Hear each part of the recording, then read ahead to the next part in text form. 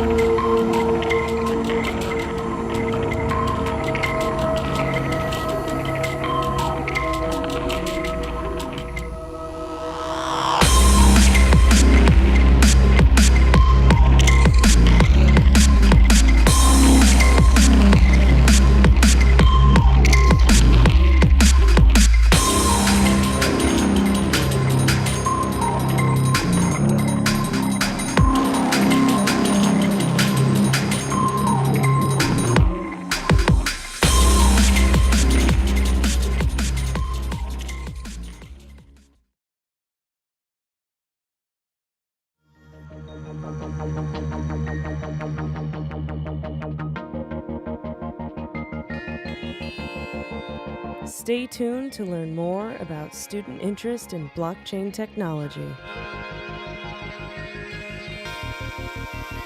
ReImagine 2020.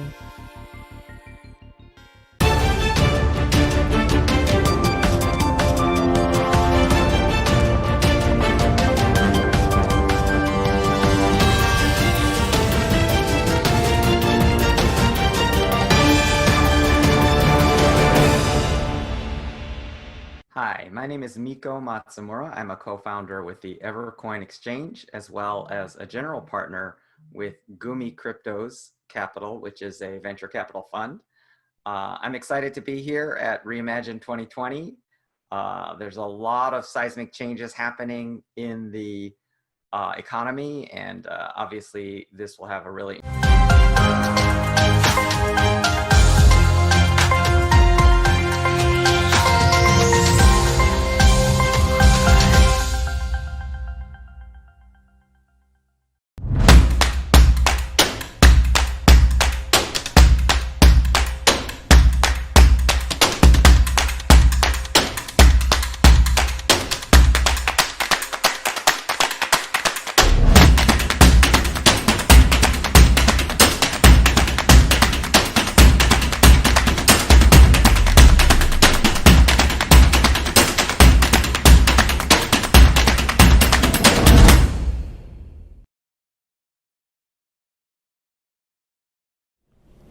ReImagine 2020 is brought to you by Mainnet.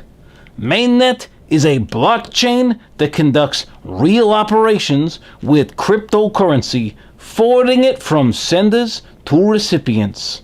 And now yous know.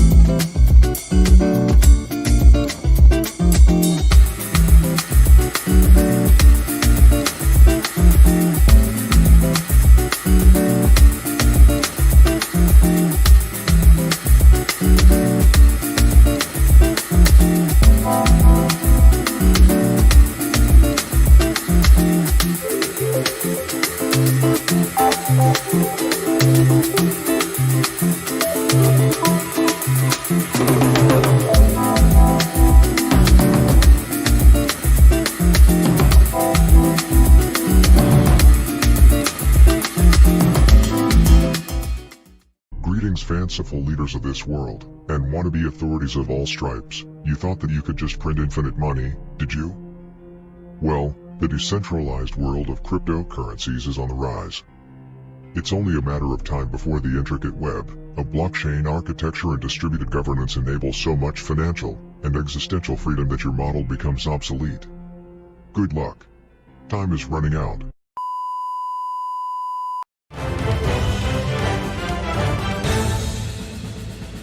We just caught word of some breaking news. People are outside of Parliament demanding that the High Chancellor answer their questions. The people are chanting, "When Moon, when Lambo." When Moon, when Lambo. Back to you.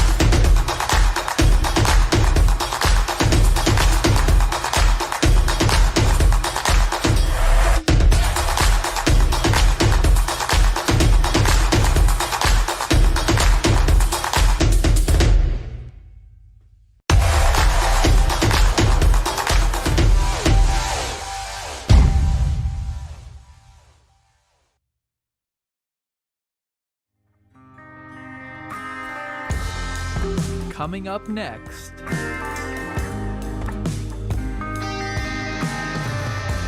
Stay tuned to learn more about the state of the art in blockchain and cryptocurrency technology. ReImagine 2020.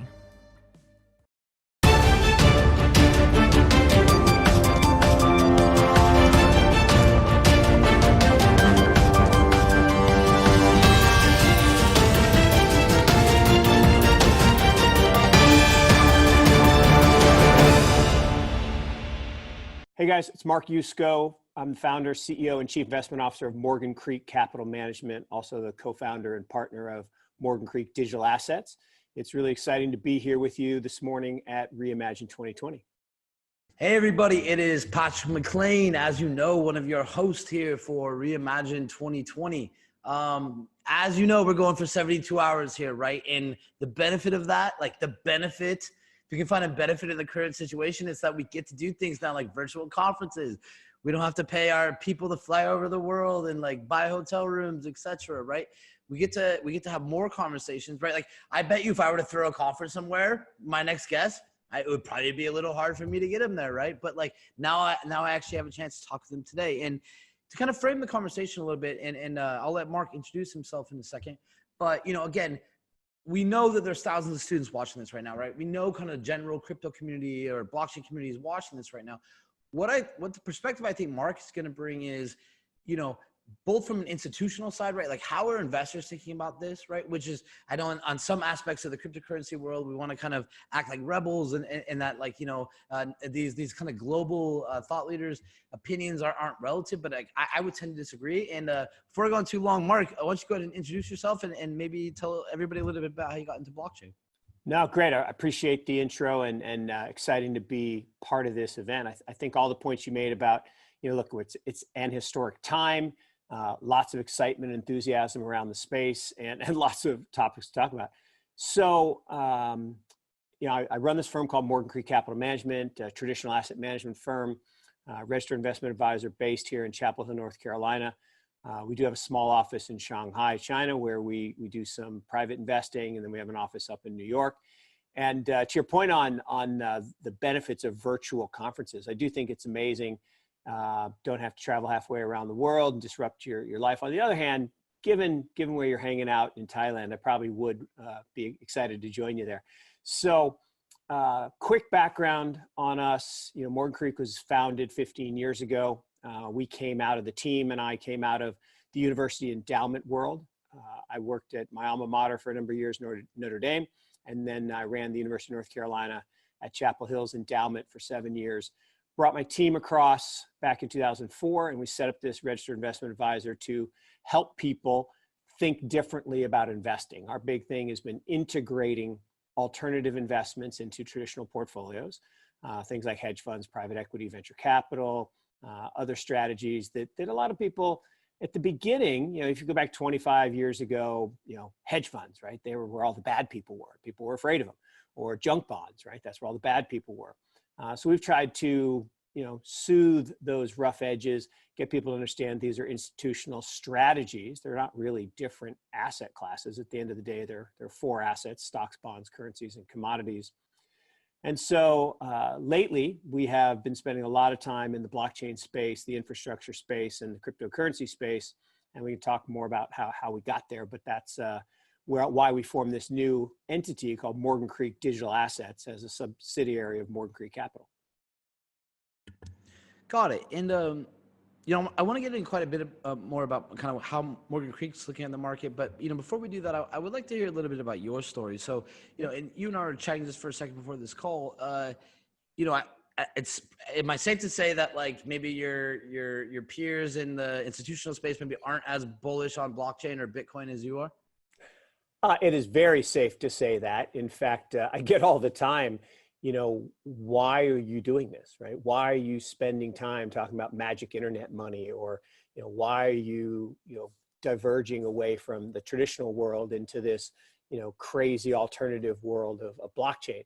And we'll talk why, but yeah, definitely it's not the norm at this point for the institutional community to be thinking, or even really the family office community. There are some forward-looking investors, some forward-looking family offices, and even a few forward-looking institutions, which we've been able to find to work with Morgan Creek. But it is definitely on the fringes, and we'll talk about why that word fringe is really important. Got it. And can you take me through your evolution? Like maybe what was your and even maybe for the investment side, like life experiences that kind of brought you to this point in philosophy, and how did you end up here? Yeah, look, I love that question. How did you get here, or how come you're here? I would say my life is really a series of happy accidents. I didn't grow up thinking I was going to be an investment guy. I actually grew up thinking I was going to be an architect. And, most of the audience is too young to remember there was this show on television called The Brady Bunch. And The Brady Bunch was about these two families that came together, 3 guys and 3 girls, or three kids on each side. Mom and dad, divorced, get together. Long story short, Mr. Brady was an architect. And I thought that was the coolest job ever. So I went to college to be an architect. Lasted 1 semester before I realized that was not what I wanted to do. Dabbled in engineering for a while, turned out really not my thing. And so I gravitated toward the sciences, biology and chemistry. And that's what I ended up. I did biology and chemistry degree, graduated, thought I was going to go to medical school, decided very late not to go to med school. And when you graduate with a pre-med degree, there are basically 2 jobs you can take if you don't go to med school. You can be a pharmaceutical sales rep, or you can be a consultant in healthcare. Given that I'm not 6'4" and handsome, couldn't be a pharmaceutical sales rep, so had to go be a consultant. Got a job offer, but the guy who I was going to work for said, you should probably go to business school. And back then, I'm old, so back then in the 80s, you could still go directly to business school. Now, I don't think that's a great idea for most people, but someone who had not taken any accounting or finance or investments, it was a good thing for me. So I went, got my basically equivalent of an undergrad degree in business at University of Chicago, and then I just took the first job that was offered. And then the first happy accident happened. The guy who was doing investments, I went to work for an insurance company. The guy who was doing investments retired. My boss, the CFO, said, "Hey, you want to do the investment portfolio?" I'm like, "Sure, why not?" And we were bond investors, so I learned how to invest in fixed income, hired some external managers who ran some of the money in-house. After a couple of years, I left and went to an equity firm called Discipline Investment Advisors, a quant shop set up by 2 professors at Northwestern. Again, another happy accident, just a friend of a friend had referred me. And what I found was that I really loved this idea of quantitative investing and quantitative modeling. And I remember asking my boss once, he said, why don't we, ever talk to management teams or, look at other things besides the numbers, the quant, and on the computer? And he said, "Why would I ever want to talk to management? All they do is lie." And he didn't mean it. He said, "I don't mean it in a negative sense. It's just that they believe their story and they're going to tell you a good story. So the numbers are real. The data is real."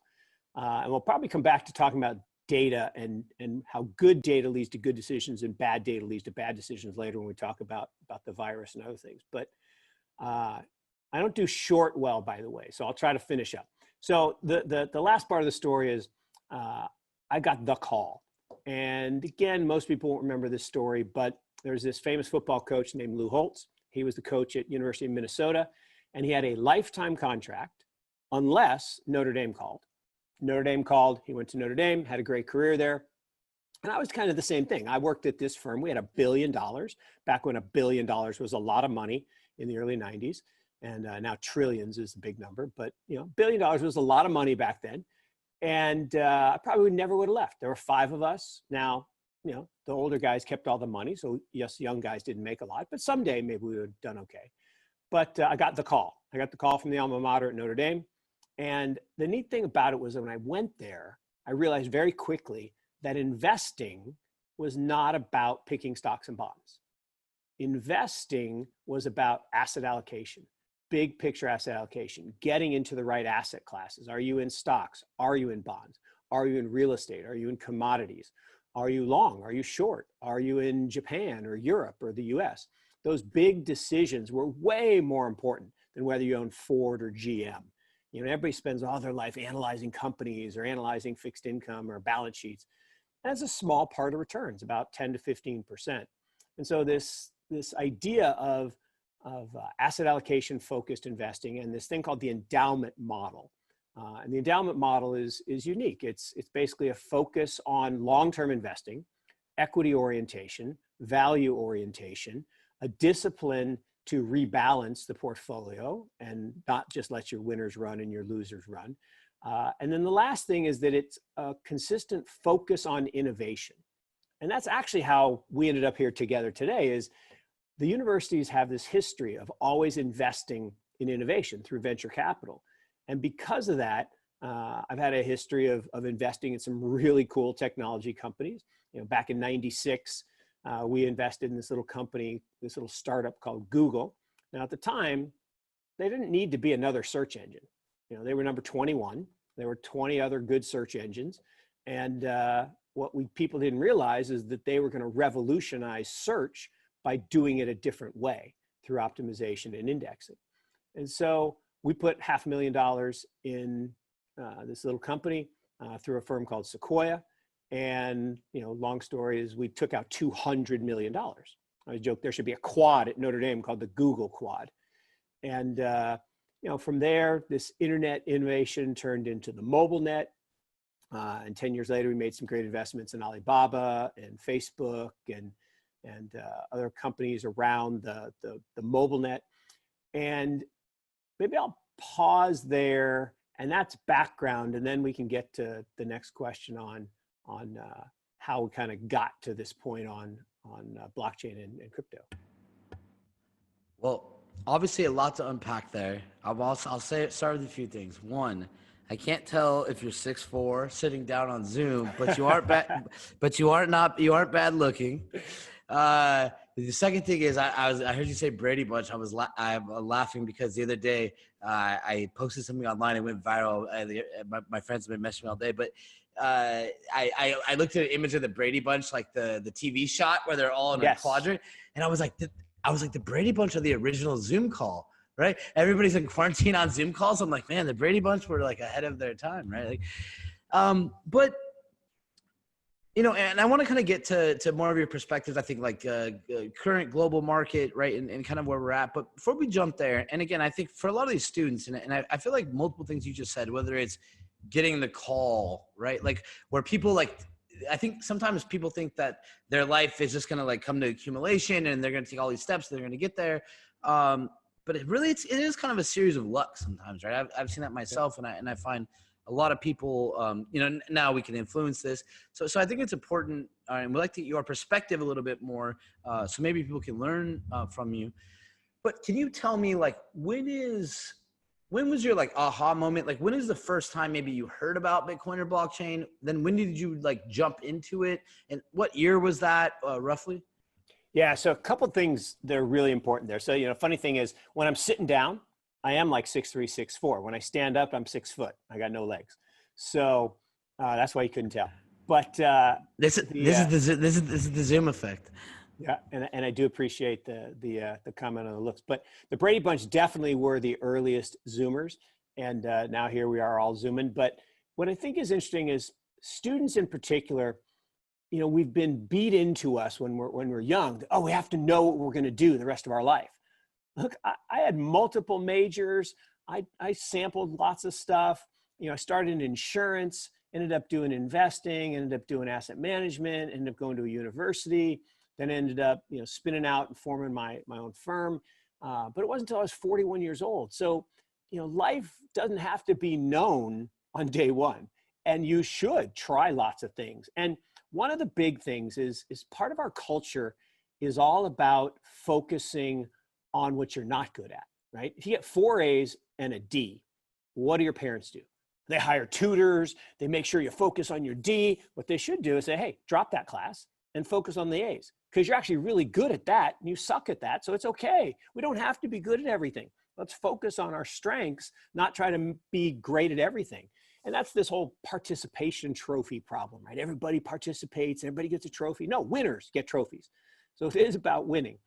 Now your question on kind of that aha moment, is I've had lots of aha moments. And I love the aha moment because literally with Bitcoin and crypto and blockchain, it really was this, right? It was this eureka moment. And so the backstory is 2013. I have a close friend that's named Dan Moorhead. Some may have heard of him. He runs a firm called Pantera. And Dan, I've known Dan for 25 years. He was at Tiger Management, a big hedge fund that we've been involved in. Julian Robertson was a mentor of mine for many years when I worked at the university. He's a big UNC grad. And long story short is when Dan spun out to form his macro hedge fund, we were his first institutional investor. So we helped put him in business 14, 15 years ago. And 2013, he calls me up and says, hey, come to San Francisco, I'll buy you dinner. I want to share some news. So I go out, we have dinner, and he's like, I'm shutting down the hedge fund and I'm returning the money. Now he had $1 billion. Again, back when $1 billion was a lot of money. So he gave back the money. And he said, I'm going to dedicate the rest of my career to blockchain and Bitcoin. Now, this is why I say I made the first of my many bad decisions on crypto, because I said, wait, not to cut you up, but what year is this again? 2013. So middle of 2013. And out in San Francisco, and he says, all right, I'm going to start two funds, a Bitcoin fund and a blockchain infrastructure fund. Now, I am an infrastructure guy. I like picks and shovels. I like technology. I think there's this technological innovation wave that we'll probably talk about at some point. And so I immediately got the infrastructure. So I'm like, I'm in. So now that fund's done great, right? It's up 11x. No one's complaining. It did early investments in Corbett and Zappo and Coinbase and all kinds of good stuff. No one's complaining. But I should have put the money in the Bitcoin fund. But the problem was in 2013, I was not, running drugs on Silk Road. I was not a cryptography student. I didn't get it. I kind of knew what it was, but I didn't really get it. And I didn't spend the time to get it. And that's the really important thing, is anyone who has spent time learning about and understanding what Bitcoin is and what cryptography is and what blockchain technology is, they go all in. And that's kind of where I am today. So that's 2013.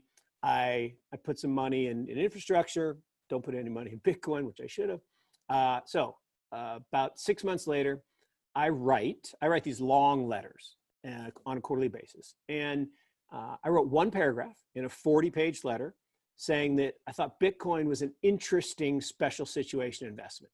It was about $500 at the time. It would just drop from 1,000. Now it was on its way to 175 at the bottom, but I thought it was interesting. And I had clients call up and say, look, we'll fire you, right? We have no interest in you talking about magic internet money. So, okay, weird. Then my son, who was at Notre Dame, getting ready to graduate. And I said, all right, go talk to Dan out in San Francisco. He wanted to be in San Francisco. Go talk to Dan, and one word, again, this movie, The Graduate, there's this scene. I got one word, plastics. Well, my one word was blockchain. So go out, get a job with Zappo, Coinbase, whatever. I don't care which one, just go into the industry. He goes out, meets with the companies, says, Dad, I don't know, maybe, but I'm just going to go KPMG. It's safe. They'll bring me to San Francisco where I want to be. And so we're laughing about it at Thanksgiving this past year. It's like, all right, fine, Dad, you were right. But you're not as smart as you think you are. Like, oh, do tell. Why not? And he says, well, you didn't lever up the house and put it all in Bitcoin. Shit, okay. Point taken. I bought a little, but you're right. I didn't take everything I have and put it in Bitcoin. So he does go out to San Francisco. He hated KPMG, by the way, and now he works for this amazing firm called Snowflake. So he's happy. But so that's 2015.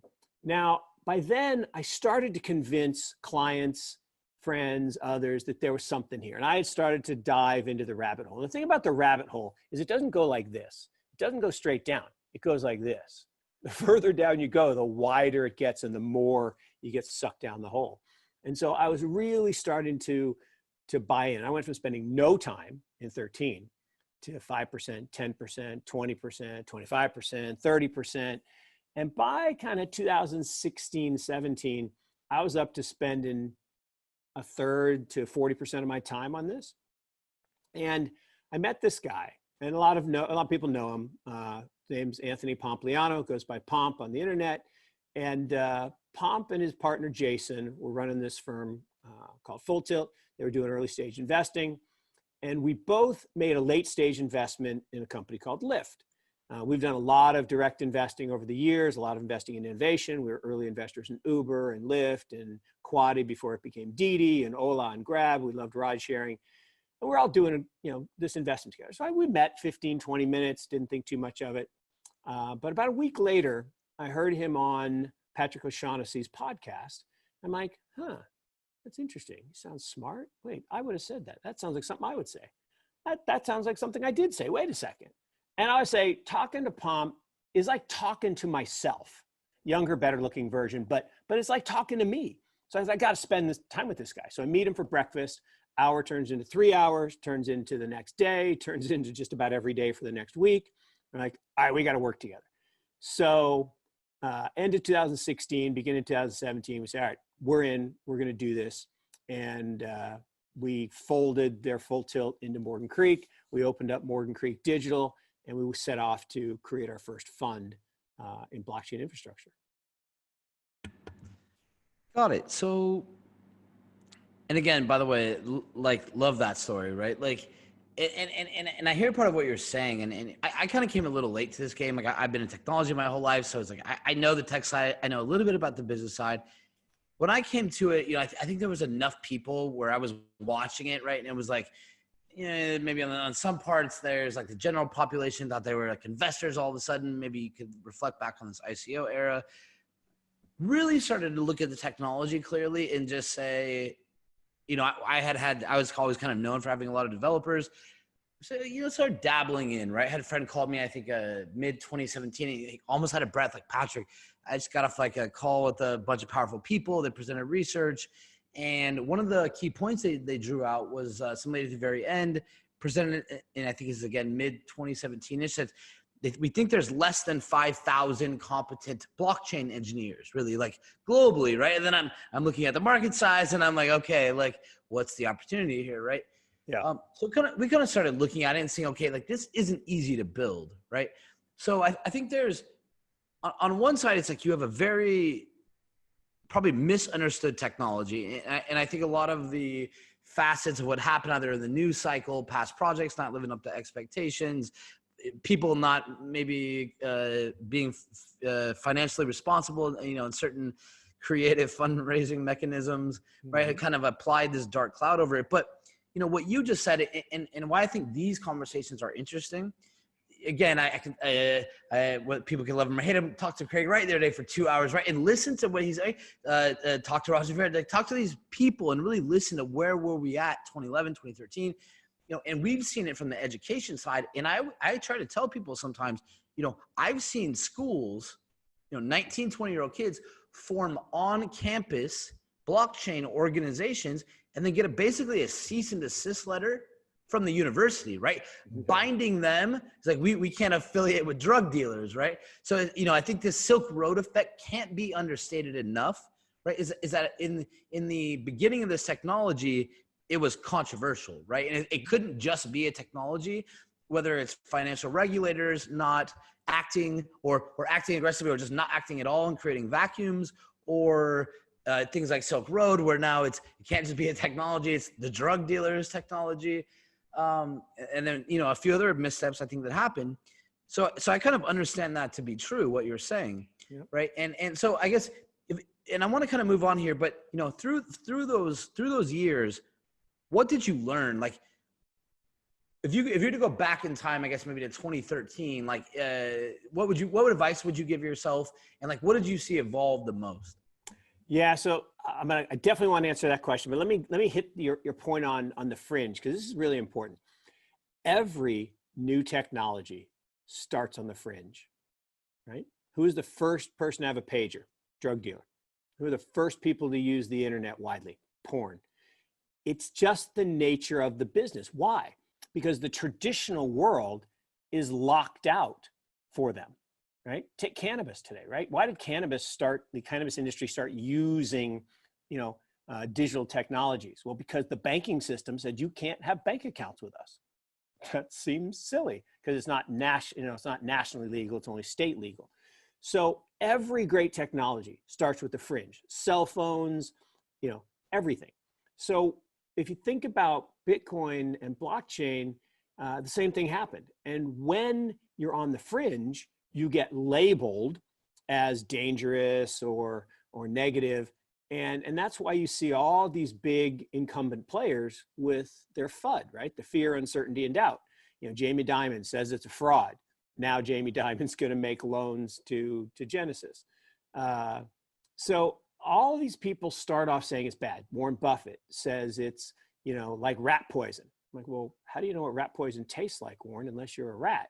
Okay. Or his partner, Charlie Munger, says, wait a second. It's like trading in newly harvested dead baby brains. What the fuck, Charlie? Pardon my French. Although I said pardon my French once, I was with a Frenchman and they said, well, we're not vulgar. Why do you say that? I said, I don't know why we say that. Well, have you heard, like, and we could take those two guys as an example, but like, have you seen anything else that has had this much of a pushback? I mean, in your for opinion? Sure. Every technology has this pushback, right? You go back to the beginning days of the cell phone. But like dead baby brains, like rat poisoning, like to that extent. No, like, absolutely. When the cell phone started, right, you were going to kill people because it caused brain cancer, and it was just this horrible thing. And with the internet, right, you were going to change people's genetic makeup and their DNA. Now we hear the same thing about 5G. Every new technology elicits negativity from the incumbents. And the more the incumbents have to lose, the more afraid they are and the more vehement they are about pushing back. So, but your question on what did I learn? What would I tell myself back in 13? I would have said, spend the time. Right? What I didn't do in 13 is here, I have one of the guys I respect, top 10, 20 people I respect in the world saying, I'm giving up a really good business. $1 billion hedge fund at 2 and 20 is a really good business. So he was giving that up to raise his first fund was $15 million. That's a big change. Now he's got over $1 billion today, but there was information content there. And another guy I respect at a big venture fund came and spoke at one of our conferences. We do these conferences, and he was jumping around the stage talking about blockchain. I'm like, okay. So I should have spent more time. And I think that's true of everything in life, right? Is you don't get that many really big life-changing opportunities, but most times we miss them because we're busy doing other stuff, right? I had a business to run. I had other things that I was focused on. And so I only had so much time to spend on this new thing. And looking back in my life, this isn't the only time, right? Whether it was the internet in 96 or whether it was, personal computing. Look, I grew up in Seattle, Washington. Most of my friends that I grew up with don't work anymore because they went to work for Microsoft. I didn't. So I'm a little more conservative. I'm a little more, I'm a dutiful firstborn son. So I go to work and I do my job. And instead of saying, hey, you know what, I should really look at this new thing and spend the time to really understand it. Because once I understood it, I was all in. And that is different, again, than most of my peers. And look, I'm one of the few guys in this space who has white hair. Most of the people in this space are young. They're technologically savvy like yourself. I come at it from a totally different way. I don't really understand all the nuts and bolts. Of course, I don't understand how we're talking to each other across the internet exactly, or how my mobile phone works, that I talk into it and, within milliseconds, my wife can hear me. That doesn't make sense to me, but I don't really care. I've invested in all of those things and made good money. So I would say in those early days, when you come across really smart people migrating to an industry, you need to stop and take notice. When you see technology criticized and maligned by the big, powerful people, you need to stop and you need to spend time. And so I would have gone a little deeper. And the other thing is, so people are so afraid of losing money that they miss opportunities to really make great returns. And for anything in your life that you come across, particularly related to technology, where there's an interesting opportunity, you should take a small amount and just put it in immediately, right? And if it goes to zero, that's great. In fact, you want some of them to go to zero, because then you'll have some that go up 10x, 20x, 30x, 50x, 100x, because you're taking the right risk reward. And that's why venture capital has created so much wealth. And my pinned tweet on Twitter, right, is the greatest wealth is created by investing in something that you believe in before others even understand. And that is really, really important. And particularly for a young person, most people don't do that, right? They're afraid to take that little money, because they don't have much money, and put it in something that could go away. But that's exactly what you want to do. So for everybody listening, right? Again, we have 72 hours of like really good conversations, right? And whether you are one of the 1,000 students listening to this right now, right, or you are just interested in blockchain, and I know for a fact industry leaders watching this right now, hit rewind, like listen to what Mark's saying, right? Like it's important. You listen to a really smart guy right now, and he's telling if he could go back, it would have just taken a double look at it, right? And I find that with most things, I think I spent a little time in Silicon Valley, and I've always joked that, like, VCs and angel investors, and right, I think they don't always like take the time to get to know projects. I've always felt there's an underlying just 5 minutes in a pitch, and they want to see some pedigree on a deck, and who's here, who's there, and some of the technology isn't always easy to explain, and maybe those or projects like Bitcoin didn't have like a chief marketing team, or they didn't have a team that was focused to distill it down, right, where it was. You really had to kind of search for that. But, I think you've kind of brought us up through your evolution, right? And kind of how you got involved with it, and how, Morgan Creek has spun off their digital section.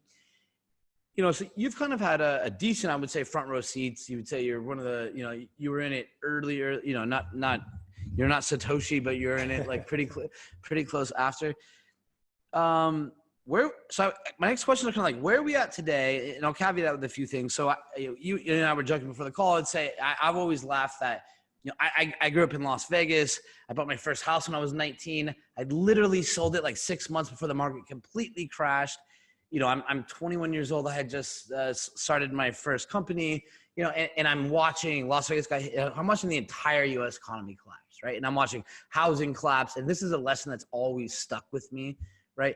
And for a lot of people, I think, a lot of people know, but I think there's a whole generation that doesn't really understand how bad things got during that time. Mm-hmm. It just so happens to collide with the fact that Bitcoin came out, right? I always joke, I don't have it in front of me, but the first comment in the Genesis block, something about, chancellor to bail out banks or something. I laughed. I think we just saw another one a day or so ago, around another code commit, kind of bringing it up to this time frame. But where are we at now? And I guess you can, as much as you want to extrapolate that to kind of global markets or perspectives, and how do you think that impacts, benefits, or hurts?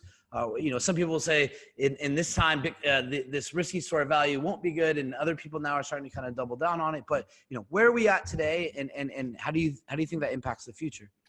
Look, it's such an important question, and this is, again, why I'm now spending 75-80% of my time on this space. Is we are at what I believe is about to be the greatest wealth creation opportunity that I may ever see in my lifetime. I plan to be here a while, but maybe there'll be one more really big one. But there's a coalescing of a number of factors that are going to lead to this massive opportunity. So this isn't the end, right? It's not even the beginning of the end.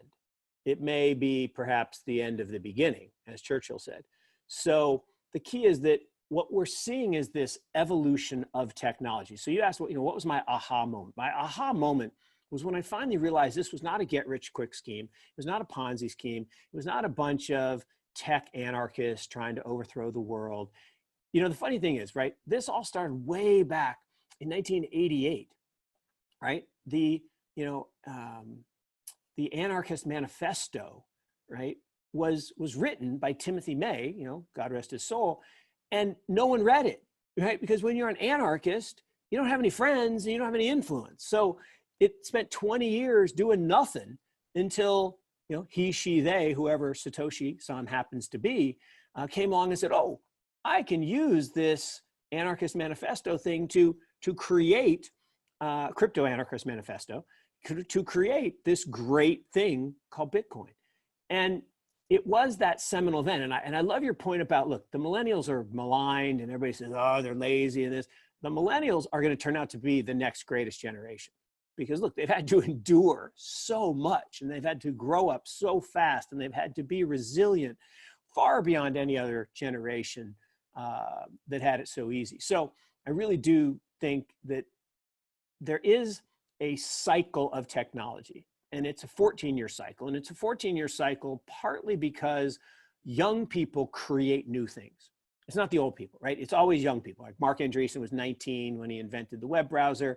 And you go back and you look at every big innovation. Bill Gates, right? If you've seen the picture of the original 7 Microsofties, Bill Gates looks like he was 12.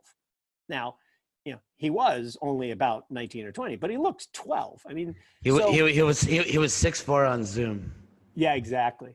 But there's actually a funny story about that. So he looked so young that IBM was making their choice, and they had to choose between DOS, disk operating system, created by Microsoft, and CP/M, created by this husband and wife team down in California.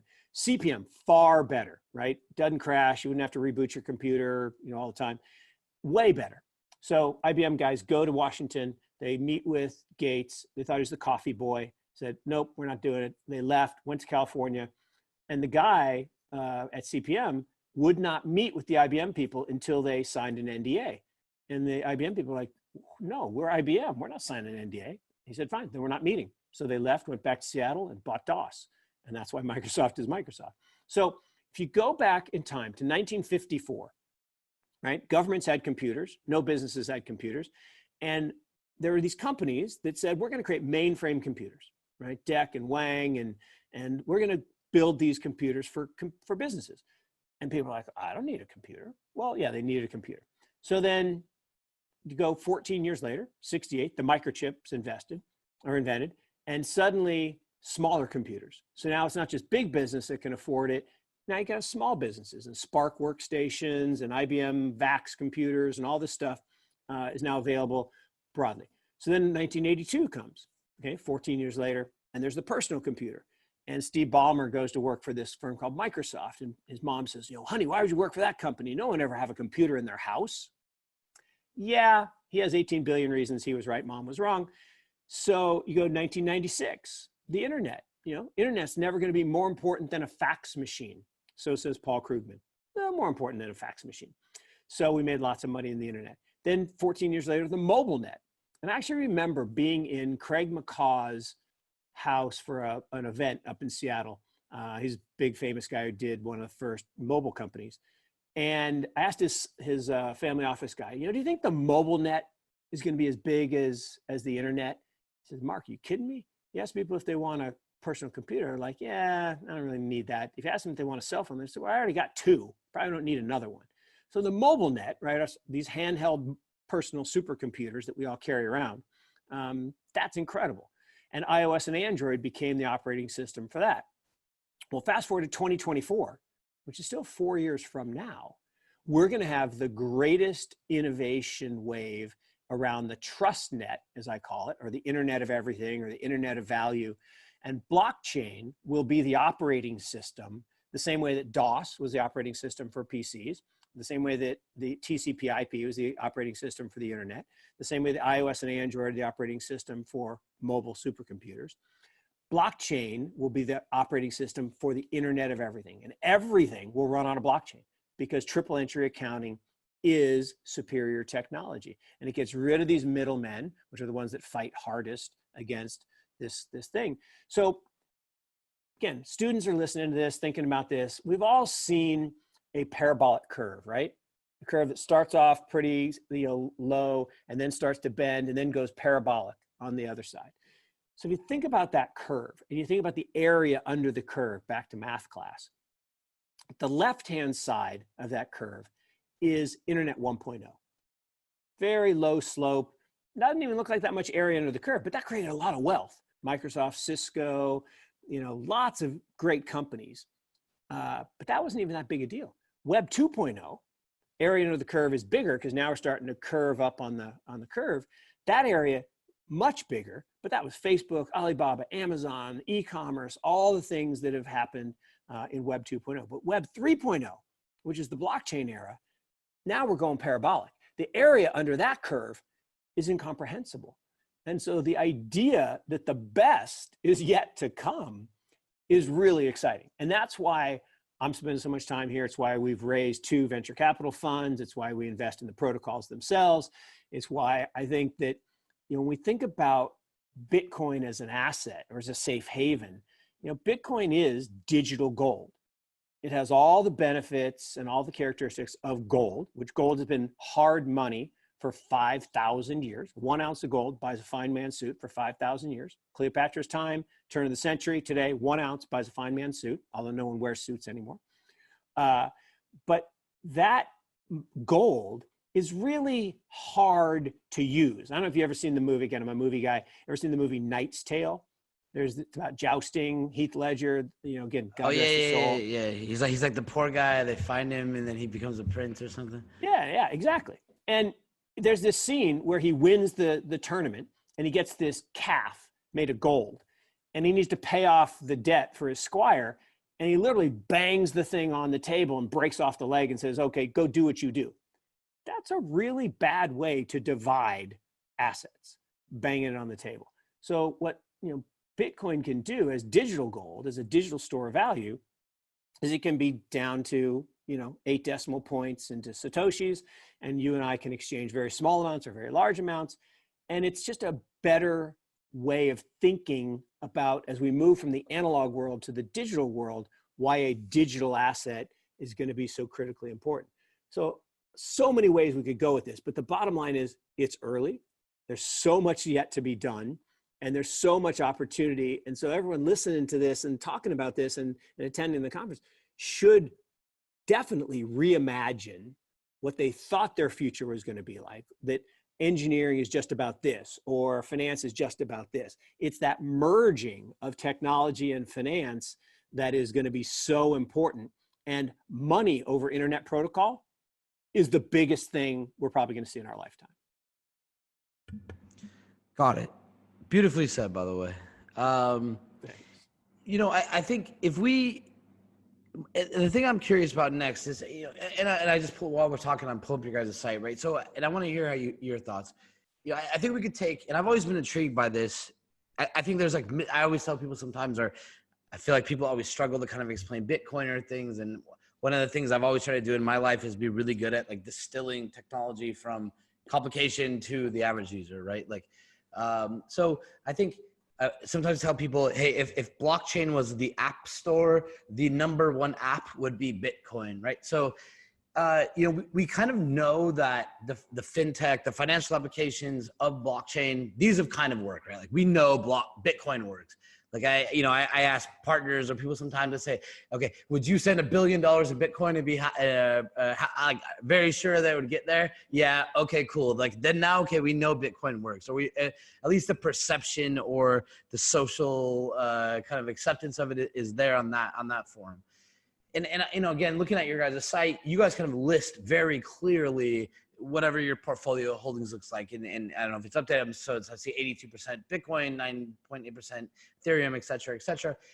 So, clearly you have a portfolio of assets, right? So, you probably trade them, right? This isn't necessarily, I'm not the biggest expert here, but that's one part of your strategy. Kind of pivoting to the other part on the blockchain side, kind of getting out of the financial applications, and I'll kind of highlight a little bit why I think this conversation is interesting. When we look at non-financial blockchain applications, I've kind of come to the place where sometimes I'm like, man, I have a lot of developers, right? And even starting it is there aren't, and maybe there still aren't, a lot of really competent blockchain developers. And I would say, it's because it's just kind of complicated to build this technology. There's no set standard yet. We're kind of developing standards and tools that we need, but still nobody knows what a win, right? there was enough companies created that I think there's enough confusion around what's really good or not, right? And there's some choices out there maybe people are following for a multitude of reasons that may or may not be kind of dead ends. But, you know, and I think even when we look at developers, right, like I have a lot of friends in Silicon Valley, you know, heads of AI for Facebook or Instagram or built Facebook ads, et cetera, right? And for a long time, I've talked to these people, and it's kind of like, it's the same thing. I think like when I look at people, my friends that have funds and stuff, I've never really seen them like, to me, it would be like saying, I don't touch SaaS. I don't touch VR, right? To say, I don't touch blockchain. I just haven't heard that, to take such a hard line, right? Like, and I kind of find the same thing with developers. It's just, this thing is so controversial. They take such a hard line. It's like, yeah, I don't want to become a blockchain developer, right? And then, and I think especially for students listening, one day I kind of like wrote a chart. It's like, okay, like what is, rather than just using buzzwords like, why aren't there a lot of blockchain developers? What are the moving parts there? And I think when you kind of make a list, it's, you know, kid coming out of school, what's your dream job as a developer, right? It might be Amazon, Google, Apple, Facebook, whatever. But say, okay, what makes you good at your job there? Making things a little faster, shaving off milliseconds. Maybe kind of rampaging customer data to find trends that produces, you know, a profit for the company. You kind of go down this list, and then you compare it to anything blockchain, and it's a little bit the opposite, right? They're kind of inherently designed to go slower. They aren't going to be as good. They tend to be designed in a way that can't, you know, really invade people's privacy. So you kind of get to a point where it's like privacy matters, right? If you were to pick a point.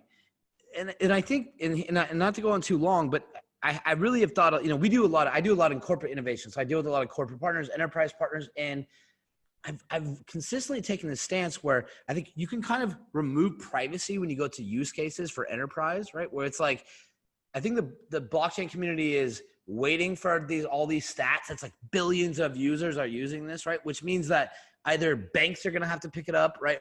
Or other people, a lot of them tend to hate. So like, how are you guys looking at adoption of blockchain? Like what companies interest you? And are you guys, what do you guys see in regards to those friction points that kind of get to adoption? No, look, really, really important points in your question. If you think about blockchain, I totally agree with you that, you know, we don't say, oh, that's an internet company, right? We say that's a social media company. We say it's a financial services company. We don't say it's an internet company. It happens to use the internet. And when we're using our mobile supercomputers, we don't say, oh, that's an iOS company or an Android company. They're applications. So the same thing is true of blockchain. Blockchain is the underlying technology, but at the end of the day, we're investing in companies that either build tools or software or provide services.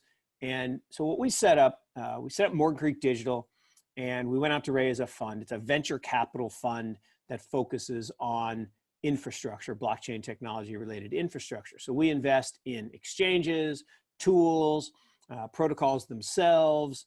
We've got a company that works on, you know, like the chain analysis type work. You know, we're looking for second layer opportunities, things like, you know, things that work on a Lightning Network or other payment systems. So there are all of these applications that are going to be developed, but first you got to lay the pipes. You got to get the infrastructure down. You have to have, you know, all the, as you said, all the tools for developers to utilize to make this a big part of the ecosystem. So we raised that venture capital fund. While we were raising the venture capital fund, we had people say, well, okay, that's great. And most of the money is going to go into blockchain infrastructure. But we'd like to also invest in the protocols themselves. So we did a joint venture with one of our portfolio companies called Bitwise in San Francisco. And we created the Morgan Creek Bitwise Digital Asset Index Fund. Basically, it's a capitalization weighted index fund. We want it to become the S&P 500 of crypto. Now, that's an audacious goal, but why do we want it to be like that? Well, what the S&P 500 does is it picks the 500 best companies that most well represent U.S. business. They exclude anything that's closely held. It's like Tesla. Tesla could be in the S&P, but it's too closely held, too subject to manipulation, so they don't let it in. Same thing's true here, is we look at the top company or the top cryptos, and we say, okay, anything that's closely held like XRP or Lumens, we don't put in the index. So we have the top 10 of the 12. It's weighted by capitalization. Bitcoin at the top, Ethereum second. You know, the funny thing about cryptocurrencies is it's kind of like, I use the Saudi analogy. There's the king, there's the crown prince, and all the other princes that hate each other. So same thing's true in crypto. You got Bitcoin as the king, Ethereum's the crown prince, and all the other princes hate each other. So we started down the path of venture capital, raised a first fund, went out for 25 million, raised 40 million, put that to work, 23 companies, 18% is in Bitcoin itself, that we believe is an investment in the network, right? If you want to own Amazon or Facebook, which are networks, you have to own the equity of the hierarchical company. If you want to own the network, the Bitcoin network, which is the largest, most secure network on the planet, you can't buy the company, you got to buy the network itself, you got to buy the protocol, which is actually cool because in the internet era, all the wealth wasn't created by the guys who developed the internet, right? Tim Berners-Lee, who built the World Wide Web, who wrote the first web page using TCP/IP, he's not a rich guy. He's doing fine, he's a Harvard professor, but he's not a rich guy. He should be a billionaire, but he's not. Why? Because he didn't charge to use TCP/IP. Zuck came and built a free service. By the way, free is never free. You're paying for it in other ways. So free service that everybody uses, then he mines the data, sells it off. He became a billionaire using TCP/IP. So Tim Berners-Lee should have got a share of that, but he doesn't. The nice thing in the crypto world is the protocol owners, right? Us who own the protocol are getting wealthy. And that's really cool. So if we raised our first fund, invested, we're raising our second fund today. We've closed on about 70 million of a 250 target. And we invest in companies that are building the rails, the infrastructure for this trust net, as I call it, that's coming in 2024. So, you know, we've invested in exchanges, we've invested in software tools. Our two biggest investments right now are in financial services. I'm a financial services guy. I like the applications of financial services. And I think blockchain, particularly Bitcoin, will do to financial services what the internet did to media, right? All the big media companies, conglomerates are all very low value today. And all the network startups, the internet startups that replace them, you know, won all the business. So I think the same thing's true here. So our two biggest investments are a company called Figure Technologies. They basically are a lending company. They're sort of like SoFi on the digital platform. But the thing that they did that is genius is they created a blockchain called Provenance, which allows for the digital settlement of assets. So in the old analog world, you know, you have a paper application for a mortgage. It takes 60 to 90 days. They can refi a mortgage in 5 days. They can get you a home equity line of credit in, you know, approval in 5 minutes, funding in 4 days. So that's all because it's digital, but you can't settle fiat on a digital network. So you have to convert that fiat into a token, hash, and it has to settle on the Provenance blockchain.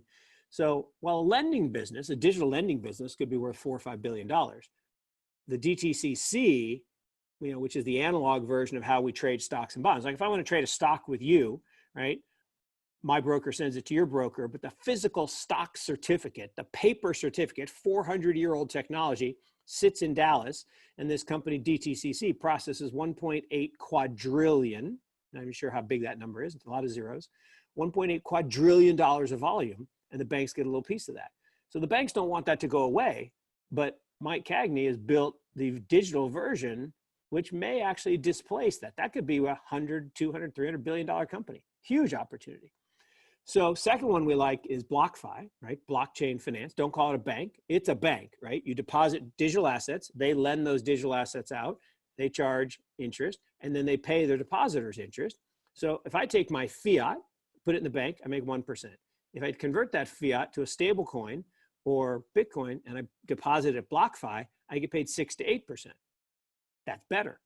So it's, again, if you think about entrepreneurship, again, students really should need to think about this. If you want to be an entrepreneur, there are two types. Like people used to say to me all the time, Mark, you're so entrepreneurial. I'm like, I am not. I work for universities my whole life. I took no risk. I'm not an entrepreneur. I said, yeah, but you built things. You built a management company. You spun out of the university. You set up a private company. You hire. I'm like, Okay, I'm a builder, but I'm a little e entrepreneur. Big E entrepreneurs invent new things. They build new big things, you know, Bill Gates or whatever. Those are big E entrepreneurs. That's not me. Little E entrepreneurs take new ideas and apply them to old technologies or businesses and make them better. Yeah, I can do that. So if you want to be an entrepreneur, you don't have to be the big E. You don't have to have the big idea. You can just take new technology like blockchain technology and apply it to some business. Take bank lending, right? Banks make loans. They don't keep the loans anymore. They securitize them and sell them off into the market. Well, to buy a bank loan takes 30 days to settle. 9 different systems have to touch it, from COBOL to Sun. I mean, crazy. Why is that? It could all be automated onto one system, onto a blockchain, and we could cut settlement from 30 days to instantaneous. That's going to happen. Someone's going to build that company. That's not a big E entrepreneur. That's a little e entrepreneurial solution. Love it. A lot of good points there. And I can tell this call is gonna be one that like it could probably last forever, and probably ain't gonna end up having enough time. Okay, so real quick, like, can you tell me like what's your take on the current market right now? And we can probably zoom out a little bit from blockchain, but like, you know, the world's in turmoil. I'm probably one of those guys that's like, I'm kind of seeing what's going on. I read a lot of news. I'm a political junkie. But I know for a fact, without even questioning, that you probably have more insight and like more friends in your cell phone to like get the real answers. Like, what is going on? How do you tie it to what's happening with blockchain or digital currencies?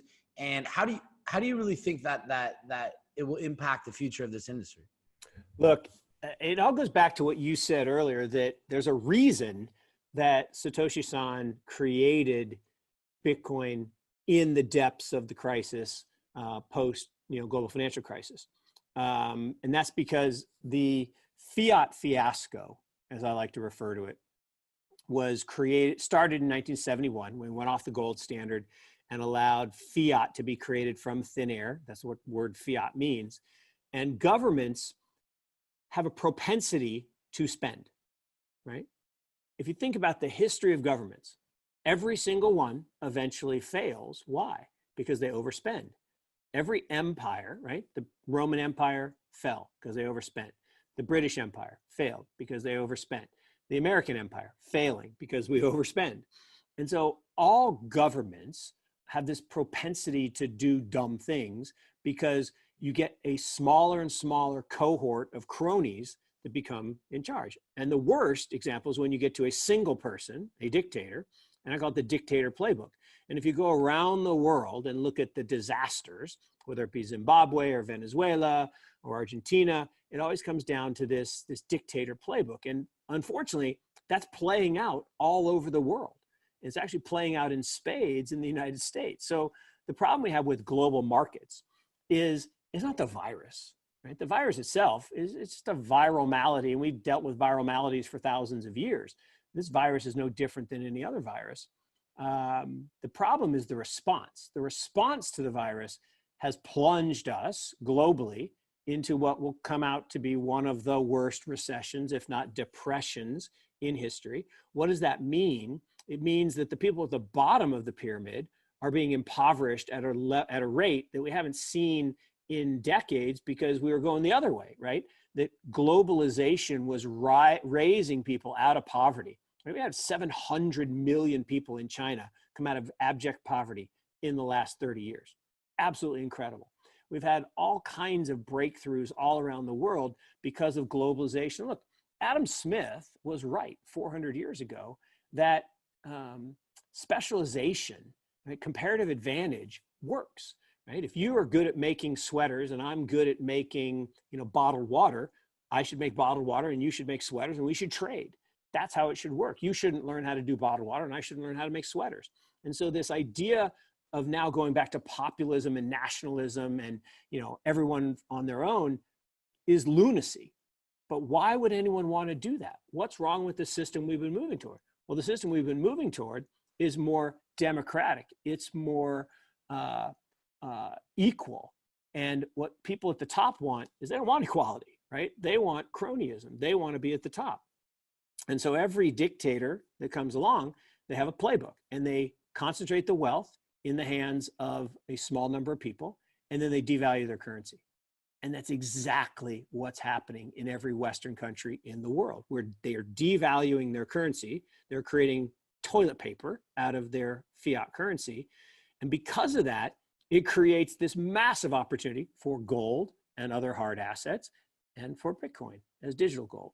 And it also creates opportunity for blockchain related industries that will reverse this challenge. Think about it.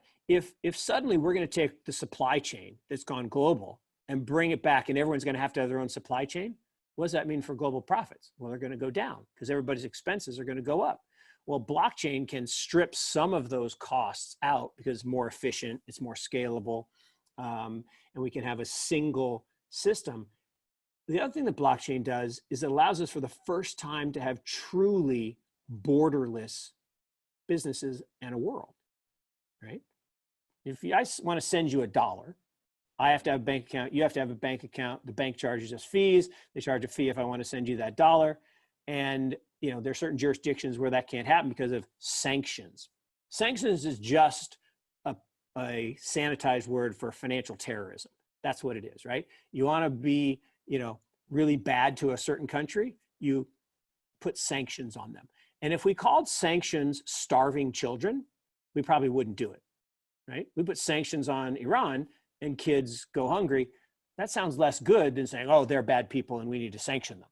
So all of this comes back to this idea of the currency. The currency is what makes nation states powerful, and to weaponize that currency makes them more powerful. But we can opt out. We can take a portion of our wealth and we can opt out of that system. And I use the example, I think it won't work with this crowd, but I ask people to remember the lowest price that you paid for gasoline. And for me, it was 31 cents. I remember it like it was yesterday. It was Totem Lake 7-Eleven in Seattle, where I grew up, or Kirkland, Washington, where I grew up. And I went to California pre-crisis to visit my daughter, and I paid $4.30 for a gallon of gas. It's the same gallon of gas. It does the same thing, produces the same BTUs, actually a little less because now it's got ethanol in it, produces the same thing. So the gas isn't better. It's just that the dollar is less good. It buys less goods. And since 1913, with the creation of the Fed, the value of the dollar has gone down about 95%, the purchasing power of that asset. So from 1776 to 1913, a dollar is worth $1. Now, there were a couple of fluctuations around the wars, but it was worth $1. Once the Fed was created and governments could issue currency by fiat, and we decoupled from gold, finally in 1971, making it official, we've devalued the currency. There's this funny joke. Jay Leno said, there's talk about the government wanting to have a dollar coin. Well, they already have. It's called a nickel.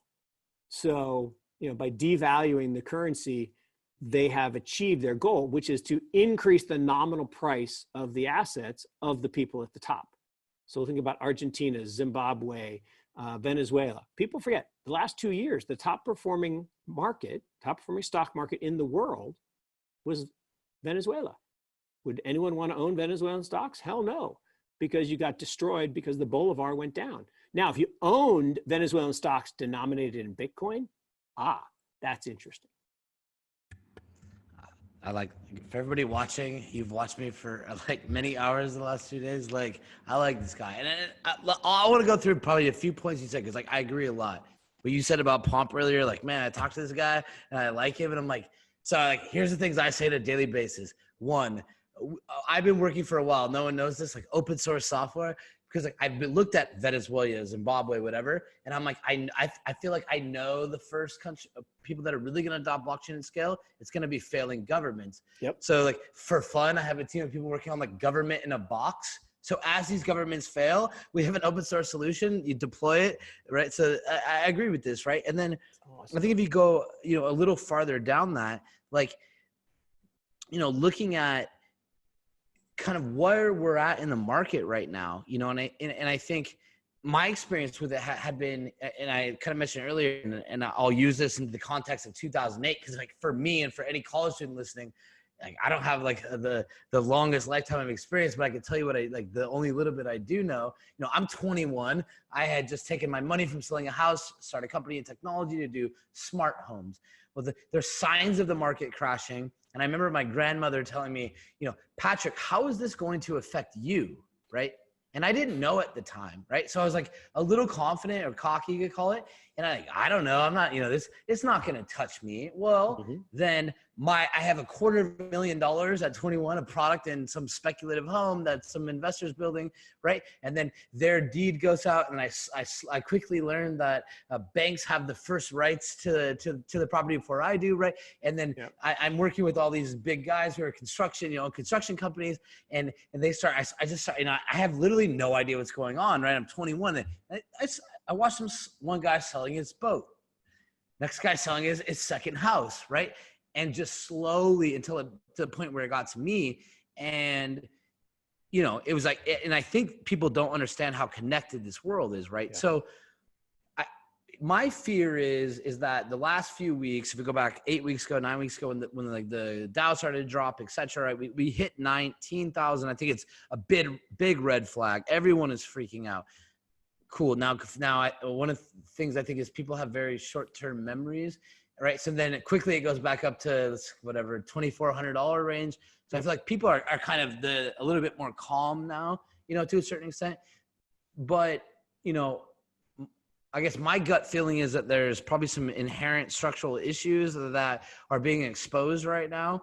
And do you think that this is over, that it was like a slight bounce back?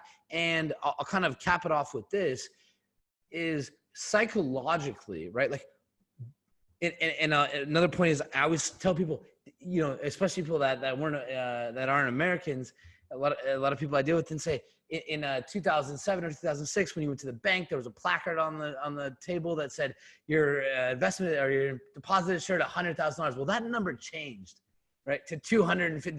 They went and updated all those plaques, right? Because that was the fear at the time. So like, do you think we're close to that? And like, do you think this is going to get worse, better? And then what psychological doors does that open, where now people for the first time say, I'm more open-minded than I was to hear about something like Bitcoin? That is a really, really important point. In fact, one of the best points that I've had any interviewer ask in the last year or so. That is the point, right? So to your question, are we at the end of the bear market? Oh, the bear market has barely even started. You know, every bear market in equities has three phases. And this is Bob Farrell, famous Merrill Lynch strategist. He coined these terms. Is you have the sharp drop, and that was March. Then you have the reflexive rebound, and that's what we had in April. And then you have the fundamental downturn, and that lasts 18 to 24 months, and that's what we've started now. And if you think about the equity market was overvalued by a mile before COVID.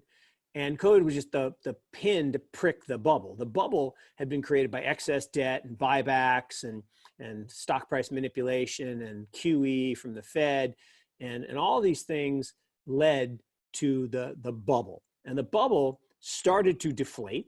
But the reality was the Fed can't allow that to happen. And the current administration has been trying to get MMT, and there was no way to get MMT without a crisis. So this crisis gave them the perfect cover to say, oh, MMT, we can just print as much money as we need. Your deficit spending like we're at war. Well, they even try to call it a war, right? They call it the invisible enemy, and we're under attack. There is no enemy. We're not under attack. We are not at war. The reason they say the word war is to try to use war powers to overreach and get, abuses. And we've seen lots of those. The story this morning that Israel is talking about chipping kids to maintain social distancing. Holy crap, that is 1984 Orwellian. Or the guy in Hungary who got arrested for saying that the government was overreaching. Seriously, you're going to go into someone's house and arrest him because of what he said? That violates, now he's not American, but that violates our constitutional rights. So all kinds of crazy stuff going on. The real problem is everyone's convinced over the past 10 years to BTFD, buy the frickin' dip.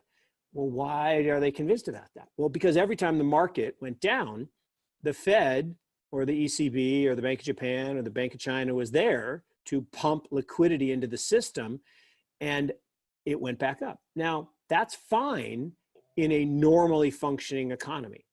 A normally functioning economy, if you pump liquidity into the system, companies can become more efficient, sales can go up, people can buy more stuff, they can take more credit, house prices can go up, they can draw on a home equity, they can go to Airbnb and get lots of, well, here's the problem. Now we're in total global lockdown. So the economic functioning is impaired. And now if you throw liquidity into a system that's facing a solvency crisis, you talked about with your home, right? Your home builders, right? If there's no buyers at the price falls, and it doesn't matter how much money you throw at it, you're insolvent, right? You can't fix a solvency, a bankruptcy problem. And the number of personal bankruptcies has gone through the roof. We have 33 million people that have been displaced out of work. Now, 90+% of those are going to go back once we reopen, but 10% aren't. And 10% that lost their jobs, they can't make rent, they can't buy stuff, they can't consume Netflix, all of these trends that have been so positive with all this liquidity suddenly turn negative. And George Soros has this theory, and it's called reflexivity. Now, his book is horrible. Like, he's just a horrible writer. The idea is awesome, right? The idea of reflexivity. He got a D in writing. He should have stuck with the other things. Yes, I mean, he's an amazing investor. He's an amazing, leading thinker. And reflexivity is a great idea. He's just a horrible writer. So his book is really tough to read. But reflexivity works like this: is if you think about the bubble that created the opportunity for you in real estate leading up to it, right? Is people would lend money to people to develop homes. And the more homes were developed, the more people came to Las Vegas and bought them and speculated on them, and they could get easy money and they could put no money down.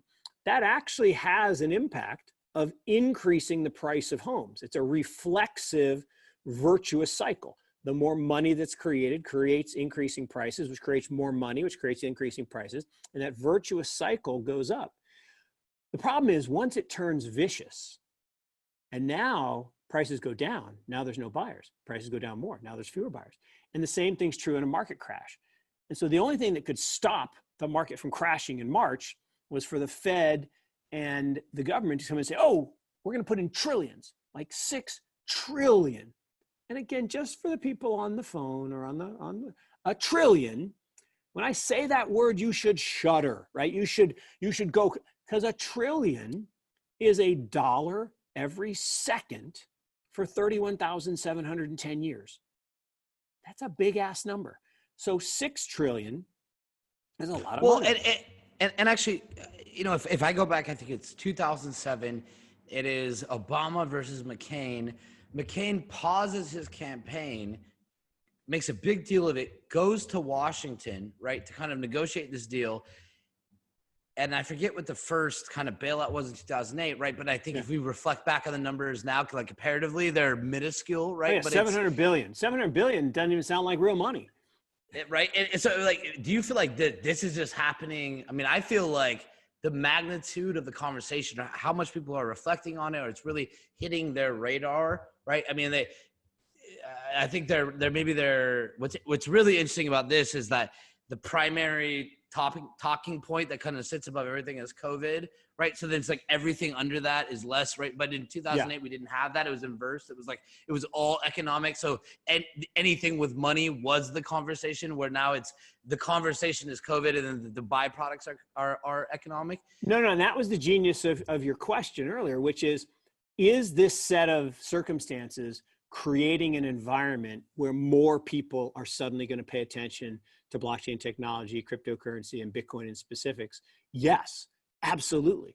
Because once the numbers sound unreal, and once you realize that the bulk of the money isn't going to where it's needed, so let's just do some math together. I have this hashtag math is hard that I use all the time, but let's just do it. 6 trillion divided by 330 million people in the United States is roughly $58,000 a head. Well, the stimulus checks were $1,200, unless you made above a certain amount, then they were even less. Well, where's the other $57,000 going? Guess where? To cronies, to kleptocrats, to the people who contributed the most to the Trump campaign. I mean, it's going to the wrong places, right? It's like that public company, with thousands of employees that somehow got a PPP loan for $96 million. Wait a minute, it was for companies under 500 people. Well, and we found that out in 2008, right? It's like the money was dished out, and then 6 months later, the executives are, the bank executives are being hauled in front of Congress to now talk about their golden parachutes, right? So it takes, there's a bit of an effect there, and I'll say it on two sides actually. Like, I feel like, at least my experience, and obviously I have more than you know quite a bit more than me, but like, I feel like it, and I mentioned earlier. I have a really, really smart friend, Justin Esch. That's a shout out. This guy's been on Oprah. He invented bacon salt. So he's called me only 2 times, and knowing him for 10 years, like, out of breath, Patrick, I got to talk to you. Once was, I just got off a call with like every investment group. Sometimes I think he's in Illuminati. I don't even ask what these calls are or who he's on the phone with, but I know him. I trust him. Patrick, go look at developers. There's a lack of developers in this space. It needs your help. I literally turned I was like, all right, I was looking for the next thing to do. And I went head first. The second time he called me was maybe 10 days ago, right? Very late. And like, hey, I got off a call, right? And he's like, something's going on. He's like, I just got off a call, right? And I didn't particularly ask him who was implied. And what he told me is basically that it seems like maybe there's certain companies are, I think we're hitting a point where people maybe aren't paying their bills, they're not paying their rent, they can't pay their rent, they can't pay their mortgage payments, they can't pay their car payments. Maybe a bunch of cars are going to get repossessed. Maybe their people are waiting because they don't know where they're going to store the cars. Yep. Retailers saying that, kind of capitulating and saying that they knew the death of retail was coming, but that COVID has just accelerated by 10 years, right? So then we see, what was J. Crew, or I think that was it, right? And then Neiman Marcus the other day. I feel like, it's odd to have such high numbers, right? Like, I feel like because this is a medical kind of the root cause, that we're not looking at it as a clear global crisis. It's like that when this medical issue ends, yes, that everything will come back to life, right? And then and I would say it's like, you could stick people in their house for 4 weeks. You could stick people in their house for 8 weeks, maybe, right? And say, okay, guys, everything is safe. Come out now, and they'll come out. But when you come into 12 weeks, 16 weeks, 18 weeks, you start to hit a point where, I've never been in prison, right? But I can only imagine, Shawshank Redemption, right? Like the old guy who left, he literally didn't want to leave jail, right? Like, he was so comfortable there. Yeah. So maybe maybe everything tomorrow we get a memo and it says the coronavirus ends officially, mission accomplished, right?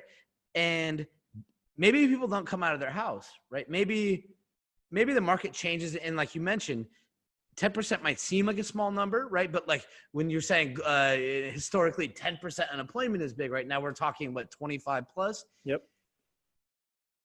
Do you think that it's a lot worse than people understand right now, and that in 90, 120 days, it's going to become more apparent? Oh, it's massively worse than people think. Look, earnings of companies are dependent on consumers buying their products or using their services, right? Airplane flights down 96%. Now that makes sense because, people are locked in their house. They're literally imprisoned. The funny thing I find about this period is how calm we've all actually been about being imprisoned. No shots were fired. No shots were fired. They put the entire world in their homes. Yeah. Without a single shot fired. I know, it's crazy. And think about it, that the word quarantine was created during the plague for sick people, right? You put sick people by themselves for 40 days, hence the word quarantine, okay? You didn't put well people away, you put sick people away. And I'll actually, again, because there's so many people on the phone or on the conference that are students, I actually believe shutting down colleges and sending those kids home might have been the worst decision we made. And this goes back to bad decisions come from bad data. So the problem with this whole thing is it all started with decisions made on the Imperial College study, where they, within days of the crisis, they're saying 2 million people are going to die. Absolute ridiculous on every level, right? It was a horrible model, horrible code, lots of mistakes, just a really bad, and there was zero chance if this actually was a novel coronavirus, which everyone claims that it is and not a bioweapon, there was no chance you're going to have 2 million people die, just zero chance. But yet people freaked out about that. Then there was the next study said, oh, well, it's not going to be 2 million, but it's definitely going to be 240,000 in the US. Nope, not even going to get there. Well, why not? Well, because again, viruses work a certain way, and what people were afraid of wasn't the actual virus, it was this data. And the data is even worse than we think it is, because now we got the problem of anyone who got a flu shot, which had coronavirus in it, regular coronavirus, may be testing positive if you test for COVID. Well, that's a problem. Like there was one jail, they said 96% of inmates tested positive for COVID. I'm like, yeah, because you inoculated 100% of them for flu. So maybe there's a correlation there. Let's check that. And so there's all of this decisions being made on data that isn't clean and isn't good. And when we actually have real good data, like the cruise ship, the Pacific Princess, right? That was a petri dish. Everybody got it. We had a certain number of fatalities, case fatality rate. We can actually population adjust the numbers because we know how old everybody was. So we had a perfect experiment. When you take that data, actually, if you're sub 45, this is the flu. Got the same case fatality rate as the flu. Really doesn't affect you. If you're 45 to 65, it's like double flu. It's like a bad flu. If you're over 65, it's a nasty little bug. It's not SARS or MERS, right? SARS killed 10% of people. MERS killed 33%, and Ebola is 50%. None of those things. But it is interesting how we locked down an entire world, and we all took it, to your point. No shots were fired. And yet, you're absolutely right that at some point, behavior does change. And so, are people going to get on a plane and go to conferences? They're going to find out that virtual conferences actually aren't that bad. So that's going to reduce travel. Are people going to, jump on cruise ships tomorrow? Yeah, actually, people are going to go on cruises because people like cruises, even though they're just petri dishes. But people are going to go on cruises. Are people going to buy as much stuff? What we found is, I don't really need as much stuff. Look at everybody's Visa bill; it's down just because you can't go out and buy stuff. How's your eating habits going to change? Oh, cooking is actually not that bad. Maybe I'm not going to go out to restaurants as much. And if you make restaurants do social distancing, which this makes me crazy. One little rant. So they did a study of a huge number of patients who actually had the virus. And they did contact tracing to find out where they got the virus. And 74% got it from intra-home transmission. So people in the same household, right? So you have to be in the same house for an extended period of time to actually get the virus. Only 26% got it from community transmission indoors. 0.0% got it from outdoors. So shutting down beaches, shutting down outdoor sporting events, absolutely ridiculous because you can't catch the virus on the beach. You just can't. I mean, okay, if you're making out with someone on the beach, maybe you could catch it, but standing on the beach talking to your friends, not going to catch it. So, and I kind of want to move on for a second, but like, do you think anything good is coming from this? And I was with a friend the other day joking, and they said something like, and you could kind of, I've heard people say like, I wish we would care about like climate, whether you believe in climate change or not. Like, I wish we would take the same action on climate change as we did with this. And actually, when I reflect, right, like this is actually, we could take this same roadmap. Like we could actually just pretend if we really wanted to stop climate change one day, just take this same roadmap to play the same thing, right? Keep everyone at home, keep them off the road, keep them consuming less, right? like, do you think that people learned anything, or is there anything good from this experience that you feel, you know, whether it's a sense of community or people kind of caring about each other? I think it's a great question. I think clearly, definitely, we all have a greater appreciation for teachers, right? Because people having to educate their kids at home have learned that, oh, this is hard. So I think we have greater appreciation for teachers, much greater appreciation for first responders and people on the front lines. Now, we always appreciated doctors and nurses, but I think this really made us understand how important that first line of defense is. So I think there's some sense of community. The one thing I don't like, I don't like the term social distancing. I think we should be doing the exact opposite. We should be going social closeness. We should be getting closer rather than further apart. Even physical distancing doesn't make sense to me, right? We should call it community protection.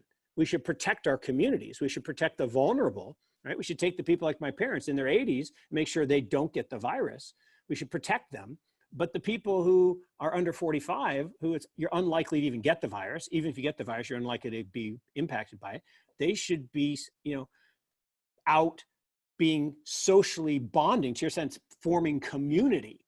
And this idea that we want to distance people, it's funny how things happen. So last night, we have a unique family. So I have 2 older kids, and then we got the bonus 20 years later. So we have a 9-year-old. And, my wife and I are in our, I just turned 57, my wife's 56. So we have a 9-year-old kid. And last night we watched WALL-E.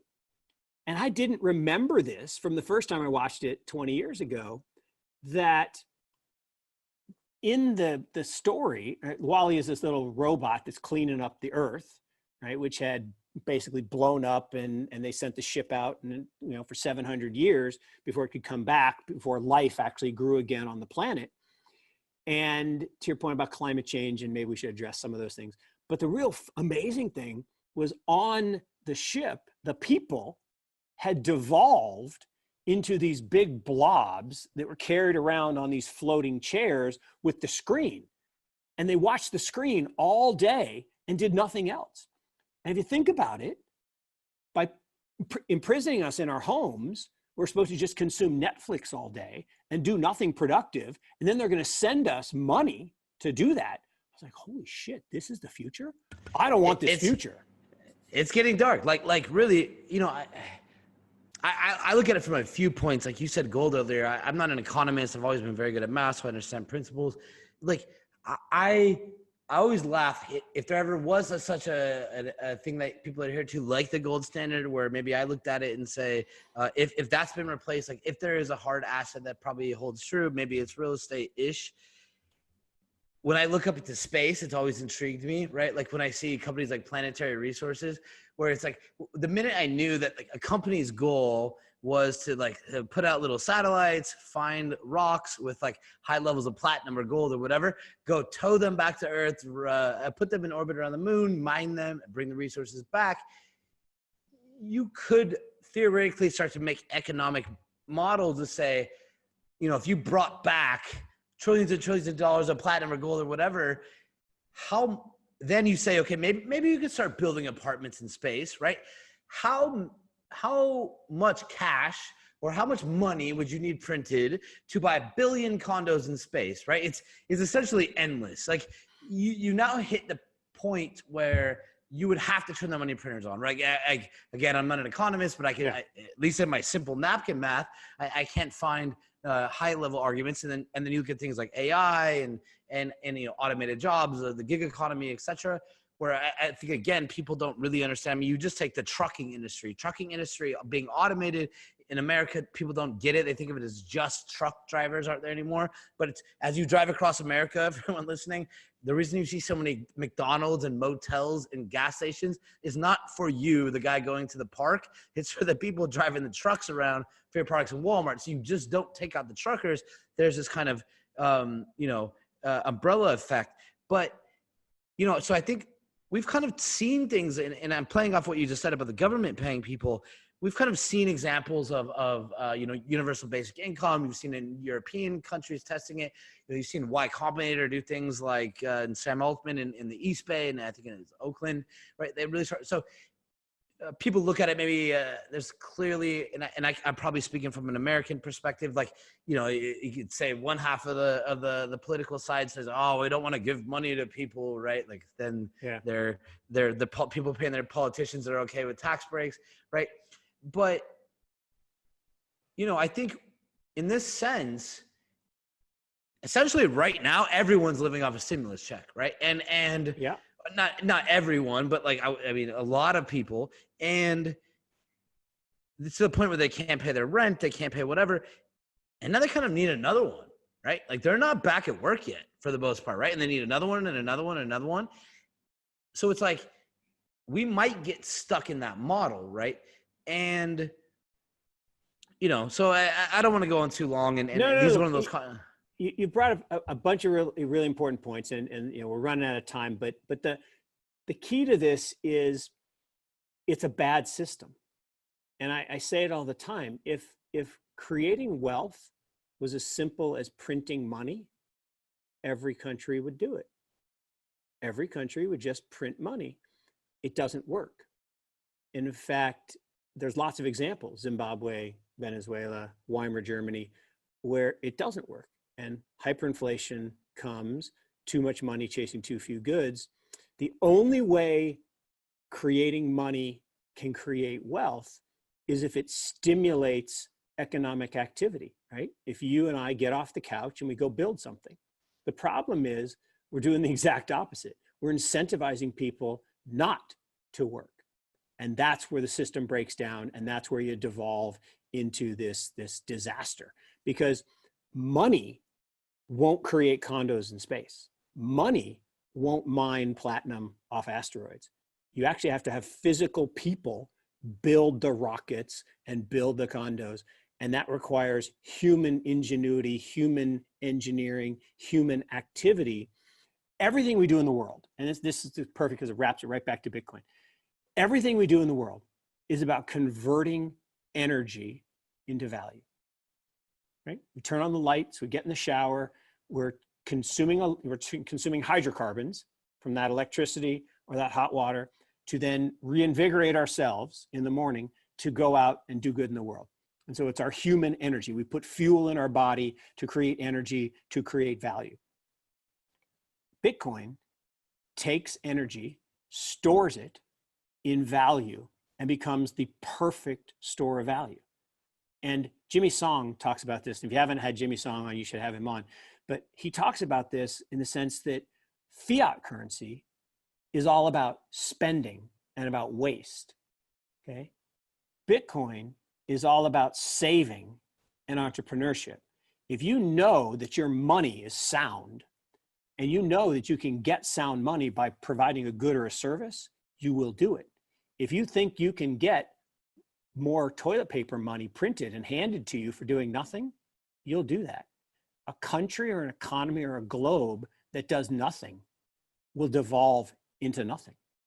A country that revolves around entrepreneurship and wealth creation and innovation, back to my whole reason why I'm in this business, why I love it, is I love investing in innovation. I love backing entrepreneurs. I love talking to people like you who are young and motivated and hungry and will take the brain, that God-given talent, and then utilize it to build new things. And Andreessen's whole call to build, and everybody's giving him shit about it. It's like, no, everything is about building.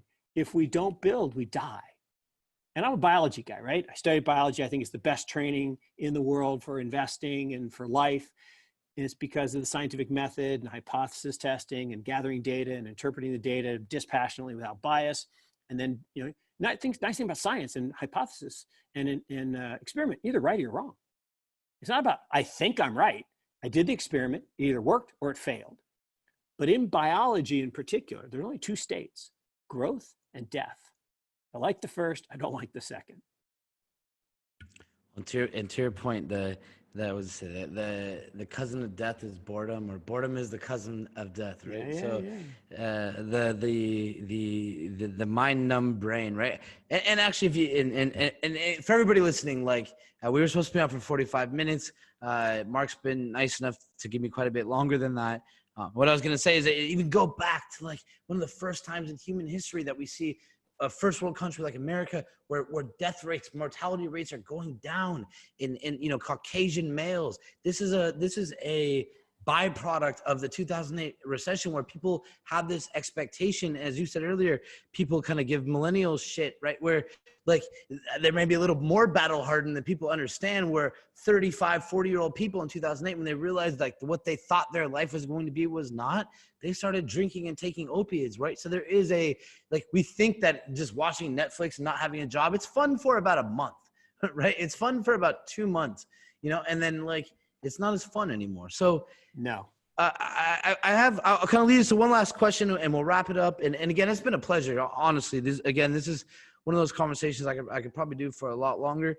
But I appreciate that. So for the thousands of students listening to this and for everybody else, if you listen to this once, listen to it again. That's my advice.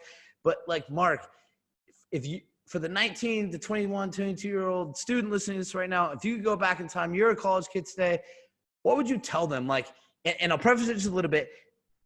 Like, they're like, I'm going to get in the blockchain. And like their mom's calling them like, oh, you're going to get in the drug coin, right?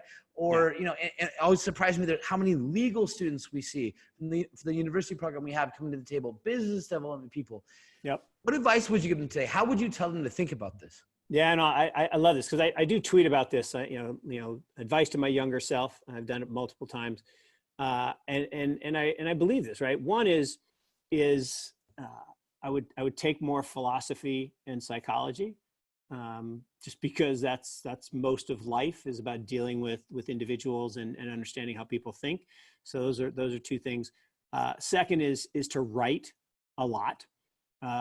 There's a great quote that if I can't read what I wrote, how do I know what I think? So forcing yourself to write and to put down your thoughts on paper and communicate them to other people, practice public speaking, get out there and you said it earlier, and I think it is a superpower. If you can take complex ideas and make them simple, absolute superpower, absolute superpower.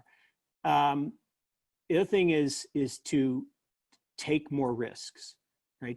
When you're young, you should take lots of risks, right? You shouldn't take the safe job. You should take the unsafe job. And I don't mean physically unsafe, but I mean, you should go to the startup. You should start your own thing. Don't go to the big corporation. Don't worry about, your resume. Worry about your experiences, your life experiences. When you're young, right? If you fail, go back and do something else. Start over. I used to fret about all this stuff. And my first boss had this great line. He said, Mark, what are you worried about? You could build sailboats in your backyard for the first 5 years. No one will care. You'll still be a guy with Notre Dame degree, a Chicago MBA. People will hire you because you're a good, smart guy. Stop stressing about it. Go try things. So that's another one. Network, and then network some more. I blew this. I do not have the great network that I should because I'm more of an, as my wife would say, I'm not as EQ as I should be. I don't relate to people as much as I should. And, I forget to call my friends and to make sure I check in on them, but, develop really deep, meaningful friendships and seek out mentors and find people to hang out with that know more than you do and that you can learn from. And people say all the time, well, how do I get a great mentor? Ask. People love to be asked. Just ask. And literally ask people way up the food chain. You don't have to ask. Well, do both, right? And then the last thing is to read. Read about successful people. Read about people you admire, because you can learn from people in reading about them, how they think, how they live. There's a good friend of mine who's a great money manager, and he's read 100 biographies of famous investors. 100. It's awesome. Other thing would be to buy some Bitcoin, right? Buy 1%, right? And if you're younger, buy more, but buy some. Just don't wait. Don't worry about a pullback. Don't worry about the price. The daily price of Bitcoin doesn't matter.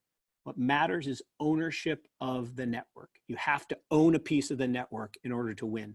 So buy some. Don't invest in cash and fixed income. Invest in things that grow. Invest in equities. Invest in technology. Be overweight private investments. Be overweight things like real estate that can appreciate over time. And because your fixed income portfolio as a young person is your future income, right? That's basically a bond, and your future Social Security, if that still exists in the future. Those are bonds. So don't worry about having that low risk stuff. Take the risk, because as a young person, you get to benefit from the greatest benefit or advantage of an investor, which is time arbitrage. Time arbitrage is the greatest superpower in investing. If you can have a longer time horizon than other people, you will win. So the people who focus on the daily price miss the opportunities for long-term investing. And then I guess the last thing would be just golden rule, right? Do unto others, be a good person. My big thing right now is be the hotline. There are a lot of people suffering right now, to your point, a lot of people drinking, taking opioids, trying to ease the pain. There are a lot of people, unfortunately, they're going to take their lives. We all know somebody who's vulnerable. Pick up the damn phone and call them, right? Don't tweet out a hotline number, right? Be the hotline. Call people, build that community, protect that community, and engage in stuff like this, right? I mean, anyone who's listening to this, I applaud, because you're taking time out of what is an otherwise busy life, and you're investing in yourself, you're investing in education, you're investing in networking, you're investing in your understanding of the world around you, and you're seeking out, smart people like the other people you've talked about that are legendary in this space. I appreciate being included. I appreciate you asking. I really have enjoyed this conversation, and probably could go a couple more hours, but I got to do a client call here in a couple minutes. So thanks for having me. Mark Yusko, for anyone listening, you're at the end, go grab a drink of water, hit rewind, listen to it again, right? Like, these are the conversations that matter. This guy is smart. And he honestly, I don't know you, Mark, we just met, but like, what's clear to me is that you care, right? Not only do you have a good perspective, but, kind of the last aspects you hit on kind of had nothing to do about business, right? It's be a good person. Like, this is what I've undertook from business. You want to be a good networker, build a great reputation. This is going to go very far. You're never going to have to place an ad or do anything else. People will come to you, right? Mark, if I want to put up $500 for some books. If I do that, will you get us a list of maybe 5 books? I'm going to do a giveaway to the students, and I'll buy some books and you give the list. Absolutely. Love to do it. Look, I'm a big believer in reading, as I said, and love to do that. So let's do it. So I'll circle up on you separately, but Mark, again, I know you got to run. Really appreciate your time. And again, for everybody listening, I hope you enjoyed this conversation. Mark, it was very nice talking with you guys. We have, I don't know what point we're at in this conference of this, but we're doing this for 72 hours. We are having a lot of great conversations. I'm lucky. I don't even know how I'm on this call right now. If I could, you guys will see by the end how many people I've got to talk to. And I pretty much have had a smile on my face for the last week. So any last words before we go, Mark? No, look, I think your brilliant statement at the end there, which is, I say I have the time. I have the greatest job in the world. I get paid to talk to the smartest people in the world about investing. And if I can't pick something up, that's my problem. So, what you're doing is fantastic. It's a great service to anybody who is participating, and I really applaud it. I've really thoroughly enjoyed this conversation. I look forward to spending more time together in person when we're out of lockdown, and we'll do all those great stories that I always say that require a beer and a late night together. So we'll do that. Be well, be safe. Everybody on the call, thanks for listening, and I hope if anyone needs anything, reach out anytime. I'm easy to find on Twitter through DM and at Mark Yusko, and we'll talk to you soon. Mark Yusko, ReImagine 2020. Let's keep this thing going. Everybody have a great day.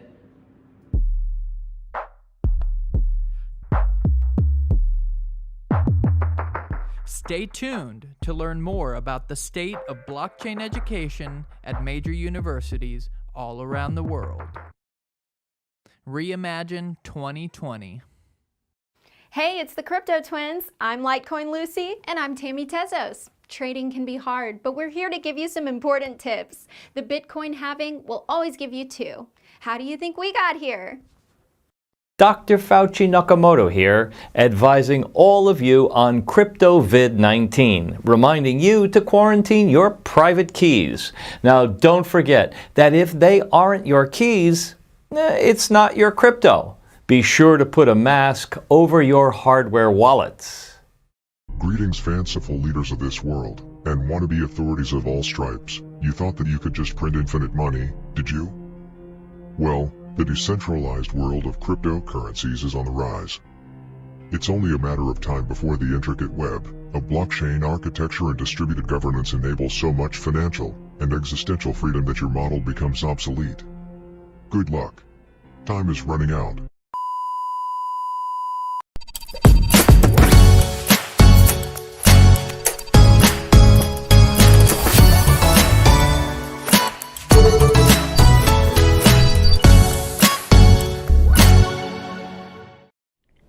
ReImagine 2020 is brought to you by Exit Scam. This is a fraudulent practice in which the project collects money during or after the ICO and then its team simply evaporates. Ah! At the same time, the company promotes a lot and actively, and for some time demonstrates activity. It is worth noting that often PR managers and even developers do not know that they are involved in creating a fraudulent scheme. Ooh. Shoulda, woulda, coulda. Shoulda, woulda, coulda. Yeah. Shoulda, woulda, coulda. I know. Shoulda, woulda, coulda. But I didn't. Shoulda, woulda, coulda, but I didn't do it. Yeah. Shoulda, woulda, coulda, but I didn't do it. Fuck, I shouldn't have done that. Shoulda, woulda, coulda, but I didn't do it. Shoulda, woulda, coulda, but now I'm broke. And my brother hit me up on the phone, sparked my interest. What up, bro? Told me to quit my job, I should invest. I'ma do it. Told my boss I ain't coming back, just to impress my co-workers. Did my brother just fuck me over? Is that incest? Weird. 1% daily I was getting back. Already lost all my ether on the parody hack. Now my girl's all stressed, so I told her relax. I'm just waiting on Mount Gox to mail me back. Still waiting. All these motherfucking scams got me saying, damn. Shoulda, coulda, woulda, so when I had the chance. Damn. Promised me 100 grand. Liar. Borrow money from my mama just to land again. Sorry, then these motherfuckers hit me with an extra scam. Shoulda, woulda, coulda. Pulled out. Shoulda, woulda, coulda. Pulled out. Shoulda, woulda, coulda. Pulled out. Shoulda, woulda, coulda. Shoulda, woulda, coulda, but I didn't do it. Nope. Shoulda, woulda, coulda, but I didn't do it. Damn. Shoulda, woulda, coulda, but I didn't do it.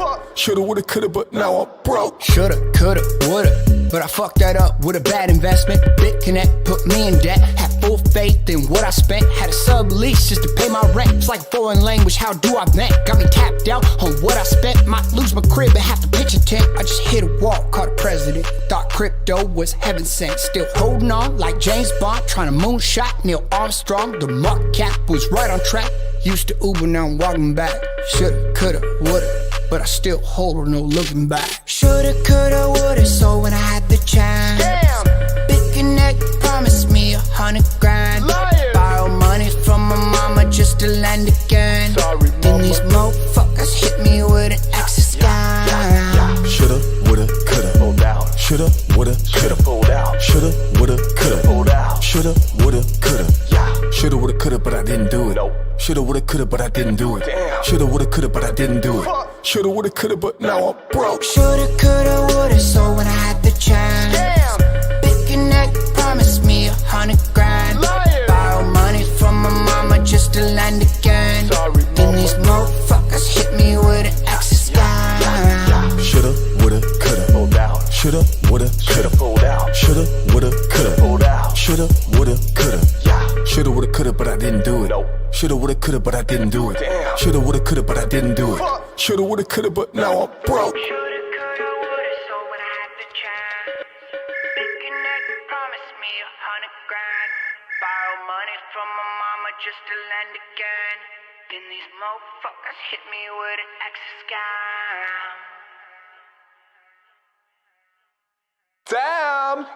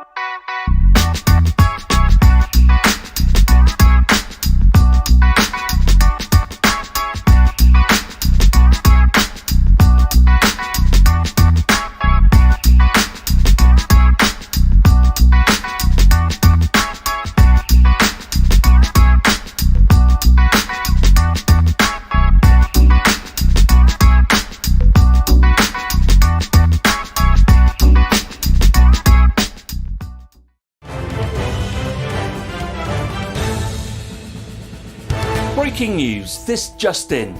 Justin's son has officially announced when he will officially announce that big announcement he announced on Twitter last week. More details to follow as they come in. Back to you.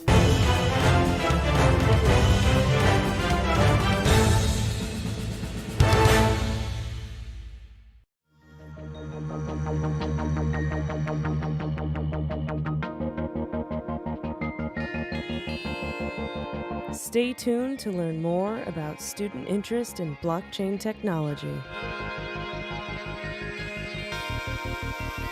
ReImagine 2020.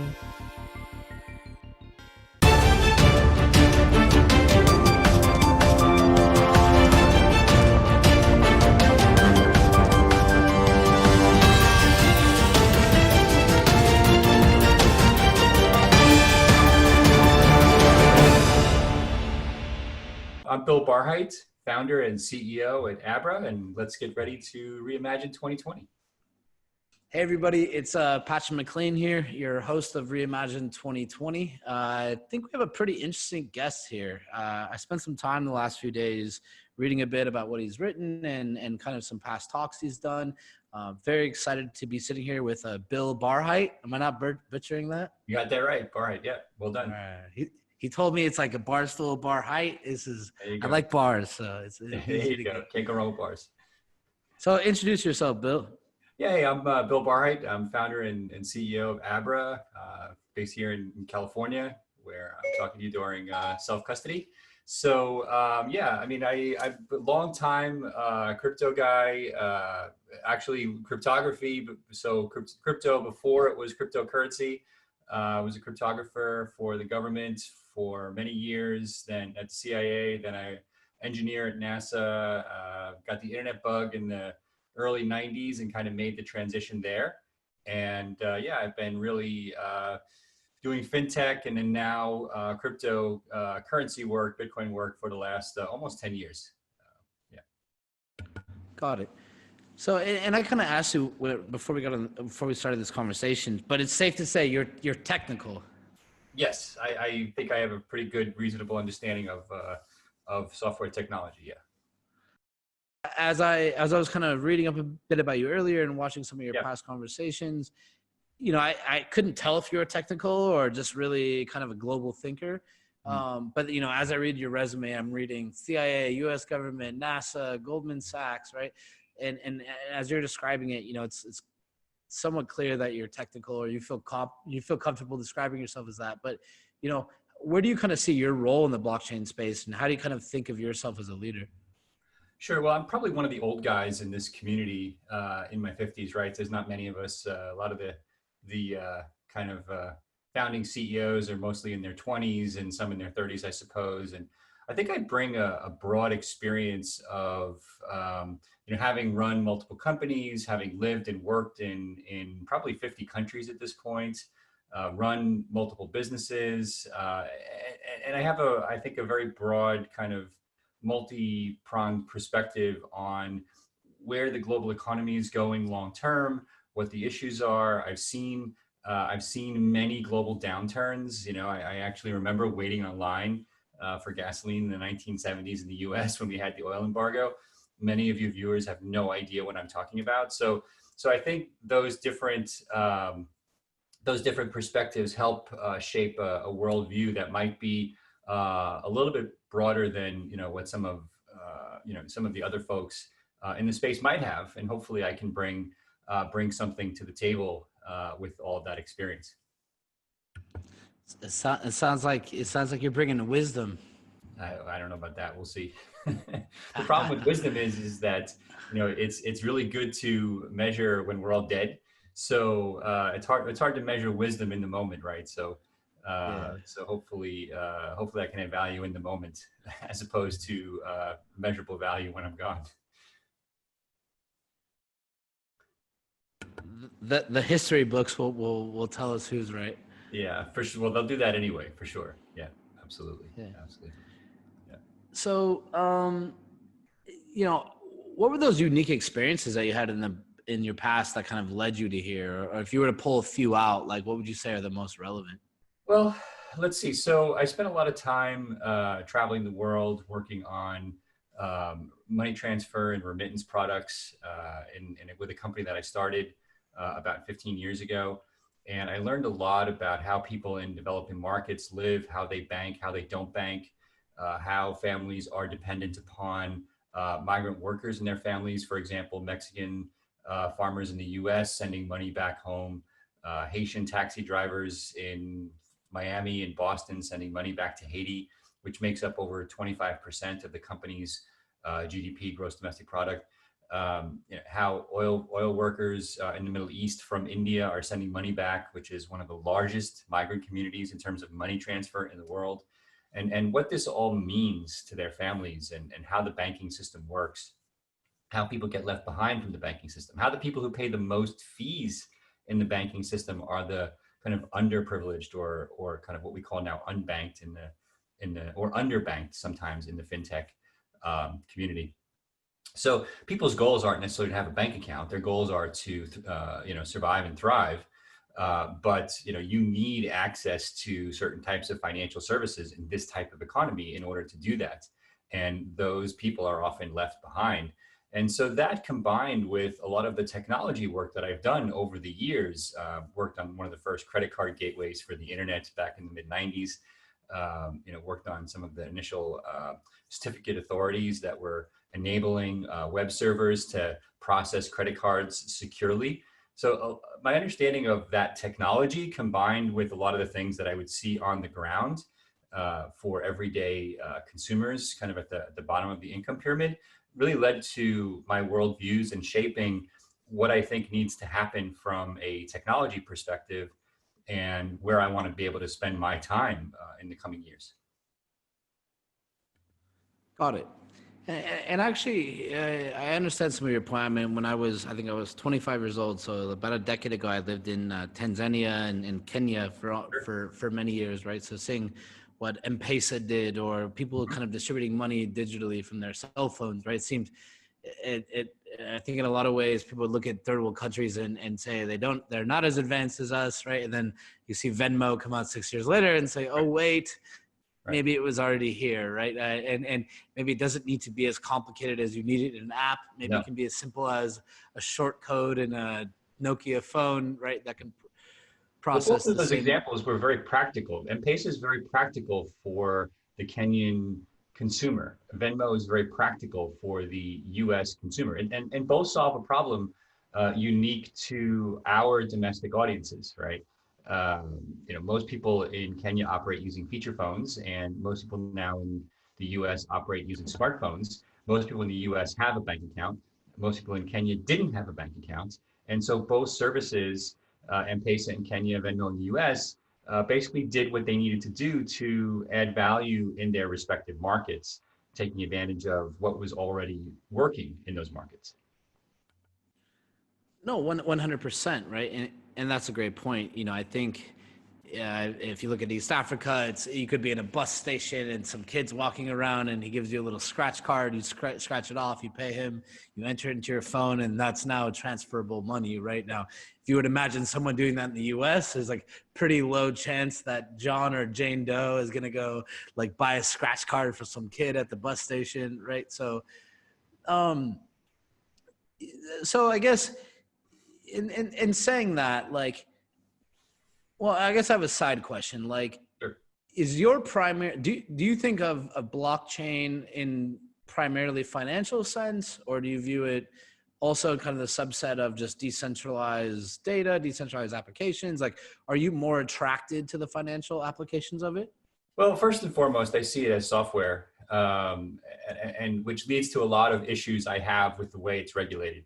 Bitcoin is software. Blockchain is a component of that software protocol. Other cryptocurrencies at their heart are just software. And so, all this nonsense that, oh, Bitcoin's a commodity, it's not, it's software that can be used in certain ways. Now, what attracts me to Bitcoin originally was everything I just talked about around, being able to solve problems for consumers, issues with the banking system not being there for everyone. And so this idea that we can remove middlemen, right, from the banking industry, not only in terms of providing banking services, but also in terms of actually creating money. Why don't we have competition to Federal Reserve banks?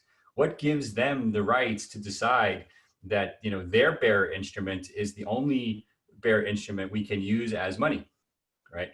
While Bitcoin itself is just software, it's not money. We can use it as a replacement for traditional money long term.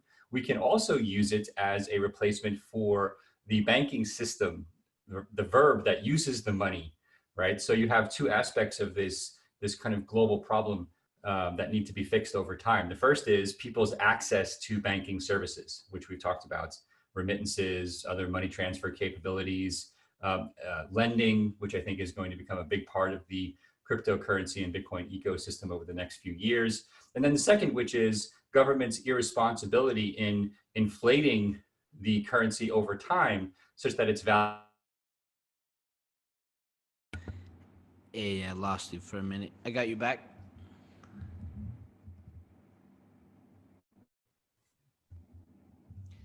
You hear me, Bill? Yep. All right.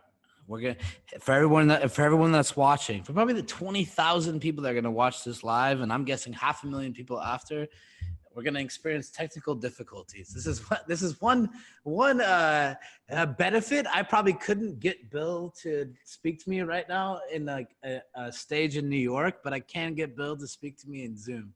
So we're gonna experience some benefits over these conversations, and we're gonna have a little bit of technical difficulties. But I got you, Bill. The new realities of working from home. Absolutely. Yeah, exactly. I'm interested to see what strain it puts on the internet, actually. Like, I don't know. I mean, I can tell you my kids were up at midnight local time watching the final episode of Star Wars Clone Wars, and I'm guessing that millions of people around the world were doing the same thing. So God knows what Disney did to the internet last night, and you know, Netflix, Disney, Hulu. I mean, yeah, I lost you again, Bill. 1980, and there was no internet, right? So there was no Zoom video calls or Google Meets or whatever, FaceTime. There was no home streaming service, no cryptocurrency to talk about, you know, no internet banking. I mean, what a nightmare it would be to, you know, you think about what people must have gone through in 1917, you know, during that pandemic. And we're very fortunate, you know, obviously if somebody's sick and if somebody in your family dies, you don't consider yourself fortunate. But the big picture is that we're very fortunate this is happening now as opposed to 30, 40 years ago.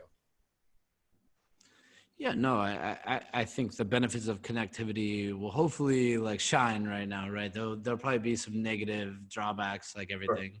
Sure. There's your CIA years will tell you about blowback, right? Like, we're gonna realize some weird. There'll be many anomalies, like a few factors of evolution that kind of spill out of this. Yep. But hey, so let me bring to my next question. Like, when you think about the last 10 years of blockchain, or when you assess it, you know, did we kind of live up to the promise? Did we not? Was it just never that easy to build and we're evolving? You know, so like, how do you kind of see the progress to date? You know, and then kind of what are your hopes for the next, I guess, you know, 5 years or 10 years? Sure. A lot of questions in there. So let me break it down. I mean, I guess my first reaction is who's we and what's the promise, right? I mean, somebody put this Bitcoin software out there for us as a gift, and we've taken advantage of it, right? We have built that into an asset class which didn't exist 15 years ago into $100 billion plus asset class. That is incredible. That's never happened in hundreds of years, to my knowledge. Right? We've had equities for hundreds of years. We've had gold. We've had, you know, other commodities, but this became the first digital kind of asset class. I don't consider it a commodity, but you can say that this type of software is an asset class based upon private key infrastructure. That's incredible. What we've done over the last 10 years is we've proven that a kind of cryptography-based infrastructure can act as a replacement to the traditional banking system and the traditional Fed for doing financial transactions. at small scale, right? Because the number of people that have access to it today is relatively small still versus the global economy. And now the question for the next 10 years is, can we get that to scale to everyday people? And that's what happened with the internet itself, right? In the 80s, the number of people that had access to the internet was very, very small.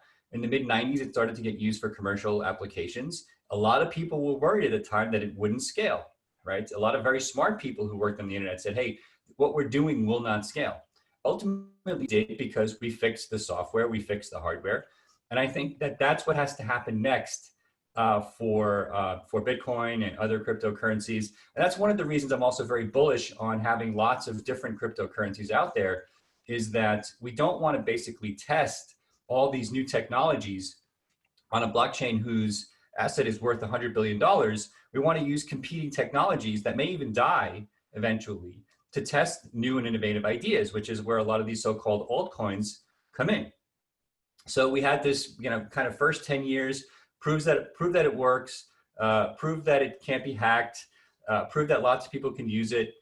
Now harden it, which is what we did the last few years, made it, even more secure, increased transaction throughput. Now it really has to scale somehow so that everyone can use it, whether it's through technologies like Lightning or, on-chain scaling, whatever, through custodied services like what Aber provides, so that you can have kind of a crypto-based bank account. We have to take it to the next level so that this technology is accessible to everyone. You mentioned, maybe it's accessible to my mother, your mother, people who don't understand the technology, but will understand when the value of their bank account goes to zero because the government keeps printing money.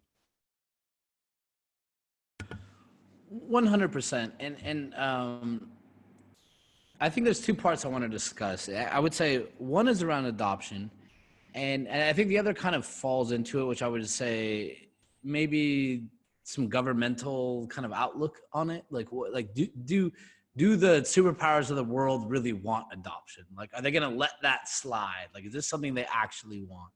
Yeah. Like you mentioned earlier, I ran a campaign just for fun last year, called it Bitcoin for Christmas. Right. And it was like, how do I dumb down Bitcoin, like for grandma, right? Like everybody makes the joke. Can you go to, you go to Thanksgiving dinner and your family members ask you about Bitcoin, right? And no one knows about it. You look at the market cap, I'm looking at it right now, the market cap of Bitcoin is $162 billion, right? So sometimes I like to theorize and say, okay, what would happen tomorrow if every human on the planet bought $100 in Bitcoin? Right. I think fundamentally within 24 to 48 hours, you would see a massive shift. Right. And then you kind of extrapolate out from that and say, okay, what would happen if people put, like, let's say 60-year-olds plus put $5,000, $10,000 into Bitcoin at scale, and they let it sit there for 5 years. Right. So there was actual volume that was, taking product off the market. Right. And had a real price factor. Sure.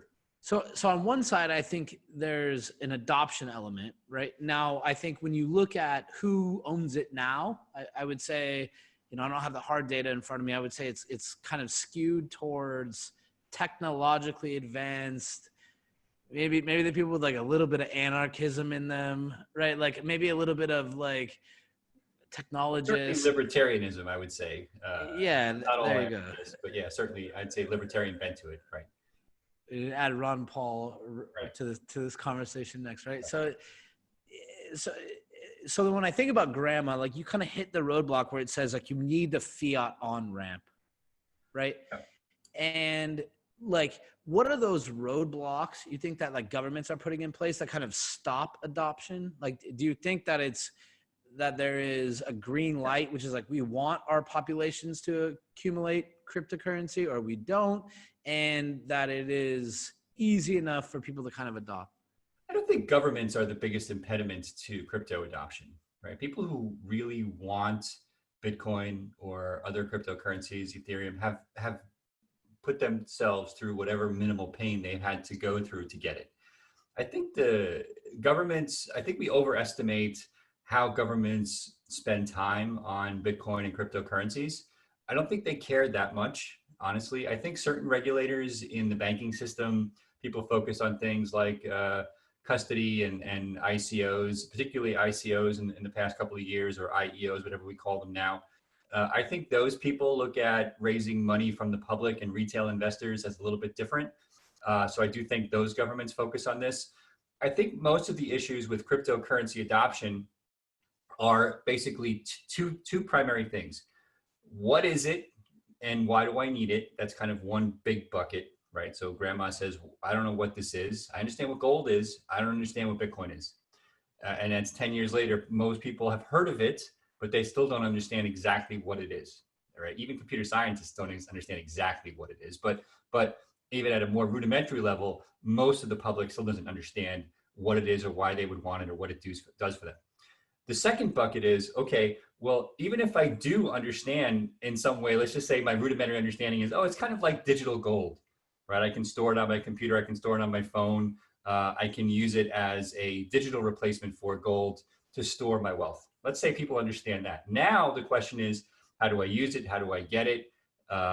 Is it easy to acquire? You know, what about all these fluctuations in price? So then there's that kind of consumerization aspect of it, which I would posit hasn't really even started yet, right? Because we're still in that what is it phase of laying roads so that we can say, yeah, it's digital gold. It's very hard to say it's digital gold until you've built an infrastructure that is analogous to what you would have in the gold world, right? Because you have all kinds of commodity trading houses that deal with gold. You have derivatives. You have, you know, the traditional mining capabilities for gold. And we need to build all of those capabilities around Bitcoin and other cryptocurrencies in order to have this kind of consumerization of it over time.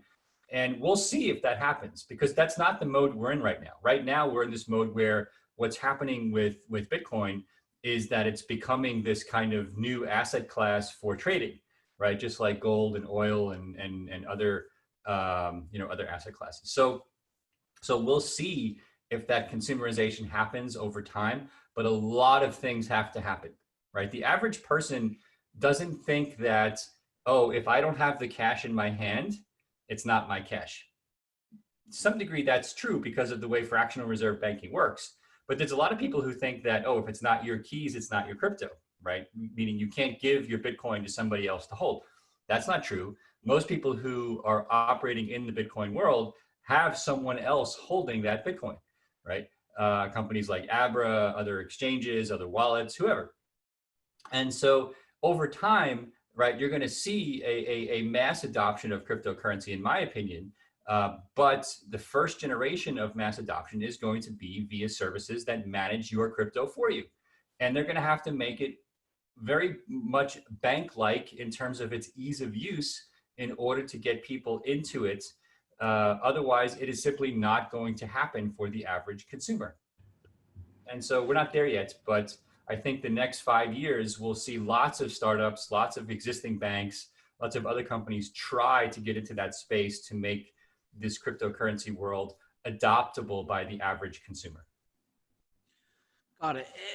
There's a few other things I want to get to here, but I think on the point you just brought up, it kind of inspired a question in me, which, you know, I thought about for a while. You know, I would say, how do we think about custody? Right. And if I remove this from the blockchain element, right, like our team, for example, we're helping, you know, startups we invest in or projects we work on, right, that aren't necessarily financial based, but blockchain, right? So let's say background check on blockchain, right? So it's like, I'm going to put my driver's license and I always ask people, I say, hey, well, not all people, but say anybody under 30, I say, where's your birth certificate? Where is your social security card? Ask anyone under 30 where their birth certificate or social security card are. They'll tell you it's at their parents' house in a safe. Yeah. It's at their parents' house in a file cabinet somewhere, right? So then I ask them, why do you keep those documents there, right? And I'm not even sure they realize why they keep them there anymore, but it's like when I was, I'm 34, when I was raised, it was like, my mom's like, no, you keep your birth certificate here and your social security card here, because if you lose this, it's bad for you, right? So I can see this mentality where we take custody seriously seriously enough to leave a piece of paper at our family's house in a safe, because we don't, as growing adults, like trust ourselves to like carry it, right? Or it's a document we access infrequently enough that it's not a burden to have to like call mom when you need your social security card, like as you apply for a new job every 3-4 years, right? Sure. I mean, you can keep that stuff on Dropbox, right? I mean, that's what a lot of people do now. I think that it's very unfortunate to one degree that this whole kind of space has evolved with the word custody, because it really basically pigeonholes us in traditional kind of financial services as opposed to treating this like software. I mean, we don't think of Dropbox as a custody service. It's a storage service for your ones and zeros. I mean, you can put documents online, you store them online, right? At the end of the day, there's if you're going to outsource Bitcoin to someone else for your needs, they need to be able to do two things for you. They need to be able to store it, which is effectively Dropbox, and they need to be able to execute transactions for you, which is transaction processing, which is digitally signing something with a private key and then publishing that to a blockchain, right? We had this word custody sounds ominous, like somebody's storing my document, my birth certificate, or somebody's storing my gold, or somebody's storing my stock certificates. It's closer to Dropbox than it is to what you would do at a safety deposit box in a bank. Now, the requirements are different. You're less concerned about what gets hacked at Dropbox, maybe, than you are about what gets hacked from your Bitcoin stash. Would you leave your Bitcoin private key in Dropbox? You can, if you know what you're doing, because you can basically. Would you? I'm not going to answer that because I don't tell people what I do. But if you understand the math, would you recommend it to? Would you recommend it to a family member? No, but that's my point. Is that you have to do different things to secure the documents the digital documents you're storing on Dropbox versus the private keys you would store somewhere else. So, you know, I only have an issue with this word custody because it's created this kind of illusion of legal issues that, in my opinion, aren't really there. And so companies like Abra, companies like BitGo, companies that provide different levels of crypto management or let's call it custody for people, obviously have to do things that a company like Dropbox doesn't have to do for storing copies of your PowerPoint files. But the basic idea is still the same. Don't get hacked. Yeah. Right. So it's not that complicated from a very basic perspective. And so a lot of times. And we only have again, I already knew before we started, we could probably talk for 2 hours, and there's a bunch of stuff coming next week, by the way. You'll be surprised. We're bringing on a bunch of industry leaders. We have like 100 interviews coming, all the schools. So I think maybe we continue this conversation in a variety of lights. Sure. But I think 2 points. One, I want to hear about Abra because I feel like you're trying to solve a lot of these issues. But, you know, I guess when you think about custody, do you think people, like in the same way, like when people have a wallet, like Bitcoin wallet, right? It's like if I lose my wallet, I lose my cash, right? Like I'm not going to get it back. And do you believe that there's, because, you know, I think we've gotten so used to, I have this account, it could be my bank account or my Facebook account or my email account. And the worst case scenario is I lose my password. I reset my password with like a very minimal amount of you know, requirements to kind of get to that point. You know, what burden should people really be forced to maintain, and how is Abra kind of looking to help on that? If we care about mass global adoption, we meaning those of us who are working on this problem, care about mass consumer adoption of Bitcoin, you can't put any onus on any consumer to understand wallets, private keys, or any of this nonsense, right? It's just, it's too complicated. It's necessary in the background. If you had to understand what a TCP/IP stack is to watch Netflix, you probably wouldn't be watching Netflix, you meaning most consumers out there. So Most people think Bitcoin is the internet. It's not the internet. It's more like TCP/IP, which is like you should never see it. It's invisible. So the way we look at it is it's like a bank, right? We think that what the consumer needs is the equivalent of a banking service, but in Bitcoin terms. What does that mean? Well, it means that you have somebody you trust who's able to manage those keys that preserve your Bitcoin. It means maybe you can earn interest on it if you're willing to opt in to lend it out to others. It means maybe you can borrow against it if you're willing to do that. But you have a third party you trust that's willing to provide those services to you, as opposed to leaving it under the mattress or doing the digital equivalent of leaving it under the mattress, which for most people is going to be a really bad idea. Tell me about Abra.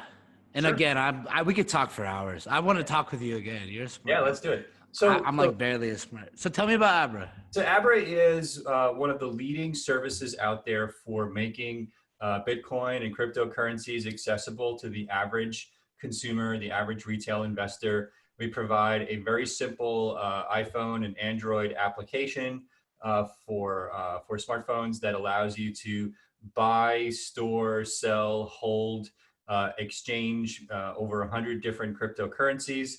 We have hundreds of thousands of users in hundreds of countries. We're constantly adding more cryptocurrencies. We're adding more ways to deposit money from the banking system into the application. People can deposit their existing Bitcoin in to store it in Abra and also convert it to other currencies. Actually, you can deposit over 100 different currency types, cryptocurrencies into Abra and convert them to different altcoins or other cryptocurrencies, or convert altcoins back to Bitcoin or Ether, whatever you like. We processed billions of transactions, billions of dollars in transactions across hundreds of thousands of wallets, and lots of happy users. So our goal is to be the go-to place for all things cryptocurrency for the average consumer over time. And so you're going to see lots of additional services in the investing space, lending space, payments world, all taking advantage of the infrastructure that Abra has built and providing more and more services to our users in the cryptocurrency space. All right. And if you were to boil down, would you say is like the 1, 2, 3 killer features that you guys built in that really enable that? Yeah. Our users constantly say it is way easier to get access to crypto with Abra than any other service they provide. They can install the app, either enter a credit card or bank details, and have cryptocurrency in their wallet in like less than 10 minutes. It seems like no other service makes it really that easy to just get going in almost any country in the world. And the second thing we hear is that Abra's support for lots of different cryptocurrencies is way deeper than any other smartphone app out there. And we pride ourselves in basically going very deep when understanding what's the latest and greatest in the crypto world is to make that available to our users. And we don't just focus on the US. We have, US is about half our business, and the other half is spread across dozens of countries. Man, so many questions I want to ask you. And real quick, 30 seconds. I can't even ask this in 30 seconds. We have about 5 minutes here, but in a minute, what are the differences you see regulatory, like from geography to geography? Oh, it's huge. I mean, in the US, the states basically have started to opine over the last couple of years on what it means to manage other people's cryptocurrency holdings. Lots of countries are still in the figured out mode. Even some states like California doesn't yet regulate holding cryptocurrency, but for someone else, but New York does, right? So you have to go in the US on a state by state basis, but also federal regulation basis via the Treasury Department. Then you have to look at other governments like in Europe or in Asia. And every country has their own perspective on this. In Mexico, for example, there's laws. In Philippines, there's laws.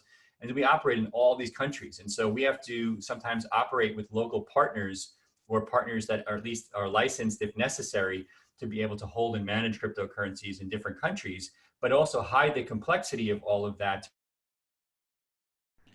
Just as complex, but on top, crypto is a 24/7 asset. Stocks are not.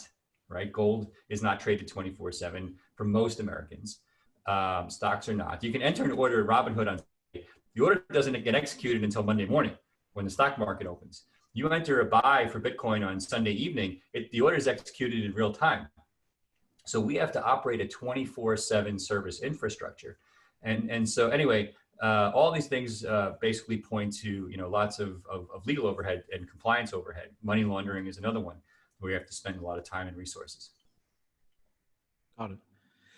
Well, hey, like I mentioned before, I really enjoyed this conversation, and I want to find a way to pick it back up. I think later this week, we should maybe even talk more about custody. We'd like to hear more of your thoughts and kind of adoption and how you guys are changing it. Can potentially even be another conversation. Sure. Last thing, and I'm kind of asking everybody this, and then I got maybe 3 minutes here, but there's going to be, I would say, 7,000 students watching you talk right now. And, these students are comprised from top universities and their blockchain clubs and the CS departments, and data science departments. And I'll preface it with this. One of the things that makes me laugh is I guess I'm kind of in the blockchain world nowadays. So I go talk to most people, and it's just a lot of pessimism, right? Like, go talk to some guy who's been in blockchain for 6 years, and he is, they had dealt with ICOs and some project that failed, right? It's just like, there's a little bit of pessimism in the space now. Why I love working with the universities is that I'll hop on a call with 50 students, 20-year-olds. They never experienced the ICO market. It's like, I'm going to build a blockchain application I'm going to build an application and I want to build it on blockchain.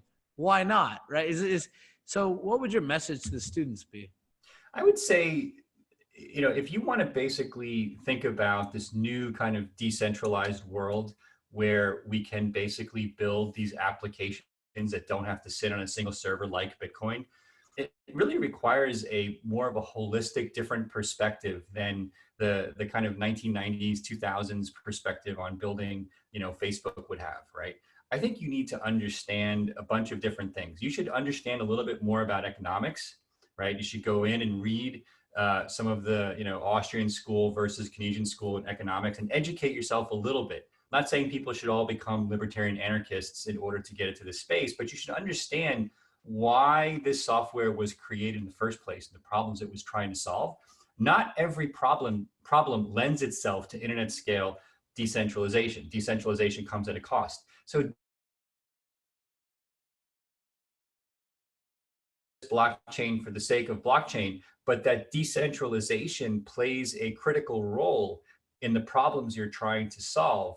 Otherwise, you may end up in that kind of disappointed mode that you talked about before. You definitely can't build blockchain applications for the sake of blockchain. I think the industry has learned this by now, and it's the truth. I don't think there's actually. I mean, at the end of the day, to be honest, I don't think every application is a blockchain application. Of course not. I mean, it's a signature.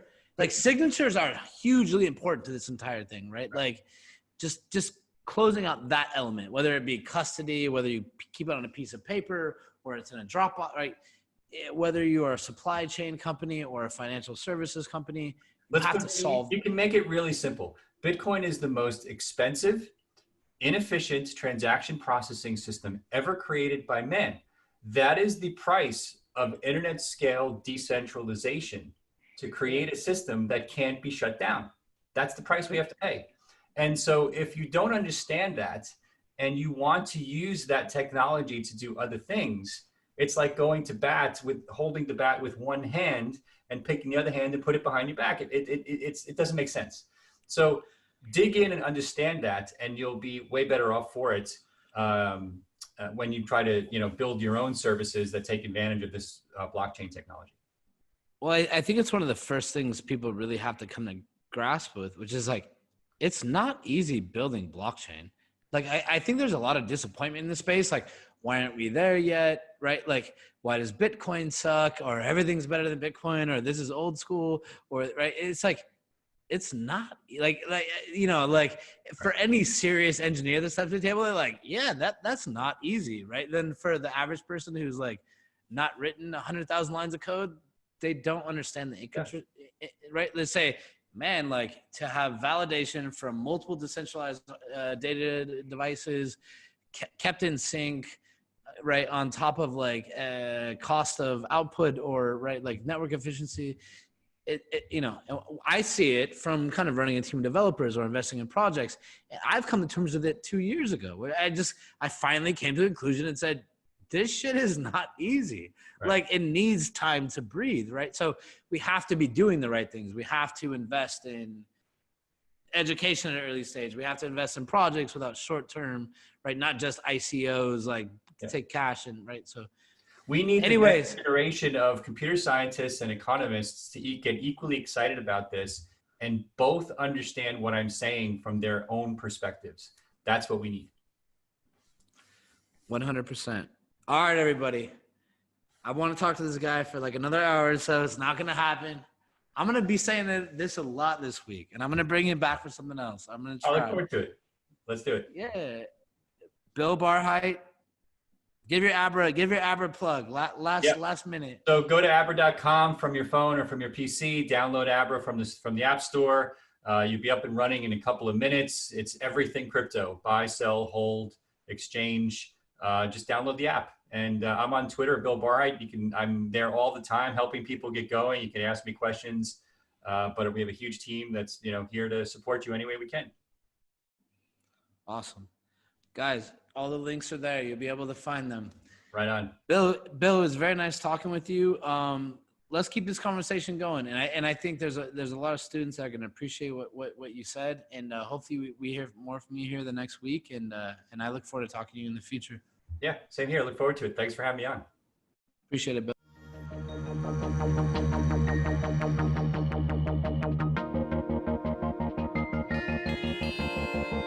Stay tuned to learn more about student interest in blockchain technology. ReImagine 2020.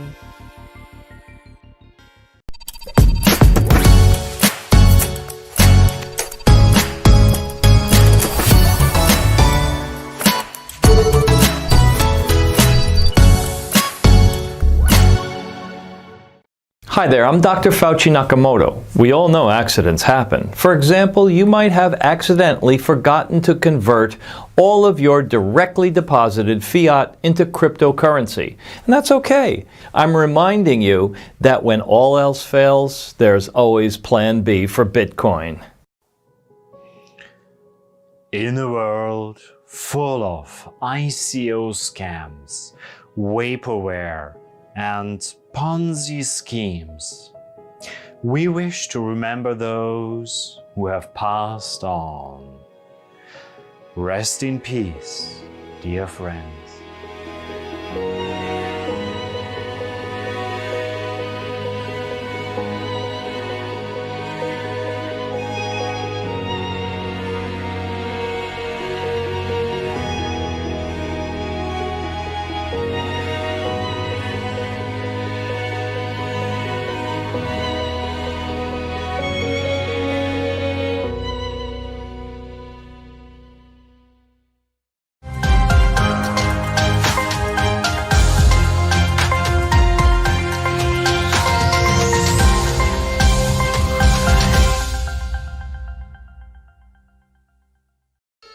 Hi, it's Miss Crypto Cleo here, your favorite futures telling psychic.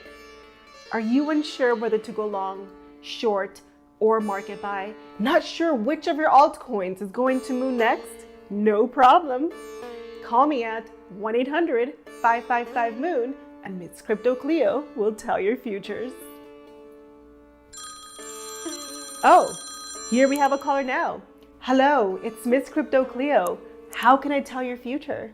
Hi, Miss Crypto Cleo. First off, I just want to say that I really love your show, and I want to know, is XRP going to 589? Thanks so much.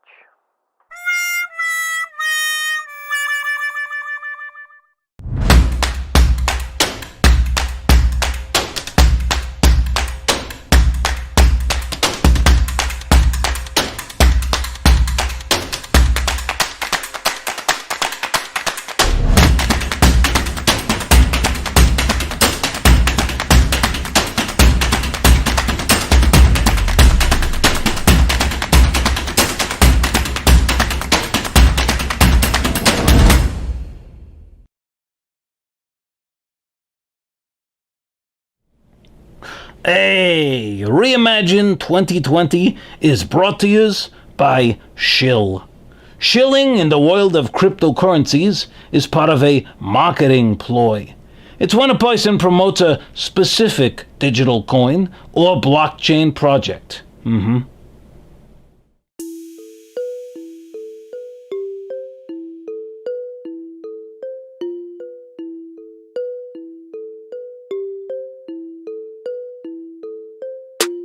Reading fortune, I just got the news. I can be a millionaire too. Check the OP, what did he do? Gas in his bag so they go to the moon. Spent half an eighth, I got a million coins like the real McCoy. You know I feel that joy, cause if it goes to a buck, I won't believe my luck. And now 10 on my Lambos for me and my friends. Butterfly doors, but I'm already in dock. Trump is like Biff from a squad on the block. Chain with a hold alive. Chat rooms, we scroll at night. Bitcoin Ether, been told twice. Now I hold my ish like it's mold divide. Going to the stars, cause it's only right. Read the white paper, I was sold inside. Now I steal my shit coins, cause I'm overhyped. We can't take the pressure. Cashing out for you was tether. My craft ship shape. Ashy sails through stormy weather. With pleasure, come with me on this endeavor. I will be smoking fat joints on Italian leather. Crypto fam, welcome to Lamboland. Crypto fam, hot racing like ambulance. Crypto fam, welcome to Lamboland. Crypto fam, hot racing like ambulance. This goes out to my crypto squad and the crypto gods. Blockchain clearing that fiscal clog. Rolling through town like the Frisco fog. Push the button, bought some coins. Now push the button, start my whip. Used to push my feet through the tenderloin. Now I'm pushing this spaceship. Some thought it was a bubble. Now vision doubled. Wishing they had taken the trouble. Hardware wallets, private keys, no more paper and duffels. Bank staying puzzle. Now I'm going for hikes. Have the mountain sex. My returns just hit 10,000x. Used to be humble. Now I proudly flex. Should I fly to Dubai or Saudi next? And I only cashed out part of my assets. Hodled to my last breath. Not the one to half step. It's so strange. Wealth is like a rebirth. Clawed my way out of debt. Fueled by my research. Crypto fam, welcome to Lamboland. Crypto fam, hot racing like ambulance. Crypto fam, welcome to Lamboland. Crypto fam, hot racing like ambulance.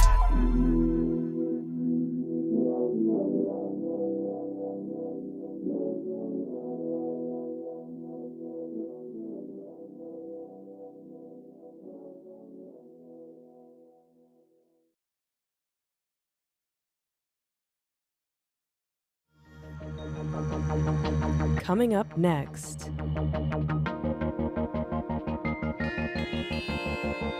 Stay tuned to learn more about student interest in blockchain technology. ReImagine 2020.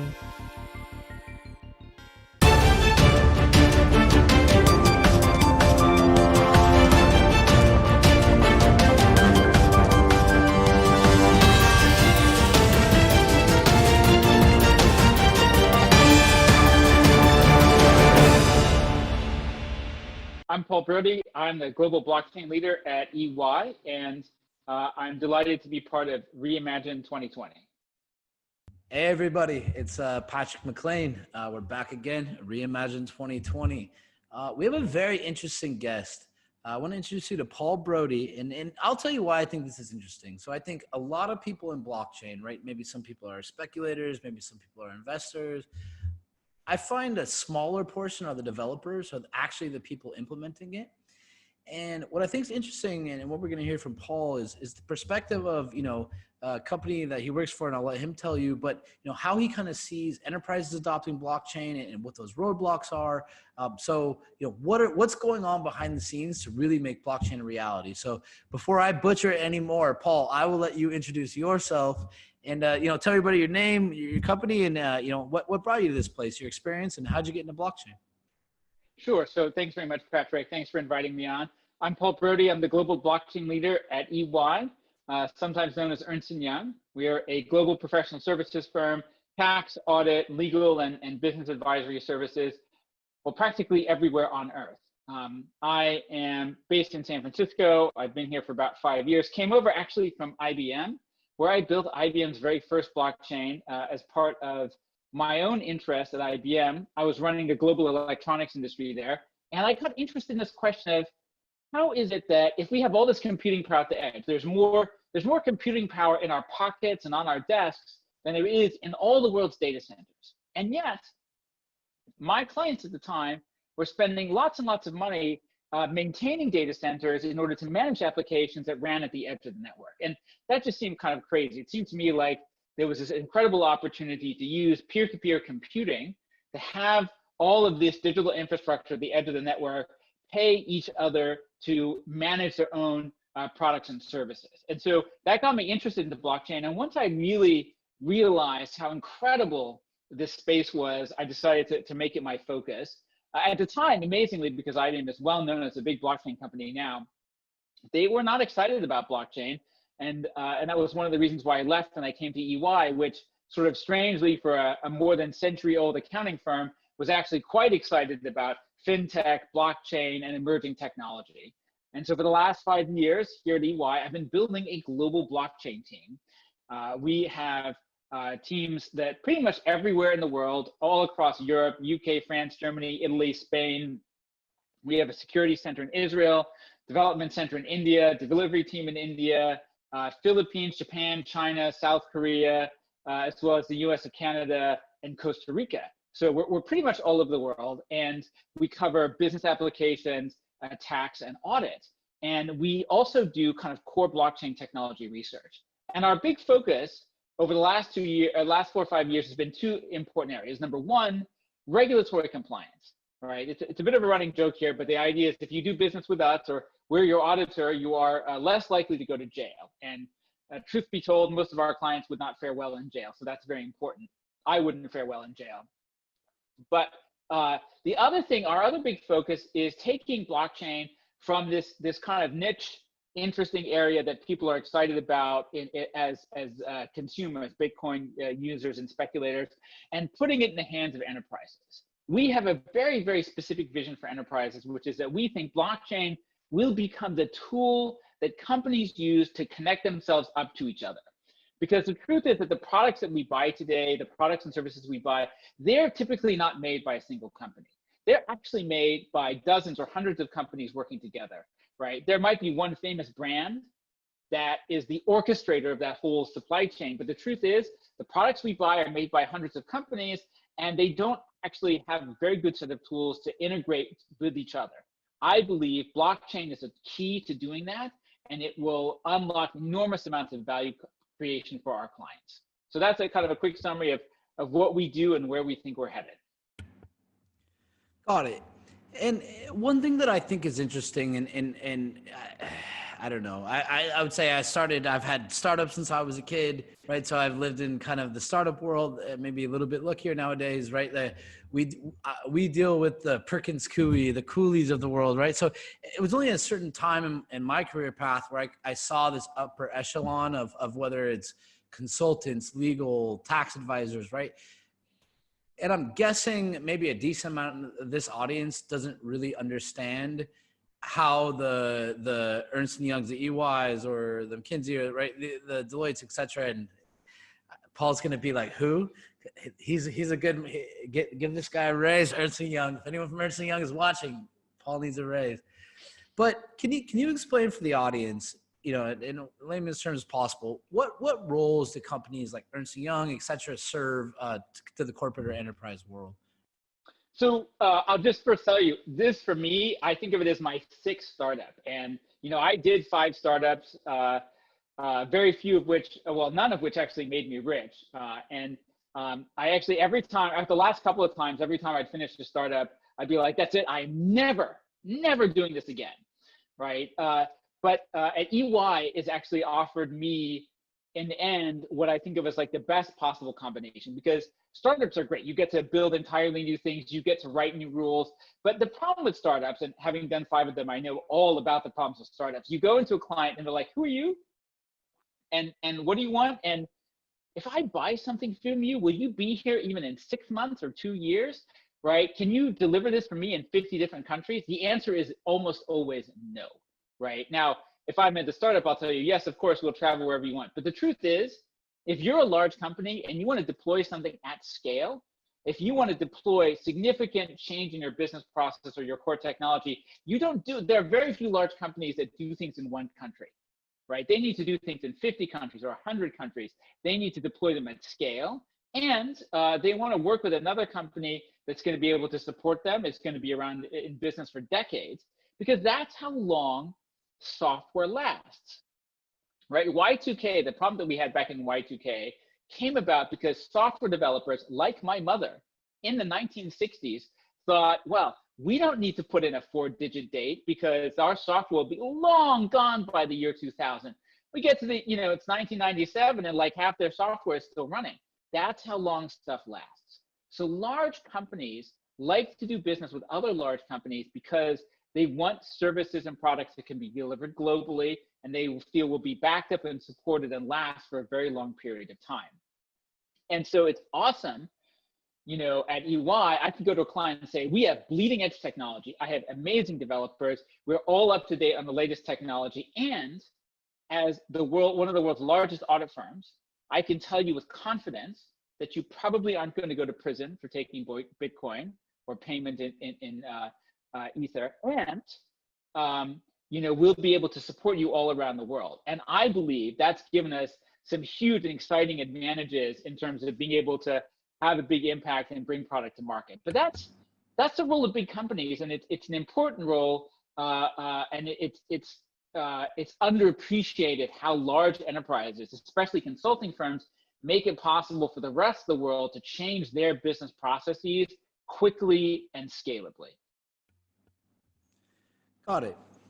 Now, a question. So, we can read reports and, you can follow trend lines and say, okay, how are executives and top corporations globally thinking about blockchain, right? And I think incrementally we could see that their interest has been peaking year after year, right? They view it as maybe critical to their business in the next 5 years. They view it as, less risk, something they want to explore, maybe not devote a ton of time. And then I think on the opposite side, they maybe have some fears, right? What are the obstacles? So just from your perspective, can you give us insight into, as much as you can, like how executives are thinking about blockchain? Yeah, absolutely. So, early on in the hype cycle, and every technology goes through hype cycles. I'm terribly, terribly old. So I can actually remember the hype cycle for the internet.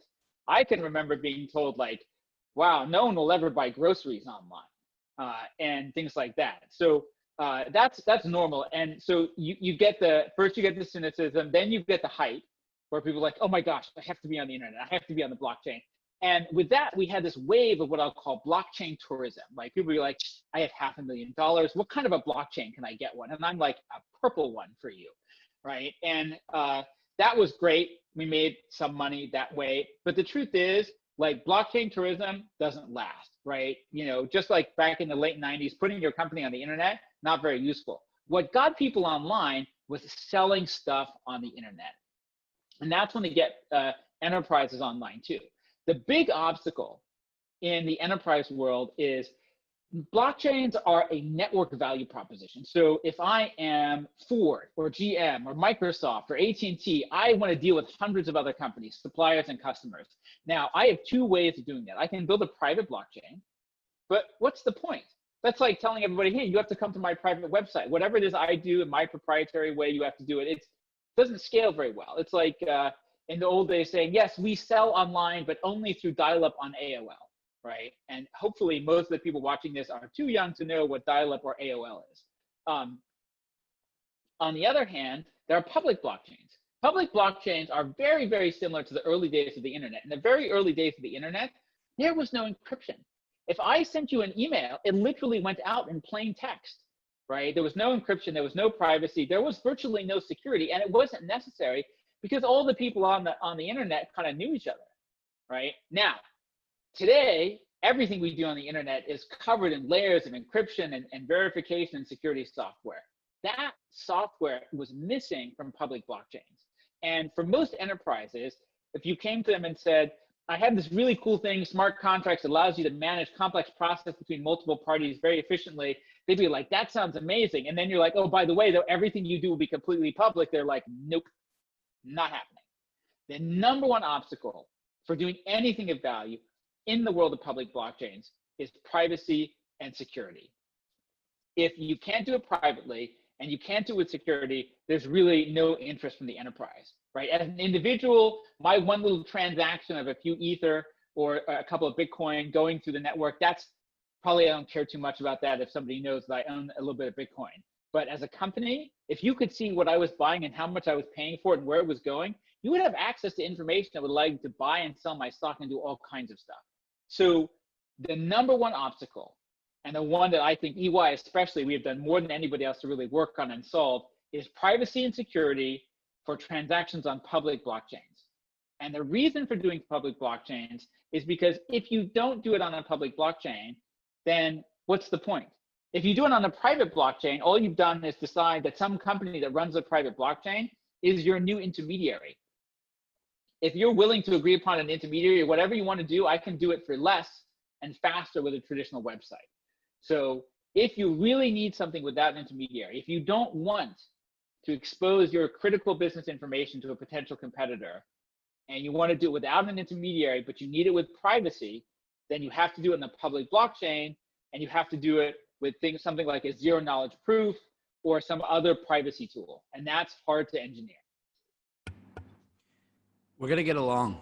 And I think you just brought up a very interesting perspective, and you know, something we've been working on internally and having a lot of conversations about, right? Where I think there's a general belief, I guess, and what I just heard you say, to be blunt with you, I've heard very few people say, and I'm not sure I've ever heard it brought up the way you just brought it up. So now I'm intrigued.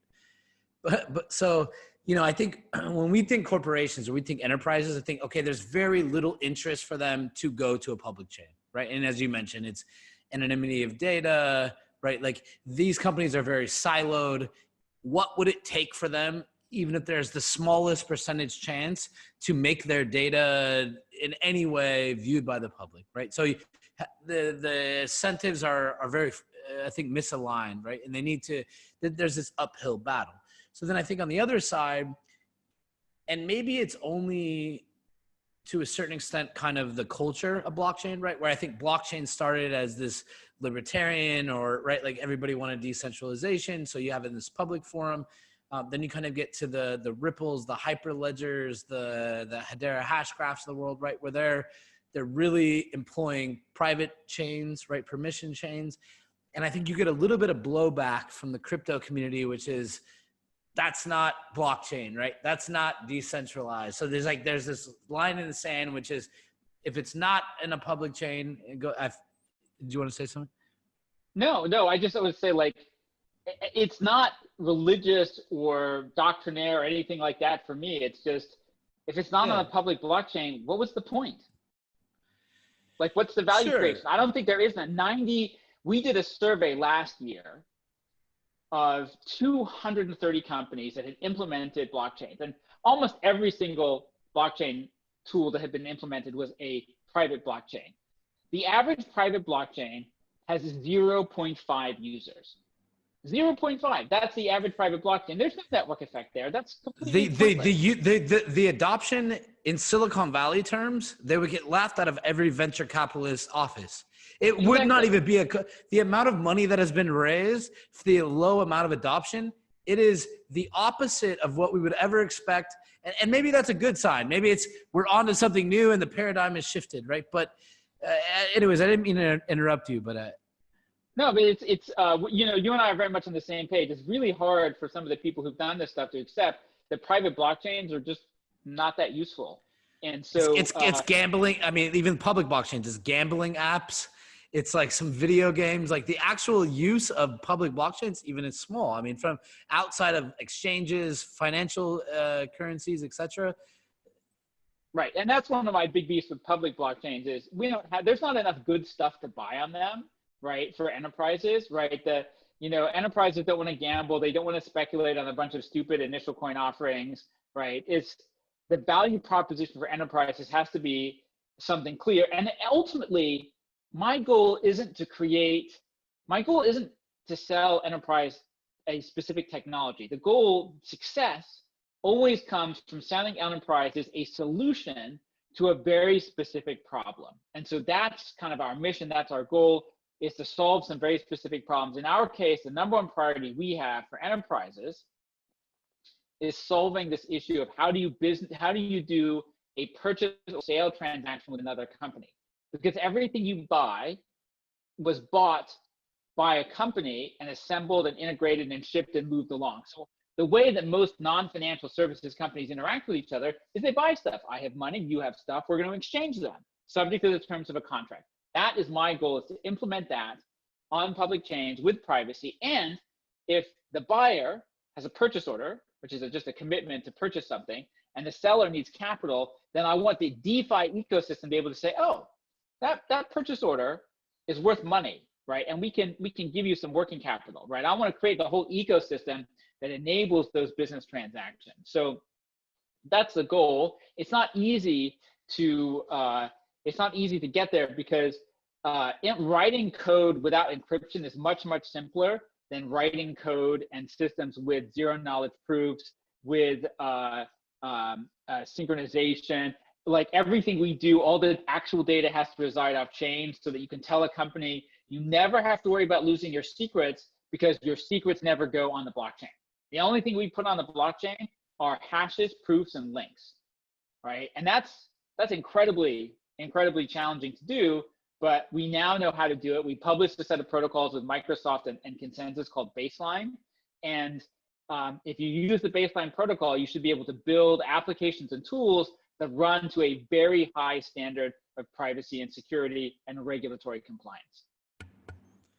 No, 100%. And that's kind of always my answer to people that are thinking of building on a public chain. I mean, obviously, you can obfuscate anything, right? It's just what tax you want to pay on that computation, what tax you want to pay on those public networks, right, to really execute those transactions. So, by the way, I'm really enjoying it. For anybody that's listening to this conversation right now, for the thousands of students that are listening, I'm telling you, listen to what this guy is saying. These are things that I've been thinking about a lot lately, and he's bringing up some really interesting points. And I have a few questions. So I want to get in briefly to, and I think I have a few questions based on experience, or how are enterprises or large institutions interacting with public chains. But before we get there, I would like your perspective on, so I think the industry is at risk right now, based on what I'm seeing, and I'll forecast it. So when I talk, whether it's with corporations or whoever, innovation side, what I see is, and what we do with Mousebelt, for example, on our university side, as we were talking before the call, we have an education alliance for all the universities, right? So we have Stellar, Tron, Neo, Ripple, NEM, every single company in blockchain, Binance, they're all in our education alliance, right? So we're in conversations with all of them, right? So I feel like we have a unique relationship where they kind of give us some honesty. And the other half, we're talking to corporate partners, and I see a divide. Like, I think that in early 2018 through like mid 2019, a lot of these blockchain protocols, the ones that raise money through ICOs or whatever, they really, what they were lacking was validation. Like, hey, I just raised $100 million, or I'm worth $1 billion. I need to show proof, right?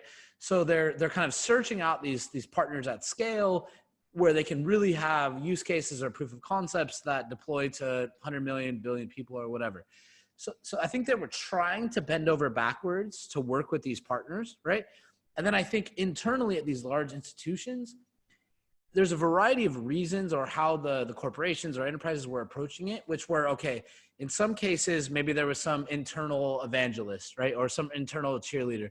Now, maybe that guy left, so the pilot dropped, right? Or maybe there was a consortium where one company came later than the others and their interests were as prioritized as the others, so they didn't go through with it. So I just continue to find that corporations are at this point where they're like, hey, we've played around with blockchain for a year and a half. We might have done 1 to 15 pilots, maybe a few of them we cared about, like you and I talked about earlier. A lot of it seemed like it was more for PR than actual substance. And on the other half, I talked to like a lot of the protocols, and they're like, nope, we don't care anymore. We went down that path of promises of X pilot, Y pilot, right? So I do think nowadays that there's a little bit of misalignment where the protocols maybe are a bit disillusioned with the promises of scale. The enterprises they've had the evangelists, they've heard about blockchain, they haven't hit a home run yet, so they're not sure what they want to do. And then I see a lot of default back to like Hyperledger, right? So how do you view this, right? So I guess I'll prompt my question, but I have a fear that it's like everybody's just going to default to Fabric someday. if we aren't careful. And just curious to hear how you view that relationship between, public chains, permission chains, and how you see that kind of netting out. So that's definitely not what we see. So in our survey last year of 230 companies that implemented blockchains, 75% of them said that for their next initiative, they would look to a public blockchain. And that's because if you implement the private blockchain, you figure out very quickly that getting somebody else to join your proprietary private blockchain isn't very attractive. But we are in this phase of what I'll call the valley of despair, or the trough of disillusionment. I forget what Gartner calls it, but this is a normal part of the process where the overinflated hype doesn't match up the reality, and some of the early backers who didn't maybe have a very realistic sense of what could be done, they get disillusioned and they want to move on, and that's fine. Normally, all the really big improvements and revolutionary stuff that gets done right now happens during this time when people stop paying attention. So when I went 5 years ago and I went to the EY board and I said, I want a lot of money for blockchain, right? I told them, I said, we're going to go through this phase where companies are going to say blockchains are stupid and pointless, and I give up on them, right? I said, I don't know when it's coming, but it's coming sometime in the next few years. We're here. And this is entirely what we expected. And I'm actually especially as everybody's budgets get cut right now. Right now, it's like it's on the chopping block. Like it always happens. It's totally predictable. I've been through a few kind of recessions, from the tech bust in 2001 to the global financial crisis. It never stops technology adoption. It temporarily cuts budgets. It makes people more realistic, but it never stops the end game. So I remain extremely optimistic, right? And I actually feel more positive than ever, particularly about public blockchains, right? A year ago, 18 months ago, I'll give you a sense of how much progress has been made. 18 months ago, we debuted our very first private transaction technology on the public Ethereum network. And we needed $100 in gas to execute it because it used so much computation power. 6 months after that, we debuted our first version, production version, and we've gotten that $100 down to about $10. In December of last year, we had it down to 5 cents. So in about 18 months, we went from $100 a transaction for a private, secure, public blockchain transaction to 5 cents. Since then, we've added regulatory compliance, business logic, and a whole set of tools around that to enable full enterprise transactions. So in about 24 months, we've gone from this is our aspiration to you can set up and run a procurement process for your enterprise in about 2 days on a blockchain. So I feel incredibly optimistic about public blockchains. I can do business transactions that are as secure and as private as anything in any private blockchain, and I can do them for clients for 99% less than whatever anything on a private blockchain costs you today. We're gonna talk later. I have a few clients for you. And I want to kind of switch gears here, but this part really intrigues me because I won't even pretend to say that I have as much exposure. I have my own little bubble of it, but I have some of my own theories. How do you think the collaboration or when Ernst & Young has a client wants a solution, you devise a solution or propose a solution, how do you guys look at public blockchains? How does that relationship look like between the public blockchain and the private partner? What does that flow? I mean, is it pretty amicable right now? And no, I mean, would you say that the public blockchains are rushing? Like you come to them and say, I have a client and you can debut your technology at this scale. Are the public blockchains primarily interested in showing off their technology? Are they interested in turning a profit? Are they interested in validation? What are kind of their ends of the motivation? So we only work on one public blockchain in terms of application development. So from an audit and tax perspective, we will support everything: Hyperledger, Ripple, Hashgraph, you name it. If you do business on it, we're your auditor, we will audit you. But when it comes to application development, we only develop on Ethereum. And the reason we only develop on Ethereum is it's the only platform that offers you a private blockchain environment if you really, really want to go private, and a public one, and we know how to do a migration from one to the other over time. In terms of our collaboration with Ethereum, I would say, yes, we were regarded as a kind of big corporation with some level of suspicion a couple of years ago. But as we have started to pour tons of code and effort into the public domain, all of our code for privacy, all of our code for private transactions, everything that we did, several years worth of R&D, millions of dollars of R&D, we didn't just make open source, we've made public domain. We renounced ownership, we gave it to the blockchain community. And I would say now, I feel like we're starting to get a little bit more kind of credibility especially in the Ethereum community as a serious participant that will not only build a business, but is going to actually contribute to the ecosystem growth and opportunity space. So hey, on that, just a quick segue, but again, for the large, maybe 3,000 to 5,000 and probably close to 100 universities watching right now, and the 19 to 23-year-olds, CS majors, data scientists, lawyers that are interested in blockchain, of the code you made open source, public domain, if you were a student today, how would you encourage them to utilize that and innovate around it? What would you say the opportunities are? What I would say, so the tools that we've made available are the key tools required to do secure private transactions on public blockchains. So if you go and Google like a Nightfall or Nightlight, that's our library of tools for private transactions. If you go and look for something called the Baseline Protocol, that's the tools that we developed with Microsoft and Consensus around how to do kind of a full set of end-to-end transactions, including things like business agreements and that mix notarization with tokenization and other services.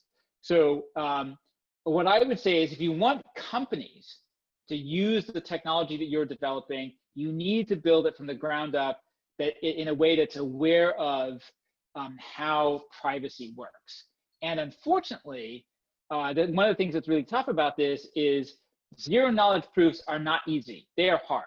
They're not impossible by any means, but they're hard. And you really need to take time to kind of understand those. If you're a developer, you need to take time to understand those. One of the reasons why a lot of other companies haven't built public blockchain solutions is it's too difficult. It's not a simple thing. Now, I think we have simplified things a lot with our toolkit. We've created the systems and the infrastructure that makes that possible, but it's not as easy as just pounding out some if this then that type of code in Solidity. You really have to understand the implications of regulatory compliance. You have to think through what it means to something inside of a shield contract. It's not a completely straightforward matter, but it's worth your time and investment, right? That would be what I would say. If you care about doing stuff for the enterprise, then you need to think carefully about what it means to do things with privacy and security. And you need to think about what the value proposition is. Ask yourself this question: could what I'm planning to do be done on a website? There's a million things that you could do. One of the phrases that we had to use a lot early on at our time, my time at EY, people would come to me like, I want to do this, I want to do that on blockchain. And one of the things I would ask, or the questions I like to ask a lot is, or phrases we had was, if it ain't broke, don't fix it. One of the things that's very unlikely is, let's say you have something in the enterprise and it works. It doesn't work well, but it kind of works, right? Ripping out the existing solution and replacing it with something on a blockchain just because it might be a little bit better probably is never going to make it high enough on the list of priorities to be funded and done. You got to find something that's really broken and you've got to fix it really well, right? And to do that, don't build this nuclear powered super platform of amazing stuff.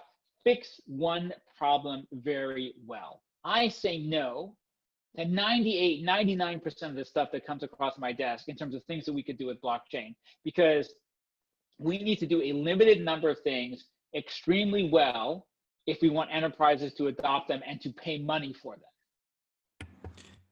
100%, right? And I would like to kind of play off of that, right? Like, do one thing really well, or what are the real use cases? I think I find people say, or supply chain, I think perfect example. And like, blockchain is a great solution for supply chain, right? And like, okay, then let's dissect it. So what is blockchain? One, it's a signature, right? So it's someone signing for something that you can trust it, and for the variety of processes. And maybe the other half of the best it could get you would be a way you store your data. So you could do it in a very private way on a private chain, or you could go as far as the public side, right? But it's not going to analyze your lab results. It's not going to validate what's in a box, right? Other devices, IoT sensors, RFID chips might do that. But blockchain elementally is not so complicated, right? So I think it's important to really drill down on what are the applications, right? And I find that there is some core infrastructure that companies could put in place that, and I'll take signature, for example. If a company wanted to apply signature or signing in a blockchain for supply chain, or for, let's say, payments or remittance, or for settlements, or maybe they had some consumer integration or experiential marketing campaign or something they wanted to do, where the beer came from a supplier to whatever, they could tell a story from their phone. In each step, you're going to need to do signing, right? So it's like, at least my advice is like, get signing done right once, right? And if you get that process, if you get used to signing things done one time, 85-90% of that experience, whether you're on blockchain X, Y, or Z, is going to be able to be replicated, right? So I guess my question is, in thinking about that, and an hour or two before this call, I was on with Dr. Alex Kahana, as head of Chief Medical Officer at Consensus Health, right? And a little bit biased, he was saying, there's no better blockchain. He's laughing as he says it. There's no better application for blockchain other than healthcare, right? We touch supply chain, we touch settlement, we touch regulatory data, etc. So I guess I were to ask you, of all the things that people might wish for, of all the things people might hope that blockchain can do, what are the applications that are like the home runs for you? Like, what are the things that you think really make sense? And like, what are your clients asking for? And even if they're asking for it and they might not be what they want, like, what makes sense to you? So we have a kind of a simple kind of set of metrics that we look at in terms of, whether or not a blockchain technology would be a good fit. Fundamentally, it often really boils down to this. Blockchains are really working most effectively for complex, multi-party business transactions where the parties involved need to share both information and business logic. It's interesting, you talk a lot about signatures. That actually doesn't come up a lot in our discussions in the enterprise. What comes up over and over again is, I have multiple parties in my transaction, right? If I'm a supply chain, whether it's a hospital or a manufacturing environment or an insurance company, I've got a buyer, a seller, a transportation company, maybe a financing entity, perhaps an insurance company. I have many different parties involved in this transaction. And we all have some shared information, right? What is this widget that I bought, right? And who's got it right now? One of the things that's really beautiful about blockchain for supply chain is tokenization, right? If I have a token in my wallet, it cannot also be in your wallet. And by the way, bizarrely, I spent many years in enterprise supply chain. Most enterprise supply chains aren't like that. If you receive into your inventory system in China a bunch of mugs that were made in Vietnam, there's no guarantee that the mugs that were made in Vietnam were taken out of the inventory system there. That's not how corporate systems work, because they're not all connected, right? And that's why if you ask most companies, hey, how much inventory you have, they say things like 2 weeks or about $30 million. They don't know, right? Blockchain provides you with this opportunity to be very precise about what you have.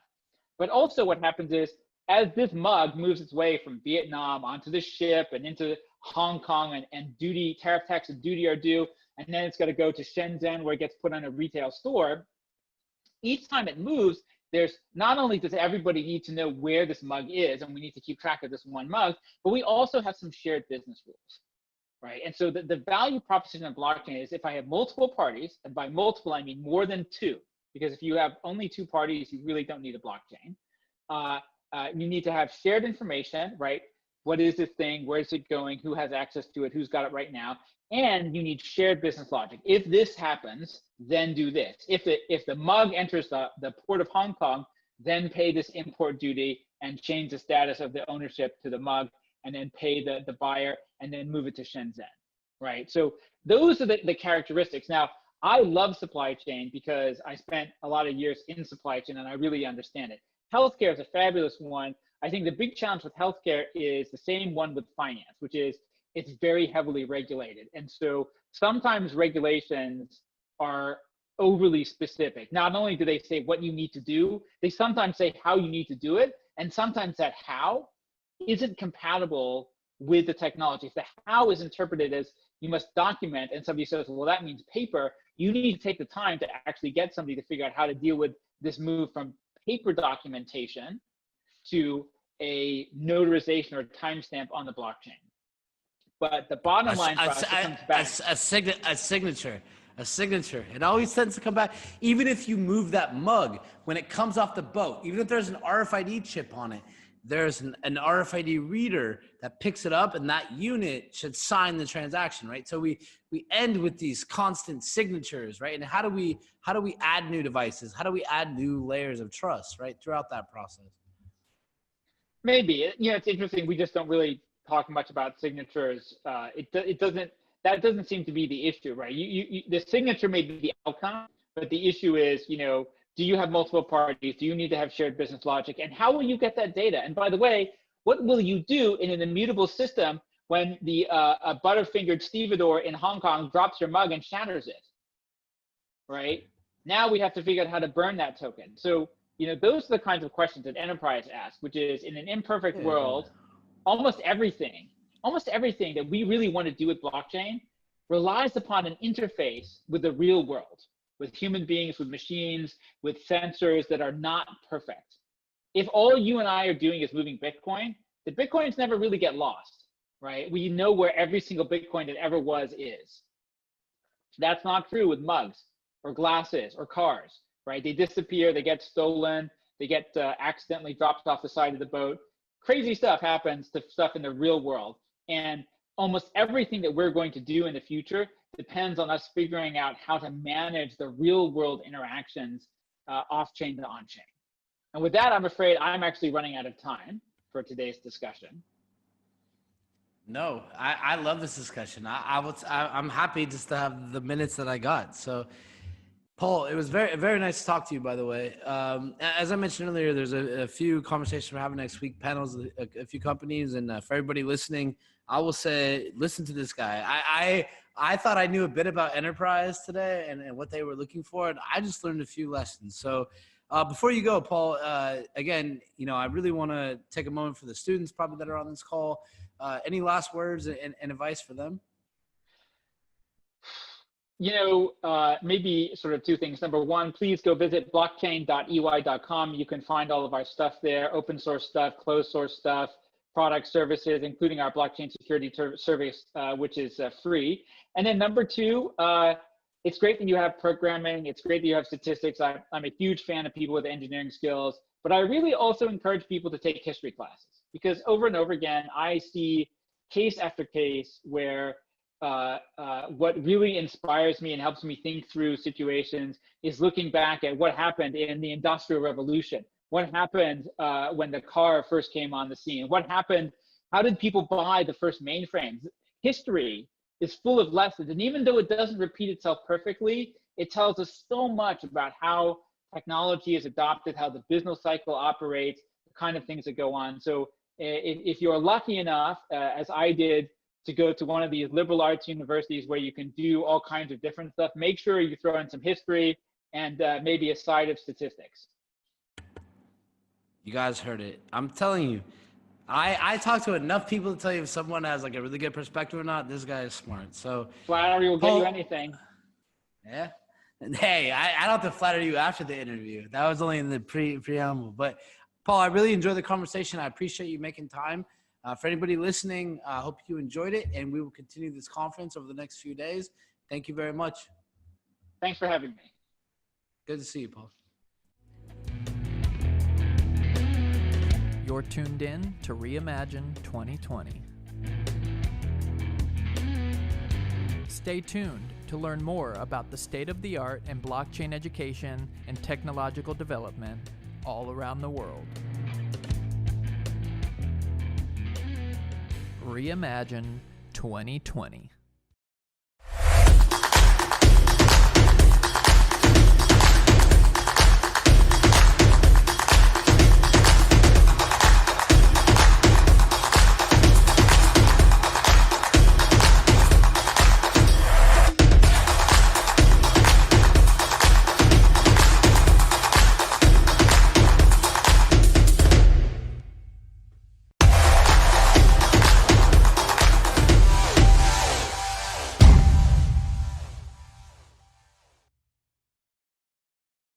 Hi there, I'm Dr. Fauci Nakamoto. I'm here to tell you that if you're having green candle erectile dysfunction, just remember that ETH is money and mark it by that We have some breaking news. The Lightning Network, the Layer 2 scaling solution for Bitcoin proposed by Blockstream, is still just 18 months away. It's only been 18 months since their last vaporware announcement. Back to you.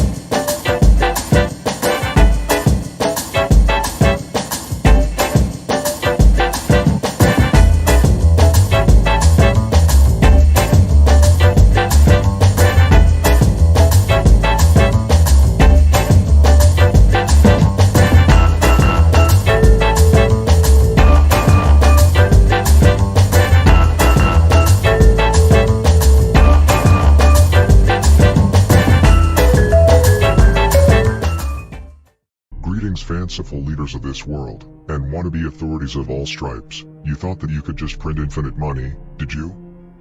Well, the decentralized world of cryptocurrencies is on the rise. It's only a matter of time before the intricate web of blockchain architecture and distributed governance enables so much financial and existential freedom that your model becomes obsolete. Good luck. Time is running out.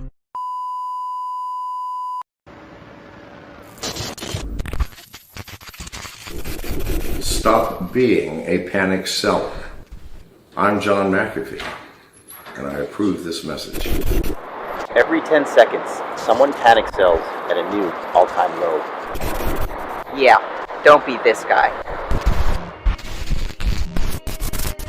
I seen the market drop it, I don't think it's stopping. The voices in my head keep yelling. I guess I'm panic selling.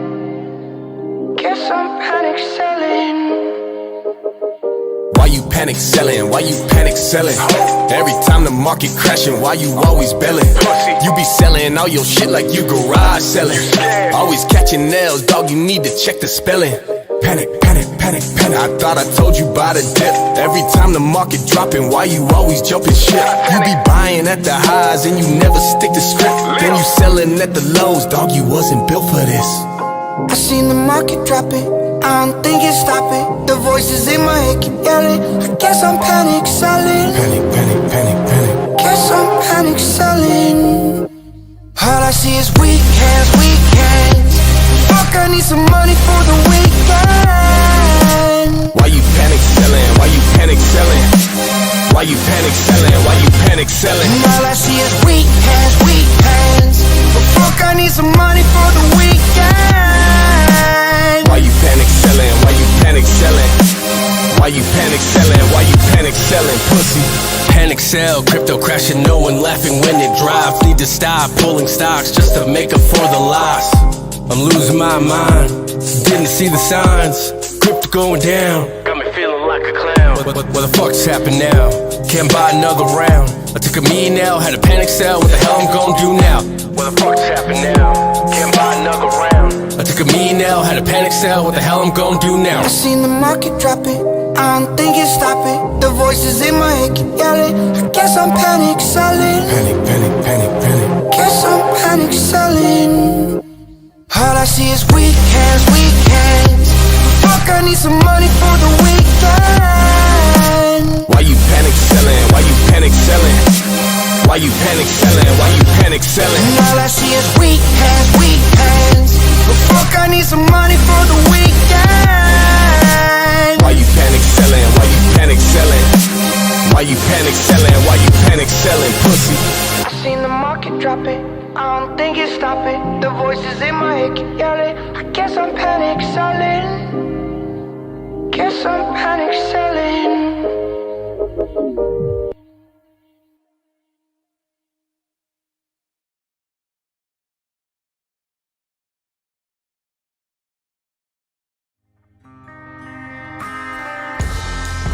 Coming up next.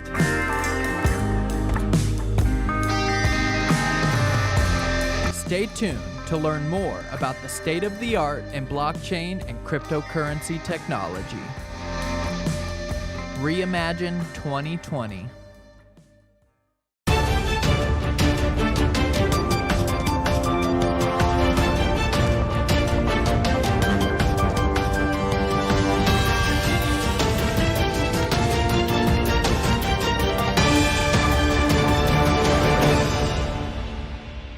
Hey everybody, it is Patrick McLean. As you already know, one of your guests from ReImagine 2020.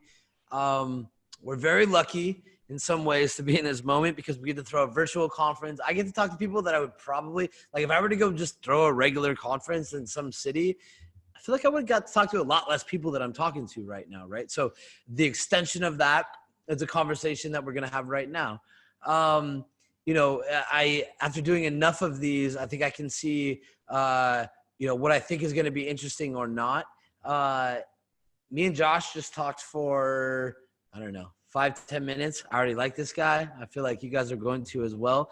And Binance is now setting a record on ReImagine 2020 because they're the first company to have 2 people come on. You guys will see in this conference, Jared Wynn, who came on to talk about Binance Charity, and I think you know, we'll get to a few points here. I think we're gonna do everything we can to help the crypto against COVID campaign. But before I go too long, Josh, tell everybody who you are, what you do, and maybe a little bit about how you got to the space. Yeah, awesome. Thank you for having me. What a real pleasure. Great to be here. I'm honored you've had 2 Binanceans on. I will try and do justice. Jared's a great guy. So, you know, I'm not going to duplicate and talk about the Binance charity stuff, even though we could talk for hours on that. Some super cool stuff happening. But about me. So my name's Josh Goodbody. I'm the Director of Growth for Binance. I also look after the institutional business for Binance as well. I'm originally a lawyer, so apologies. That's the bad news. I spent the last 10 years or so as a financial markets lawyer, really focusing on all things derivatives, all things traded, trading platforms, exchanges. That was really my bread and butter for a long, long time. And I moved out of that after 10 years, really understanding quite a bit about different financial markets. And I thought, I'm going to apply this in this fintech sector, see what I can do with this. And blockchain was kind of bubbling to the surface in 2017. Everyone was talking about, you know, the wonders of blockchain and what you could do with it. So I moved into a fintech company, specifically looking after commodities, so base metals, precious metals. And we started playing around with things like, you know, using blockchain in supply chain tools, so tracking when metals come out of the ground and when they move along the supply chain to a refinery and then a processor. You know, how do you know where this metals come from? So we started playing around with that. So I saw firsthand what you can do with blockchain technology in really old legacy, you know, mining to refiner to end supplier, supply chain dynamics. We did things like playing around with base metals, with precious metals, tokenizing those. So after I'd done that for a while, I thought, wow, this is absolutely fascinating. Like I can see this real world application of blockchain technology. Pretty transformational for some legacy industries like commodities when they're used in smart ways. So that got me hooked. Did a lot of kind of public speaking on that for a while. And that's how I ended up working at Huobi Global, which is obviously a large digital asset exchange. Worked there for about a year as their general counsel, helping them build their international business. Then after that, I worked in a business role to head up Europe and the Americas for them, really focusing on building their institutional business. At that time in 2018, you know, the word on the street was the institutions are coming. So, you know, we threw our hat in the ring and said, right, let's see what happens. Are they actually coming? So we built a business to cater for them, which was really good fun and actually really, really successful as well. Did that for 2 years, really enjoyed working there, connected with some amazing people in the industry. And then I thought, right, it's time for my next challenge. I'd always been you know, in contact and admiring from afar, should we say, the Binance guys, watching CZ Blitzscale with He, the other co-founder. It's hard not to kind of have an element of admiration for what they're building and how quickly they're building that. So it made real sense to join them this year. So I joined Binance in January this year, obviously focusing on the growth side of the business. So that encompasses many areas, regional growth, product specific growth? Can we build new products and services that really, appeal to our global user base? We've got 15 million users in all kinds of jurisdictions and countries. They all have different specific requirements and needs. How can we build products and services that really, attract them? So pretty broad mandate, having a great time so far. Obviously, a lot of travel was originally planned. Now, no travel. But the great thing is I'm connected with people like you, having these interesting chats. I think I've had so many webinars in the past, 2 weeks. I can't even, I can't keep track of it. So I've connected with more people, ironically, virtually, than I have if I was on the conference circuit right now. So actually, there's a bit of an unintended benefit of this this COVID issue, which is you connect to more people. It's quite strange, right? And the costs go down significantly. You don't have to buy plane flights and hotel rooms, right? Yeah. So, and I want to kind of jump a little bit here in a second to, what is growth and kind of how do you guys think about growth, right? Because I think for the probably a large portion of the population, or what we kind of, maybe they're in a bubble, but the people that think they're in crypto or in blockchain, right? The people that kind of know Binance in some sense, they probably don't understand all the different things Binance does, right? They probably kind of think of it as an exchange, right? And then you have the other echelons of people, in the industry that maybe know a lot of the other arms of what you guys are doing. But before we go there, can you tell me a bit about, obviously you have a diverse background, you're a lawyer, right? So you probably are looking at this from a regulatory perspective. As you kind of approach the market, you spent time at Wobi, you're at Binance now. If you were to go back in time a little bit, and look, what were some of the lessons over this time period where you come in and you're like, man, this industry was very unique, and if I could go back, here's what I would tell my past self. Wow. Okay. If I could go back, what would I tell my past self? You know what? I'm going to be honest. I would tell my past self to have jumped in sooner, right? Get involved in this emerging, sector much, much sooner. And I've been looking at blockchain assets for a while, and I knew about Bitcoin and what people were trying to do with it in 2014. I had heard about the halving event that happened in 2012. Didn't really fully understand it, so I'd always really been on the periphery. So if I could go back, I would definitely persuade my past self, do you know what? Don't be a risk-averse lawyer. Don't stick to the chosen, well-trodden path that most lawyers end up doing, which is from a law firm to a bank to somewhere else in-house. Shake it up. Get out of there. Do something different earlier. That's the only thing I think I would tell myself. Take more risk. And if one thing I think has become obvious, it's, the brave win in the blockchain space. You've got to be always pushing the boundary. You've always got to think about innovation. You've got to think about what you can do, where you can do it, how quickly can you get it out there. And having a bit more of a risky, bullish approach to my personal life, i.e. my career, I think would have served me better getting involved earlier. And that's a message I give people as much as I can when I meet people that are not in the sector and they go, I don't really know. No one really knows where this is going to go. Is blockchain going to be wholesale adopted in the financial markets industry? Is blockchain going to be the catalyst to revolutionize commodities? Is it going to be used across the board in, supply chain in consumer goods? There are so many unknowns. No one knows. But I tell you what, unless you get involved early, you're certainly not going to be in the driving seat. And it's, I've been in it for 3 and a bit years now, and it feels like 3 decades. So the amount of change and innovation and companies, scaling rapidly and, should we say, falling equally rapidly, the scandals, the amazing personal stories of people achieving things, in that sense, the crypto space is pretty unique. It's this amazing blend of financial technology with, really cutting edge, kind of computer science and technology mixed together to build these fantastic global businesses. So I tell myself, dude, get out there sooner than later and get involved before it's too late. Well, they say hindsight's always 20/20, right? And I think you touched on some good points, right? Which is, to me, it's always one of the most interesting aspects of the space I'm in it from a little bit from the coding perspectives. I've seen a decent amount on the business side, and I've been in tech my whole life, right? So I've seen enough. And this one's it's just shocking, right? It's just like, it can't just be a technology product. It has to be bound to the Silk Roads of the world, right? Where at one point it was like the drug coin, and then it has to be fighting all banks. It has to be fighting regulators, right? Like, you haven't really seen Mark Zuckerberg dragged in front of Congress and like spanked.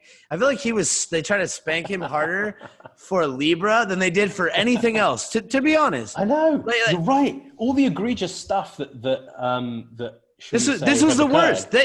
I turned it on. Like, somebody messaged me, and I was in Asia, so I was like, it was late for me. So everybody I knew was sleeping, and I was like, oh, it's on. I turned it on, and I came in, I don't know, 3 minutes in, and the first minute is, you're trying to sell to drug dealers and terrorists or something along those lines. And I was just like, oh, man. I knew at that moment, right? They were confused, but this is why blockchain it fights from so many different angles, right? And then we went from this ICO perspective, right? Where it's like, all right, like, you didn't get rid of it. Okay, now create your own kind of interesting thing, right? So it's like the eternal disruptor.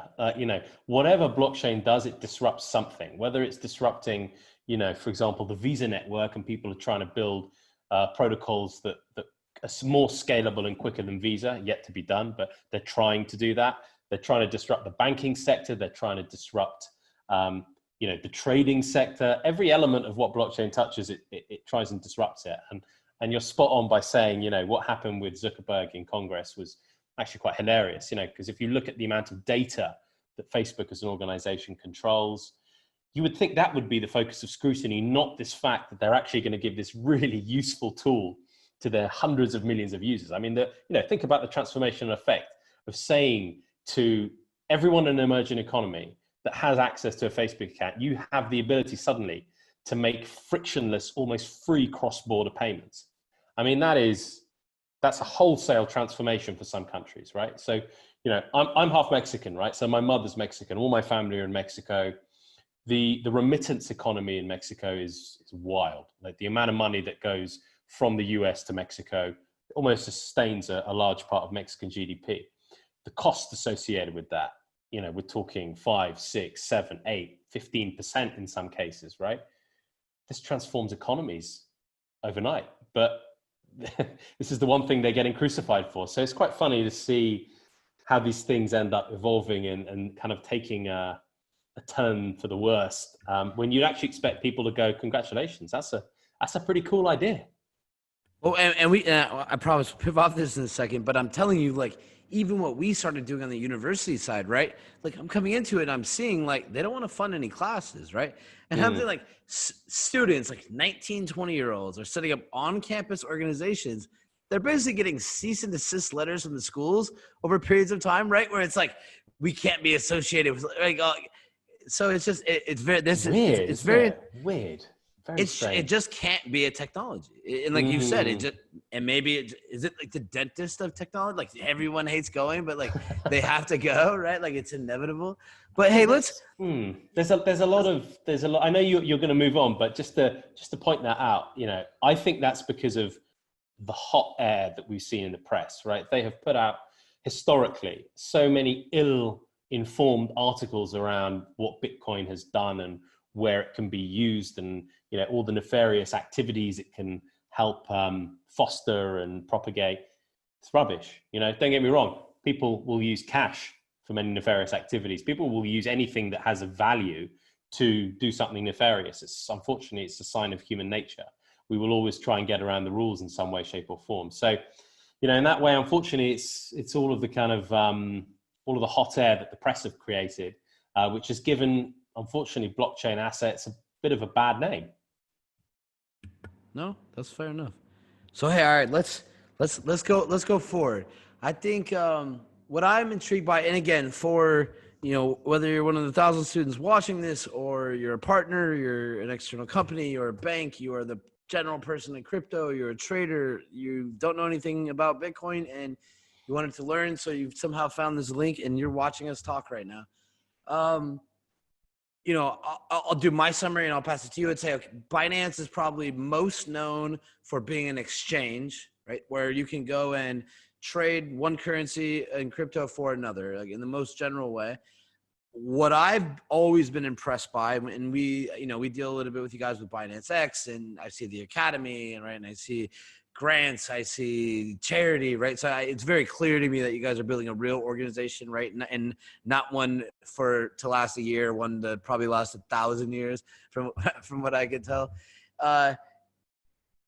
So when you think about growth, right? And I think this is a key part of your job, at least in the description. What is growth to you? And really, I want to paint a picture for anybody listening, because I think there's probably a lot of diverse, interests right now. But how are you guys thinking about growth, and what are those individual elements? Yeah, good question. I mean, at our inception, Binance was created in 2017 to be a digital asset exchange, cryptocurrency exchange, right? That was CZ's background.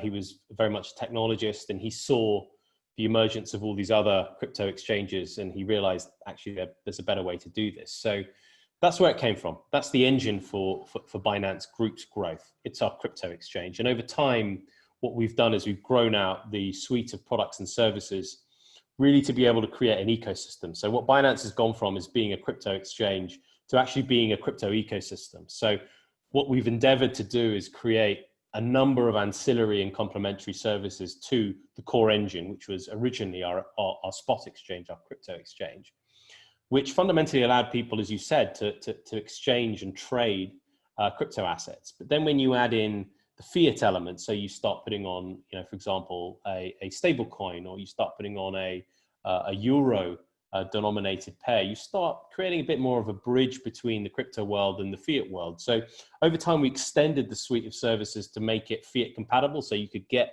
your money on and get your money off. And it allows people to buy into crypto in a seamless way as well. So that was a slow evolution. And then we added on more products and services like our futures exchange. Derivatives are a core part of the evolving crypto landscape. For example, sophisticated trading counterparties want to see it. Retail users sometimes want to speculate, with it.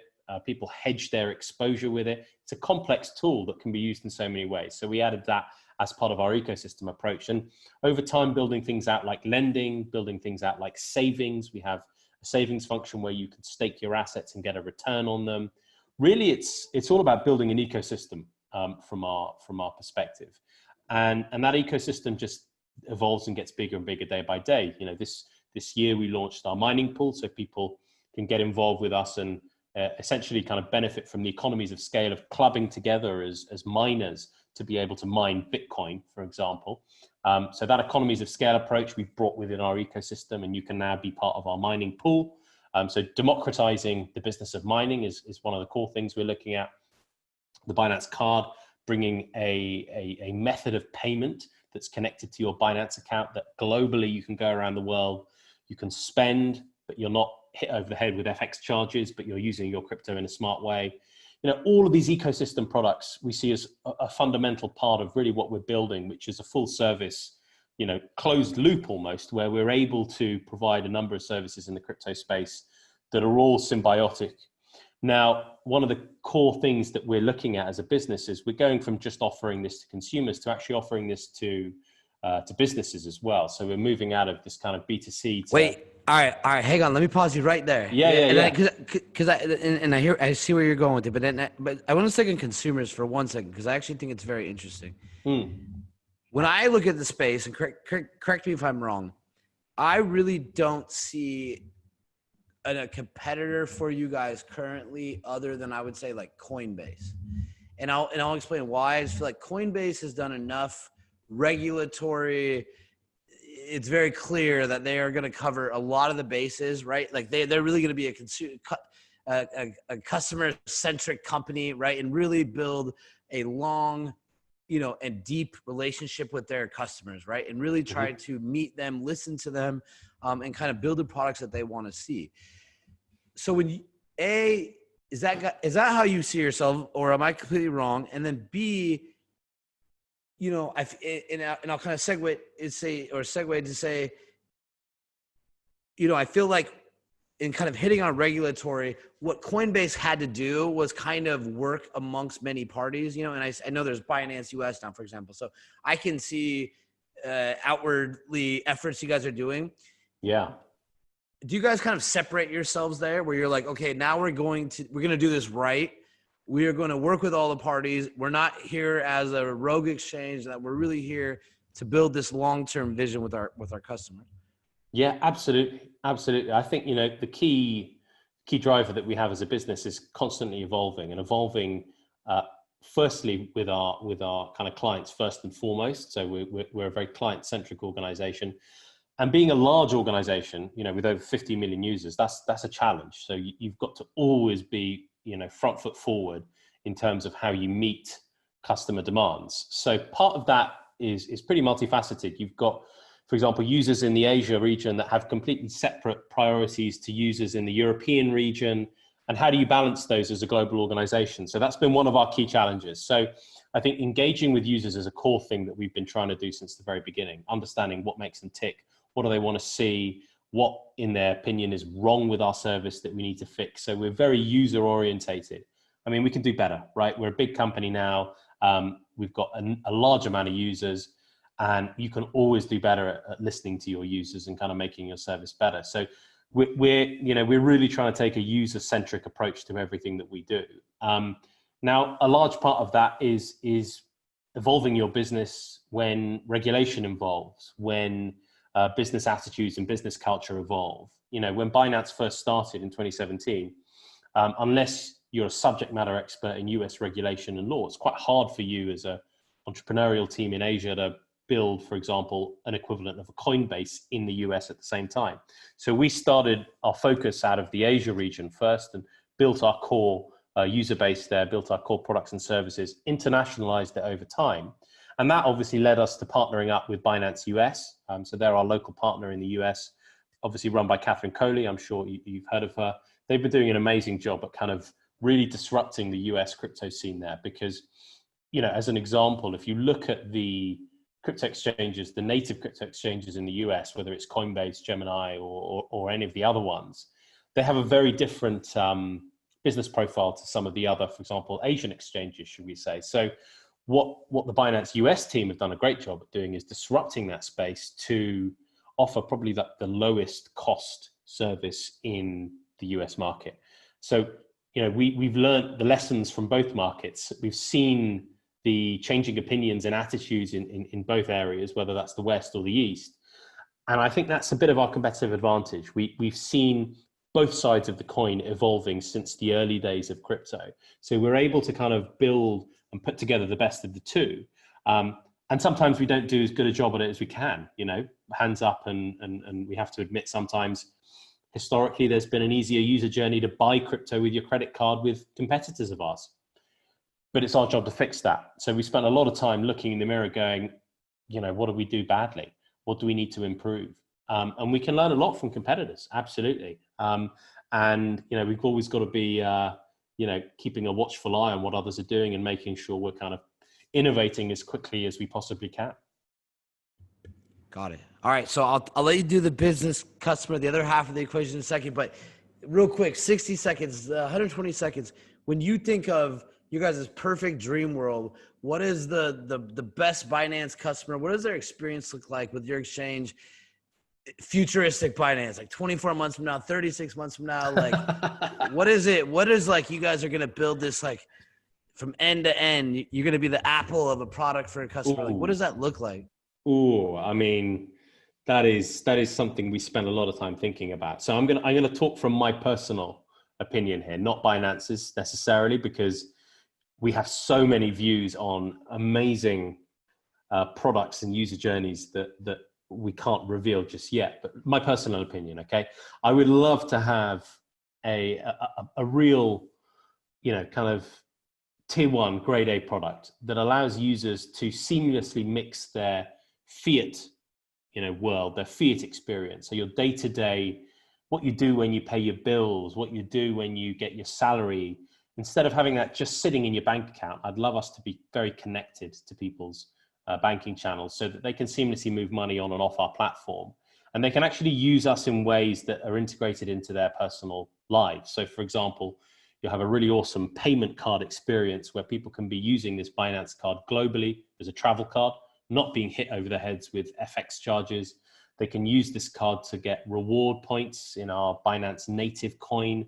They're earning, loyalty points almost by using the card. They're accruing that kind of value. They're getting a rebate on some of their spending.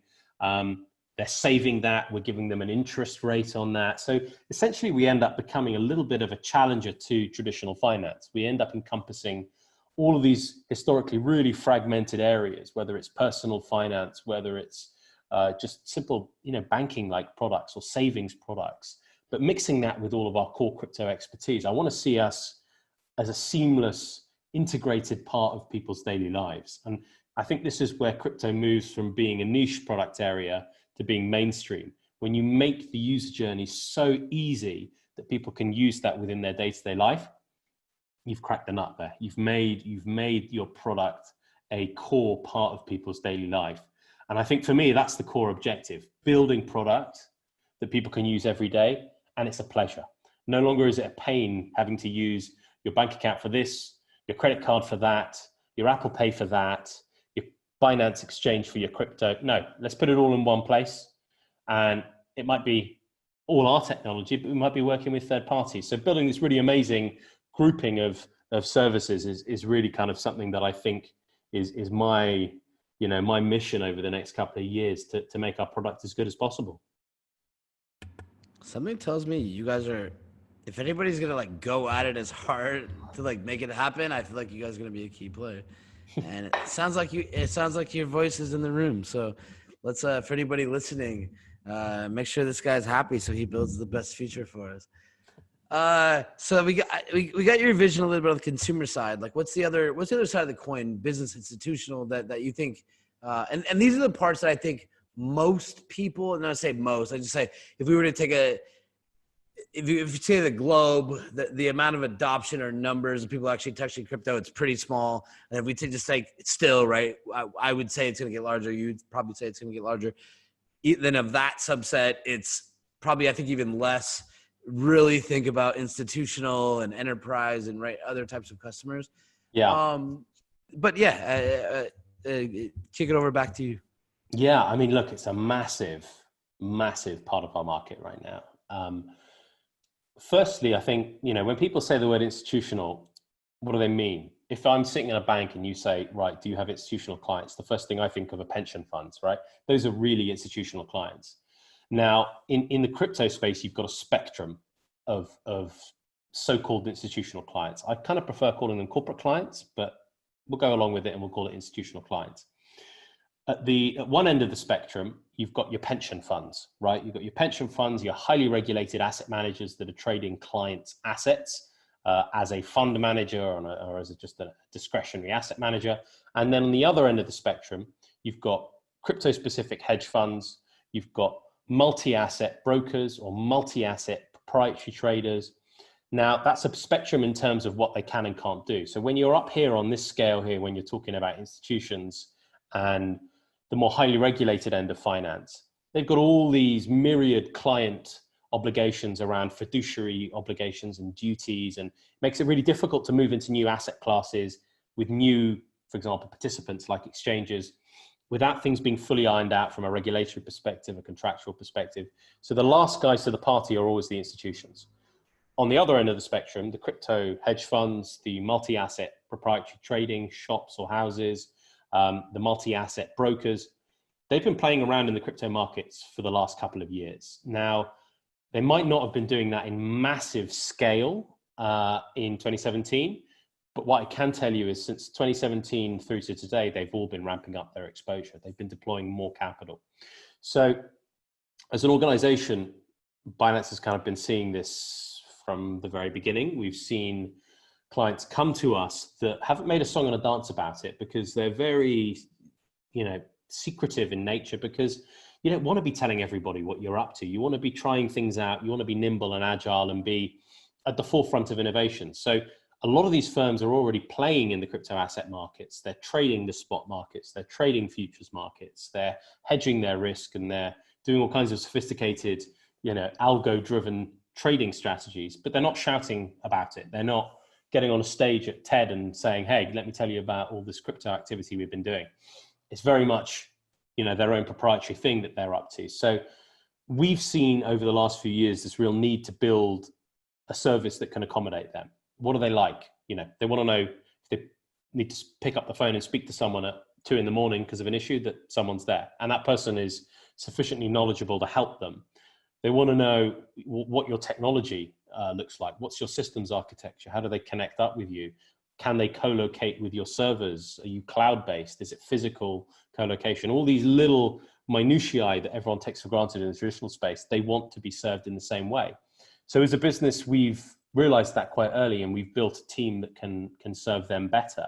So it's quite interesting to hear, what we see a lot in the press around, are institutionals even in the market? Yeah, absolutely they are. They might not be in the scale that we'd like them to. They might be dipping their toe in at this stage. But they have made a slow but gradual move into the crypto markets for the last couple of years. And I think a key driver for that has been regulation, understanding, what you can and can't do in certain markets. All of the service providers that help support that, i.e. infrastructure providers like prime brokers, like custodians, data service providers. A key part of doing sophisticated trading is having good data. You've seen this emergence of an economy around providing services to sophisticated crypto trading outfits, right? And that has led us to where we are today, where a very sophisticated, mature trading company can enter the crypto market with relative certainty that they'll be able to connect in a way that they think is acceptable, i.e. the technology is fit for purpose. They've got the right access to data. They've got the right access to custody. They've got the right access to, for example, financing. Can they get a loan in Tether or Bitcoin or Ethereum? All of these things that are present and have been present for 50 years in finance are now present in crypto. So the tools are there, and I think the progress will be slow and gradual. This whole moniker around big bang of institutions, suddenly they're in. That's not how it works. It's going to be slow and steady. And we're already seeing that. We're absolutely seeing that. And we're trying to build to accommodate that actively. So I guess my next question is, and great insight, by the way, like tons of things to unpack there. I know like a little bit about this. I probably know enough to ask you like really good questions that to like hopefully lead to a good conversation. So now I'm like, you have my full attention even more than you did before. Like I really want to hear, like I'm going to learn a lot right now. But like you said, the institutions care about things. And this is kind of my point where like people would think about Binance as an exchange for retail, investors or traders, right? But they don't understand that at the same time, you guys are working, investing resources, right? Like, where's the profit from what Binance makes a profit? Where is it going, right? Why might that trickle down to people eventually, right? As the institutions, as the companies they might bank with, start to look towards this, right? And whether that is latency caused by geolocation of data centers, like you mentioned, things like custody, which people take advantage, take for granted, I think, where the BitGos, I think, of the world, are big players kind of innovated, and I'm sure there's a lot of aspects that you guys have done as well. But, I guess to your point, it sounds like a lot of the tools are there, and I would tend to agree. Like I try to stay up on it. Like at least at the rough edges, we might not be at perfect, but like 100%. It's like good enough now. So I would say, I feel like we've kind of gotten to the point where their ultimate, whether they're gonna jump in or not, it's not gonna be based on some technicality or some business process. So just really curious, how far back can you go? So do you think like 3 years is relevant or 2 or whatever? Like, where were we at 3 or 2 years ago? Where were we at a year ago? Right. And where are we at today? Is it now, were we on a linear growth curve where like, right. Or do we think it's going to explode? Yeah. I mean, maybe this is me wearing my bull hat a little bit too often, but I really think we are on a much faster growth curve than we were previously. Fundamentally, that comes down to what wasn't in the market a few years ago, right? So a few years ago, if you're a sophisticated trading house and you come to most crypto exchanges, it would be difficult to reduce your latency for your trading purposes by co-locating with certain matching engines. You know, you can't do your strategies over a normal connection, so you've got to be co-located. That wasn't possible. A real understanding of why, for example, the messaging limits that you send as a firm, what's called your API rate limits, right? The amount of messages you can send to a crypto exchange was throttled because crypto exchanges fundamentally were built, most of them, to cater for retail. So the infrastructure around them hasn't always scaled with the volume increasing and consequently the kind of users that end up coming to it. So that wasn't there. Simple things like people being able to get their hands on inventory by borrowing from other people, that loan market, it wasn't there. Prime brokers didn't exist 3 years ago. Your ability to deploy a certain amount of assets, but have those assets used in a really efficient way across different venues, which is normal in the traditional finance world, right? So if you're trading equities and you're trading via a prime broker, you're using the prime broker as your kind of medium for managing your collateral efficiency. So you're not posting collateral everywhere all the time to maintain positions. You're netting across all of them. So this capital efficiency means that most sophisticated firms won't even bother getting into the market unless they know that they can manage their assets in an efficient way. Derivatives. 3 years ago, we didn't really have much options on the derivatives side. So now you've got perpetual swaps, you've got term dated futures, monthly, quarterly, weeklies, you've got options products. You've got more or less every derivative under the sun if you want it. You've got ETNs in Europe that have been listed. So, you know, you have really the ability to have all of these products and instruments that any sophisticated trader would want to trade. You have all of the supporting infrastructure around that built or being built in a pretty sophisticated way. So it's a wholesale change in the environment that we've seen over the last few years. And you actually have the building blocks available to you as a firm, a trading firm, to do your job properly. 3 years ago, that wasn't there. And people that were getting in there were the real pioneers and fighting with systems and, you know, not understanding how to download their trading records from a crypto exchange because that functionality didn't exist. Simple stuff like that. It's completely different when you go to the top 5 exchanges now and you get served as a corporate client. The experience you have today versus the experience you had 3 years ago is night and day. And I think that really allows people to enter the market with confidence. And a lot of it comes down to the nitty-gritty kind of dotting the I's and crossing the T's of, you know, can you as an organization get comfortable at a corporate governance level trading on a crypto exchange? Don't get me wrong, that's important as well. And I think we're getting there in many cases. But the sheer kind of human psychology of it is, are you comfortable putting your money as a business on these kind of businesses, on these exchanges? Are you comfortable? Do you understand what it means if there's an event of some kind of insolvency? Or do you understand what it means if the founder runs away and takes the private keys with him? Like, do you understand that market? Well, we've seen a lot of things go wrong in that time, and we've seen a lot of people future-proof their business because of it. So the level of comfort and certainty in the market right now, in terms of what's, you know, infrastructure providers and exchange providers are offering the market is really night and day. So I think we've made a massive improvement in that sense. So it sounds like, and correct if I'm wrong, it's like everything's there. You feel like, okay, I have all the tools.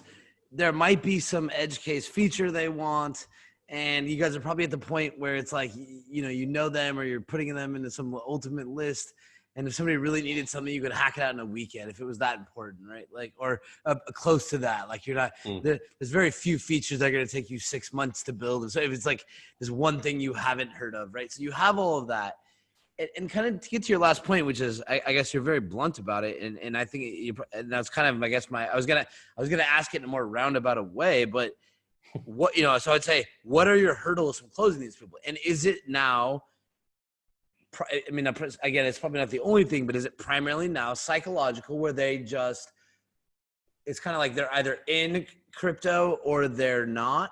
And do you feel like that is then becomes part of your job, or what you guys really, you know, whether we like it or not? And I actually kind of believe this is the thing that kind of comes along with blockchain always.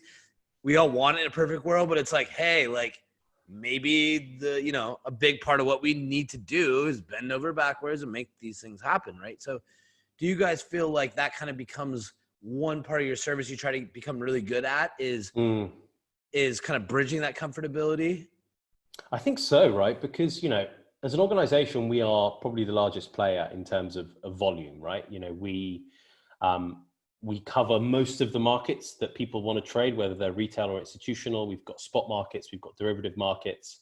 So we also do kind of OTC tools as well. We do OTC trading tools. So we kind of cover all the bases. So because of that, the onus is on us to get people comfortable.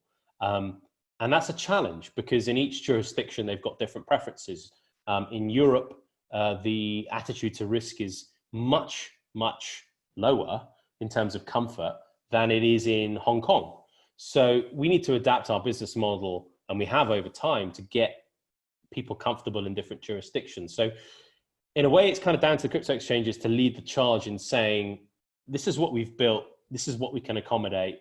And if you ask the questions that you'd ask if you were hooking up to the LSE in London or SIBO in the US, you get the right answers, and you've got the right level of kind of people looking after these businesses that have been there and done that before. So it is quite psychological, I think, because you can always problem solve the nitty gritty granular details of, do you have a compliance manual?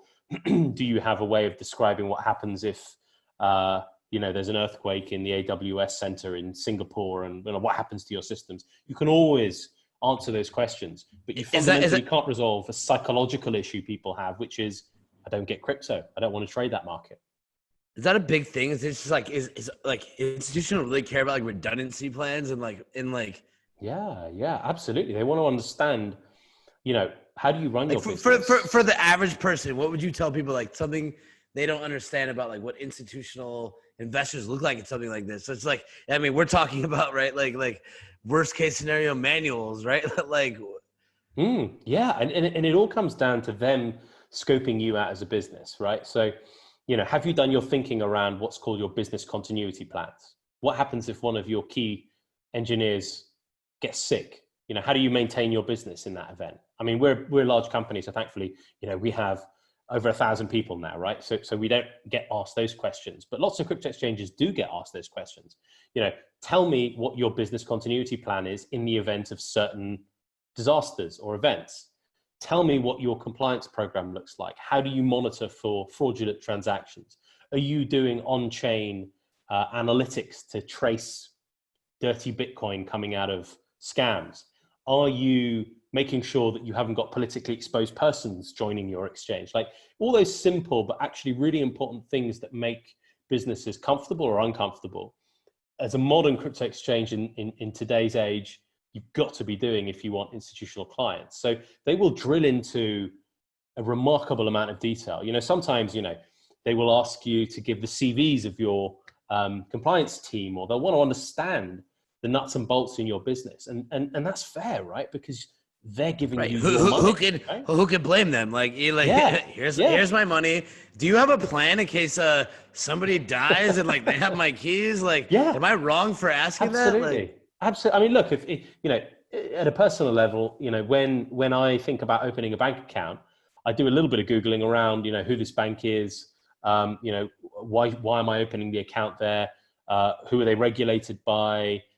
Where are they based? I want to understand where my money is going, right? And that is perfectly reasonable. And I think lots of crypto exchanges have struggled with that new norm that we've entered, which is our market has got so big that we've got to start behaving like other businesses.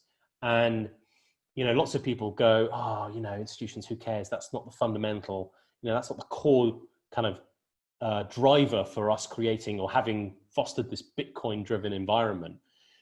Well, actually, unfortunately, they're a reality, right? They are a core participant in our market, and they provide all the liquidity. So, we have to be creating an environment that works for institutions as much as it does for retail.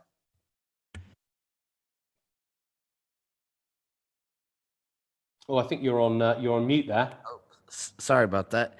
No, I was gonna say, I think people could pick whatever subset of customer and think whatever they want about motives, or I don't want you dealing with this person, or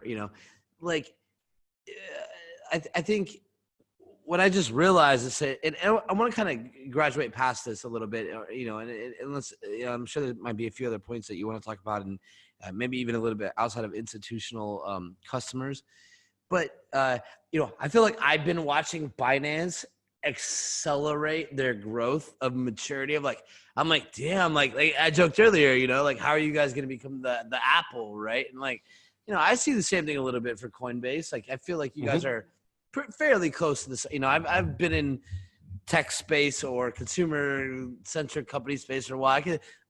You don't accidentally put all these pieces together, right? You do it to kind of build a customer centric model, like you mentioned earlier, right? Yeah. Where you really understand the customer and you kind of fit around them, right? You really integrate yourself into their life, and usually the product becomes better because of it, right?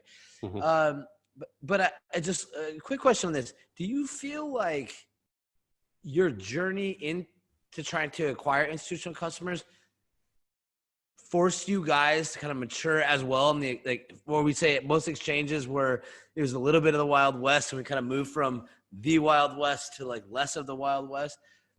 Do you feel like that was a massive accelerant to get your shit together? You got to have a continuity plan in case, right? Like the water cooler goes out, and how are you going to get water? And do you guys know where the coffee comes from? Yeah. I mean, you know what? I think it was the sum of parts for us, right? Really, it was really the sum of all the parts, I think, because as our business grew and grew, simple things like you want to open a bank account, and opening a bank account in a crypto exchange has historically been a challenge. It's got much easier over the last year or so because banks have suddenly realized, what is crypto? How does it work? Who does it? How do they monitor certain things? So that act has got easier. But over time, as a business, when we were doing things like that, you realize that you have to, upgrade your staff as your business gets bigger and bigger. You've got to hire more people with more depth of experience. You've got to fundamentally be on the lookout for, best practice systems and controls and services.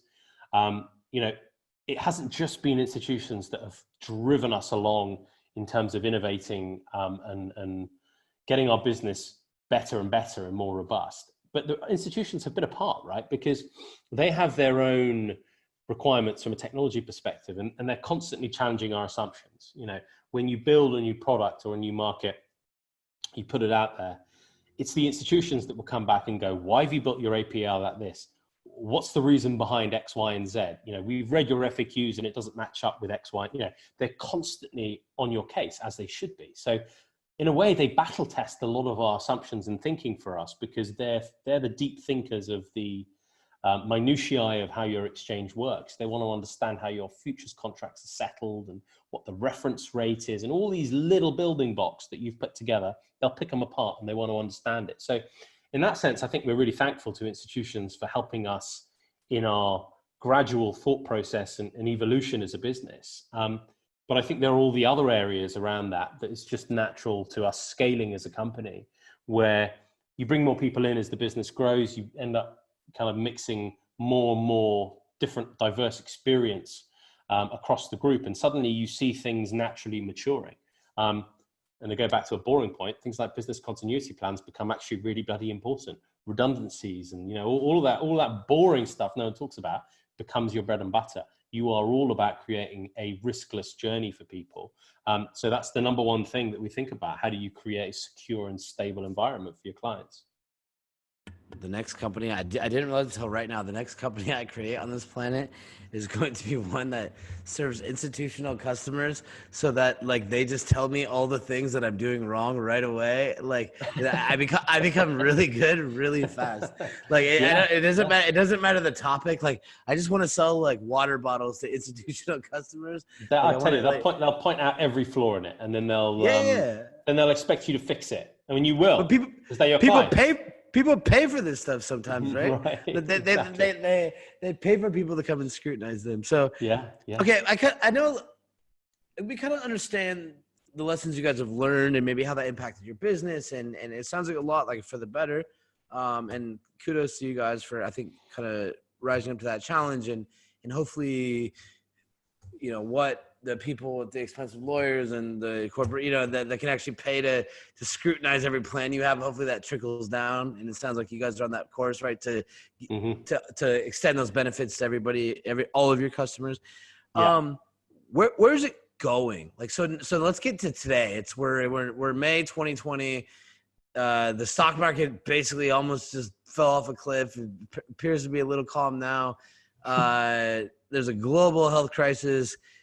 I think a few days ago, Tudor James, he makes a splash moving money into Bitcoin. Yeah. Where are we at now? Yeah, we are. I mean, we're not on the moon, right? Which is a shame. Some of us thought crypto prices would be mooning by now because of the halving. But, a lot of us have been here before. Some of us, like CZ, had been participants in all the previous halvings. They've been working in the crypto industry then. So, we are very much on an upwards trajectory as an industry. And by that, I mean, the amount of new users getting involved in the space day in, day out is phenomenal. It's like a testament to, people being brave and seeing past some of the negative FUD that people see in the news, like new users coming in every single day. And that means everyone is building new products and services. So I think we're very much at this tipping point where things start to become more normal. So you're a crypto exchange. That's pretty normal. Okay, that's just another product and service that people use. You're a wallet provider. Okay, I get that. You offer a crypto card. That's pretty cool. Things stop becoming extraordinary and new and scary. They actually become part of day-to-day life. And I think we're getting there. Now, in terms of, crypto prices, as an exchange, of course, you love seeing people doing well, and people naturally do well, especially the hodlers out there when crypto prices go up. Absolutely. But I think we have to take a step back and take stock of where we are. Bitcoin as an asset where are we today? We're May the 13th. Bitcoin as an asset on May the 13th in 2020 has outperformed every other single asset out there, gold included, right? Now, why is that? There's a number of factors within that. Is it evolving as a macroeconomic hedge? Is it an uncorrelated asset to other traditional assets like equities? Maybe. I don't have a crystal ball, and I don't know whether it will actually fall into that kind of definition or that categorization. We've seen it behave like an uncorrelated asset in some respects. We've seen it behave like an uncorrelated asset. So it's, for some reason, follows the stock market sometimes. When the market crashes, suddenly the Bitcoin price gets dampened. We've seen that quite clear. Every single time there's a market dump in equities, Bitcoin has to some extent been affected. But there are perfectly reasonable explanations for that. When people are getting hit left, right, and center across financial markets, they deleverage their position across the board. What's the first thing that they probably pull and turn into cash to have a bit more liquidity? It's probably their Bitcoin. So there are perfectly reasonable explanations to that, right? But what we have seen that's quite interesting, and we've got this team called Binance Research that dig into micro and macroeconomic factors and sectoral things as well in certain crypto assets. They do a lot of awesome research. They analyze what happened during a number of different world events that you could categorize as, extraordinary moments of, should we say, disruption, right? So one classic example of that was the Soleimani assassination in Iraq. So when the US sent a cruise missile into Iraq to kill General Soleimani, who's the Iranian general. And when that happened, every single market really reacted violently, right? So US equities plummeted, global equities plummeted. People thought we're on the brink of another world war here, right? Now, Bitcoin followed that for a period of time. But actually what was interesting is as these crises grew and grew, people thought, right, the impact of this event, this really quite shocking event, is going to bear the brunt, is going to be felt on equities and other traditional assets. You actually saw Bitcoin behaving as an uncorrelated asset during those moments. So on the day certain events happened, when other assets as a general trend, the S&P went down, you saw Bitcoin go up.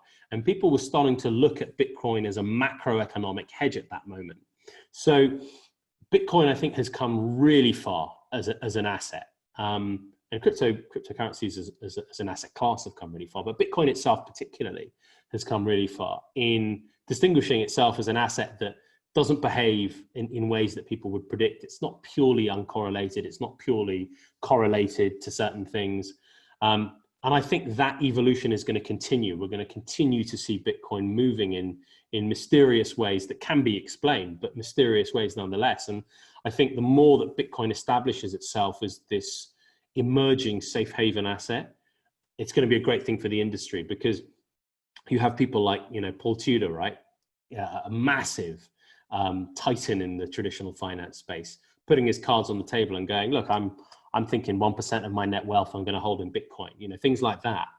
That is a massive, vote of confidence in the underlying fundamentals of Bitcoin as an asset class, right?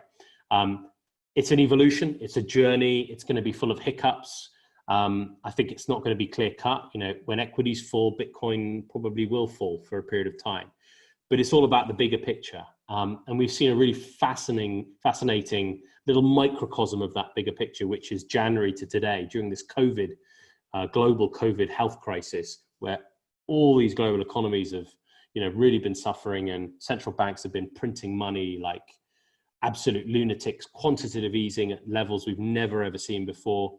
And we've seen Bitcoin behave in a very interesting way. So I think it's the beginning of a really interesting period for Bitcoin as an asset class in establishing itself as a one to watch in terms of allocating and kind of performance for the future.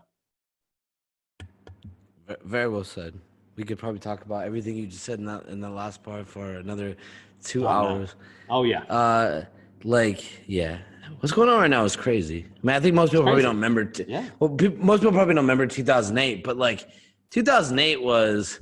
I mean, I can say from an American perspective, it was Obama and McCain were running for president. McCain stopped, went to Congress.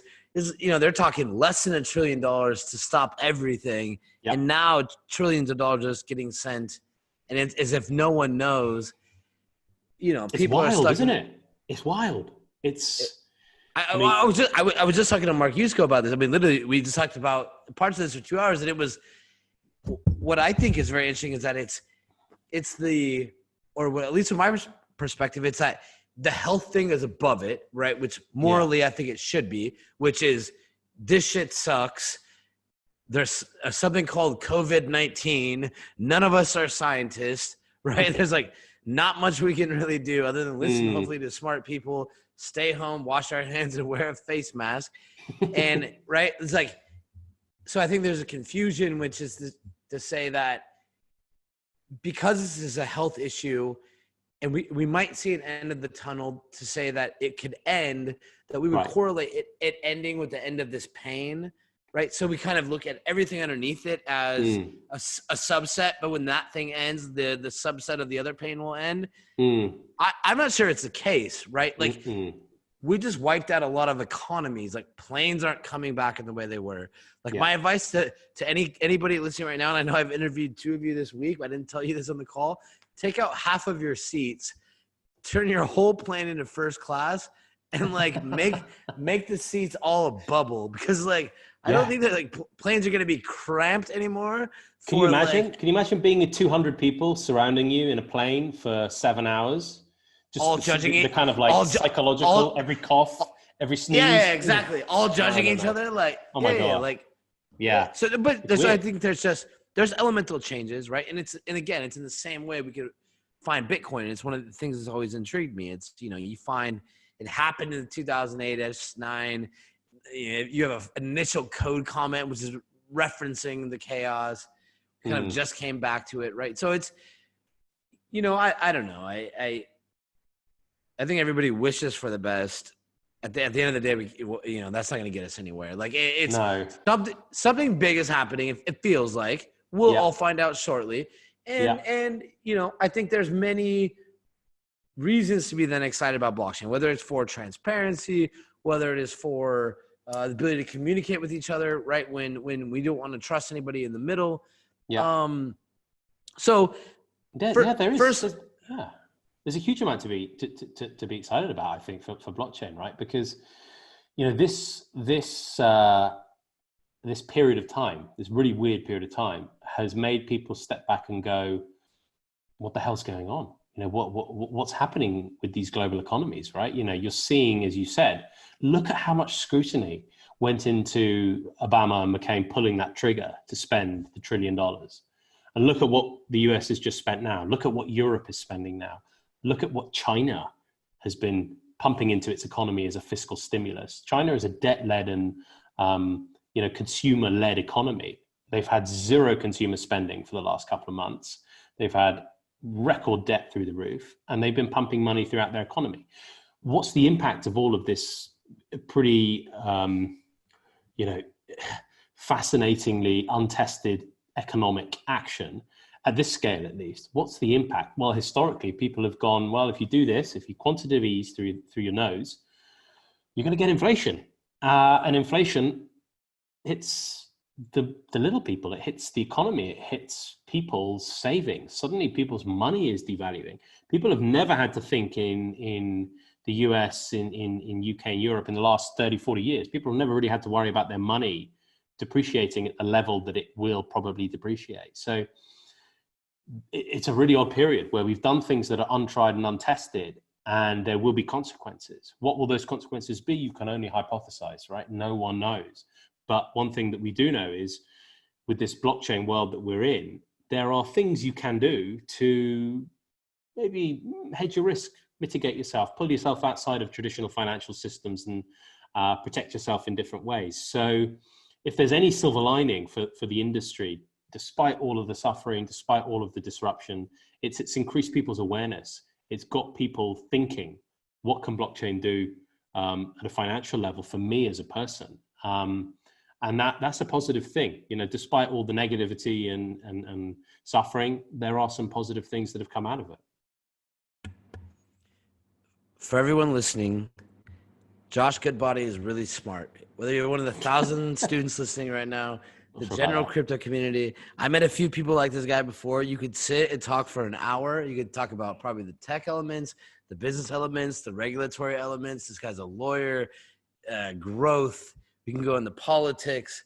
This is the kind of guy you want to listen to, right? Like, these are the conversations we want to have, right? I think sometimes in this space, there is a lot of infighting. There's a ton of confusion. People I'm just shocked at how little people know about individual projects.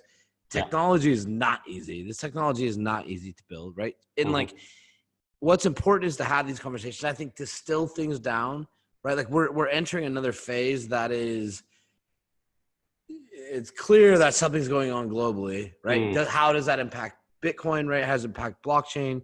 Kind of the key players. But first off, Josh, let me be 30 minutes late.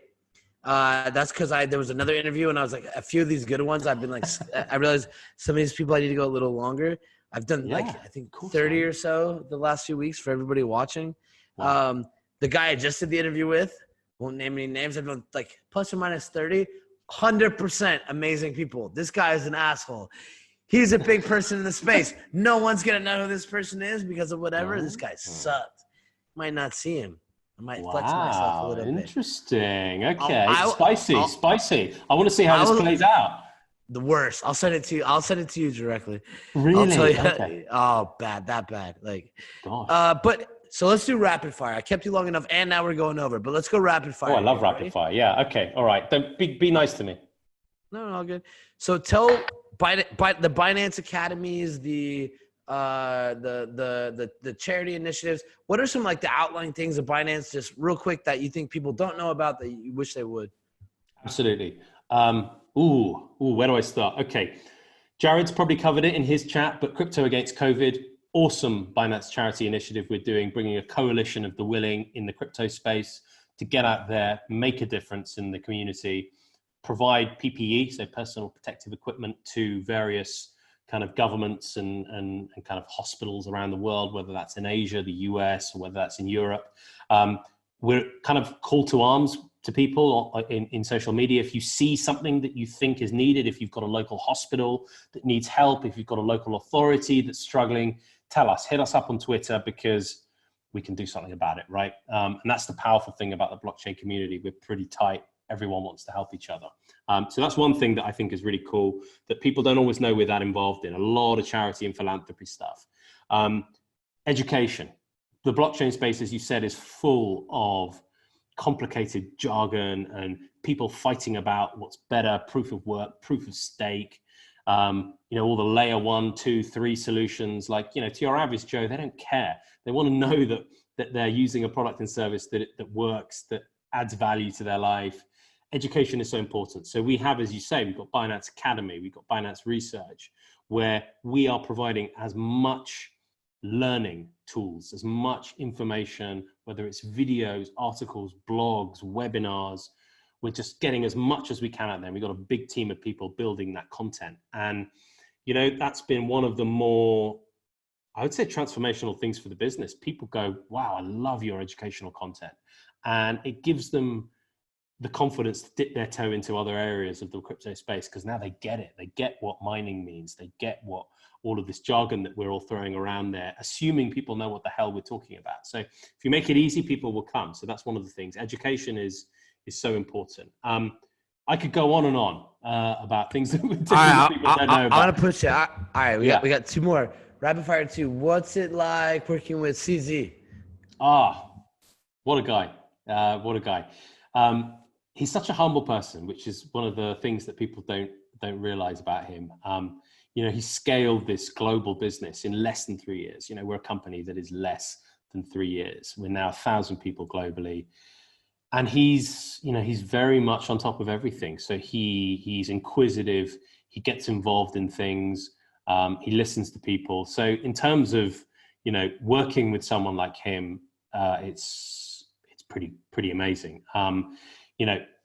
All businesses have challenges, and I think the challenge that CZ has been trying to find and fight with is, how do you scale quickly in the way that we need to scale, but maintain quality of execution?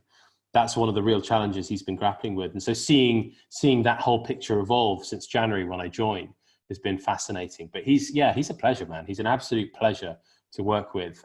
Always accessible, open door policy to anyone in the company, regardless of your level of seniority. If you're super junior, you've just joined, he'll put 15 minutes in his calendar tomorrow to talk to you. And that's, testament to the caliber of someone making themselves accessible to the most junior members of the company at the drop of a hat, right? So all round, really nice guy, really good guy. And maybe you get him on your show for the next interview.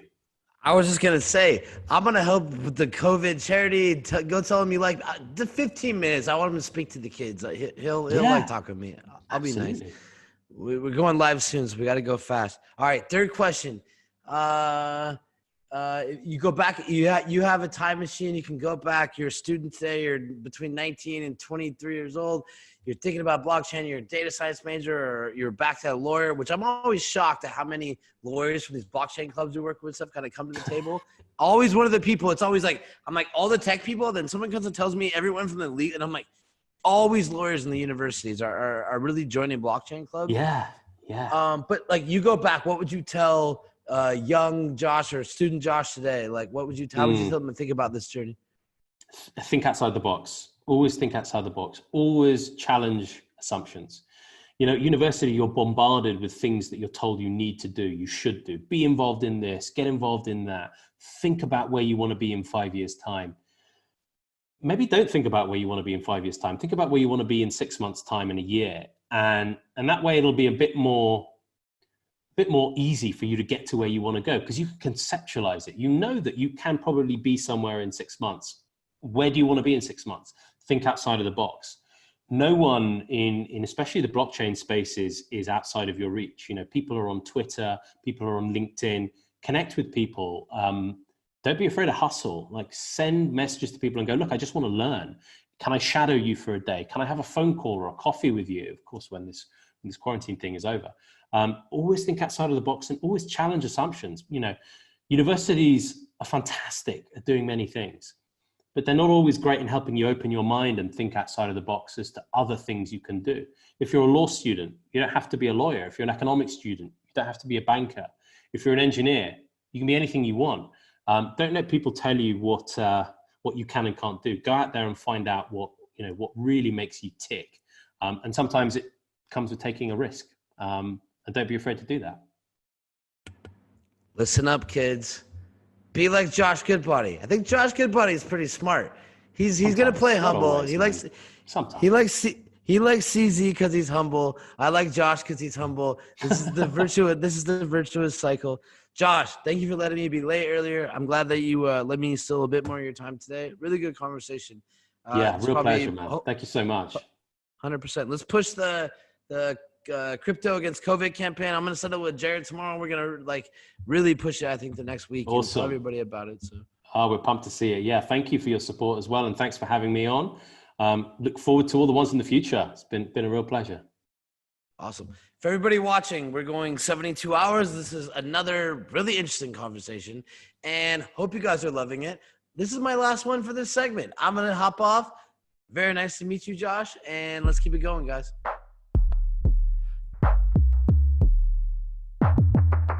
Stay tuned to learn more about the state of blockchain education at major universities all around the world. ReImagine 2020.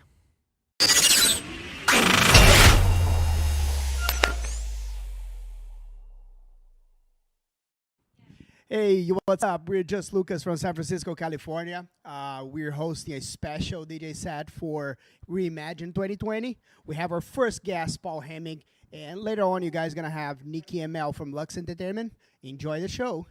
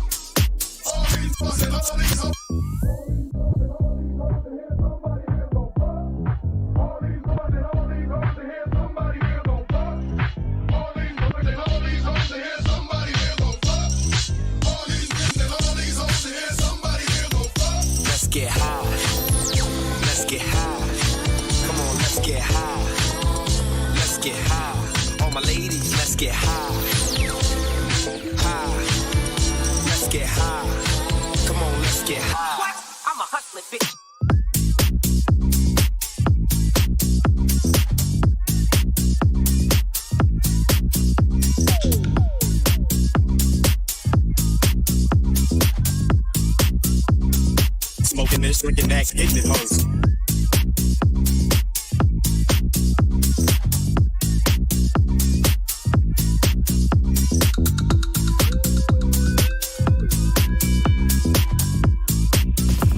Get the loot, get the ice, fuck the white, no doubt. Let's get high.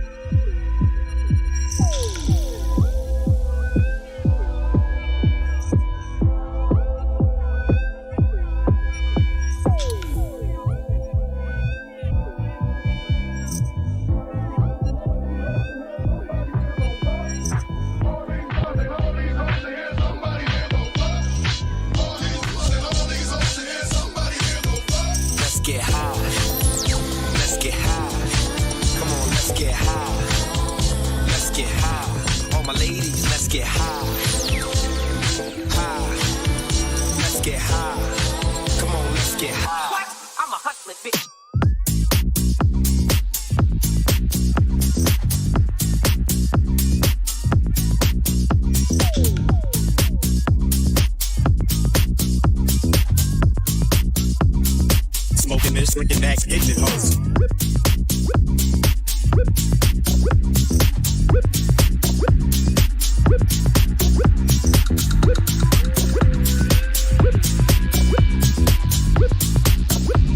Get the loot, get the ice, fuck the white, no doubt. Let's get high.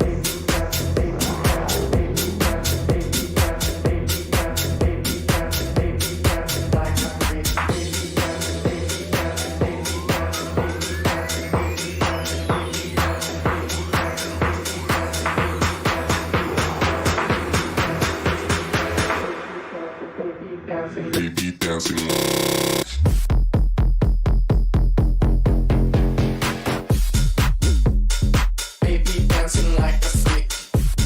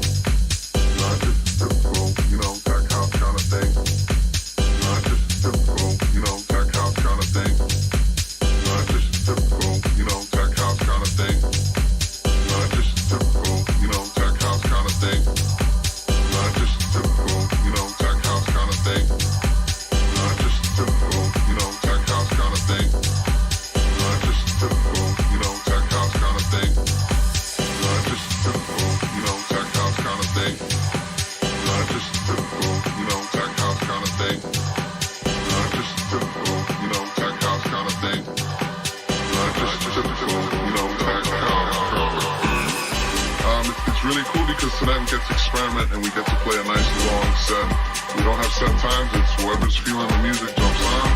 A lot of back-to-back action, so it's going to be a lot of fun. We're going to be playing a lot of different kind of styles of music. Not just typical, tech house kind of thing. Not just typical, tech house kind of thing. Not just typical, tech house kind of thing.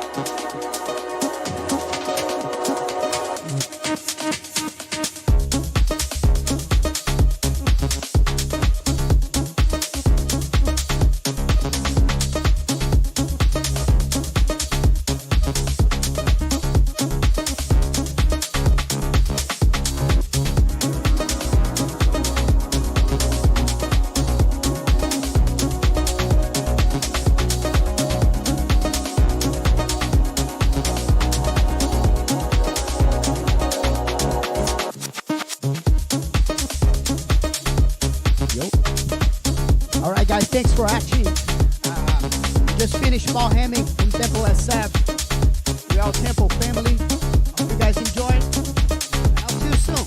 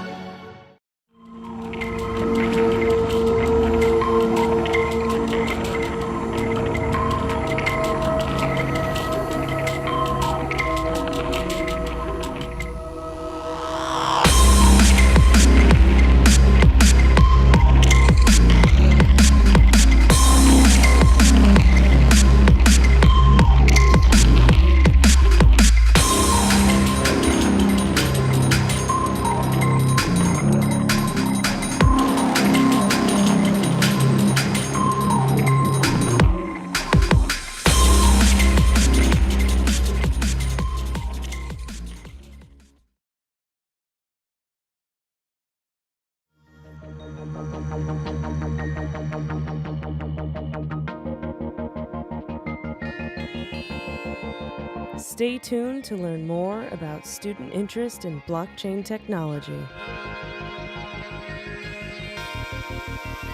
ReImagine 2020.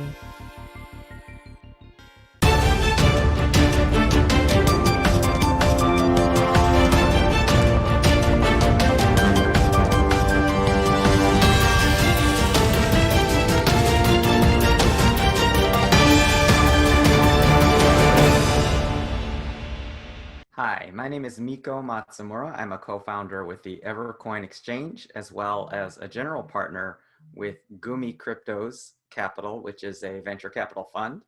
I'm excited to be here at ReImagine 2020.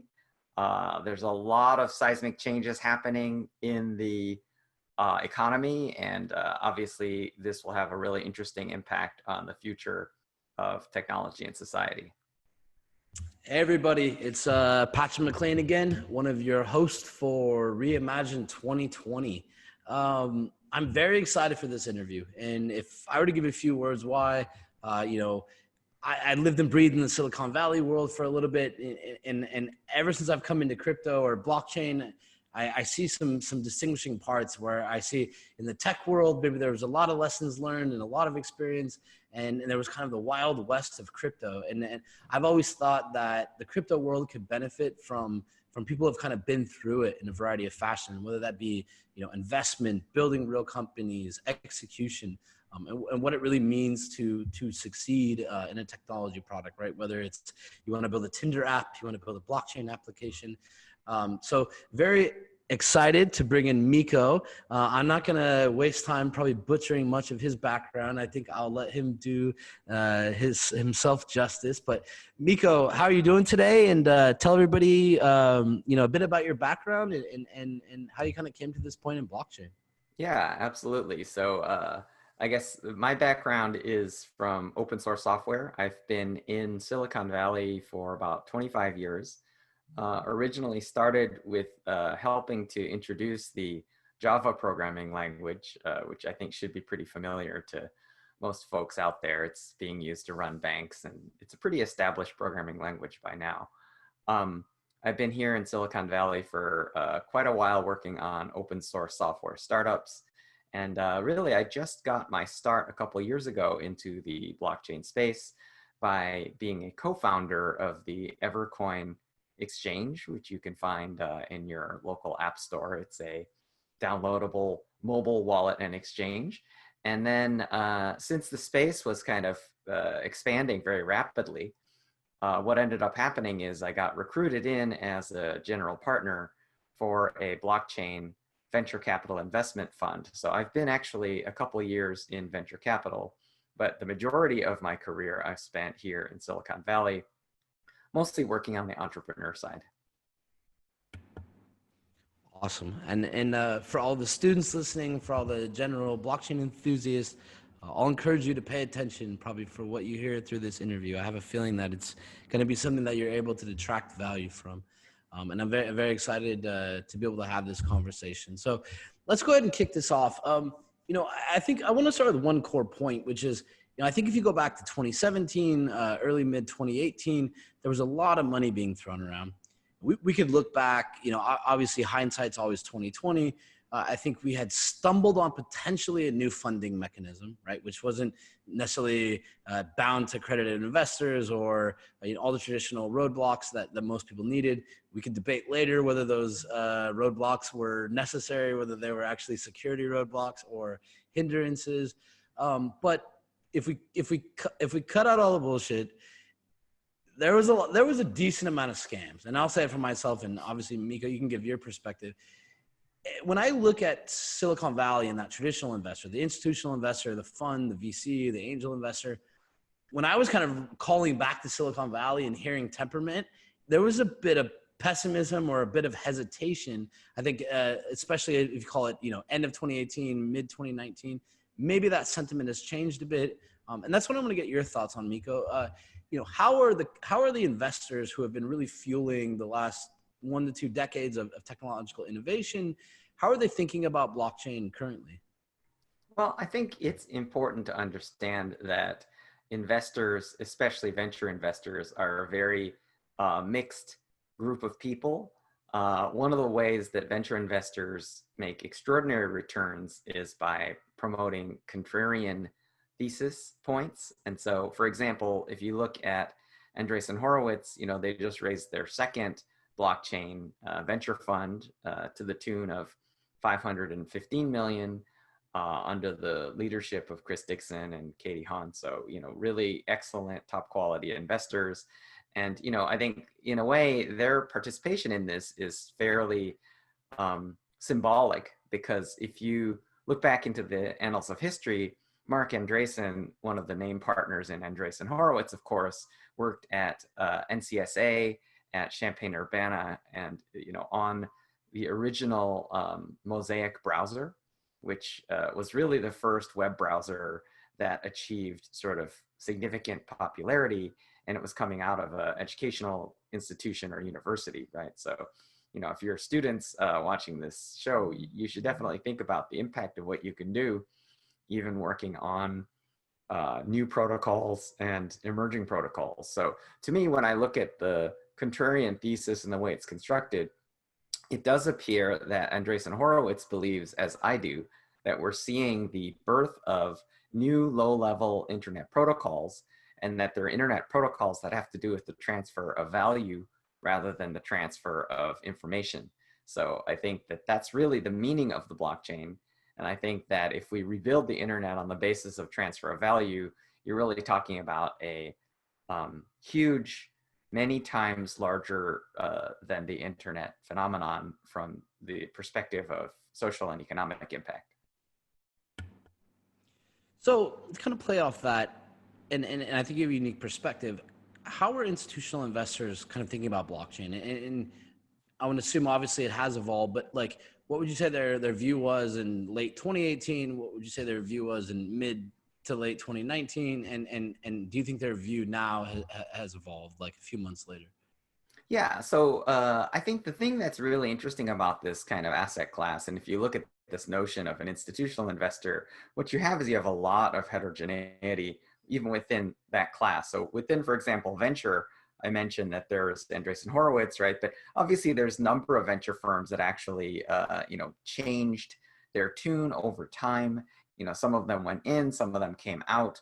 You know, for example, there was a trend for a while around what were called professor coins, right? So, you know, if you look at these kind of Algorand style coins, you know, what you're talking about, or something like Avalanche, which is a different one, you know, there's a variety of different professors at major universities that kind of launched coins. Now, what happened with the launch of professor coins is the venture community responded to those by essentially doing what I think in the history of venture capital is now viewed upon as being overpaid, right? Which is that these were achieving kind of token network values of maybe 40 million, 50 million, 100 million, 150 million, you know, in the form of like a Series A, skipping over the seed stage, the friends and family stage, the pre-seed stage, right? So really, these are kind of highly, highly, highly valued on the theory that there would be a quick impact and a quick time to market, a quick time to liquidity.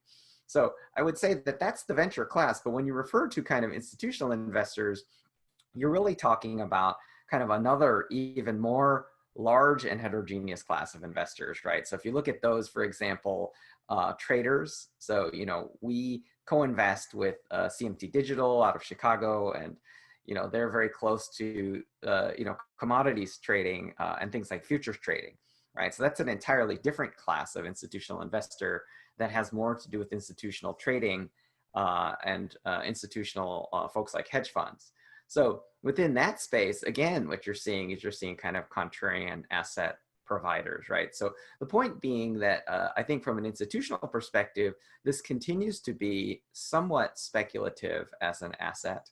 I do think that what we're beginning to see is we're beginning to see that people will introduce it into their basket as a hedge. So there's sort of small ownership from more mainstream institutional investors. Example of that would be someone like a Fidelity, who's making actually substantial investments both on the venture side as well as on the trading and even on the mining side. So, you know, you are seeing institutional players coming in. It's really over time what's changed is, you know, through these different waves of Bitcoin price volatility, you know, the market seems to be continuing to figure out kind of how this asset plays out. Got it. And to kind of unpack that a bit and maybe zoom out, you know, I think if we say, and maybe we'll come back from institutional investors and say, you know, the angel investor or venture capitalist or someone with a 20, 30, $40 million fund 1, 2, 3, whatever. Yeah. You know, I kind of laugh where it's like, you know, on one half I'm saying, okay, Andreessen's signaling to the community, we're putting in 500 million.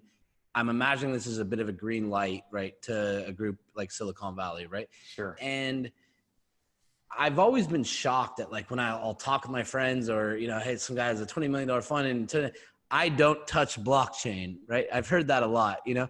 Sure. And it almost seemed to me like somebody saying, I don't touch SaaS. I don't touch AI, right? And I think anybody involved in crypto is probably living in a bit of a bubble where we think we're mainstream to a certain extent, where we might not be mainstream to other people. That's right. But do you think we've kind of gone over that hump, or we're getting to the point where we're going to go over that hump where anybody with a portfolio of technology companies is now saying, I need to look at blockchain because every signal I'm seeing is kind of telling me to go that way?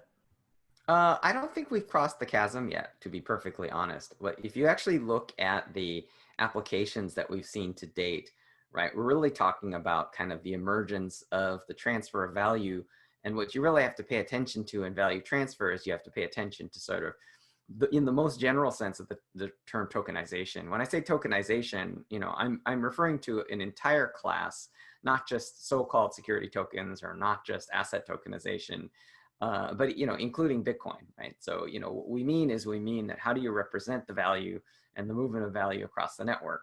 So once you have this kind of concept, then what you need to understand is, you know, how do tokens represent value? How do they retain value? You know, and when you start to kind of dissect it that way, you know, what we really seem to see there being kind of three kind of applications, 3.5, right? So I would say that 3 applications that have emerged. You know, one of the applications is obviously Bitcoin. So, you know, the market is still, even in the stages after, like, you know, more than 10 years, about 12 years, figuring out what Bitcoin is, which is an amazing thing. The reason why the market has struggled so mightily to understand it is that it's new, right? So, if you compare Bitcoin to anything else, it kind of resembles gold to some extent, but, obviously, if you go to Venezuela, there was this event where the, regime was trying to fly a 747 full of physical gold, to Europe and was obviously stopped, right? And so the transportability of physical gold is a little bit less, whereas the transportability of something like Bitcoin is a little bit more. So, but it's comparable in some ways as sort of a risk off asset. The thing that's quite different about it, though, is that as a so-called store of value, what you have to pay most attention to is something that hasn't played out enough, which is the long-term moving average, right? So what you're seeing with it as a so-called store of value is that you're seeing volatility. So if you see price volatility, then it kind of decrements its ability to be a store of value unless you think about it as a long-term store of value and you just ignore local volatility, which is an action that Bitcoinists call hodling, right? So, it feels like hodlers are basically in the mood of ignoring medium-term volatility and just looking for this kind of long-term moving average, right? On the thesis that money printing by governments, which is at an all-time high, will cause eventually the ratio of US dollar to Bitcoin price to change, right? So I think that that's one application that seems very clear. Another application that seems very clear. We know Bitcoin works. Bitcoin works. More or less, we got this Absolutely. one down. Yeah. There's no question, right? So I'm being very conservative about this, but again, you're kind of talking about the lens of institutional investment, which is conservative largely, except for the contrarians, right? So, Ethereum is clearly a functioning mechanism. The programmable money applications, I think, are really focused on things like lending and obviously DeFi. So those applications are obviously kind of hot. There's very few other so-called, I would say the DApp mentality is not really taken off at all because it's the wrong mindset. It's not about DApps. It's really about storage, transfer, and transformation of value in contracts. That's basically what it's about, which is a limited thing, right? If people are like, oh, let's have video games on the blockchain, right? So it's like the only meaningful part of it will be the storage, transformation, and contracts associated with the transfer of value, with storage, transfer of value, and transformation of value. So, that's the internet of value. So, if you look at the Ethereum network, one of the supposed things that happened that you mentioned earlier is the whole ICO phenomenon, which is the wholesale transformation of the kind of capital formation and market access. And, I think it was premature, and I think the regulators were not enthused about ICO, and they continued to kind of pursue companies like Telegram, who, kind of maybe got ahead of themselves. So, with respect to kind of how people view this emerging asset class and blockchain, there's definitely, it hasn't quite crossed the chasm as yet, right? Which means that there's a fairly small number of applications that would be considered killer. Another killer application is so-called stable coins. So I think that's extremely meaningful because it provides a function of, stable transfer of value, and international remittance is another use case for that. So, when we talk about these things, I think the thing that's important to understand is that because the killer applications have been somewhat domain limited in the range of things like financial services, it feels like we're still in the early days. So that people are really investors are very timing sensitive, and the market tends to kind of reason about things on a fairly short kind of 1 year horizon. I think what we'll see in 2020 is probably a Bitcoin all-time high based on the halving, and also based on kind of government money printing. And I think this will actually help lift all of the boats. Because I think the jury is out when you actually look at the overall history of Bitcoin price. What you want to establish is you want to establish a kind of 10-year moving average that just goes up, right? So, I think that that's yet to be established, but I think that, if we have another all-time high, I think that'll be pretty clear. 100%. And obviously there's a lot of things to unpack there. A few other points I want to get to, but I want to stay on this one for a second. And my rationality for it is part of this, what we're doing, I think, with this conference and the elevated conversation we want to have. I would like people to understand. I want people to not make the same mistakes again. Yeah. So I guess I have a question. I'm kind of saying that I think there's still a large portion of angel investors or VC funds or whatever that just kind of they just have like a sign on the door that's like, we don't do blockchain. Yeah. Do you see this? Yeah, for sure. To me, blockchain remains, I would characterize it as a contrarian thesis. And so it is something that you either get or you don't get. So, I have plenty of conversations with kind of so-called mainstream venture capital investors, particularly. But so not to know, but they get money, right? So I feel like maybe sometimes they're like, oh, this might actually be a money-producing thing, but they still have like a stigma. They're like, I don't do blockchain, right? Like, well, I mean, let's put it this way, right? Which is that if you really look at the quality of entrepreneur that historically over the past years, blockchain has drawn, it hasn't been uniformly of high quality, so the kind of signal to noise ratio for venture investors in blockchain is poor because there's a lot of very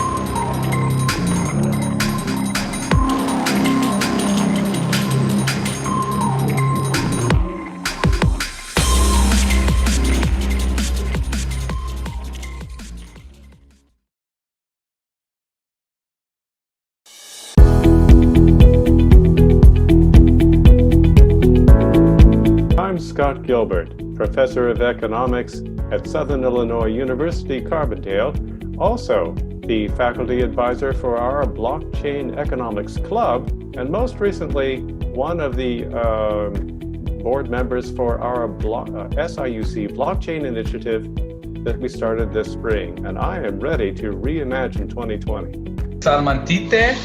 I'm a bachelor student in Prague College. And I'm a student that is participating in our blockchain club, and I'm ready to reimagine 2020. My name's Anish. I'm a graduating senior, heading out of college, I guess this week. I'm going to be working at Google next semester, and I am the current vice president of the blockchain club at UT Dallas, and I'm ready to reimagine 2020. It's Federico Viola. I'm from Argentina. I'm a professor of ethics at the Catholic University of Santa Fe. Santa Fe is my city. And I'm ready to imagine 2020. I'm Ashton Barger. I'm a senior at my University of Ohio, about to graduate in a week. And I am the strategic advisor to my University Blockchain Club, and I was the president last year. We get ready to reimagine 2020. Coming up next.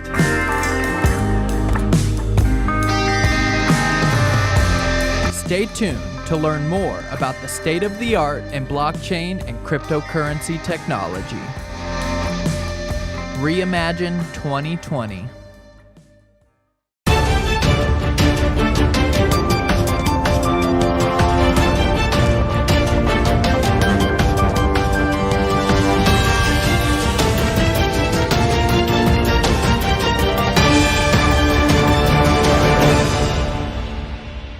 Hey everyone, welcome back to another university segment of the ReImagine 2020 Virtual Blockchain Conference. I'm Ashley Meredith, Head of Education at Mousebelt Blockchain Accelerator, and I'm here with Catherine Carlisle, Senior Managing Director of the Blockchain Center for Excellence.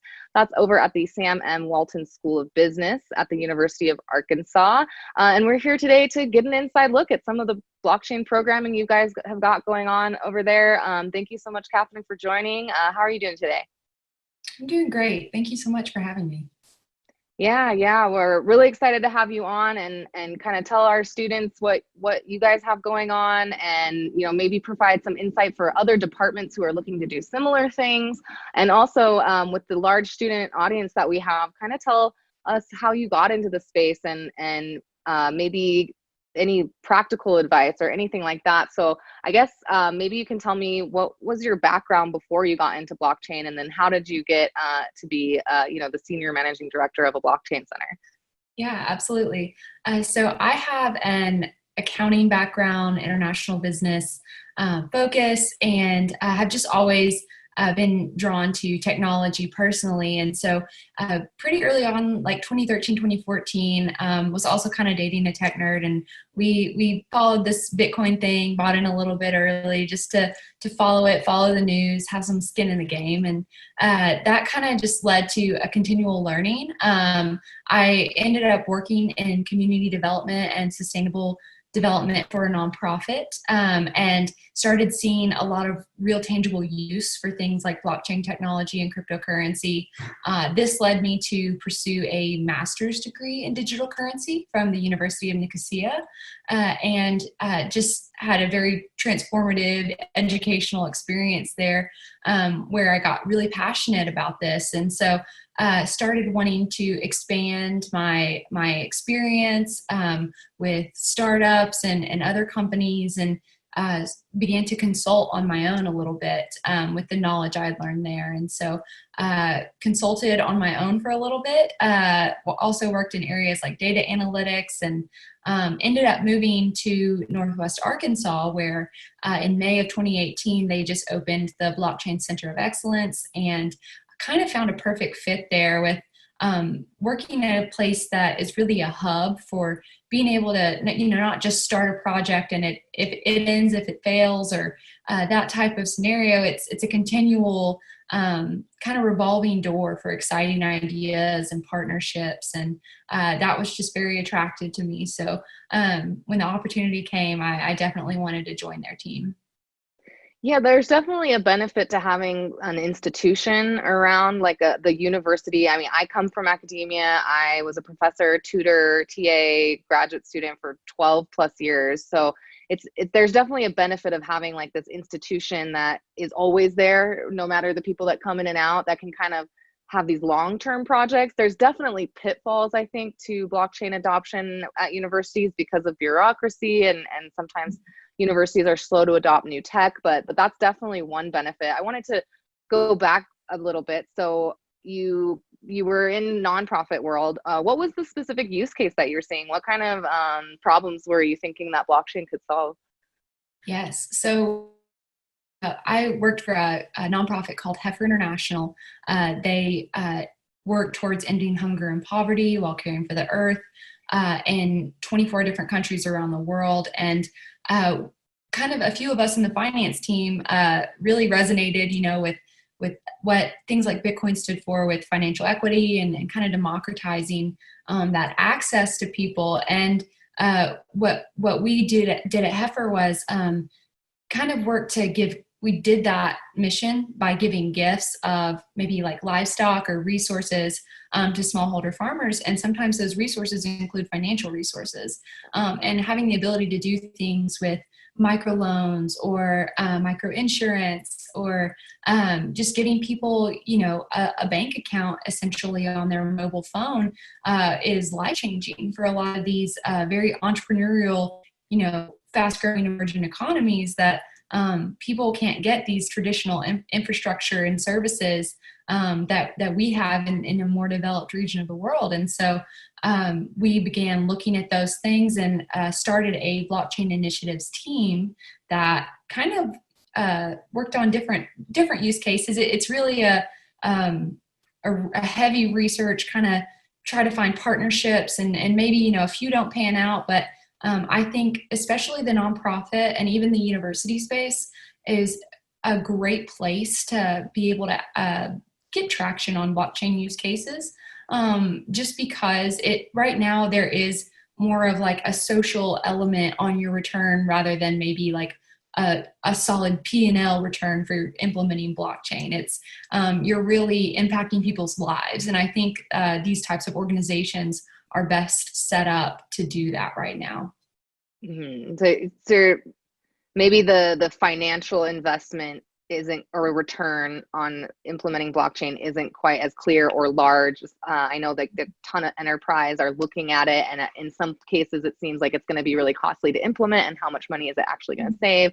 But the things that blockchain can do have such social good that it really makes sense for universities, nonprofits to start using it. So that's really great for our students to hear, people who want to make a difference and who want to continue to work in academia or want to join the nonprofit space. It seems like no matter where you go, and this is what I see with students who come from all over, it's about what you would expect. Like our community, 60% data scientists, computer scientists, engineers, but the rest of those is all law, communications. So there's just a huge opportunity that if you have domain expertise in blockchain, you can apply it to anything. And then there's going to be spaces opening up, like a blockchain research division of a nonprofit. That's super great. Another thing I think it's great for nonprofits is like transparency and crypto giving. Did your company take crypto donations? Yes. So in my work with Heifer, we started accepting cryptocurrencies in 2015. Wow. You can go on their site now and donate Litecoin, Stellar, Ripple, Bitcoin. That it took really building out kind of internal accounting procedures and policies there, and that's why that background was helpful for me, is because you're setting up different segregation of duties, where do your private keys live, all of this stuff that you don't normally think about with traditional giving. And so that's been part of it. We have a team actually in my role as kind of a blockchain advisor, still working with them. We have a team working on product development for a donation tracker. And that's been really exciting to think about how you can transform donor trust and help nonprofits at the same time.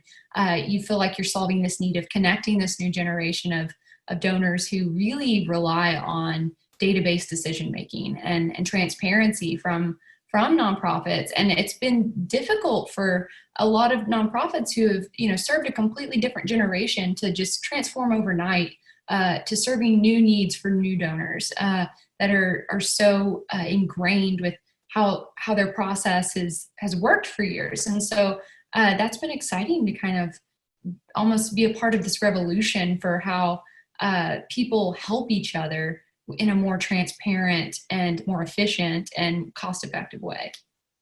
Yeah, so maybe I can ask a question about University of Arkansas, and that'll move us on to talking more about the center. But as far as crypto giving is something that I've really advocated for the last 2 years. So you guys started the center in May 2018. That's when I joined blockchain space as well. So the last 2 years, I kind of keep my ear to the ground on all things universities, pretty much know most of the programs that were out there. Actually, you said you got a certificate from Nicosia, and just for anyone watching or listening who might not be familiar, is one of the first blockchain schools out there. So most people probably do know about it, but maybe you could just tell the students watching, do you recommend it, or how was that experience for you? Yeah, I absolutely recommend it. The University of Nicosia has a free massive open online course, so a free MOOC available for learning about introduction to digital currency. That was the first class I took there, and then you can go on from that class to enter. It's actually a full-blown master's program, so you can earn a master's degree in digital currency from the University of Nicosia. It was the first university to offer such a degree program, and it was started by Andreas Antonopoulos, who is an icon in the Bitcoin and decentralized cryptocurrency space, as being a thought leader. And some of the classes and courses are taught by other experts or Andreas sometimes himself. And so that's what really made it stand out as a program to me. And it's great to be able to get a feel for that workload and what the course is about at first for free. And then you can actually sign on and commit to time and to doing that. And so I definitely recommend that program. But there are so many like free, magnificent resources online also for learning.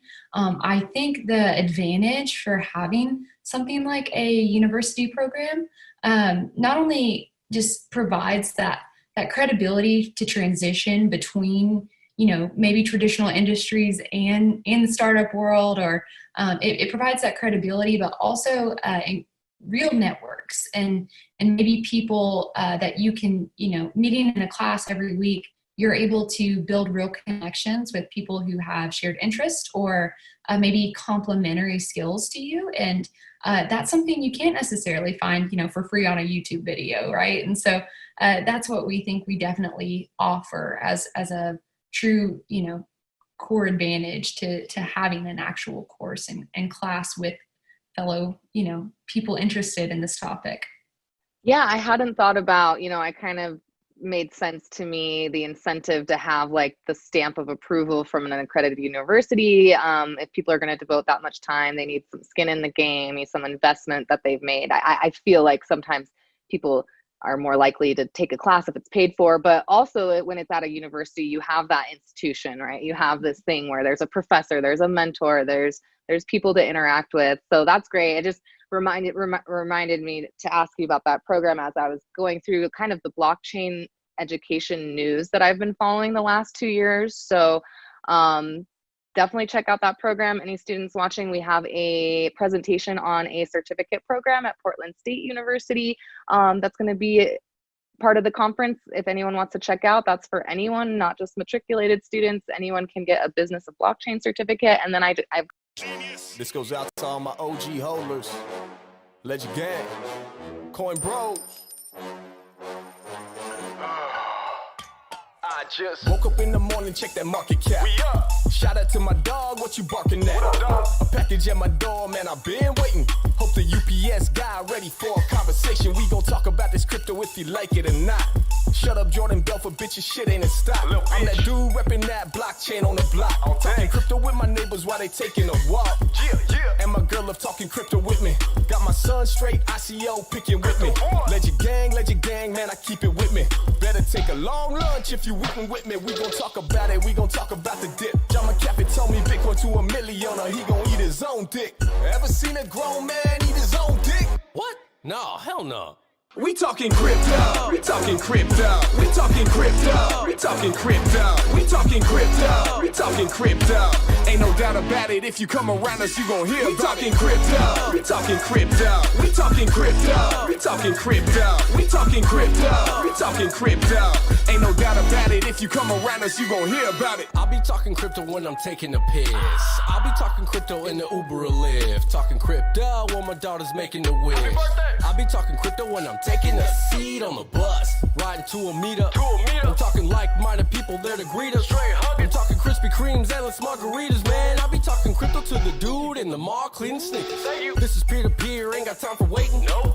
This is peer-to-peer, don't need no bank statement. I got the QR, tatted for that fast payment. Ooh, that's not matching up right. We talking crypto, we talking crypto, we talking crypto, we talking crypto, we talking crypto, we talking crypto.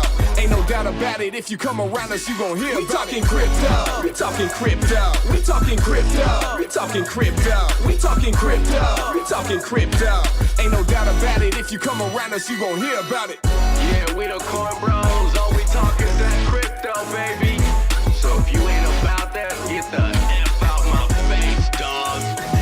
We talking crypto, we talking crypto, we talking crypto, we talking crypto, we talking crypto, we talking crypto.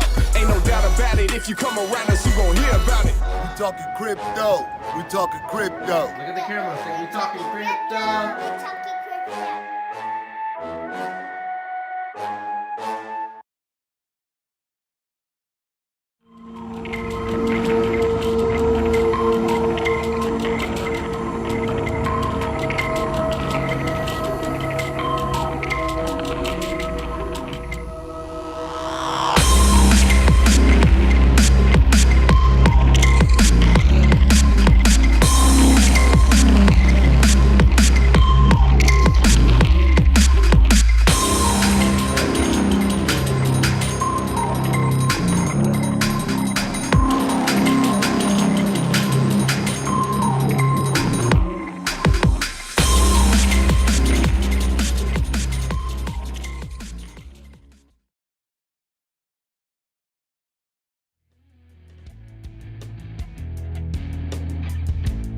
Coming up next. Stay tuned to learn more about the state of blockchain education at major universities all around the world. ReImagine 2020.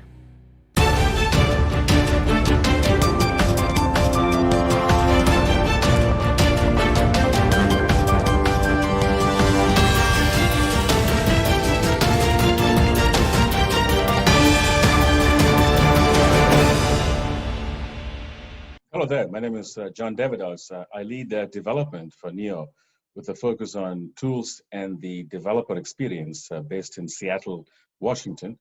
It is my privilege and certainly my pleasure to be here for ReImagine 2020.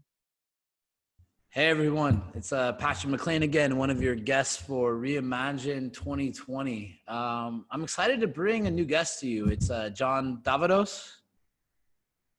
Did I butcher it? No, it's good. That's good. Look, the way I say it is, it doesn't mean anything in English anyway, so it doesn't matter how you say it. So, guys, first off, I had the last week I was able to listen to some of the stuff John had talked about, read a little bit, and definitely excited to have him on as a guest. And even in the few minutes before this call, I think a very positive energy. I'm big on first impressions, so I'm excited for you guys to get to know him. And I'll stop butchering it. But John, for the audience, why don't you introduce yourself a bit, maybe a bit about your background and maybe the journey that kind of led you to blockchain and why you're excited to be a part of it. Oh, absolutely. Again, thanks again for making time for me. Yeah. So look, I'm from India originally, grew up in East Africa, Tanzania, went to school in India and the US. I have a bachelor's, master's in computer science, did PhD work in machine learning long before machine learning was cool and sexy. Spent about 19, 20 years at Microsoft working on platforms. I led architecture for the .NET platform V1 and V2. Spent many years shipping tooling, frameworks, and libraries for millions of developers worldwide. Worked on 2 machine learning startups that we exited. I first encountered crypto about 10 years ago. At that time, I was mostly dabbling, obviously, in the coins, but during my startup adventures is when I went deep down the rabbit hole, as they say. I realized the potential of the platform and the opportunity that we had to serve millions of developers worldwide. And that's what led me to NEO and to work on building the best possible tooling and experience for developers on the NEO blockchain. Got it. So you and I were chatting before. Obviously, you grew up in Tanzania. I was just there for a little bit, but it's always one of the examples I've used, since I had a short time there, and say, man, if 10 years ago I was there, 12 years ago, and say they were using M-Pesa, they're sending money from Nokia T9 phones, right, back and forth. So while some of us in the world might think we're novel to have Venmo, right, or make these transactions, or we might think that certain countries aren't as technically advanced as us. And the flip side, I would argue, what were the experiences that growing up there, or that you've seen, or that you're aware of, that kind of influence how you think about blockchain? Oh, absolutely. Look, I mean, I had a fantastic time, about 8 years growing up in Tanzania, all over the place. Arusha, like you said, Dar es Salaam, Tabora, Mbeya, Bukoba, all over. So a few things I learned. Firstly, I would say, necessity is the mother of invention. And I think M-Pesa, as you said, very clearly grew from the need to find a way to transact, to exchange. And being able to use, cell phones and texting was a very powerful way to fulfill a need in the marketplace. The second thing I would say is, in terms of the opportunity to serve millions of people worldwide, there is still a huge opportunity for the man in the street, the common man, the common woman, to contribute and to benefit from what they have to offer. The world as we see it is still lopsided. And I see the potential of the blockchain platforms to do our small bit to make this a much more fair, much more equitable, and provide opportunities for people to benefit from their energy, from their potential, and from their contributions, and certainly growing up in Africa and in India, gives me a certain perspective that I hope to bring to bear in both the tools and the apps that we build. Got it. So when we touch on that subject of experience, obviously you've had a pretty seasoned background in technology. How did that influence, what were those past experiences? And I guess maybe I'll zoom out for 1 second and say, I'm always intrigued, we have a development team, and I've always looked at, why aren't there more blockchain developers? What are the difference between a regular developer and a blockchain developer?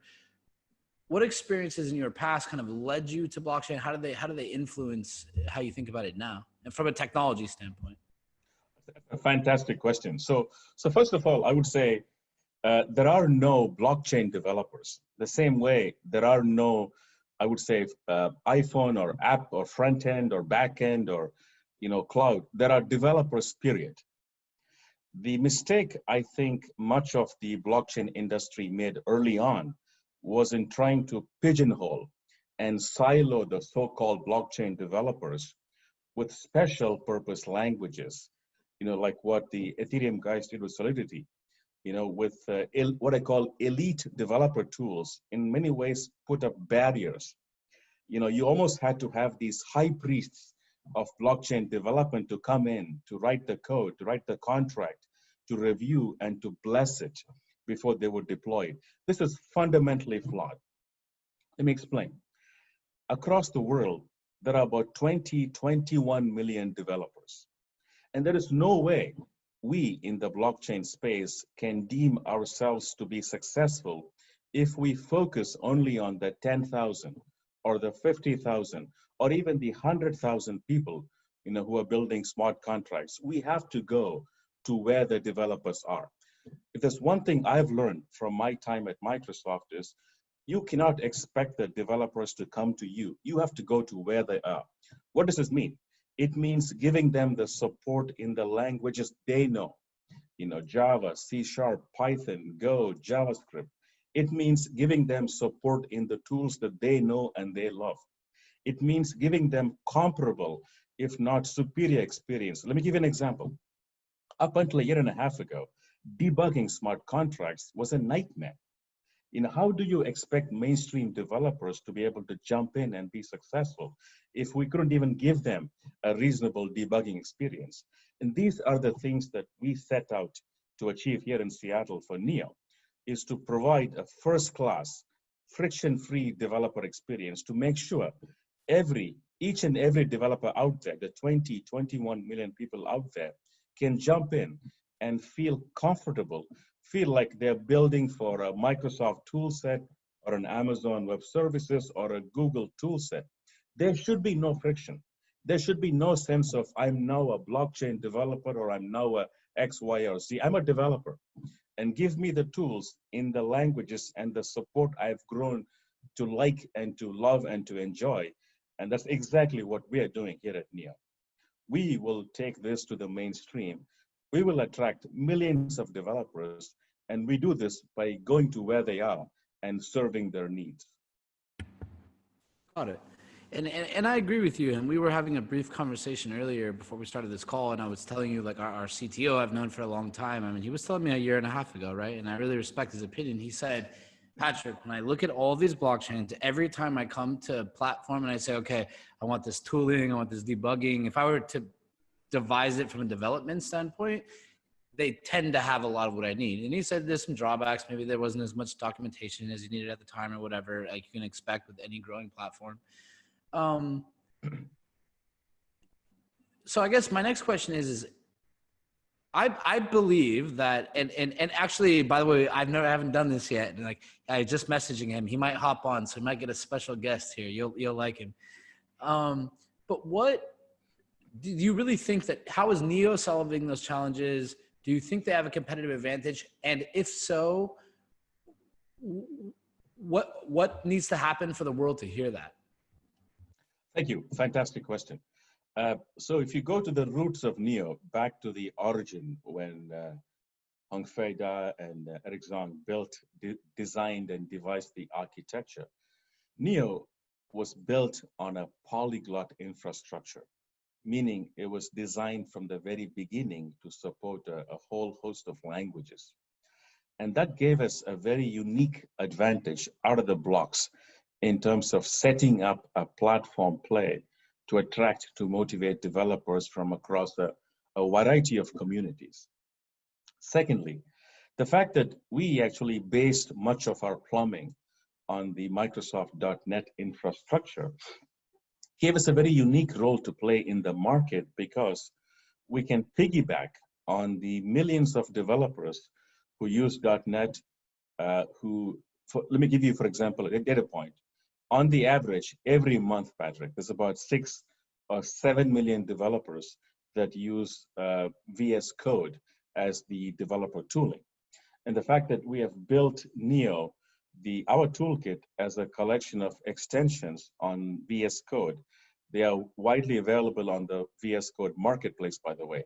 Again, gives us a very unique vantage point to drive awareness and to serve and support these developers worldwide. So I certainly strongly believe that by piggybacking, by attaching, and by providing a comparable, familiar experience, we certainly have a unique role to play in the blockchain industry and market.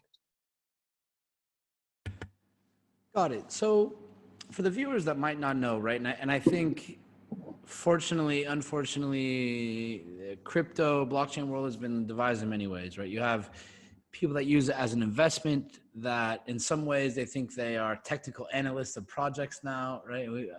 I might check their resumes later and there might not be much there to back up that claim. So for maybe people that have certain conceptions about Neo or don't know anything about it, how would you describe Neo in a kind of really condensed version? Like why should Neo exist? Why are you excited about it? Why are you not on another team? What is Neo? So Neo is a platform for the new economy, what we call the smart economy. Now, what does it mean? It means that we are designing, architecting, and delivering a platform for digital assets, uniquely focused on digital assets. Now, this could mean all the way from, for example, gaming. Gaming is about digital assets to real world. Think about property, think about condominiums, apartments, homes, automobiles. So because of this singular focus, we're able to design a developer experience that far exceeds the vanilla blockchain platforms out there. For me, fundamentally, this new economy, what we call the smart economy, is about assets, is about a new set of assets, fully digitized, fully digital. Second, in terms of the developer play, Patrick, the key is this: the chain is just the chain. It is going to be the developer tools. And like you said, plays like EcoBoost to incent, to motivate, to fund and serve the developers that will create and build the ecosystem. It's going to be the ecosystem that determines whether a chain, how successful a chain is in terms of the future. So between the singular focus on the smart economy and the almost maniacal obsession we have with respect to developers, I strongly believe that we are in a very unique position to be very strong in the coming months and certainly years as we launch Neo 3 and more. Got it. And I think one, not unique, but maybe have to take into account, Neo is obviously a project based in China, right? How do you think that affects your team? You're sitting there in Seattle, what is your outside take from like openness or government regulation or acceptance, from East-West mentality? How are from your perspective, how are different countries or regulators or sandboxes really treating crypto or blockchain? Is that a benefit for Neo or not? And do you guys use that to your advantage, et cetera? Yeah. So first off, I would say, much of the distinctions, I think, are less and less relevant in this new world we live in. So second, yes, the founding team, the founding members were in Shanghai. At this point, the foundation is based in Singapore. Our co-developers span the globe. We have dev teams in Asia, in Latin America, in North America, US, obviously here in Seattle, Western Europe, Spain, Switzerland, the UK, Russia, and more in terms of South Asia. So I would say the core team, the developers, and certainly the communities that drive, that create the Neo platform and ecosystem, it's a global team and a global community.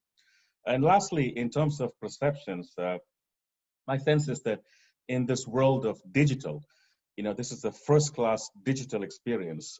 We do not, and we certainly do not expect to carry any legacy forward.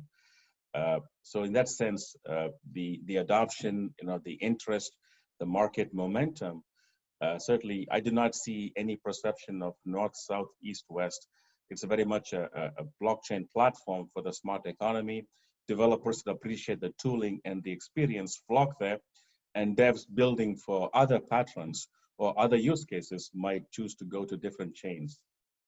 That's kind of how I see it. Got it. All right, for the ReImagine 2020 audience, for the thousands of students watching and everyone, and we haven't done this yet, but I like John from the first time I talked with him, so we had a good conversation. And as I mentioned earlier, like one of our CTOs, like one of the projects, he told me maybe a year or 2 years ago, he was like, I really like this Neo project. They're like anything I would need from a developer perspective. One of my best friends, I just had to get him on. We're gonna do a 5-minute, just get him in and out. I haven't even seen him since he's been in quarantine like a month. And now all of a sudden he has a beard. I've never seen this in 10 years. We got Galen Danziger. Galen, are you there? Oh, yeah, I am. Yeah, I've been rocking the quarantine beard a little bit. Love it. So, hey, I know you're busy. Galen barely just woke up. He's in San Francisco. He was working all night last night. But Galen, I just want to get you on here. Obviously, you and I had talked before, and I think you had specific affinity for Neo. And maybe just introduce yourself quickly, and would just like if you have a few questions for John, I think you guys might have a very interesting conversation. Oh, yeah. So I've been, my name is Galen. I've been doing a lot of engineering at Mousebelt, I guess since its inception. We've been doing a lot of smart contract development, blockchain development, a little bit of anything and everything in the space, helping build out companies. And we've worked on a lot of different blockchains. Neo is definitely one that I think has been a pretty cool experience to work on, with like writing in multiple languages in it, compiling down with like MSIL, with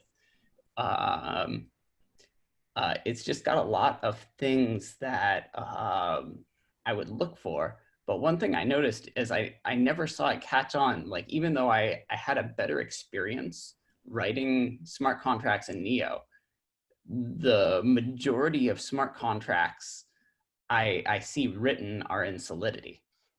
And I was just wondering, do you think, what do you think are the reasons that Solidity is just permeated throughout everywhere? Look, first off, man, look, Neo's cool. I like it. I like the fact that you've been playing with it. I like the fact that you've been building and debugging and testing, that you've gone down to the MSIL level. Looks like we're in the same time zone. I'm up in Seattle, you're in San Francisco. And I like that we are innovating in this show by bringing on and extending. So absolutely, look, thanks again. Thanks. I appreciate the feedback, and certainly the fact that you played with the tools. We are doing more. You spoke about, for example, debugging. About 18 months ago, debugging was a nightmare across the industry. We have done some pretty amazing things here in Seattle and Shanghai and Singapore to greatly decrease friction, to make it. In fact, next week, Galen, I'm going to be announcing what we call time travel debugging, being able to step forward and step back. That's cool. That's very cool.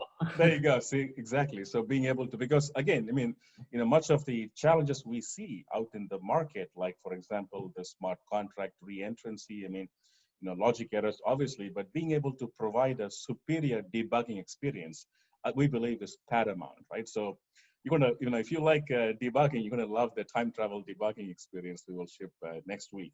Being able to step back, step forward, and being able to analyze, right? So back to your question. So here's how I see it. This game is very early, Galen. I spent about 18 years at Microsoft building V1 and V2 of the .NET platform. I led architecture early on for many years. There are about 21 million developers worldwide. At this point, and if you say, okay, so how many devs are there that are dabbling in the blockchain space? Your guess is as good as mine. And if we say, how many developers working, for example, on smart contracts using Solidity? Probably what, for 50,000, maybe 100,000? So it's way too early to declare victory, success, or otherwise, right? My sense is that thus far, the industry has been somewhat elitist. It's almost like you have to have the high priests come in and they know Solidity and they have to bless the contract before you deploy it, right? That was well and good. That was well and good for the early phase, the early wave. But if we are going to be successful, we have to go mainstream. Going mainstream means going to where the developers are. And this is the bet that we are making. So how do we drive more awareness? For us, it's very simple, Galen. Up here in Seattle, we are betting very big on the .NET and the Microsoft developer ecosystem. Just to give you another data point, every month, on the average, about 7 million developers use VS Code. And that's why we have designed the Neo Toolkit as a collection of extensions for VS Code, because we want to serve those developers. Even if we get 10% of that 7 million, that's about 4 or 5 times the number of devs building on Ethereum right now. It's a long journey. It's very early in the game. I want to get the 21 million developers to be able to write smart contracts using the language of their choice and not have to spend hours, days, and weeks, learning something new, climbing up this stairs, figuring out how does this thing work. I want this to be as simple, as friction-free as building and deploying a Lambda function on Amazon Web Services or an Azure function on Microsoft Azure. And that's where we are. With the time travel debugging next week, Galen, we're going to raise the bar on this, man. I mean, devs, they're going to love this thing. So yeah, that sounds cool. I'll be trying it out as soon as it's announced. So I love it. I'll be following your Twitter. I love it. Thank you. All right, Galen, I know you only have another few minutes here. Galen's about to hop. Who's your next call with, Galen? Hashgraph. All right. So,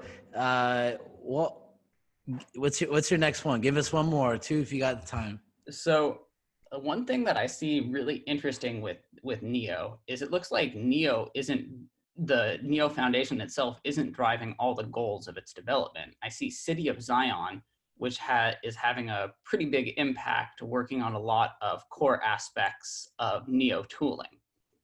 And I compare this to other blockchains where I see they're building everything out, sort of just deciding on the direction to go themselves. And with Neo, I see it seems like a collaborative effort. Do I have the right idea here?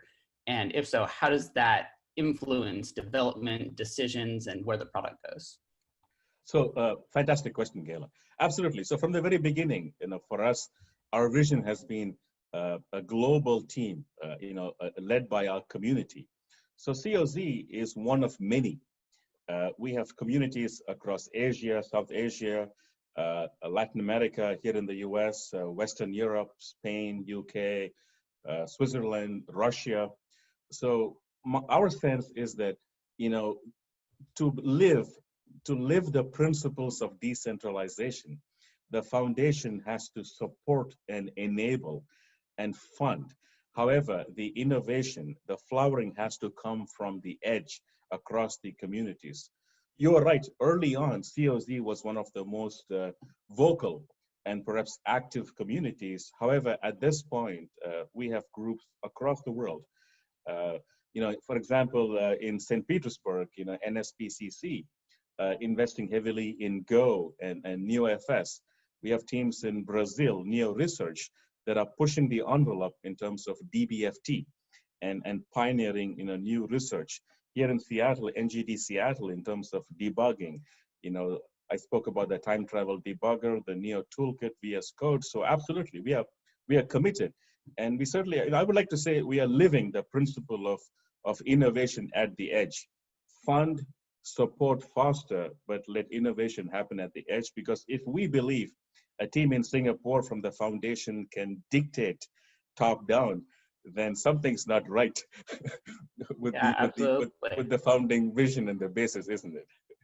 Yeah, I think that totally makes sense. Do you think that there are ever drawbacks to that approach? Do you have to discuss features for longer? Or you find that you're just getting new ideas more when you see this innovation from the edge approach? So we see a lot more ideas than we can actually go work on.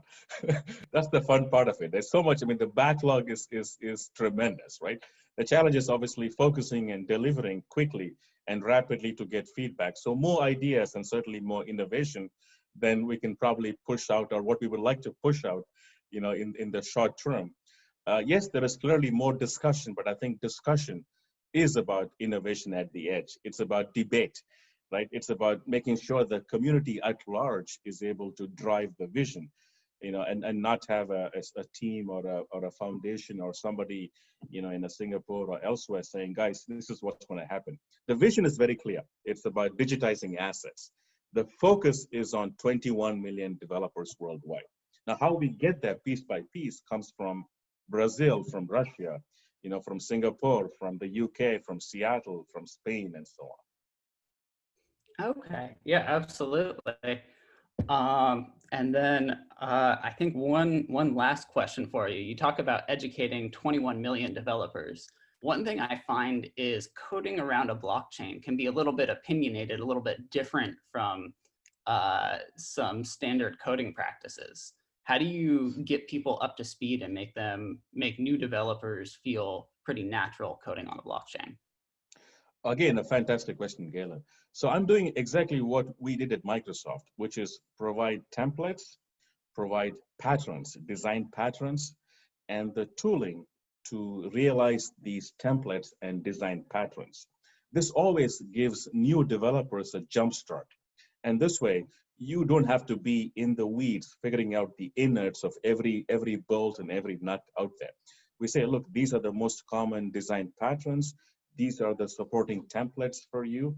And if you want to just get going and build, you know, test and deploy, you know, something in about 5 minutes, you can do it on the Neo toolkit. And I love it, right? That's how it should be. Because once you get the excitement, once you feel the power of the toolkit and the tools, then of course you can go in and you can spend your nights and weekends. But that first few steps, you know, the key is the templates, the wizards, and being able to make those recurring design patterns very quickly and very easily realizable. And that's my focus here in Seattle. So real quick, and I know you have to run, Galen, and whenever you need to jump off, feel free. But as long as we can keep you, see, guys, if everybody watching, I just shut up. I just let the smart people talk, right? But you know, I think you guys are both talking about how to build these tools, how to make it easy to build blockchain, and I think we have another, you know, say 5-7 minutes here on this call. But when we think about the students, right, and again, there's going to be a lot of universities watching this, so. Questions for you, John, and Galen, if you want to add some insight. Obviously, you know, from our perspective, from a technical side, you're kind of in the middle between a lot of the universities, so you kind of hear what a lot of the students are asking for on a regular basis. But, you know, John, what would be your advice to you know, a student today in college who's kind of looking at blockchain? You know, how would you tell them to approach it?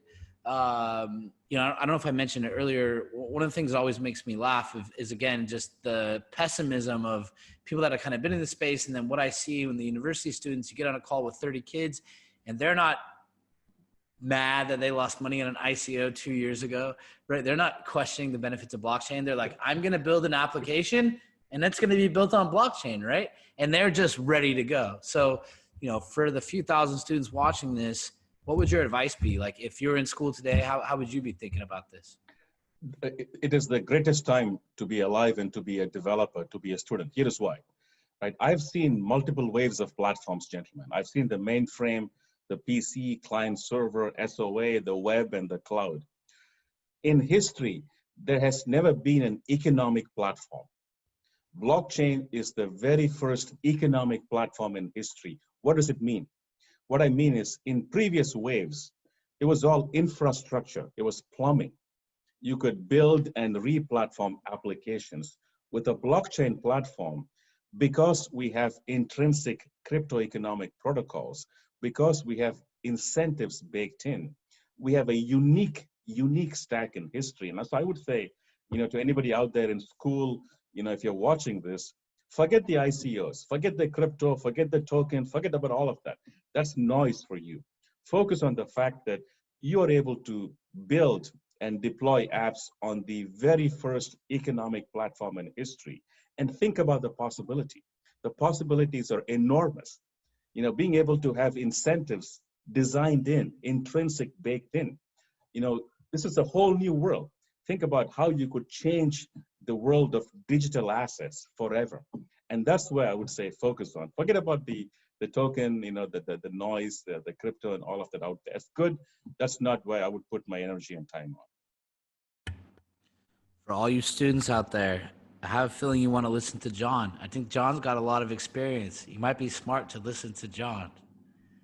Galen, you talked to a lot of the college kids. So one last question. I want Galen to tell a quick story you might like, John. But Galen, dealing with a lot of the students, what do you see? Like, what are their pain points? If you were to give a recommendation to a company like Neo, how could they reach more college kids, more innovation at the university level for little to no resources? And what questions do you have for them there? Well, I would say for a company for any blockchain, they have to have, I would say, definitely good tooling, good easy ways to build an application. Like if a student is building something and they have to spend 2 weeks learning a platform versus 2 hours learning a platform, they're always going to pick the one that they spend 2 hours learning. It's just, especially if they're at a hackathon, it's a lot easier. So I would say always making things easy to understand and use is good. But outside of that, I think just being, getting in front of students where you can just have good community discussion areas or even presentations, just something to get out in front of students and help them learn, help them understand will really help Neo or any blockchain to get students to write apps on it. All right, John, before we let Galen go and before I say goodbye to you, I have a good story. I forgot. I was reminded once Galen joined about the high priest. Galen, tell John how you first learned about Ethereum or the concept of Turing complete languages. Oh, so it was I think 2014, early 2014. Vitalik had stayed at my place in San Francisco back when he was writing for Bitcoin Magazine and trying to raise money for Ethereum. And none of us really knew what a blockchain, well, some of them knew Bitcoin, some of them knew a little bit, but then he was just, he was staying with us and downstairs, he would just be giving all these lectures and talks and this is why we need a Turing complete language on a blockchain. And people might say well, what's a blockchain? And then a lot of people, my roommates in that time, just all caught the bug and got into it. Very good. That's a very good story. Absolutely. I mean, look, we're on this journey. This is probably at best the first innings, gentlemen. You know this as well as I do. The best is yet to come. What a time to be alive, and especially for folks out there, in colleges and schools. I mean, there is no better time to build this digital future and to build this on the very first economic platform we've seen in history. It's just phenomenal. I mean, it's awesome, man. Oh, absolutely. No, and it's something that I think we see increasingly. We do a decent amount on the engineering side, corporate innovation, et cetera. And something that we've seen regularly and we've kind of come to the conclusion is getting very interesting. I think I've seen enough, even in our education alliance, right? We have Neo, Stellar, Ripple, Tron, NEM, right? So we talk to everybody, right? And so it's on one half kind of hear what the platforms or the people working in the space are saying. Another half kind of talking to the corporations. And I think we take a different approach in our conversations where we say, hey, we're not here to tell you we're the magicians of I'm going to write you the best supply chain application. We're going to help you kind of understand it a bit, right? And kind of dissect the components. And I see it where it's it's on one half, maybe early 2018 through 2019, a lot of the platforms wanted to prove themselves. They needed validation. They needed to prove their use cases. So they're trying to partner with enterprises, the companies that could provide them the volume or the validation at scale. So they kind of go down this path of pilots, right? Well, then if you look internally at these enterprise organizations, large institutions, you know, they obviously have a lot of bureaucracy. So they say, okay, a lot of these pilots failed. So they say, okay, why did they fail? Well, okay, maybe in some cases, there's only one internal evangelist at X company, right? So if that person leaves the motivation. Or maybe there's a consortium and maybe one company came late to the consortium, right? And their interests were less accounted for than the earlier members, right? So kind of see this multitude of reasons why maybe pilots have or have not been successful, or why institutions look at it and say, we've tried 5 blockchain pilots, only one was, you know, bearing fruit, or 3 didn't go live. So we've really been spending time looking at deconstructing why, right? Like before we talk about the tech. Why. Yeah, go ahead. So look, I spent 25 years in the enterprise space, gentlemen. I know the enterprise inside out. There is a fundamental fatal flaw in how enterprises approach blockchain. They see it as one more plumbing platform. They see it as infrastructure. And so they are re-platforming applications. Because of their DNA, they are unable to understand the crypto economic protocols baked in. So what does this mean in practical terms? Almost every enterprise scenario does not take economic incentives into consideration. Look at any enterprise pilot or POC. I would say 9 out of 10, even more, they see it as infrastructure, possibly decentralized infrastructure. IT, enterprise IT cannot come to terms with incentives. And so failing this, you know, any app that's going to be designed is going to be very difficult to show incremental value. And this is the fatal flaw with respect to how they think economic protocols means crypto or token. It's going to take some time for them to get past that and say, actually, I could exploit crypto economic protocols because they enable me to embed incentives and create governance. But IT is not there. And this, for me, is the fatal flaw I see. There's so much I want to say.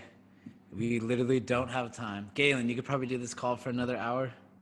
I wish. I actually got to hop off. I got to join on this other one now. I'm saying you probably could if you had the time. Oh, absolutely. We'll do another John, time.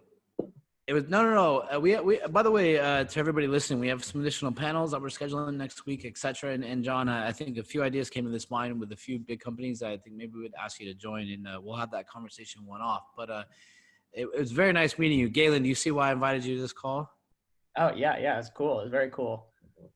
So thanks for letting us play an audible, John. But again, for everybody listening, for all the students, for all the blockchain patrons. You know, listen to what John's saying. You know, this is not, I think everybody looks at blockchain sometime as the shortest solution or what's the quick buck. You know, this technology is not easy to build, right? And for the developers actually building it, we need tools. The same way you build a house, you need the right tools, right? And this is how people, whether you know it or not, whether you're an engineer, whether you're a speculator, whether you're just looking to buy your first Bitcoin, whether you're a student in the CS or data departments who wants to explore, there's some realities to this market, right? And building this future is not going to be easy. And it shouldn't be easy, right? By definition, if we want something good, we have to put into the work, right? And listen to people like John and hear what they're working on and these small changes that say, oh, there's a new update. We say, man, that took us 6 months to build. Like, we need a little more recognition for that. But hey, John, before we go, any last words for the audience? Oh yeah, so again, look, gentlemen, thank you for giving me the time and the opportunity. It is my privilege to be here, to be part of ReImagine 2020. And again, I want to echo what I said earlier. This is the very first economic platform in history. It's a very unique time to understand, to learn, and to exploit the power and the potential. You know, we haven't seen anything yet in this space. And just so keep an eye on the industry, and certainly keep an eye on the tooling that we are building for developers. So thank you again. It was a pleasure, man. You have a great energy, and I can't wait to talk to you again. For everybody listening, it's Pasha McLean again. We have Galen Danziger. We have John Davos. I'm gonna destroy that. He's gonna hate me. He said it didn't matter earlier. But for everybody listening, definitely appreciate it. Read about John online. Check out Neo. Go access their developer tools. Sounds like there's some new announcements coming out. And we're going to continue with a bunch of good interviews. And we appreciate everybody tuning in. You're tuned in to ReImagine 2020. Stay tuned to learn more about the state-of-the-art in blockchain education and technological development all around the world. ReImagine 2020.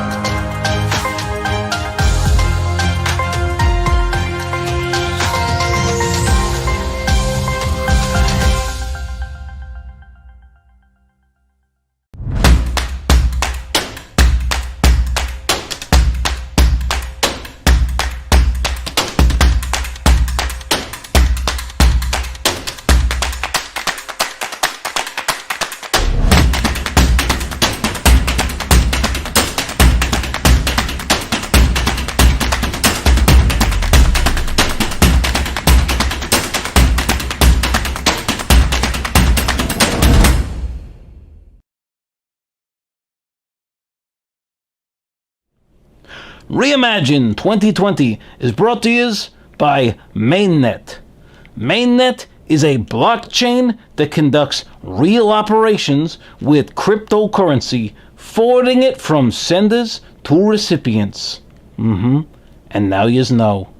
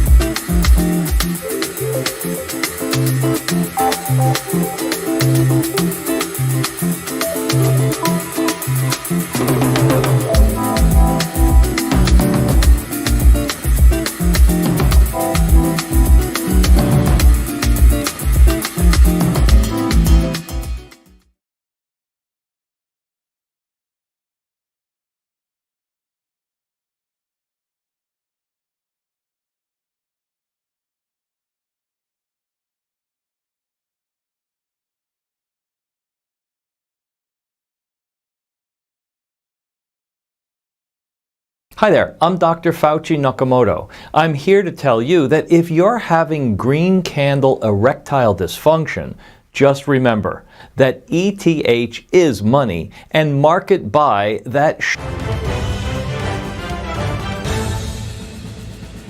We have some breaking news. The Lightning Network, the Layer 2 scaling solution for Bitcoin proposed by Blockstream, is still just 18 months away. It's only been 18 months since their last vaporware announcement. Back to you.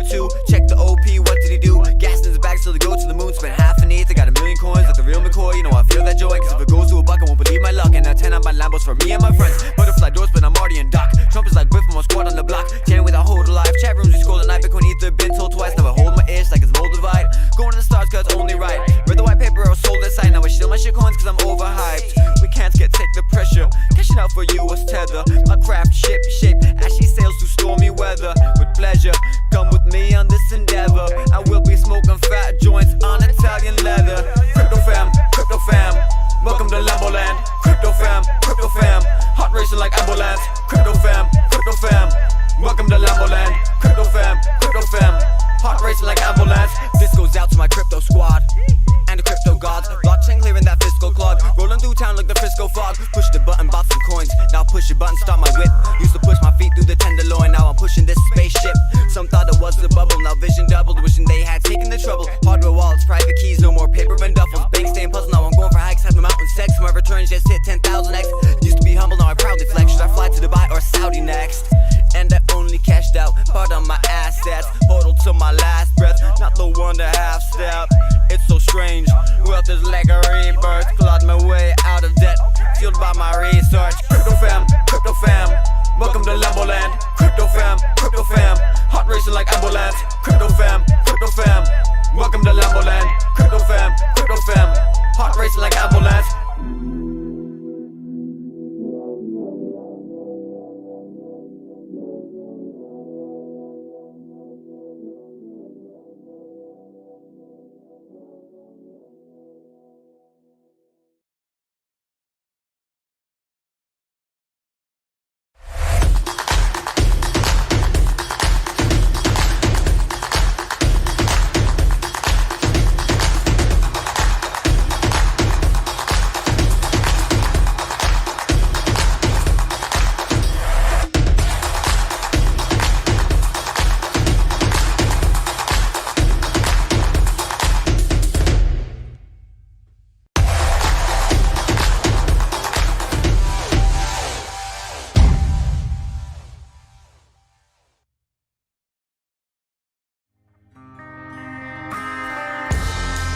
Coming up next.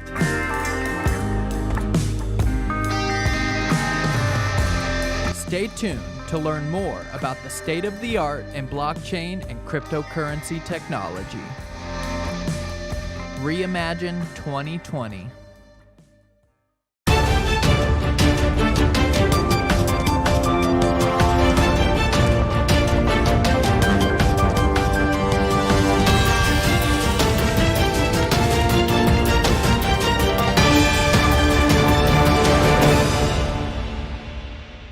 Hey guys, I'm Larry Peng from IoTex, Head of Business Development, and I'm here to reimagine 2020.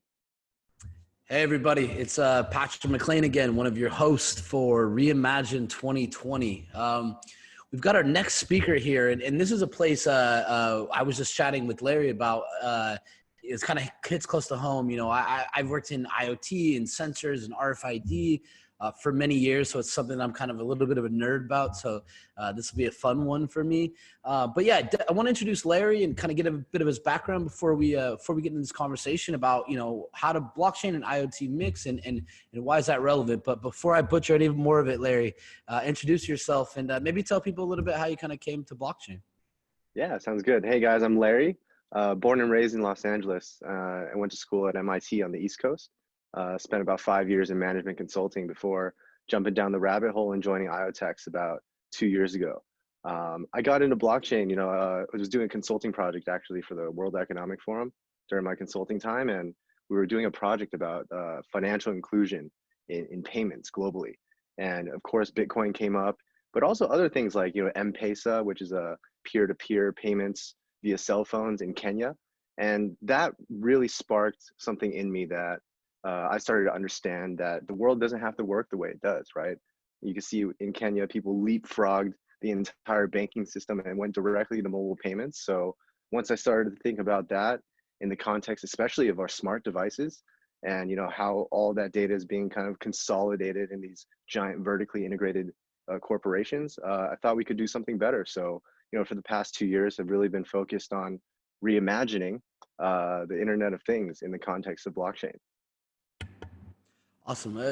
Love that you mentioned that. I lived for many years like in Tanzania, between there and Kenya. So I was there maybe 10 years ago, right, where I'm watching people with, Nokia N9, not smartphones, right? They're getting little scratch cards from M-Pesa, entering their phone and sending money to people, right? So I think it's always a good lesson to reflect back on when we think first world countries are so advanced that some of these problems we're trying to solve have actually, been people have been working to tackle them for a while. But hey, can you tell the audience, people that might not know, or maybe they know a little bit about it, can you just in a nutshell give it, your concise summary of what is IoTeX?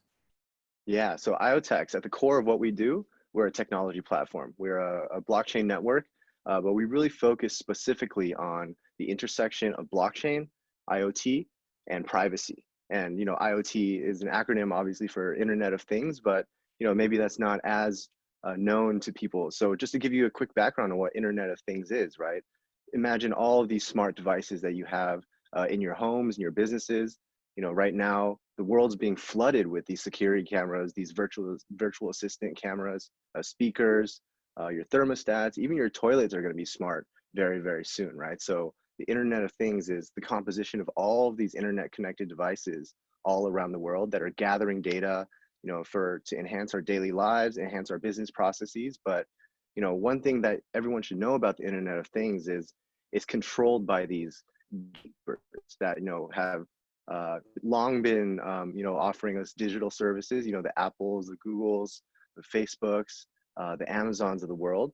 But now they're really starting to get into our homes, right? They're starting to, purchase companies like Fitbit to get our health data, Ring and Nest to get our home data and things like that. So when it comes to our smart devices, we really need trust and security and also privacy. So, IoTeX takes that to heart, and we're building a platform that allows people to build trusted devices that generate trusted data. And we hand that off to developers so they can build trusted applications. We'll dive into some of the more specific types of devices and applications that IoTeX is powering, but we believe in a human-centered future where, you can look at your devices and without a doubt know that, this device is only doing what I expect it to do, right? There's no behind the scenes data sales. Maybe, a lot of people don't necessarily care about privacy today in the digital world because, these things are not as tangible as, the video camera footage from your home, right? So when it comes to the physical world, we believe in a next generation of security and privacy, and that's what we're trying to do with IoTeX. Got it. So, I think for the average listener, maybe even more advanced, I think IoT kind of ends up with this general categorization, right? And technical people might understand it, right? The average consumer might just understand the product, but how do you guys kind of define IoT, and what do you think maybe some of the core blocks of that? So do you look at it as, thermostats and kind of home equipment are one subset, or that maybe there's chips or RFID tags on products identifying them? Like what are those kind of subsets of IoT? Yeah, so I think there's a couple ways to think about the Internet of Things, right? One is from the vertical standpoint that you were talking about. There's a lot of different industries, right? Think about all the industries that use smart devices today. Everything from agriculture to smart homes to smart cities to autonomous vehicles. These are all kind of verticals in which IoT devices are implemented, right? But if you think about it from a horizontal perspective, right? Let's break down what every device has, right? It has some sensors to gather data, whether it's light, temperature, humidity, different readings that these sensors grab. They have some type of storage and processing in a CPU, and they have something to connect to the internet, right? Whether it's directly to Wi-Fi or it's some of these other connectivity modules like Bluetooth or low power, long range.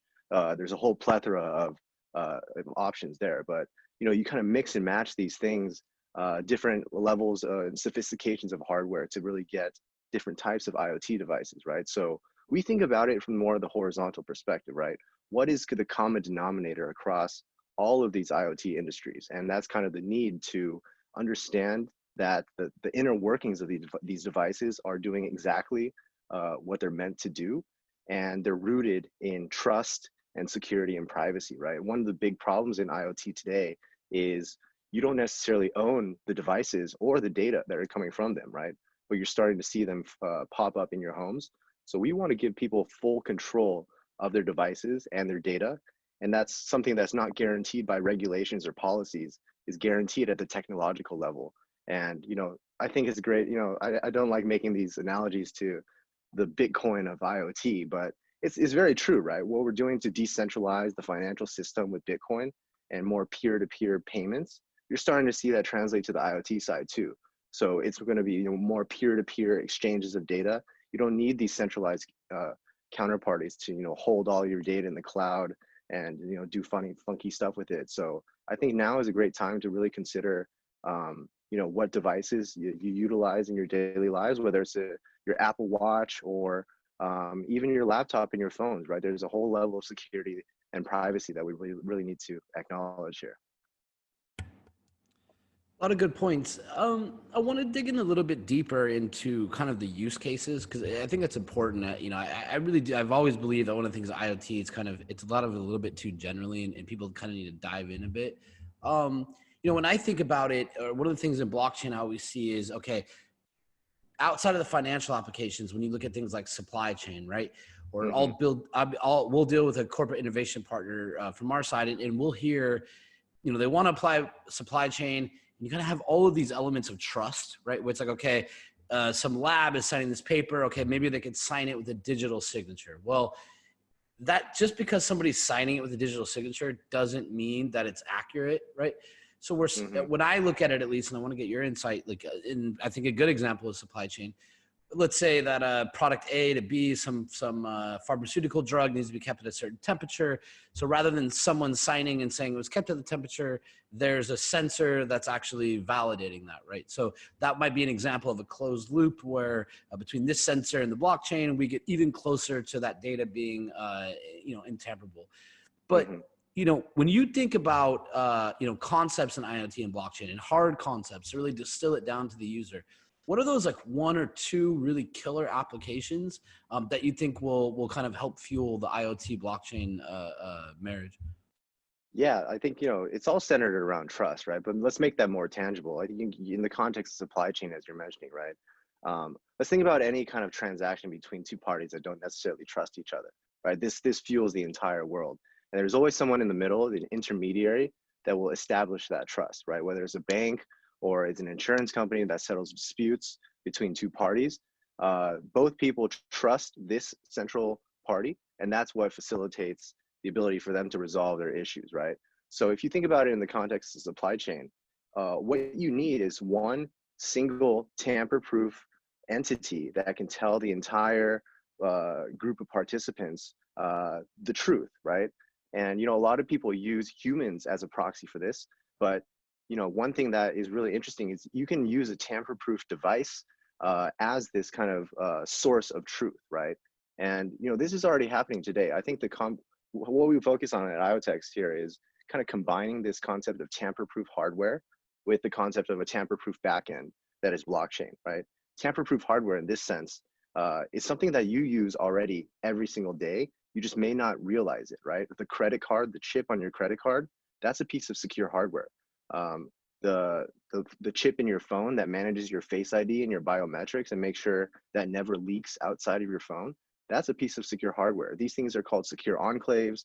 Other words are trusted execution environments. But you should know these are just secure elements that really guarantee the integrity and confidentiality of all the data and processes that are kind of run inside of these things, right? So, for example, one device that we have built in partnership with Nordic Semiconductor actually is called Pebble Tracker. It combines this concept of secure hardware, basically using a trusted execution environment developed by ARM to make sure that all the data that's captured by this device, whether it's GPS location, temperature, humidity, pressure, ambient light, motion vibration, we've jammed a lot of sensors into this device, and it's a great prototyping kit. But the most important thing is every reading that comes from the device is signed and verified inside of that trusted execution environment. So it's verifiable by everybody, it's trusted, right? So you're kind of replacing the role of a human intermediary with devices. And this is gonna form the entire future, right? We daydream about, you know, the Jetsons type of world where there's a lot of, you know, machines talking to humans and robots becoming our butlers. But before we get there, we have to trust that all these devices are doing what we tell them to do or what they're programmed to do. And, you know, that's a really important part of where blockchain comes into play too. Got it. So let's talk about that board for a second. It's the IoTeX Pebble Tracker. I'm looking at it as we're talking. I looked at it a little bit before, but it seems like it's a system on a chip. I mean, you could call it it's not. It doesn't seem Raspberry Pi-ish. More like an Adafruit type board. Configuration. Yeah. So it's basically like it's basically like you know, an AirPods sized tracker. This is not it. These are AirPods. But basically we built this specifically as a prototyping kit, right? We get a lot of interest from enterprises that are looking into asset tracking, right?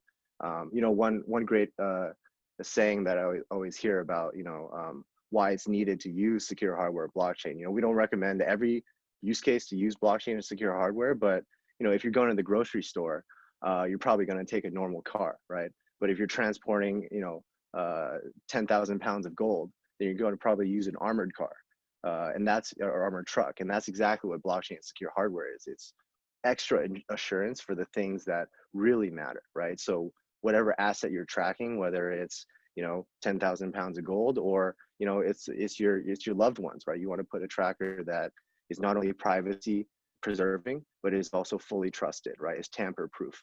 But basically, this board is something that we've developed directly using open source technologies. There's concepts of open source hardware today that we're really into. You know, basically, if you look at all of the devices out there, you may have heard the term jailbreaking before, right? You jailbreak your iPhone so you can use it with any service provider that you want. But the reason why you need to jailbreak it is because all of this hardware is closed, it's proprietary. You can't leverage their trusted execution environments to run, you know, special trusted applications within them. So what we've done with this Pebble Tracker is we've opened up that trusted execution environment to be programmed, right? You can run your own processes within this, and it's really bringing the open source software kind of mentality and the ability to innovate very quickly and applying it to the hardware level. And also simultaneously kind of blending the hardware and the software together at the same time. It really presents, you know, I always say that tamper-proof hardware plus tamper-proof blockchain gives you end-to-end trust. And it's something that is very valuable, especially to remove the friction points and kind of reestablishing trust at multiple steps, you know, within supply chain or even within our daily lives. Got it. And I want to kind of pivot here in a minute, but I want to stick on this board for a second, because I think there's maybe a few interesting elements in the conversation, which are, you know, for everybody who doesn't understand, imagine this board, like you said, it's, you know, about the size of AirPods. It's essentially what you call, I think, a system on a chip, right? Or it might be a slightly different acronym. You know, you have an entire operating system running from it, etc. You're going to write code. You're going to write code very efficiently, because this board won't hold a lot, but it's going to do what it does really well. And then I'm assuming, well, it looks like on this board, you guys have GPS connectivity, cellular connectivity, so that this board knows where it's at. It can talk to networks securely.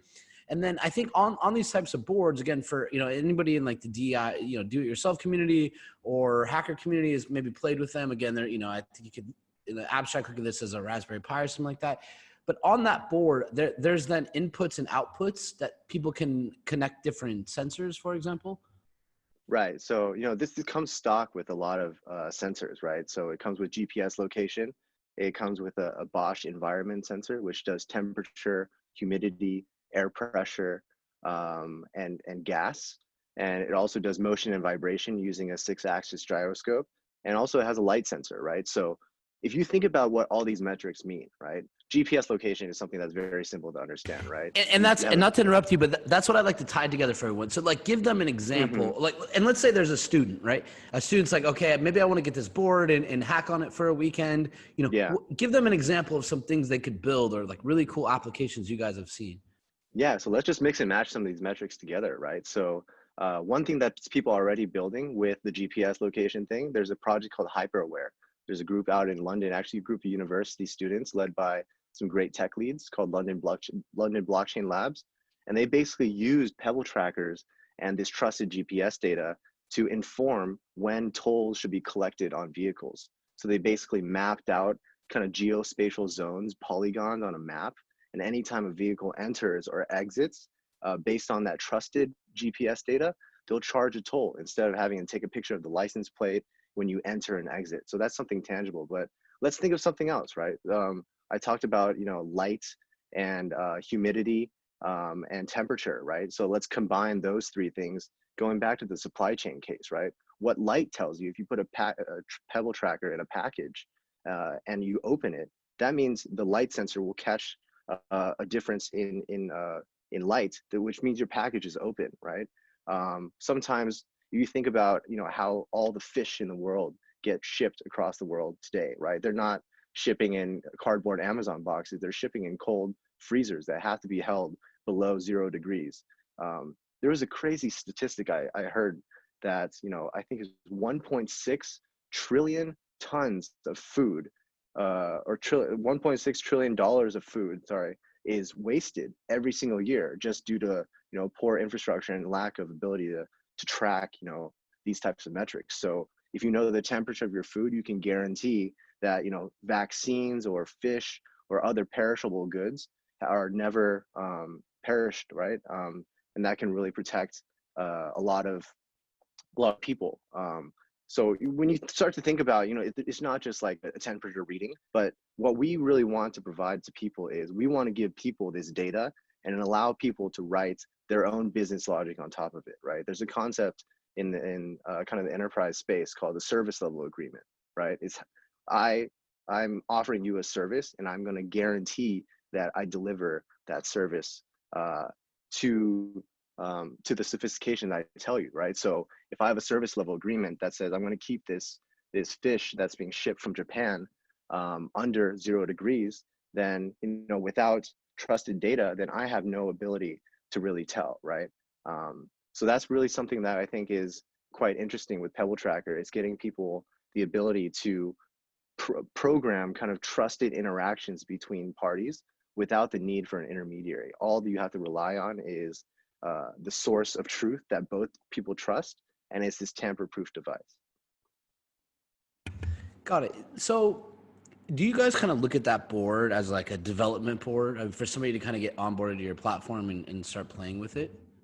It is a development board because, in the real world, right, enterprises and anyone, they have the need to minimize their costs, right? All these different metrics that we've jammed into this, all these different sensors that we jammed into this device are not needed in production. There's not many use cases out there that would need every single one of those sensors, right? But what this allows people to do is it's kind of like an all-in-one jack of all trades device that can do anything that has to do with those metrics, right? Maybe in the real world, you'll have a tracker that only has the 2 metrics you need. Maybe it's GPS location and temperature. And that's all you need to fulfill a lot of these perishable goods use cases, maybe a light sensor as well. But air pressure, humidity, gas, those are things that maybe, will be deployed in the middle of a forest somewhere so that you can detect forest fires earlier, right? So it's really about finding the specific use case that your devices will apply to. We're really great at doing this in the software world, but in the hardware world, there's a need to kind of fit the hardware to the use case as well. We're already in discussions with some companies that are interested in developing their own types of versions of Pebble Tracker. And the feedback we got is, the things that are important to them are, of course, trusted data is great, but the secondary request is all about battery life, right? There's a lot of sensors out there that, there's some types of sensors that will be streaming data 24/7. A video camera is a great example of that. But there's also sensors out there that will turn on literally once a month, grab a piece of data, transmit it, and go back to sleep. And these things can run on battery for up to 20 years, right? So it's really about the use case, right? It's, do you need that second by second transparency of the environment of this asset? or do you just need, you're collecting data points throughout a very, very long period of time. So I think fit for purpose, but this board really allows you, this Pebble Tracker really allows you to be experimental and daydream about, different ways that the world can work, going back to, some of the things we talked about earlier. We could probably talk about this for longer. I don't want to hijack too much of the call, just around this part. There's a few other questions I want to get to. And just to explain to maybe the audience watching right now, for the few thousand students and kind of general blockchain enthusiasts, I think what Larry's describing and why these boards are relevant is, yeah, you could go and buy a bunch of parts, solder them together and hook them up and it doesn't work and it takes you 2 weeks and you end up wasting your time. Why these development boards are nice, because it includes all the sensors, right? Now, this might not be the thing. Let's say that you come up with some great idea and you want to ship it. You probably wouldn't ship this device, right? So you would then figure out, okay, I've used this sensor, this sensor, this sensor.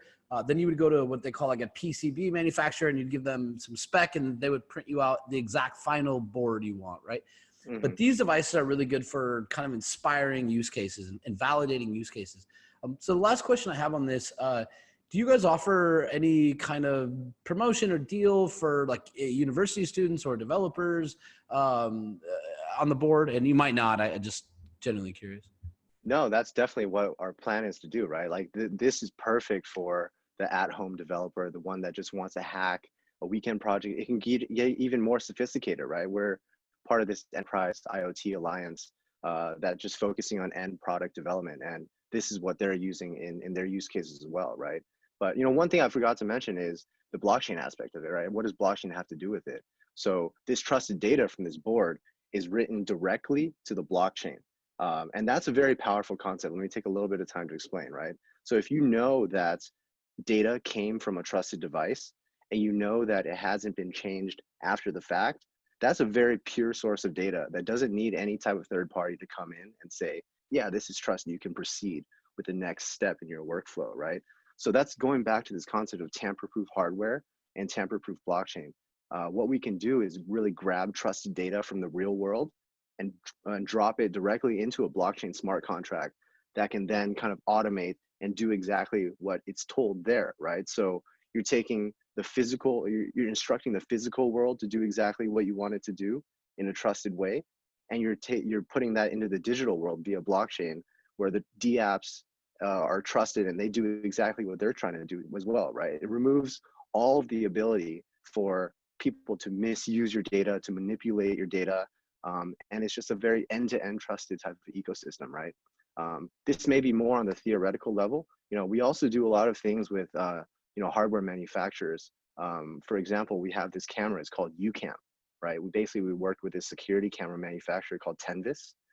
They've sold millions of cameras to enterprise, to governments and consumers in the past, but they came to us looking for a new feature, and that's privacy, right? So what we're talking about with Pebble Tracker is on more of the theoretical side of the intersection of blockchain and IoT.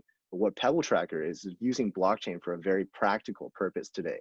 And that's just to make sure that, this UCam is a fully private home security camera that allows anyone to own their own data. IoTex doesn't have the data. Tenvis doesn't have the data. Corporations sure as hell don't have the data. It's all owned by you.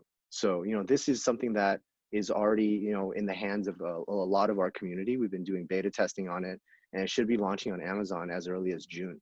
So, I think what we're really starting to see, IoTex cross over into this world where it's not just about, talking about consensus mechanisms, or it's not just about talking about, deep parts of the protocol.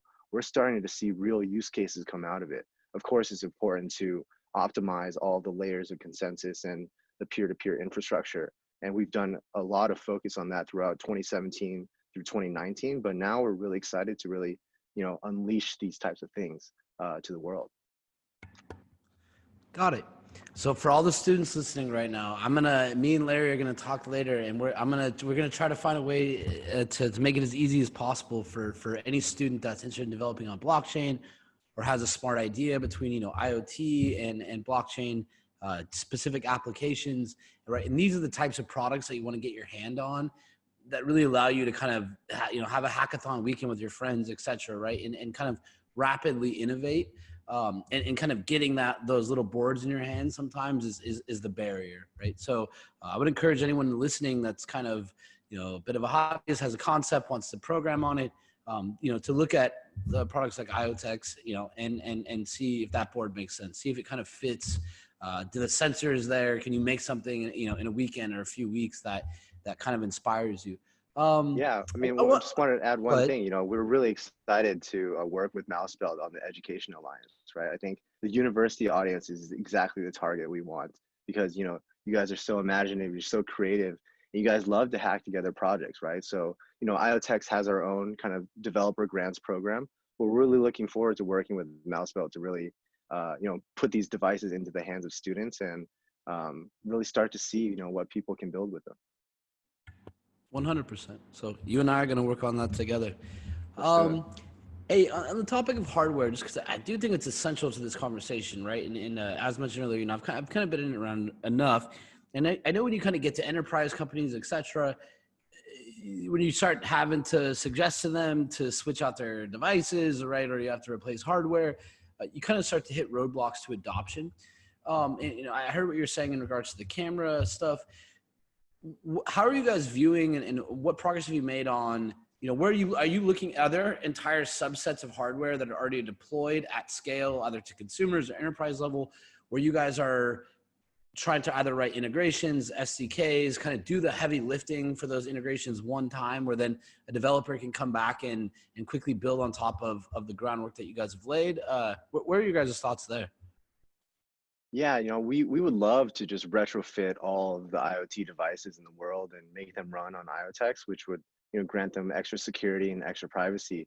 But, going back to the thing I was talking about, the need to jailbreak an iPhone, right? This is exactly what big tech does not want you to do. They don't want you to take their devices and be able to plug your own operating systems into them, because that's preventing them from selling more hardware, right? So once the hardware world becomes more open source, imagine you have a corporation in the middle, right? You have users on this side and users and devices on this side. You have people that want to service those users and devices on this side, right? Right now, the corporations sit in the middle and decide who gets to service who, and the fees and the operating structures, and they have total control over their entire user and developer ecosystem, right? So by taking them out and disintermediating them, which is really the crux of what we're doing with blockchain as a whole and crypto as a whole, right? Then you can start to see, these two sides really form organic relationships, right? If I have a device and I want to kind of mix and match, I want this storage in IPFS, I want this connectivity via something like NKN, I want, this type of compute, just general from blockchain infrastructure, you can really start to see all these different kind of services mix and match. Whereas, another way to explain it is, today the IoT is in these giant vertical tech stacks, right? Not only is all the data held within these stacks, but all the money, right? All the control.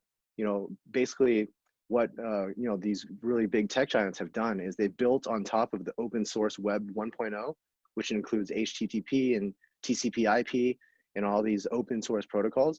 They've built proprietary Web 2.0 layers on top of that are worth trillions of dollars, right?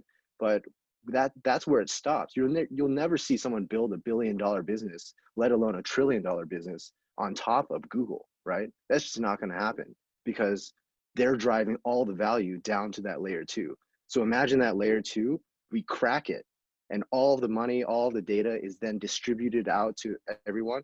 And then you can start to imagine how to build $1 trillion businesses on top of that. But it starts with kind of taking back our data, taking back our identity as a prerequisite. A lot of people associate owning your data with money, right? That's not necessarily true. There's a lot of things around free will and the ability to make our own decisions without, corporate intervention. And that's what I think data ownership and privacy is really all about, especially when it comes to, our IoT devices. So just some food for thought. No, 100%. I was having a conversation earlier with Dr. Alex Kahana. He's Chief Medical Officer at Consensus Health. And we have a really interesting conversations, around the Fitbits, right? And kind of the evolution of even like healthcare, how people are, they're generating data, kind of feeding back into the system to make the system more efficient. But as that system becomes more efficient, how do they share in that efficiency, right? As these companies save money or cut their costs, how do people start to generate wealth, right, on their own data, right? Rather than, and I think you brought up the point earlier about Google and, Google acquiring Fitbit. One of the interesting things there, I think, is not even to think of it so much as what happens into the future, but when Google acquired Fitbit, what they really acquired was past data, right? Just on the front end. Now, even if you use the Fitbit 5 years ago, right, and while you're using that Fitbit, you might not have ever consented to giving Google your health data, right? But later on, another action then changed that, right? So you might own your data might be saved today, but how does that stop, actions in the future from kind of restricting your privacy, right? And you're not going to get an email that says, hey guys, we figured out this thing based on your health data, which saved us a ton of money. Here's your share of it, right? So yeah, I definitely think there's like some really interesting conversations there. We have about like 6 minutes, and again, I would love to have this conversation for longer. I think that maybe in the next week, as we continue to push on this, there's a few other interesting points I think we'll reach out to you on. But one question I want to ask and get your opinion. Obviously with MIT, very strong technical school. And a lot of students are watching this, right, and kind of trying to help them shape their thought, as they're thinking about their careers or what they want to pursue. It could be data science, CS, how kind of blockchain intersects with that, or maybe IoT as well. We kind of see that there's not a ton of blockchain developers, right, and that's growing, right, as demand, I think, and as adoption grows. And then what's really interesting, I think, about what you guys are doing is there's also not a ton of IoT developers. Like, I don't know that many people that can go into an ARM board at the lowest level compiler, right? And this is pretty unique. And you make it easier with development devices like this board, et cetera, which is how you get adoption. But when you combine those two, how do you guys look at that? Where blockchain is a little bit of a niche still, IoT is still a little bit of a niche. How are you guys kind of thinking about that in regards to attracting and educating developers? Yeah, I think you hit it right on the head there. I think education is the biggest part of it, right? Educating people not only about how to use the platform that we built, but also why it matters, right? I think that's something that I personally try to revisit every few months. It's just like, what am I doing now and why does it really matter, right? And again, not to say that innovating on consensus is not like it's deeply important, but to bring this to mass market, we have to do more, right? We have to think about, there's a saying that if you want to replace a product in your life, the replacement has to be 10 times better than the former, or else no one's going to make that decision to change their behavior, change their lifestyle to use this new alternative, right? Maybe we're only 3 times better right now. So how do we not only think about the decentralization aspect of it, but the user experience side of it, right? How do you think about driving value back to users? And it's not just done through very complex mining incentive structures. This is done in the real world, right? So that's what I recommend all the students out there to really think about is these are the tools I have. This is my toolkit, but what am I building and what is it for? A lot of the times, we get stuck in how do we make money off of crypto and off of blockchain, but that will come. I think when you build a product that people love and will change their behavior for, it benefits them, it benefits society.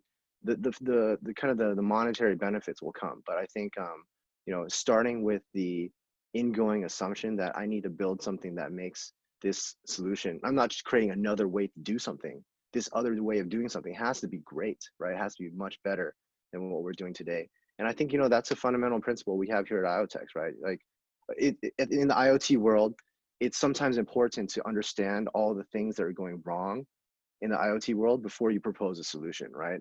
Like I talk a lot about corporations. Trust me, like I use their services. I think they've progressed the industry farther than I could have ever imagined in the past decade, right? But now we're reaching a really big tipping point where, you know, you're starting to see companies like Amazon Ring and the entire fiasco that they had with hackers kind of gaining access, not through sophisticated hacks, they're just walking through the front door with username password breaches, right? You're starting to see Zoom literally lie about having full end-to-end encryption when they actually have client-to-server encryption. You know, these things are things that we can guarantee with technology. We don't have to rely on big tech to really facilitate these things. And I think the more that we as users demand it, and the more we as innovators build alternatives, you're going to start to see this really shift. So my message to all the builders out there is keep that in mind, and you know, good things will come. Awesome. So, hey, we have about 3 minutes here, and then unfortunately I have to go to my next conversation. But I want to, by the way, how much are those Pebble boards? So right now, I mean, of course, if you manufacture in volume, right, in the thousands, it'll become cheaper. But you know, we're trying to keep it around $50, right? It comes So with. Can someone buy them today? Not yet. You know, we're still, you know, like you said, there's when it comes to hardware, right? There's a lot of low-level code that we're still working on at the firmware level. But this is the hardware is complete, but we're at the stage of making this usable for developers, right? Working on the firmware, working on the embedded software development kit. That will really allow people to, you know, plug and play this. It's not fun writing low-level C. No one, for anyone anyone that understands, like what he's saying, like low-level code is, you don't have like, you can't just put 1,000 lines of code and write it super inefficiently. Like each character you type matters. Like exactly, yeah. Like you're gonna be scratching your code to see if you can get rid of like 1 or 2 letters in certain circumstances, and we're trying that's to take important. that out of the There's picture. low power, low storage. This is the cost of keeping the device cost down. Exactly, yeah. When those are ready, when we can buy some, I'd like to buy maybe 5 or 10. That's for me. I'll send them out to some of the schools. Of course, yeah. Let me know. Hey, so in our last minute or two here, again, there's a lot of students listening to this, blockchain clubs, universities all over the world. What would your message to them be, you know, as a 19, 20, 21-year-old student, you know, kind of thinking about their career? How would you advise them if you could go fast forward, go back in time? How would you be thinking about that? How would you be thinking about blockchain, and what would your advice to them be? Yeah, you know, when I got out of college, right, I was lucky to have done a lot of great internships in finance, right? And through those internships, I tried a little bit of everything. I never really knew exactly what I wanted to do. And that's why I went into consulting, right? I think that consulting is the catch-all when you don't know what you want to do. But I'm so blessed to have done that, right? I think a lot of people jump in to situations where, you know, I think they don't necessarily see the entire picture, right? I think being an entrepreneur is great, but finding mentors that can really guide you and show you what's happening in the real world with the business world is also very important, right? So I always say that, you know, whenever you're doing something, when you're doing a project, even going to school, you know, you may be taking some classes that may not be as relevant, but these are opportunities to learn how to learn, right? I think that's the most important thing that I've done in my life, is just continuously learn different ways to learn. And once you have that, build your own personal skill set. These things are, if you think about like the concept of compound interest in money, compounding your knowledge through learning different things and aligning with different people that you really respect and you trust.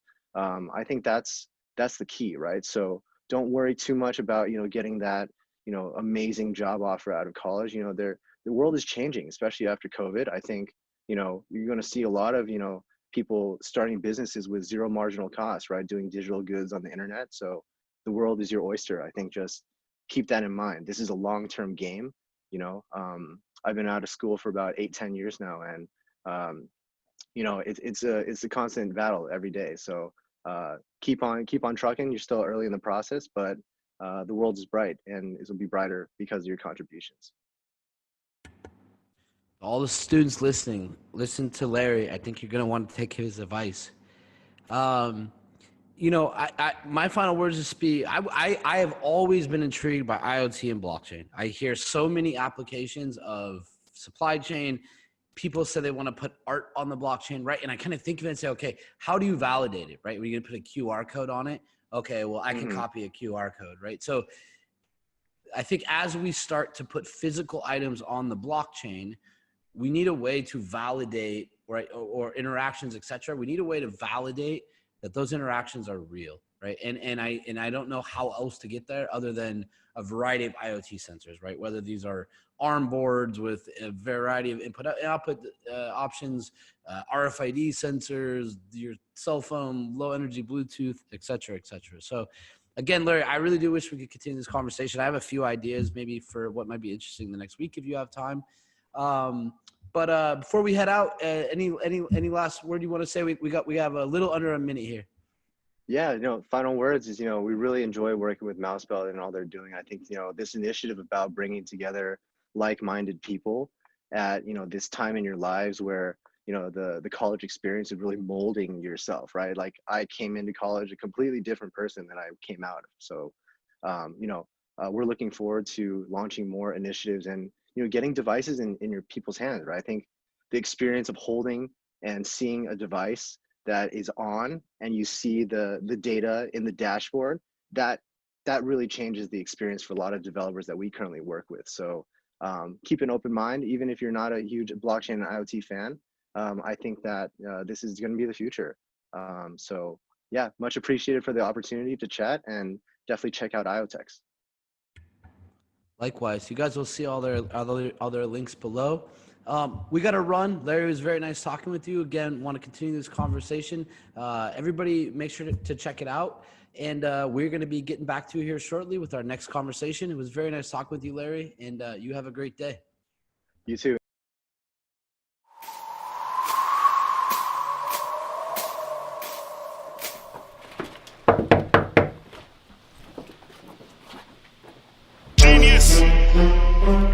Yeah, Coin Bros, let your gang. Hey yo, John, how the hell I get this damn antivirus off my PC, dog? Yeah, woo! What you know about the streets? What you know about Belize? What you know about faking your own heart attack just to ditch the police? Cardiac. What you know about privacy? I got a bad bitch on side of me. Janice. I got the FBI eyeing me. I see you. All of these hackers are trying me.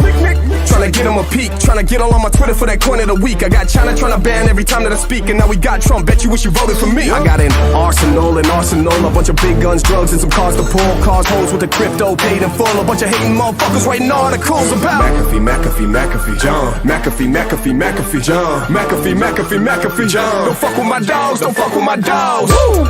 Crypto flipping, woo! In the lab just mixing, woo! You gon' see my vision, got hoes shooting at me and they just keep missing. McAfee, John. McAfee, John. McAfee, John. Don't fuck with my dogs, don't fuck with my dogs. Woo! Crypto flipping, woo! In the lab just mixing, woo! You gon' see my vision, got hoes shooting at me and they just keep missing. Woo! Some people think I'm psychotic. I'm riding in something exotic. I got no need for a rubber. I'm whipping up antibiotics. I only fuck with the crypto. I got no need for a pocket. Bitcoin 2020, a milli. I hope that you bought it. Sitting in the tub, got my girl pouring bath salt. Picking ICOs, it's a motherfucking cash vault. Riding in the Bentley, burning asphalt. Hating on my Twitter, get a motherfucking blackball.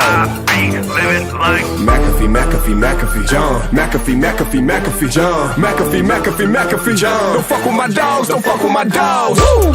Crypto flipping, woo! In the lab just mixing, woo! You gon' see my vision, got hoes shooting at me and they just keep missing. McAfee, John. McAfee, John. McAfee, John. Don't fuck with my dogs, don't fuck with my dogs. Woo! Crypto flipping, woo! In the lab just mixing, woo! You gon' see my vision, got hoes shooting at me and they just keep missing. McAfee, John. McAfee, John. McAfee, John. Don't fuck with my dogs, don't fuck with my dogs. Crypto flipping, in the lab just mixing. You gon' see my vision, got hoes shooting at me and they just keep missing. McAfee. Don't fuck with my dogs, don't fuck with my dogs.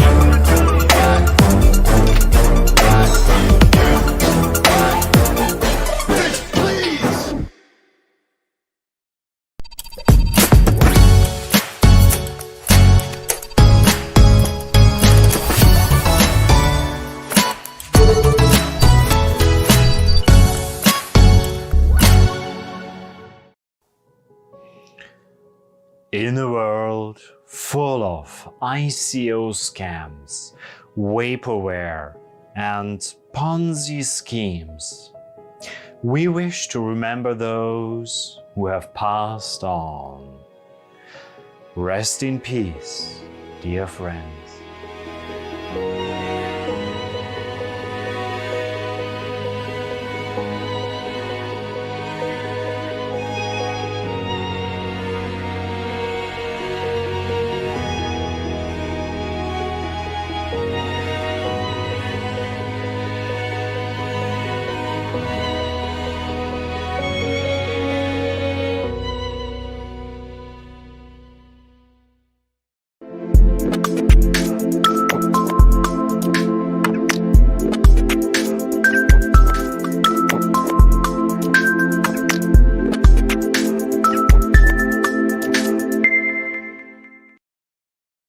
Hey, it's the Crypto Twins. I'm Litecoin Lucy. And I'm Tammy Tezos. Trading can be hard, but we're here to give you some important tips. The Bitcoin halving will always give you two.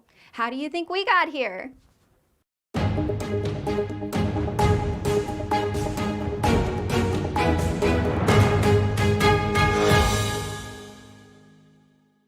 Hi, my name is Bruno. I'm from the technical education team at the Web3 Foundation, and I'm ready to reimagine 2020.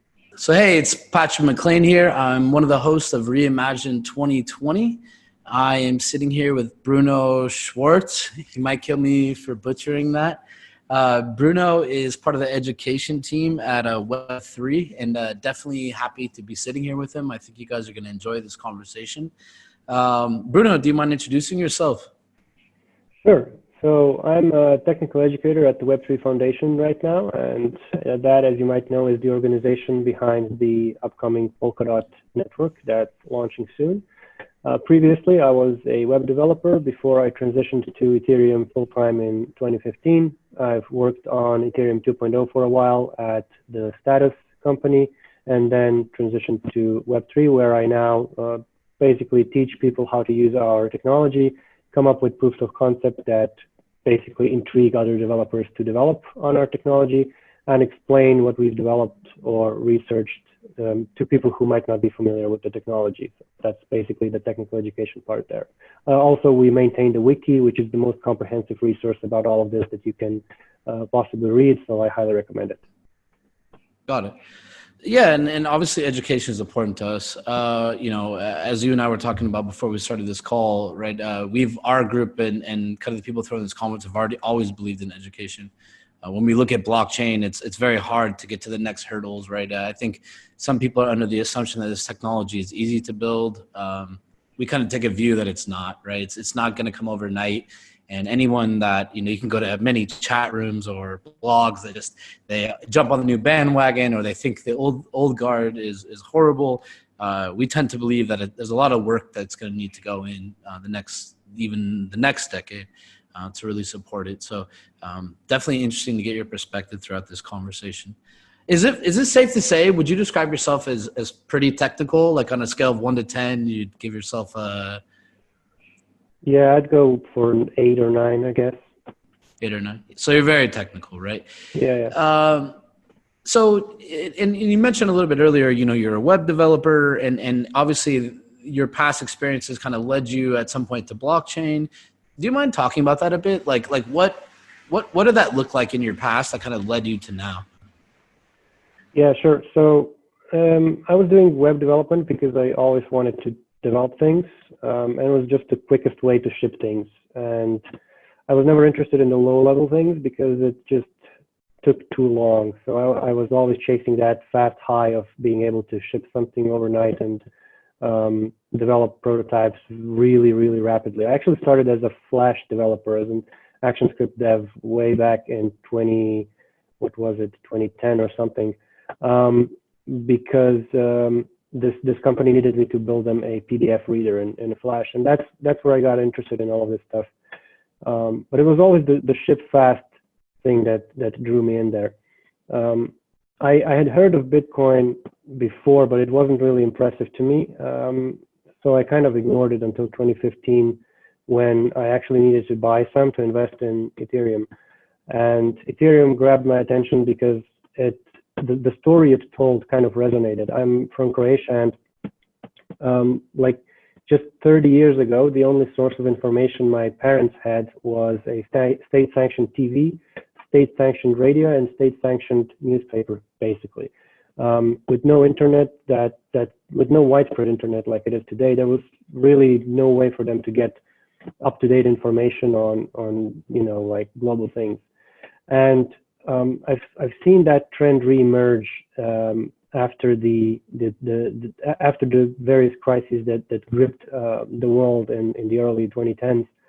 And I saw different countries unexpectedly fall into some sort of chaos, whether it was riots due to some economic strife or hyperinflation. Things started developing there that didn't really feel good. But I also noticed that there were some governments that were very bent on silencing, like just generally conversations about things that didn't like elections were getting silenced in Iran. Suddenly communication channels disappeared. So that's where my passion for the ability to send a message anywhere to anyone at any time came from. So that's why I entered the blockchain space, because I saw that as kind of an opportunity to look, like a message can be a transaction, like finance, it can be just a hello, or it can be a piece of content that somebody doesn't want you to see, like the Chinese firewall blocks. So just the ability to send and receive messages anywhere at any time from anyone to anyone without being censorable, without being stoppable, that kind of drove me to Ethereum. And that's when I started developing these educational resources for Ethereum, basically, and what kept me enthralled all these years. Got it. So when you talk about educational resources specifically, how do you view the current talent pool in blockchain? Like, what would you say like the state of the talent pool is, and how are we doing attracting new talent?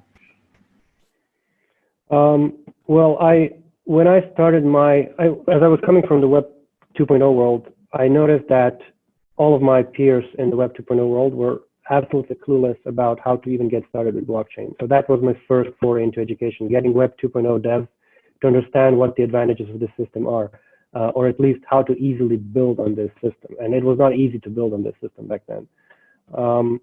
The problem was, and still is in a large degree, that there's just no use case that would convince these developers that they need the blockchain. And that's why they don't even bother getting over this hump.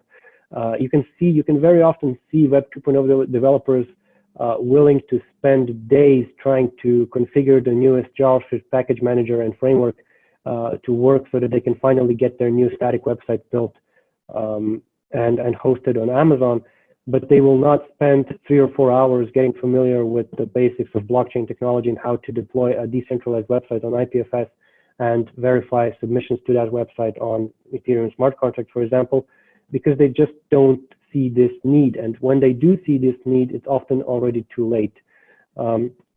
It's a big problem that we can only defeat if we dramatically improve the user experience and the developer experience of these tools that are at our disposal. So Solidity, the smart contract language on Ethereum, just recently got the ability to give you proper output messages for failed transactions, and that's something that's just unexplainable to a Web 2.0 developer who can put breakpoints at any point in the code and find out exactly what's going on.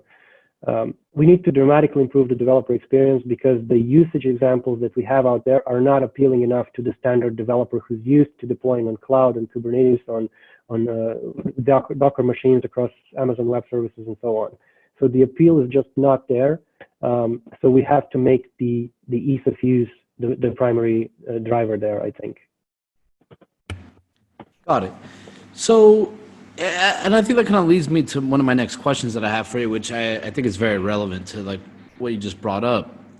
And again, as we were talking earlier, you might not have known, our team has had developers for a long time. So I've kind of watched that. I'm a bit technical, but I'm not the one in the trenches every day now. So I know enough about it. And if I go back 2.5 years ago, I was watching it's kind of the question, like, why isn't there blockchain developers, right?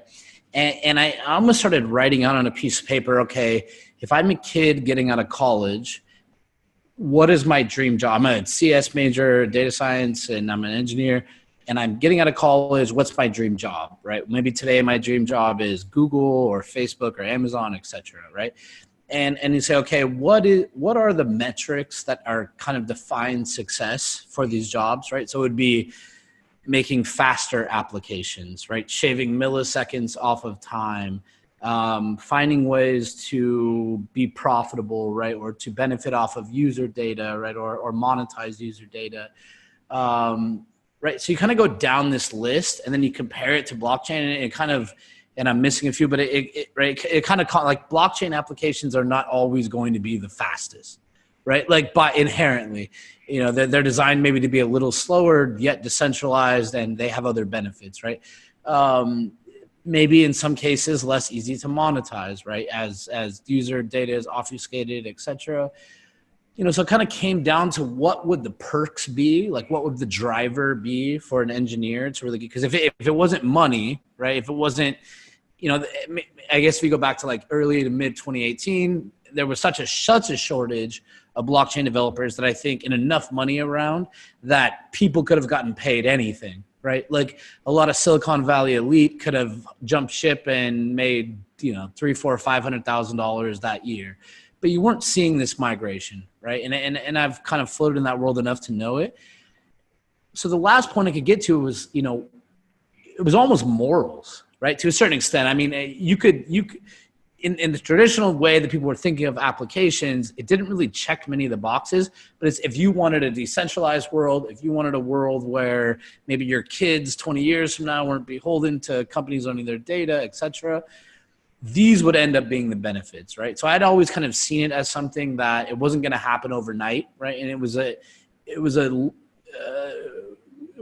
wasn't super easy to quantify, right, to them on the front end. So on one half, I kind of see that there's just this general, either developers are for the cause or not for the cause, right? And then most people are probably for their bank accounts and for like they start having kids and right, they have bigger things to worry about. So we're probably not going to solve this on the phone call, but we'd like to hear your thoughts. But on the other side that you brought up, how do we make it easier for developers, right? So I know, again, if you go back to 2017, 2018, like logging was a big issue, right? Just general development tools that people had available in almost every other technology stack was not available in blockchain. And probably because it was happening so quickly, you could say. And, so I guess, how have we done the last maybe 2 years, right? And maybe the last 6 months, what do you see there? Are we really building things for developers? What are the roadblocks? Things like Infura that allow people to quickly, spin things up without having to host entire nodes. Where are we at, and where do you kind of see it going? What are some things you think the community could do to help? Well, there are two aspects to this that you talked about just now about developers getting into blockchain. So one is definitely the morals of it all, and how developers, like in the height of it in 2017, everybody saw it. Like even most of the people who were in the industry saw it as a bubble, and a lot of people were afraid to get in because they knew it would burst. If you quit your lower end 6-figure job to work for $300K for that year for a blockchain company, there's a high chance that company is not going to exist the next year, and then you might have burned a bridge that was really comfortable and good. So there were a lot of people who were afraid of this temporary just speed flash of like this fast burn of this industry. But the other aspect is that we actually we don't have many developers coming in because it cannot be easy. In 2017, in order to be a blockchain developer, everybody and their dog called themselves a blockchain developer in 2017 because all you did was launch ICOs. But then what happened was we actually got real blockchain developers working on important stuff. And I've worked, like in the past few years, I've worked with more than a few 10x developers, the mythical 10x developers in some of these teams.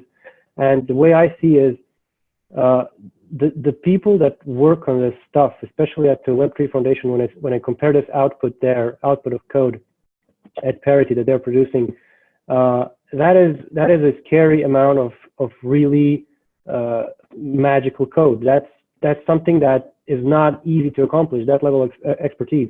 So most people are just not capable of doing both of those things, both shifting their mindset to the blockchain. Do you mind elaborating a little bit, like when you call it magical code, like what do you think is magical about it? I mean, and not everybody watching this might be technical, so as layman as possible. Yeah, sure. So what I mean is the amount and quality at the same time that immediately get applied to a live network and don't break things. So this is 50 developers working on the code base of a blockchain that's running and that's real, that has real economical value. They make these updates that are gargantuan in size, so hundreds of lines of code at a time, and they all are intimately aware of each other's work. They all verify it, and when they commit it to the blockchain and upload it, and when it gets voted in, because there's a system for changing the code of the blockchain on the chain itself. So when it's voted in and applied, it works like almost flawlessly every time. So it's you have to have a certain mindset there.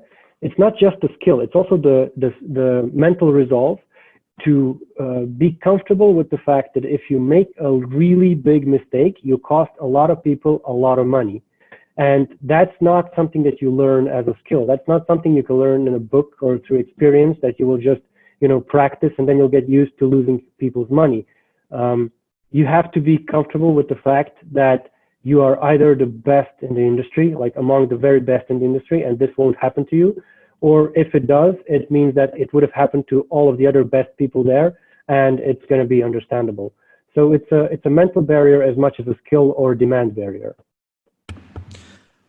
I've always actually been intrigued, like what you were just mentioning, the tools that allow people to kind of collaborate on code remotely, right, in a unified way. So we can call it Git repositories, etc. But actually the same principles that kind of apply to Git repositories, etc., that kind of transpose over to blockchain, right? It's in a lot of ways, it's a decentralized system where people are suggesting many changes. There's a master of truth or a master of validation. So I've always kind of laughed at those connections, but I think it's understated for people that haven't worked in a team of devs, right? You can have a team of developers that are just sending code in a Dropbox folder, right? And then you kind of transpose to a world where everybody is, committing code, doing pull requests, QAing it, right? And in kind of a harmony where nothing gets pushed to the master branch without a certain level of validation, right? And especially on projects that are so public, right? That's how people kind of make their name, where it's, if you make a big mistake, you can never hide from it, right? Like you're glued to it for eternity. Now, this is not to say that other people aren't. Hindsight's 2020. Like everyone else could QA it, look at it, never see an issue, then you might still get blamed if you're the one that wrote it, even if they couldn't find it themselves. But are there any other tools you think that really are detrimental to kind of the growth here? I mean, and I'll just give you an example. Like when we think about hackathons, right? It's what are the barriers you lower to just allow anyone at a hackathon to spin up quickly without having to do a lot of headache, or someone writing an application, right? Like what are these barriers being dropped on a daily basis that kind of lead to faster adoption? Yeah, so that's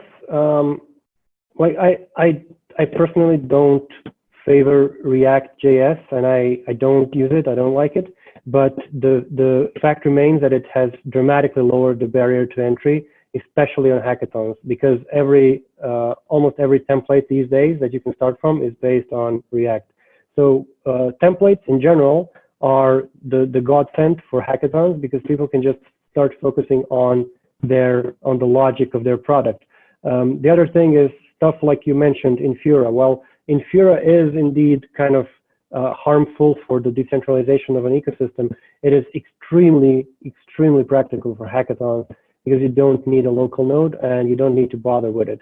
That does have its downsides in the real world because that convenience from a hackathon can transfer itself to production in way too many cases.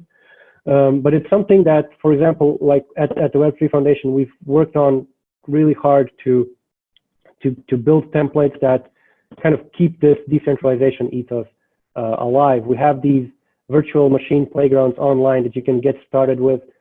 We have node templates for actual blockchain nodes that you can download and run on your computer. You're up and running with a system that works, that's ready to be deployed to other computers, even with a sample blockchain, in under an hour, and you can just focus on your logic. So I think the tools that we need to work on more are by far the templates and getting started packages, and on the other hand, documentation on how to implement everything that people have implemented before or could implement.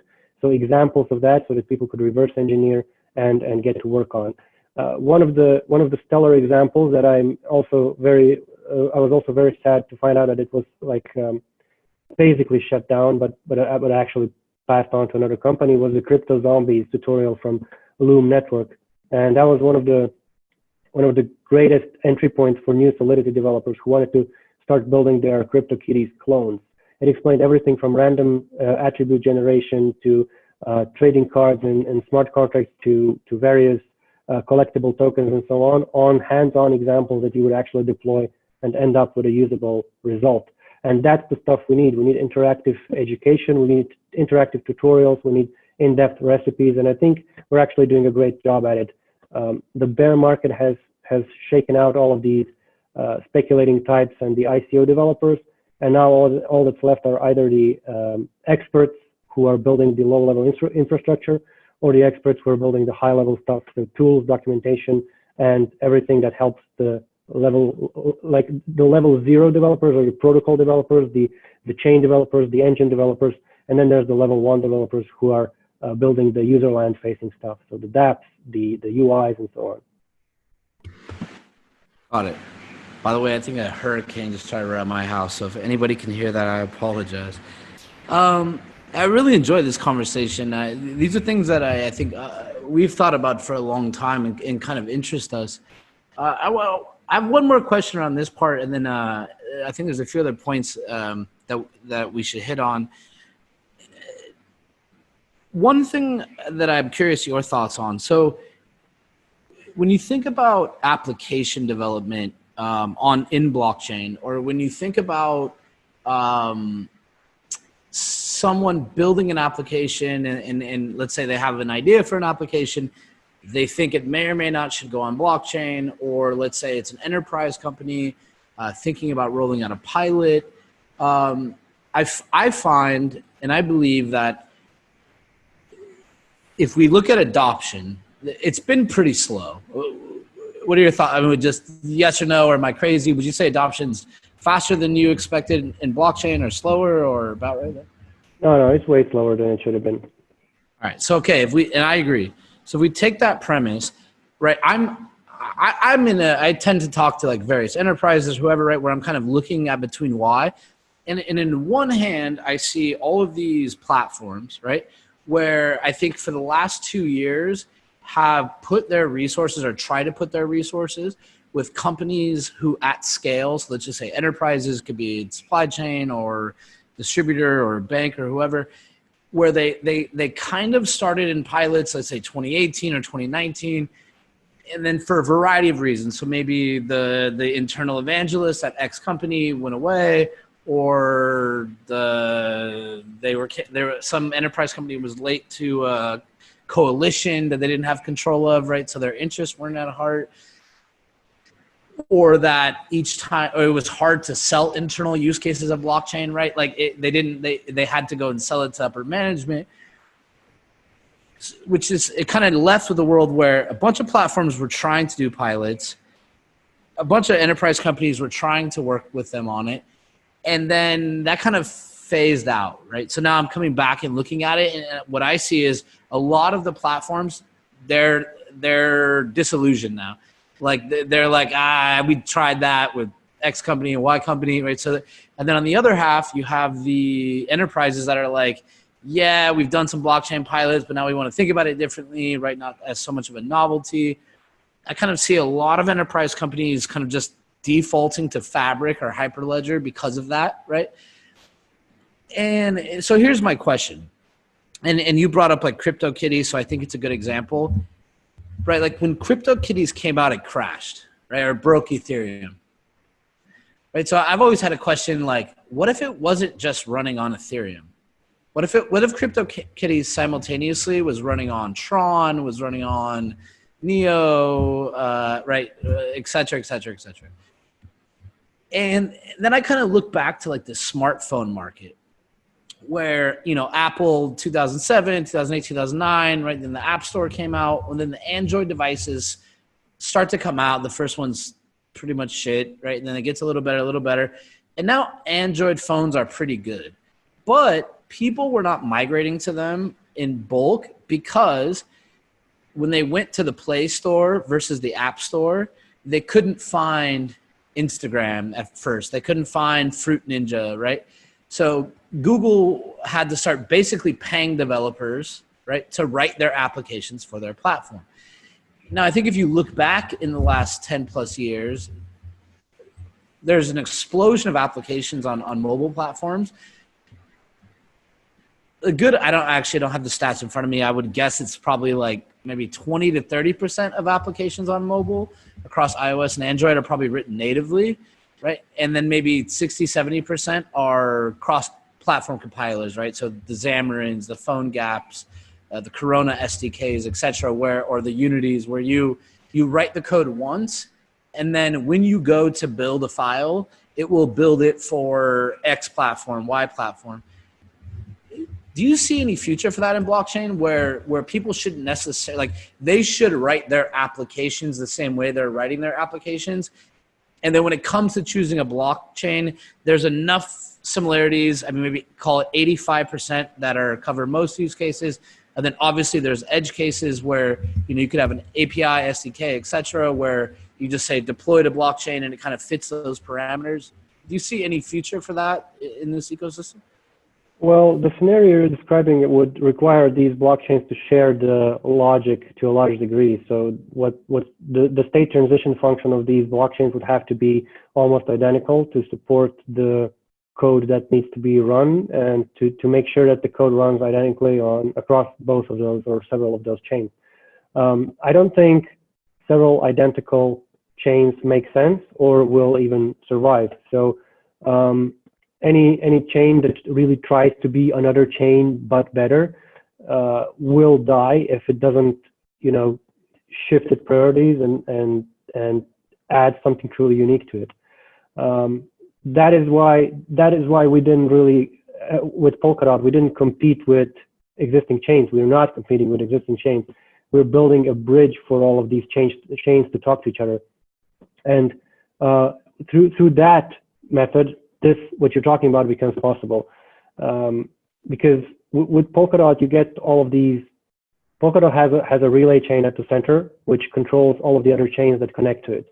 It gives them finality. It allows them to proceed with their block production.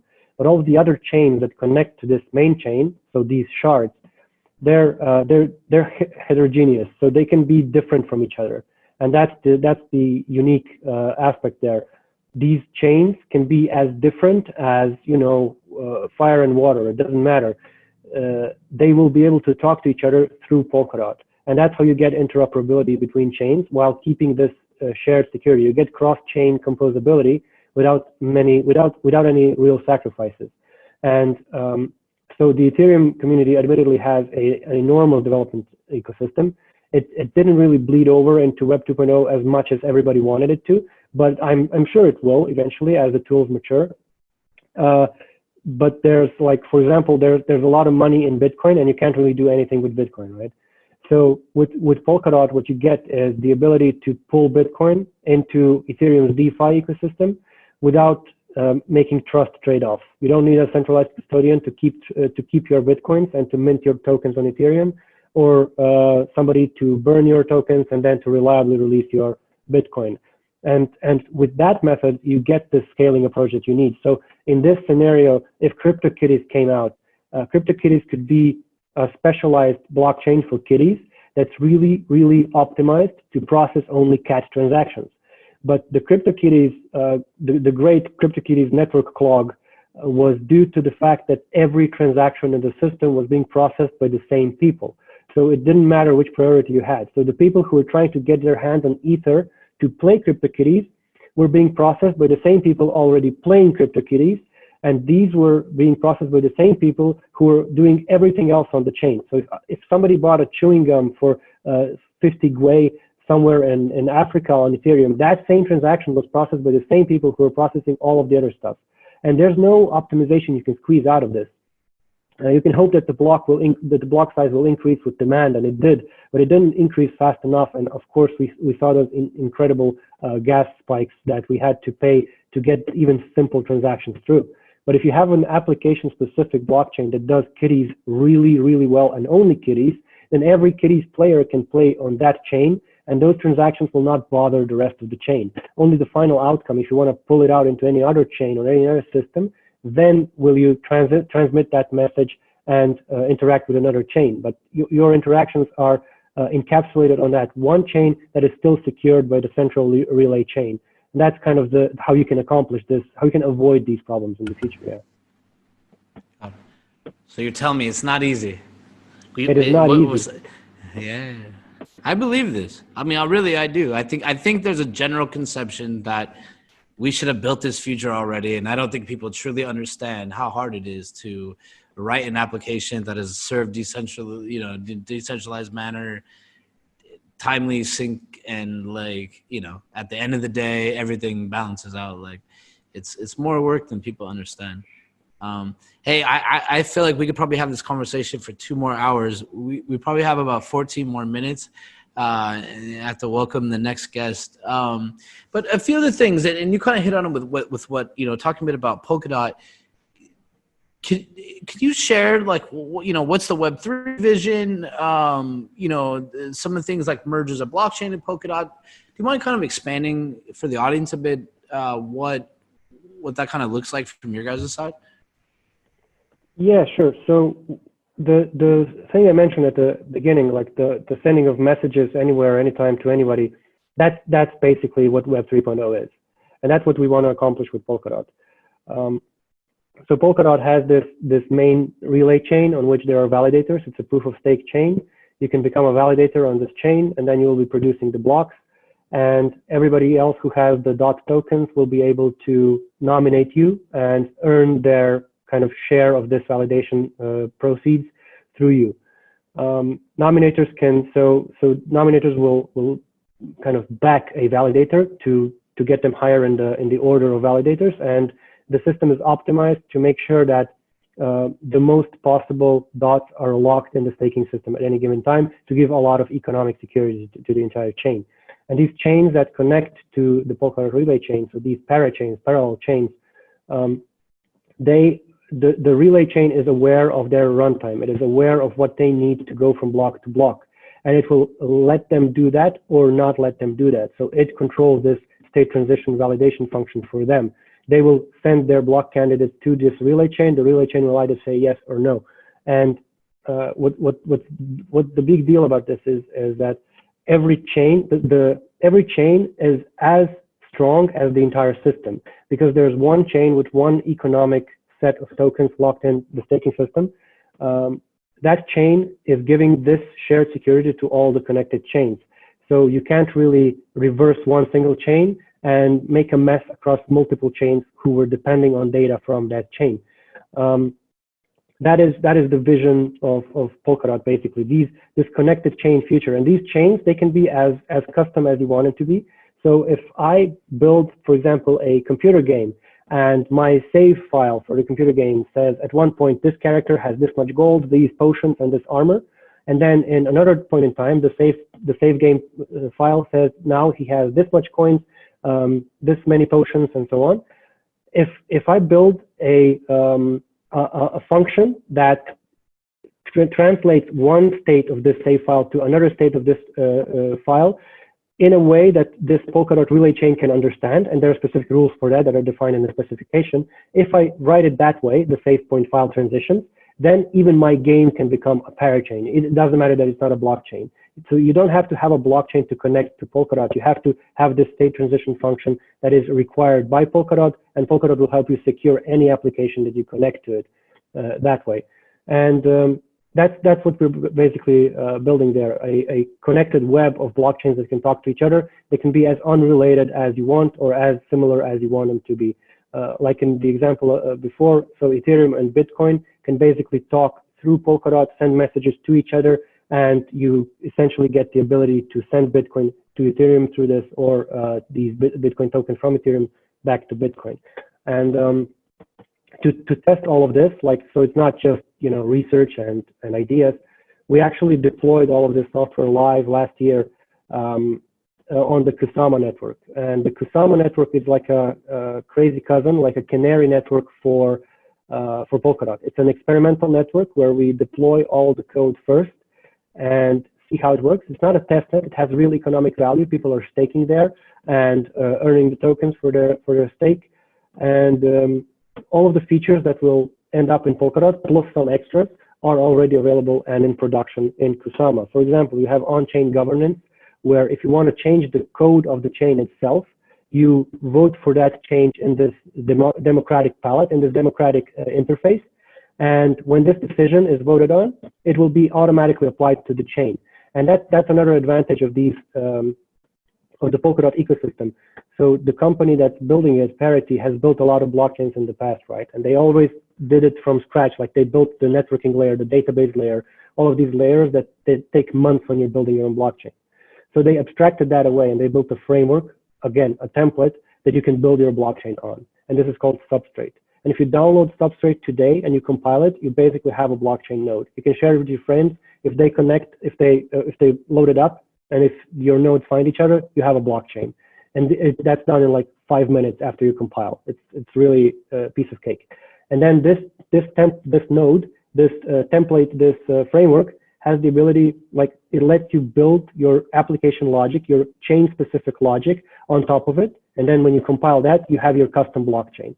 And then you can connect that custom blockchain to Polkadot, or in this case to Kusama.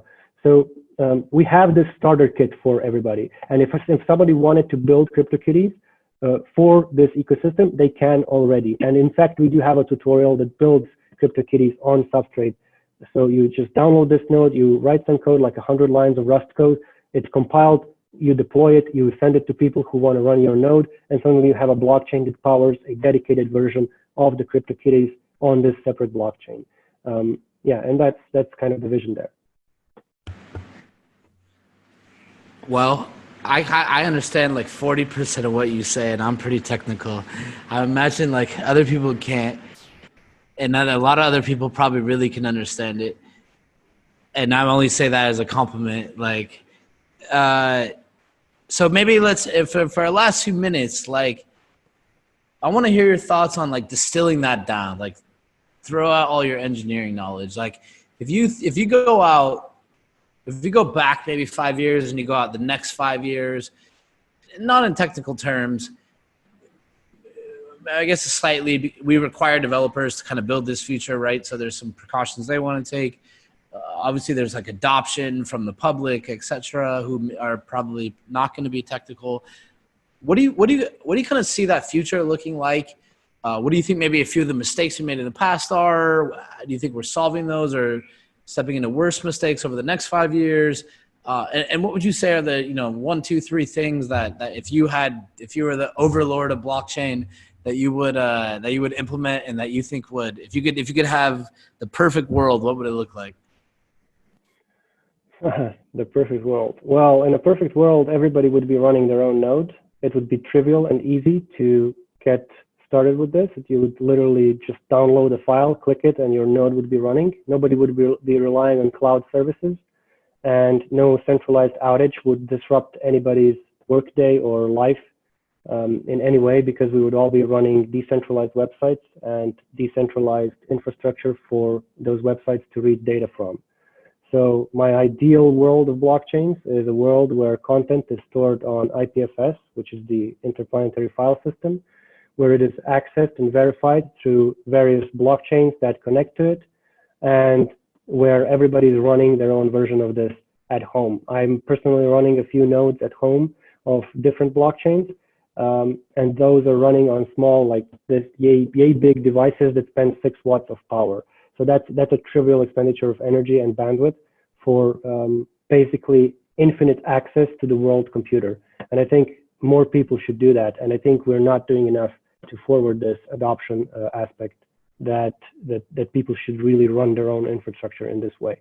That is one of the things that we also want to accomplish. And not to interrupt you, but do you see like low powered devices? I mean, if you say 6 watts, or we might consider a cell phone. I mean, do you see those kind of as the future of decentralization?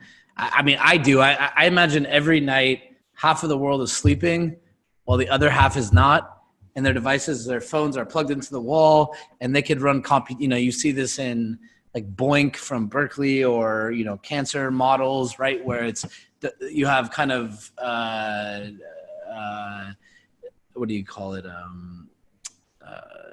when a bear hibernating devices, and what power they can do. Obviously power is always comes to be like the end cost, if there's like a cost factor, but do you see low power devices kind of having a future there? Not as blockchain nodes, no. Not in the current state of blockchain nodes. Blockchain nodes need a really high amount of input-output writes, so they really put some strain on your hard drive. And that hard drive in mobile phones is just a digital card. And that card is going to wear out with thousands of read writes that a blockchain needs per day, that a blockchain node needs per day. Another problem is that GSM connections often do quality of service checks on the packets that your connection is sending. And if that's not video streaming or gaming, it's going to downgrade it because it doesn't see it as kind of a high priority. So you need to mask that traffic or do something with it. And yet another problem is that when a phone hibernates, it breaks all long-lasting connections. So when you come back online, it has to reestablish those and find its peers, other nodes in the network. And that can be problematic because a lot of networks have a reputation score, which basically flags your node, your device, as a bad guy because it disconnects often and doesn't really provide any utility to the network. But low power devices like phones that do go offline often and so on, they can be good hosts for stateless or light nodes. So nodes that don't do actual work on the chain, but do read from the chain. So they can be your gateway to the blockchain data and serve you data from the blockchain. I don't think they're going to be useful in decentralizing the blockchain infrastructure.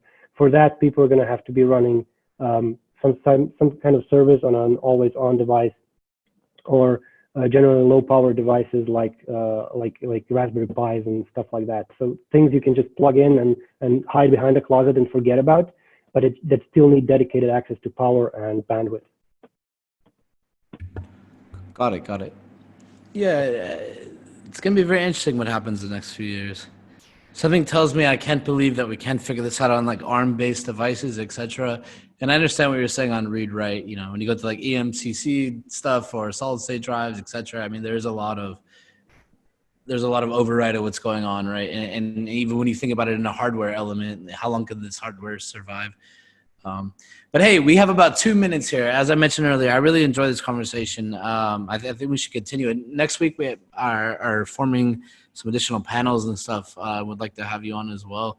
But hey, in the last 2 minutes, what would you tell some of the 19, 20, 21-year-old students in CS degrees right now who are, watching this from like 100 universities and looking for advice about how they want to approach blockchain? But what advice would you give them in a minute or two?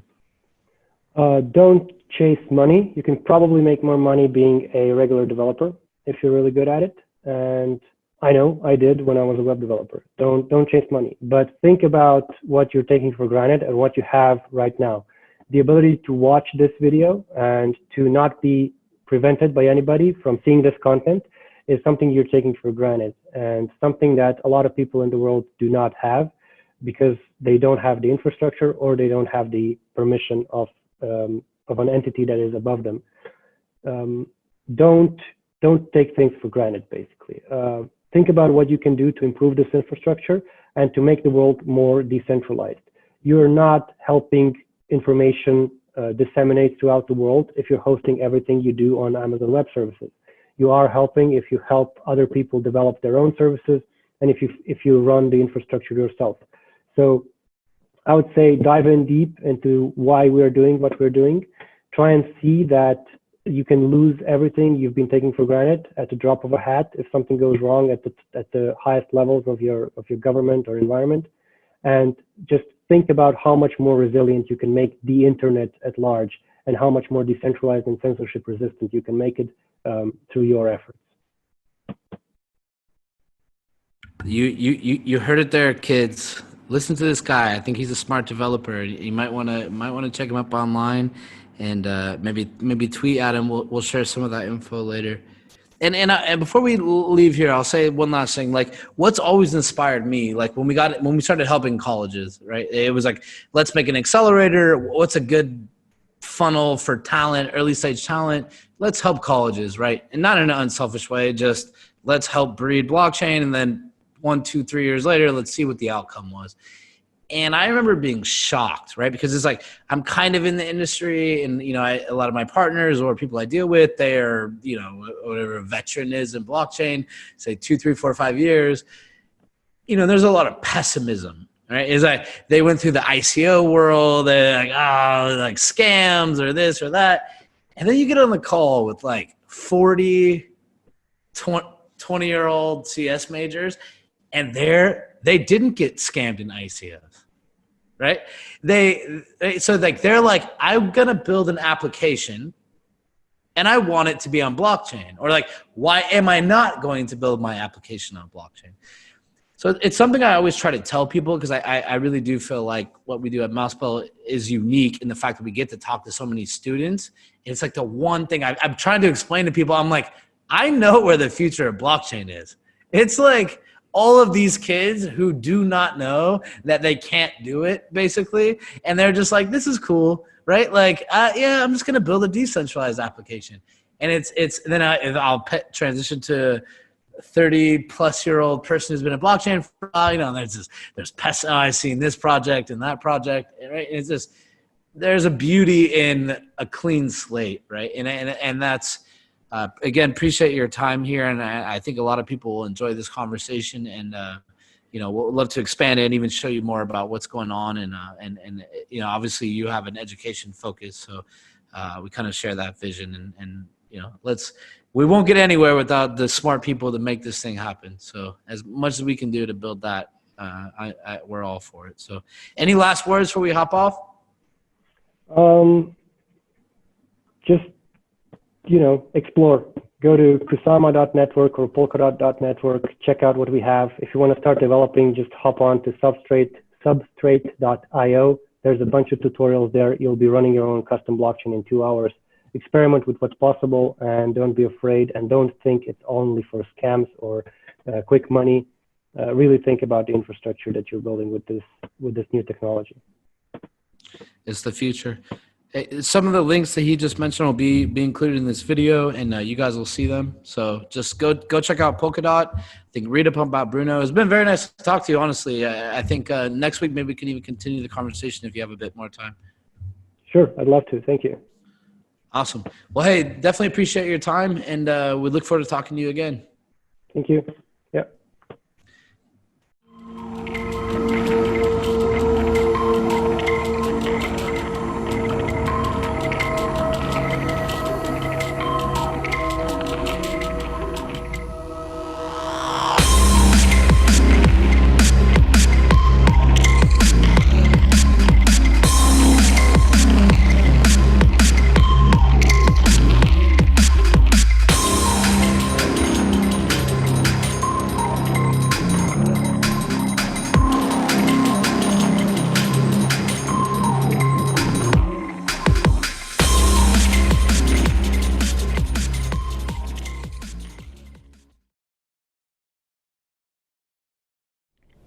ReImagine 2020 is brought to you by Exit Scam.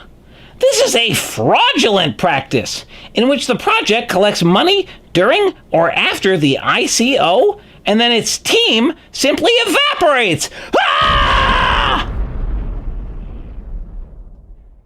At the same time, the company promotes a lot and lively and for some time demonstrates activity. It is worth noting that often PR managers and even developers do not know that they are involved in creating a fraudulent scheme. Ooh. Shoulda, woulda, coulda. Shoulda, woulda, coulda. Yeah. Shoulda, woulda, coulda. I know. Shoulda, woulda, coulda. But I didn't. Shoulda, woulda, coulda, but I didn't do it. Yeah. Shoulda, woulda, coulda, but I didn't do it. Fuck, I shouldn't have done that. But I didn't do it. Shoulda, woulda, coulda, but now I'm broke. And my brother hit me up on the phone, sparked my interest. What up, bro? Told me to quit my job, I should invest. I'ma do it. Told my boss I ain't coming back, just to impress my co-workers. Did my brother just fuck me over? Is that incest? Weird. 1% daily I was getting back. Already lost all my ether on the parody hack. Now my girl's all stressed, so I told her relax. I'm just waiting on Mount Gox to mail me back. Still waiting. All these motherfucking scams got me saying damn. Shoulda, coulda, woulda, so when I had the chance. Damn. Big Connect promised me 100 grand. Liar. Borrow money from my mama just to lend again. Sorry, then these motherfuckers hit me with an extra scam. Shoulda, woulda, coulda. Pulled out. Shoulda, woulda, coulda. Pulled out. Shoulda, woulda, coulda. Pulled out. Shoulda, woulda, coulda. Shoulda, woulda, coulda, but I didn't do it. Nope. Shoulda, woulda, coulda, but I didn't do it. Damn. Shoulda, woulda, coulda, but I didn't do it. Shoulda, woulda, coulda, but now I'm broke. Shoulda, coulda, woulda, but I fucked that up with a bad investment. BitConnect put me in debt. Had full faith in what I spent. Had a sublease just to pay my rent. It's like a foreign language, how do I vent? Got me tapped out on what I spent. Might lose my crib and have to pitch a tent. I just hit a wall, caught a president. Thought crypto was heaven sent. Still holding on like James Bond, trying to moonshot Neil Armstrong. The market cap was right on track. Used to Uber, now I'm walking back. Shoulda, coulda, woulda, but I still hold her, no looking back. Shoulda, coulda, woulda, so when I had the chance. Damn. Big Connect promised me 100 grand. Liar. Borrow money from my mama just to lend again. Sorry, then these motherfuckers hit me with an extra scam. Shoulda, woulda, coulda. Pulled out. Shoulda, woulda, coulda. Pulled out. Shoulda, woulda, coulda. Pulled out. Shoulda, woulda, coulda. Shoulda, woulda, coulda, but I didn't do it. Nope. Shoulda, woulda, coulda, but I didn't do it. Damn. Shoulda, woulda, coulda, but I didn't do it.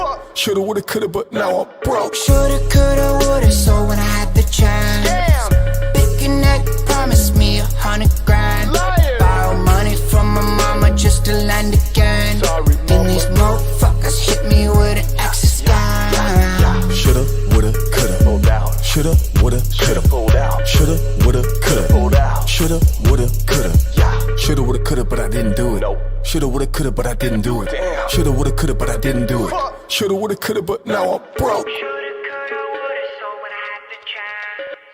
Big Connect promised me 100 grand. Borrow money from my mama just to lend again. Then these motherfuckers hit me with an extra scam. Damn.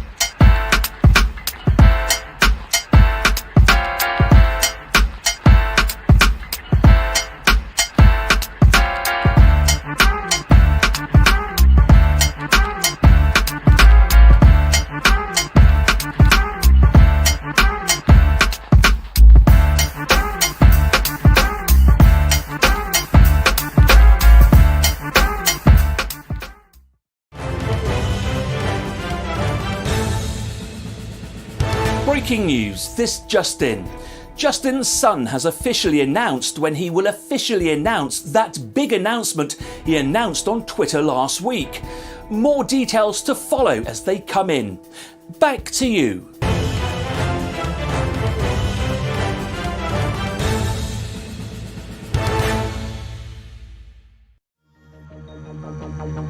Coming up next.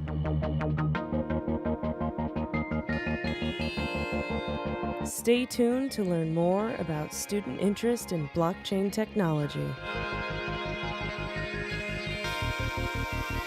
ReImagine 2020.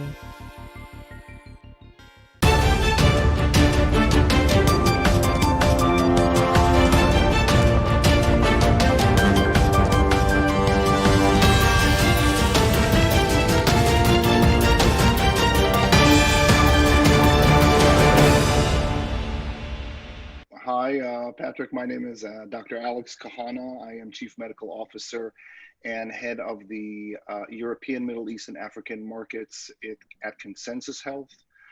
We are the, I would say, largest blockchain and healthcare company in the world. And I am super excited to be part of ReImagine 2020, because that's what we really need to do. We don't need to recover from COVID, you know, the covering again, but actually reimagine the post-pandemic world. So it's great to be here and looking forward to talking to you. Hey everybody, it's Patrick McLean here again, one of your hosts at ReImagine 2020. I've got another really special guest here that I think you guys are gonna enjoy listening to. I've had the ability to kind of read and listen to some of his conversations and viewpoints in the market the last week or so. So I'll go ahead and Alex, you wanna introduce yourself? Sure. It's a pleasure to meet you, Patrick, and thanks to the audience at ReImagine 2020 for being here. I'm Alex Kahana. I am Chief Medical Officer and head of the European, Middle East, and African markets at Consensus Health. Consensus Health is the largest blockchain healthcare company. And I would say very simply, I'm on a mission to blockchainize healthcare and healthify, if that's a real word, healthify the crypto space. A little bit about myself. I like to write on Medium on my moniker that I lived 4 lives in one, which means not only that I'm old, but also that I know the dirty little secrets of each life. I have a military background, which means not only that I'm mission-driven, data-driven, and situation-aware, but I fundamentally believe that none of us is as good as all of us, and really believe that distributed trust is the way to go. I had a full academic career in pain medicine. I'm an anesthesiologist and military medicine doc that built 5 pain centers throughout the world, in Israel, in Japan, in Switzerland, and in the US. So it's safe to say that I'm familiar with the healthcare system in the world. Always been a system thinker, always believed that you have to deliver treatments, protocols, standards to patients, and came to the US in 2007. Got quickly exposed into the, I would say, opioid epidemic, and helped out with some, I would say, guidelines that later became the blueprint for the CDC guidelines, regulation, legislation, and how to provide treatments and care safely and balance I would say, care and dangers that are associated with opioids. I became a subject matter expert for the DoD and the VA, which means that I'm used to working with large healthcare systems, and has been involved in technology integration in the clinical workflow for at least 15 years. Got bit by the blockchain bug, I would say, in 2014, which is, I think, decades ago, and started to write about it, and we'll talk about it for sure in the next coming hour. And co-authored the textbook of blockchain in healthcare. And like I said, really excited to be part of the Consensus Health family and really create a new digital resilient healthcare system sustainable for the future ahead. Awesome. Well, definitely a impressive resume, and it seems, you know, like you've definitely had enough different outlooks in life that have kind of formed your opinion on and kind of brought you to this point. So I'm sure a lot of the students listening to this conversation are going to really appreciate it, and we know that health is one of the things that they're always looking at. So I wanted to kind of dive in, and I wanted to kind of, specifically, I think you have a background in health, right? So this is a unique conversation, or you have a unique perspective. But I think when we look at the world right now, right, and obviously we're not in normal times, right? If you go back even 5 months ago, we have a massive health crisis, right? And then you look at economies are kind of in turmoil, right? The last time we saw anything remotely close to this in comparison in recent memory is 2008, right? Which is kind of the inception of Bitcoin, or around the same time of inception of Bitcoin and blockchain.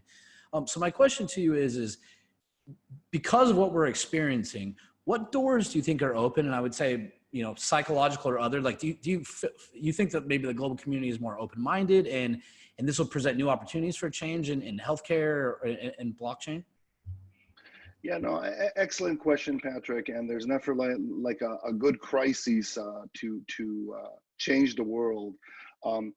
First of all, you know, when people ask me what has changed since COVID or the pandemic started, they expect me to say, oh, you know, I work remotely from home, or, you know, I'm not eating out.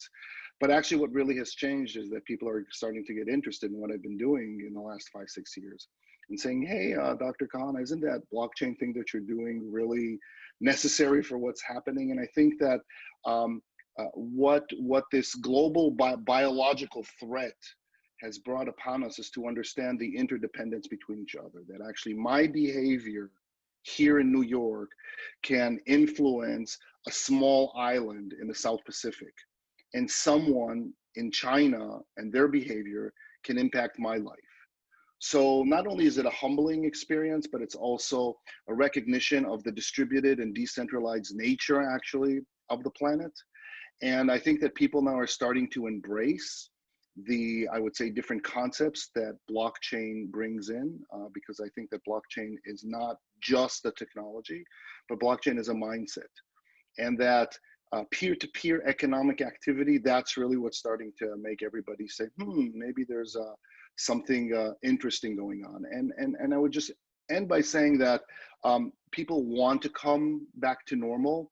And I would argue that we're not going to get back to normal, because normal is what brought us to where we are. The fragility and frailty of our economic, social, and health systems is because we live in an economy that has low capacities and low capabilities. And so what we are trying to do through DLT is really build that digital resilience. And so we're not going to get back to normal. We need to hence reimagine, not recover. I don't like when people say recovery, because it's like covering again. So we're not going to recover or cover again all the frailties and fragilities. We're going to reimagine and remake the world ahead. Got it. So when we think about that, and I think one thing that people are experiencing now that I've been very curious about, right? Because I think this is a very interesting experiment. You know, I think really looking at isolation, you know, people being in their house, like psychologically, how are they going to handle this? And even when someone says, you can come outside now, are they going to go run outside, right? Or will there be this, you know, kind of lasting stigma, and that maybe trickles on for many more months? So I have a question, and something I was reading that you wrote that intrigued me. You were writing about how you think that the opposite of health is isolation, where some people might think of it as, you know, opposite of health is disease, for example. So I'm just curious your perspective now that we are really experiencing isolation, right? Where people are kind of being forced into boxes per se. You know, what impact do you think that's going to have on the global psyche? And, you know, what are the technologies or things that, you know, either in blockchain or things that allow us to kind of communicate and intertwine? What do you think some of the opportunities are there?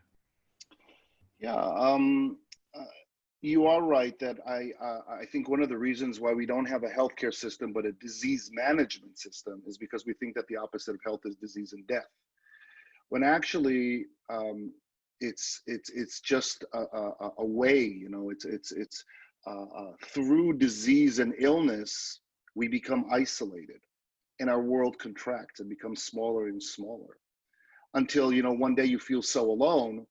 And then you decide to take, I don't know, OxyContin, Xanax, and Chardonnay. And that happens every 12 minutes in the US. So it's not as if it's something that's very rare.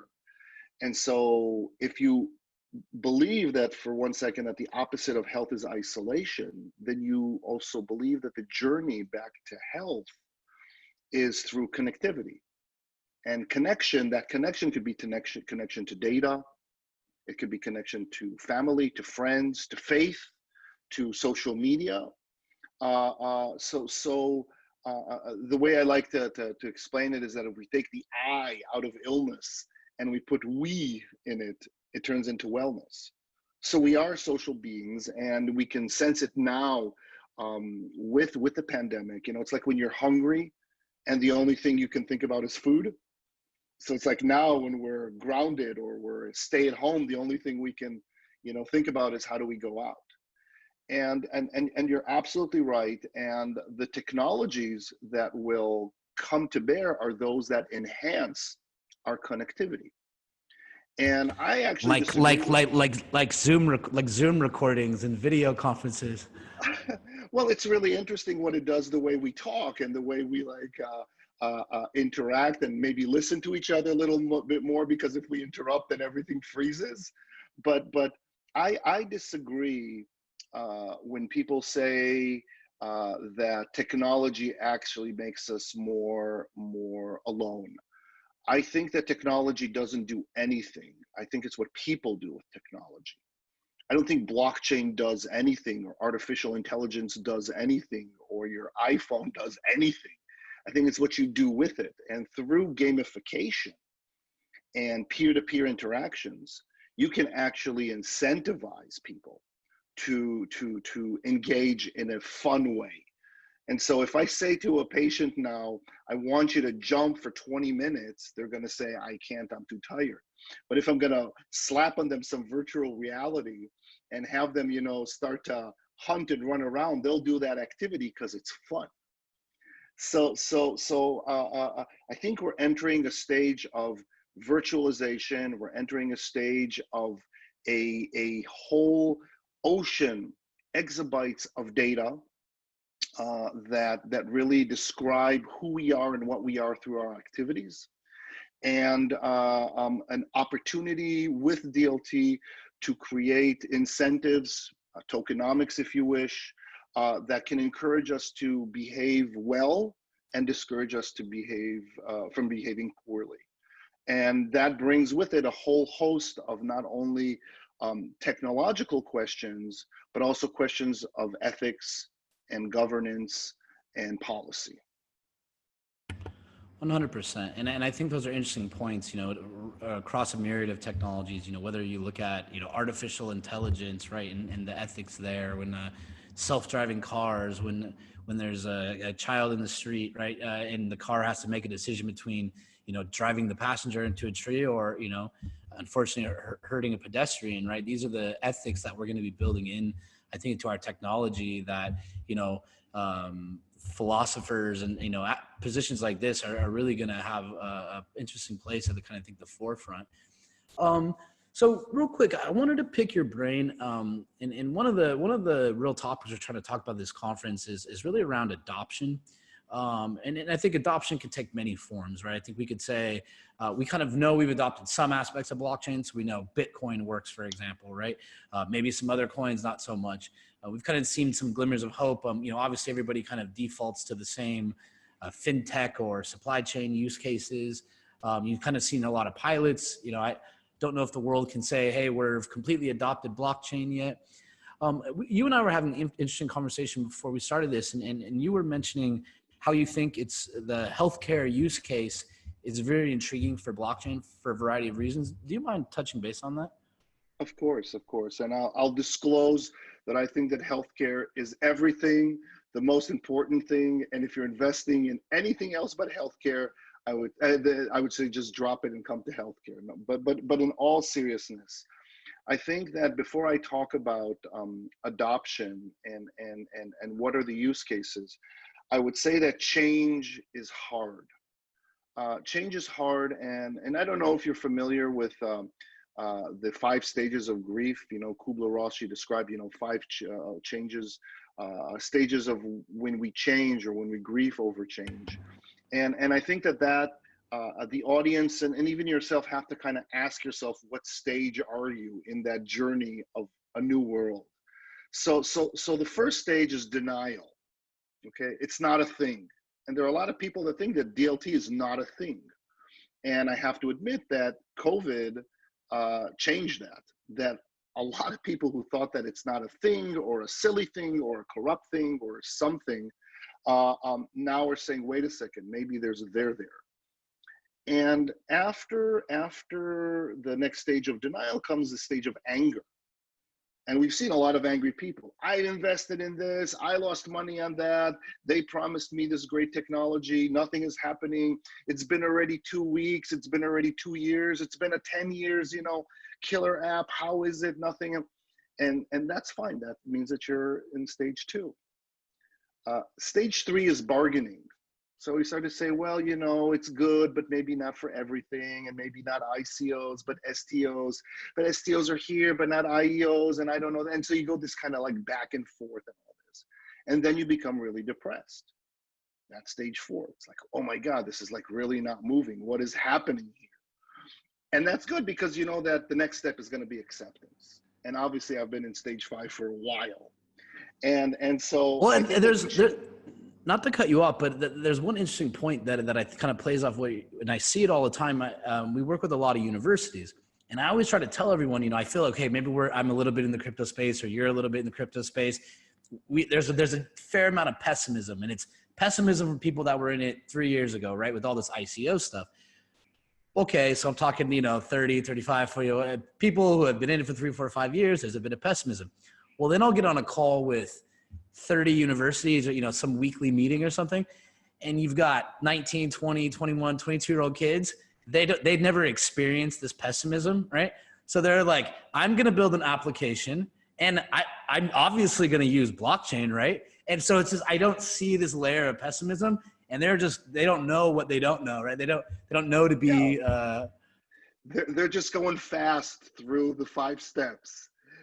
You know, but the point being, you know, and I teach a lot and I talk to a lot of people, and that's, you know, the essence of my job.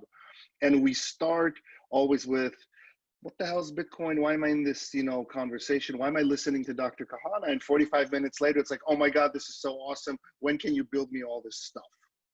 So I think that before we talk about the how, it's very important to talk about the why.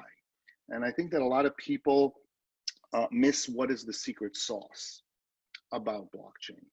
And they think of it more as a general purpose technology to make things faster, better, cheaper, and all that. And that's how the industry right now is looking at it. You know, how can I, you know, automate things? How can I decrease expenditure on doubling? And, you know, how can I de-double? Or how can I, you know, create this a computational trust that will, you know, increase my margins?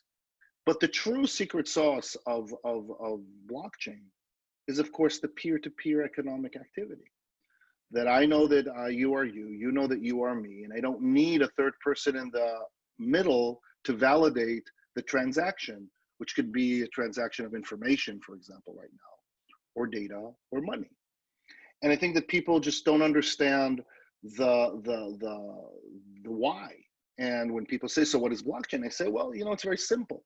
Blockchain is a software that was designed to solve the social problem of fake. Simple as that. Because we're just surrounded by stuff. I'm an optimistic person. I want to believe that what I'm hearing is correct. I want to believe that what I'm reading is correct. I want to believe my contracts. I want to believe that what I'm eating is what I think I'm eating. I want to believe the whole world around me, but it's hard. I can't. We're suffering from an infodemic. We're hearing so many things, the head is spinning, we're suffering from a cognitive overload. I don't know anything. And so when you have a system that bakes into it things like transparency, computational trust, immutability, the inability to change the data and the nature of the data in it, when you talk about that there's an interdependence by multiple people that want to maintain the system, because if not, then everything falls apart. Right now, we're suffering from what's called a moral hazard. Moral hazard means that one person can start to do risky things because they know that they're not going to pay for it, you're going to pay for it. So it's an unbalanced ecosystem, and DLT brings back into place that balance. And so in healthcare, the things that we look at, some of them are more obvious than others. So supply chain is very obvious, okay? The verification and authentication of the provenance of, I don't know, drugs. I want to make sure that this pill that I'm paying $100,000 for is that pill and it's worth $100,000. So that's, an easy, that's why the federal government is into supply chain. That's why all the large companies are into supply chain. You can follow with other technologies like Internet of Things or Internet of Health things. So that's an easy play. Then there's another one of credentialing. That's also a problem. How do you credential professionals? How do you know that I'm really a doctor? How do you know that I know what the hell I'm doing? If I want to move from one state to another or from one country to another, how do I know that my credentials are, bona fide? So that too is like a supply chain of people or a supply chain of the services that those people can give. So that's also an easy understanding, and there are large systems that are embracing it. But then we start to get into more subtle case uses or use cases that I think are actually really exciting. One, for example, is self-sovereign electronic health records. So that means that, nowadays you go to your doctor and an electronic health record doesn't belong to you. Except New Hampshire, by law, the electronic health record belongs to the person who produced that electronic health record. Everybody thinks it's the hospital, but it's actually the software company that created it. So your data is not yours. And so again, it's exposed to all the predatory practices that we see by the large, media platforms and the large, data companies. And Google bought Fitbit, right? Yeah, and that's why I don't have my Fitbit off. I don't have it anymore. The minute they bought it, I took it off, and now I'm just with Aura. That's it. So, and it's important because, and I write about this because you are your activities. And your activities are captured by your data. So you are your data. And so when a third party takes it, sells it, uses it, abuses it, loses it, they take a piece of you. They take a piece of your dignity. And so this is not just privacy preserving technologies, and making sure that they're not lost or hacked or some, North Korean, I don't know what, take and do with it whatever they want and sell it in the black market. It's actually, they're taking away something that belongs to me. And so the whole idea of decentralized identification, the idea of being it portable, the idea that it's sensor resistant, it's collusion resistant. That's what's really important. That's the true magic of blockchain, that it increases our human capacities and capabilities. And I don't call them privacy preserving technologies, but dignity preserving technologies. And this is why it'll take up, because like you said, the youngsters that are just like, of course I'll do it on DOT. It's like, why would I give myself to the man and have zero leverage on it? I don't recall, when 23andMe made this huge deal with Glasgow Smith and got 300. I don't remember getting a check, from that. So I think that we have to think of data and personal data not in terms of privacy, but also as a source of income. And that's really interesting. And that's what I talk about a lot, is how does that data suddenly become my good behavior a source of income? It's almost like a universal health basic income. So if I don't drink and I don't smoke and I don't take drugs and someone saves money, I need to see a piece of it. And if I don't want to be part of that economy. Definitely, a ton of interesting points there, and I hear what you're saying, and I agree. I think when you look at kind of the myriad of use cases or proposed use cases for blockchain, it's interesting how many, if not all, touch healthcare, right? And I think we're spending a lot of time kind of looking for those slam dunk use cases where we can go and say, look, this is 1 billion people running on blockchain, it works, right? It seems to me like we really do need to triple down in the industry. And make sure that we're pushing, in that direction. So, hey, to dive in just a little bit, let's talk about healthcare, or specifically in some of the barriers to adoption. So, I'm hearing what you're saying, right? And that's you see an opportunity where blockchain can kind of help people, help systems, help add efficiencies in the healthcare space, and maybe in other practical ways of people's lives that can even affect their income, right? In the way that they're collecting and kind of owning their data. So if we can identify that there are a lot of benefits, let's talk about maybe the barriers, then why, right? So, who's stopping or the decision maker and kind of leveraging this technology? And I'll rattle off a few points, right? So Are there government regulatory restrictions that are causing slow adoption? Is there hesitation from the healthcare companies to fully commit to this type of technology? Is it a technology related issue? So is it that we don't have enough tooling or pilots, et cetera? And then I'll ask, like, do healthcare companies, do they care about blockchain? Is it something that they are actively seeking outside of just a good press release? Or is it something that they want to get ahead of the curve and really bring into their arsenal? Yeah, all great questions, and I'll try to unpack it. I think that when you get to my age, you try to be very weary of conspiracy theories and all kinds of things, of bad things that are happening behind my back, because actually I don't think that people care that much about me that they want to do stuff. Beyond the resistance to change and the 5 stages that I talked beforehand, I think that yes, there are actors that think about adopting this technology as something that they will lose from it. There are not many, but there are folks that rightfully or wrongfully think that they will be disintermediated. They know that what they're doing doesn't bring value, and if you automate it, or if you bring in this type of technology, there will not be needed anymore. So, for example, the person that just sticks on a stamp, and asks for $20, I was asking for a visa somewhere, and there was a person who had to validate that I am who I am and put a stamp on it and charged me $20. Obviously, that's ridiculous, and it's a racket, because they didn't even check that I was who I was. I didn't show anything. They just put in a stamp and took the money. So I think that those players who clearly are intermediaries or third parties that don't have value, they are at immediate risk, just like a lot of jobs are at risk for automation. But I think that most people have, if you wish, healthy skepticism, because they don't really understand the difference between collaboration and centralization. These are 2 separate things, and people conflate between them. Wide collaboration is great. You need that crowd intelligence. We cannot solve this pandemic, this global biological threat, without having all the brains of the world collaborate together. You can't have a really common sense AI that is devoid of bias and deepfake if you don't have open and decentralized AI. And all that black box stuff that's going on, of course, will create all the limitations of artificial intelligence. So I think that people understand that none of us is as good as all of us.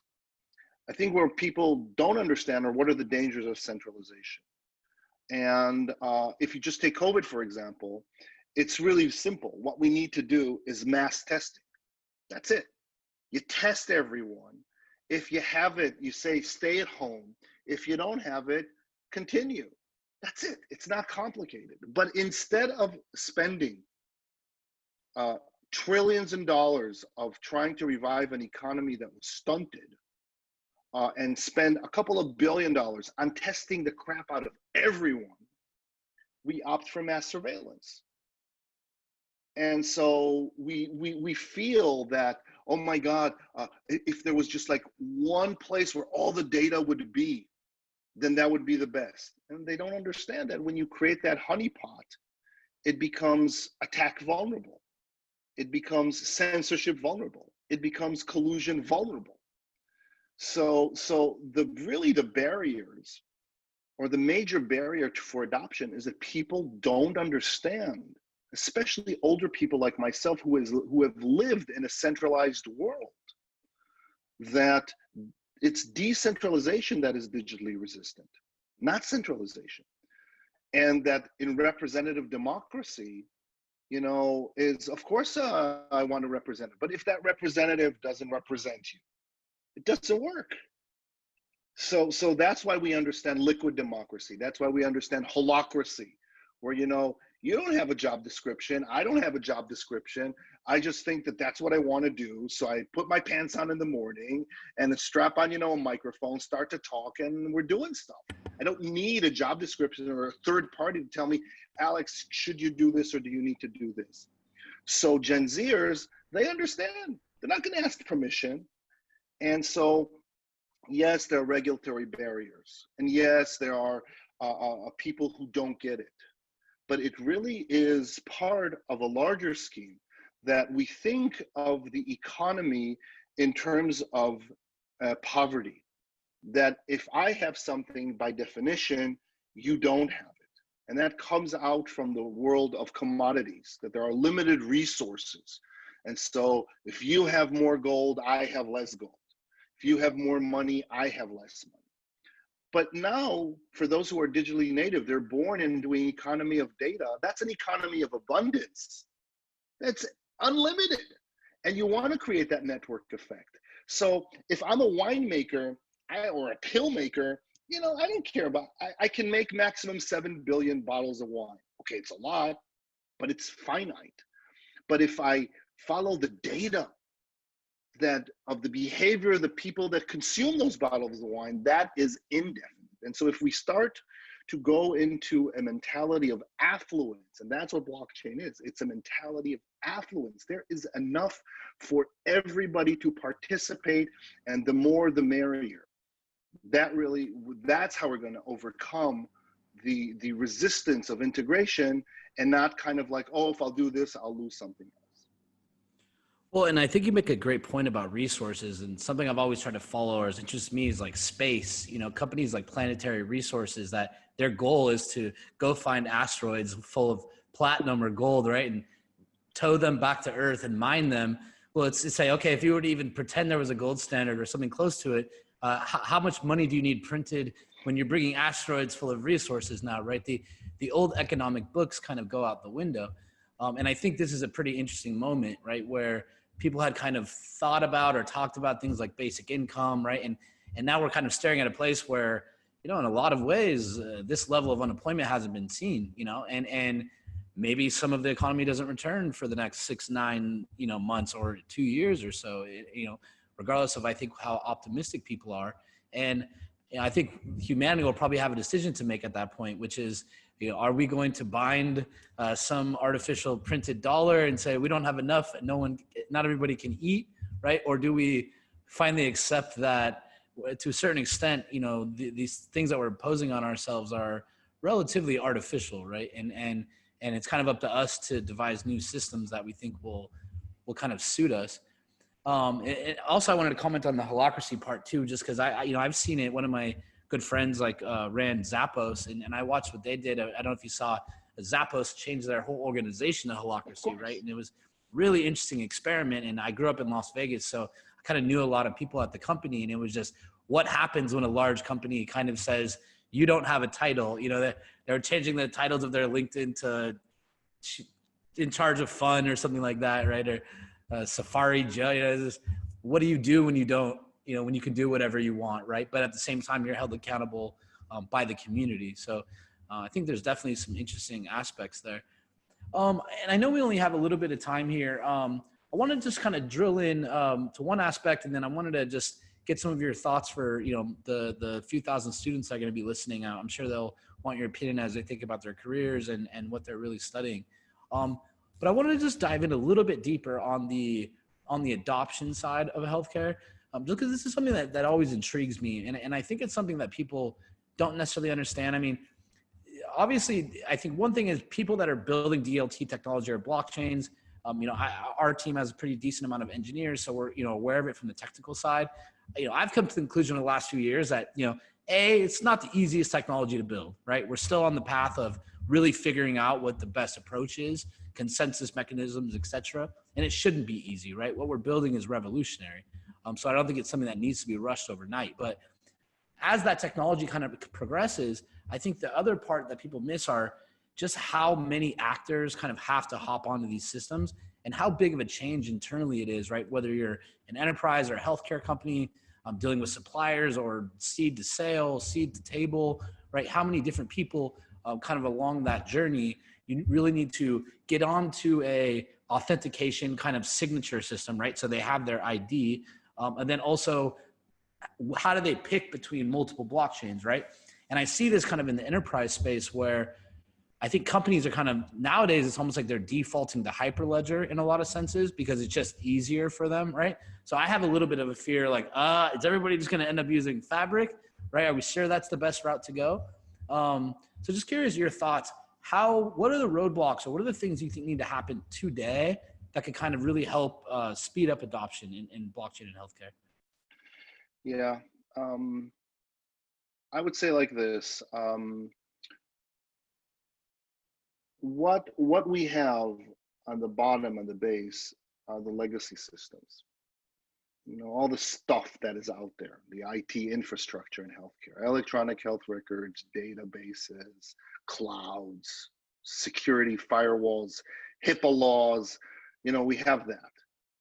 And on top, we have all these, you know, light bulbs, all these great ideas. Oh, you know, I can do remote temperature. I can do a COVID tracker. I can figure out your level of stress by Face ID. All these, you know, light bulbs. But there's nothing connecting. There's no grid. And it's only when there's an electrical grid that a light bulb, which is an app, becomes a killer app. So what we need is that grid. Now, Hyperledger or Ethereum or other platforms are part of it, but they're not all of it. And we need to create the grid and the rails and the networks and the orchestrators and the agents and the oracles that will create that grid. And so at Consensus Health specifically, we're working on it from our vantage point, that it's a combination of federated learning, where basically the algorithm goes to the data instead of, you know, data that we, instead of, you know, bringing all the data in one place and the algorithm going, you know, into it, we federate that. And we have privacy preserving technologies like zero knowledge proof, like homomorphic, like trusted execution environments that basically I don't have to tell you anything to know what I'm talking about and divulge anything from it. And of course, the smart contracts that speak to governance. So we need to build that grid in order to get, you know, the killer apps and the better adoption. I think that what's important to understand is, and when you ask are companies interested or not, is what is the difference between digital health or mHealth or whatever you want to put, iHealth or all the stuff that's coming versus DLT health? Is that all the digital health that has been happening since, I would say, I don't know, 2008, when the Obama administration passed the HITECH Act and said everything has to be digitized. So that created that, you know, economic wave that digital is everything in healthcare. Is that they're all patient-centric, which is great. You know, it's patient-centric. You got to think about the patient, designed for the patient, do the UI, the UX, everything for the patient. But what they don't do, and that's what DLT health is different. It's not like digital. DLT health is patient-driven, not patient-centered, patient-driven. That's the difference. That's the future. That it's that it's I have to behave in a certain way that will not only transform me from a healthcare service consumer to a health and wealth producer. And that's what has to happen in healthcare, because right now we're all consumers. So if you're a consumer, you know, the only thing that you have for the system economically to be viable is to consume more. And what you want actually is for people to produce health. So if I try to translate it in blockchain language, what we're doing, our healthcare system is transacting in death coins. Okay, the more death coins you have, the more sick I am, the more tests I need, the more pills I use, then the economy, you know, more coins are minted. It's great. If I get healthy, I'm a doctor, all my patients get healthy, I'm out of a job. So I have no incentive to get you healthy. I might want to get you healthy enough, but not too healthy. That's why I'm inventing all these, you know, pills for imaginary diseases like dysfunctions and I don't know what, and things that we're, you know, first world problems. Are you feeling happy? Are you feeling sad? Did you wake up tired today? And what people don't understand is that we are dealing with first world problems. Okay, I just came back from East Africa to Kibera, which is near Nairobi in Kenya. It's the largest urban slum. I used to live in Tanzania for many years, so I know that area well. Exactly. And so you know what the problems are. Clean They've been using water. M-Pesa for a decade when I was there. They were sending money from Nokia cell phones. And so they understand blockchain. They talk to me in blockchain language without calling it blockchain. So while They don't trust banks. They don't trust banks. They don't want to put their money in the bank. Of course they don't trust banks. They don't trust banks. They don't trust the government. They don't trust anybody except themselves. And they're holocratic because they know that if I won't take care of myself, nobody will take care of me. And so they want privacy. And they understood that we had conversations there. They totally get blockchain. They speak the language of blockchain without calling it blockchain.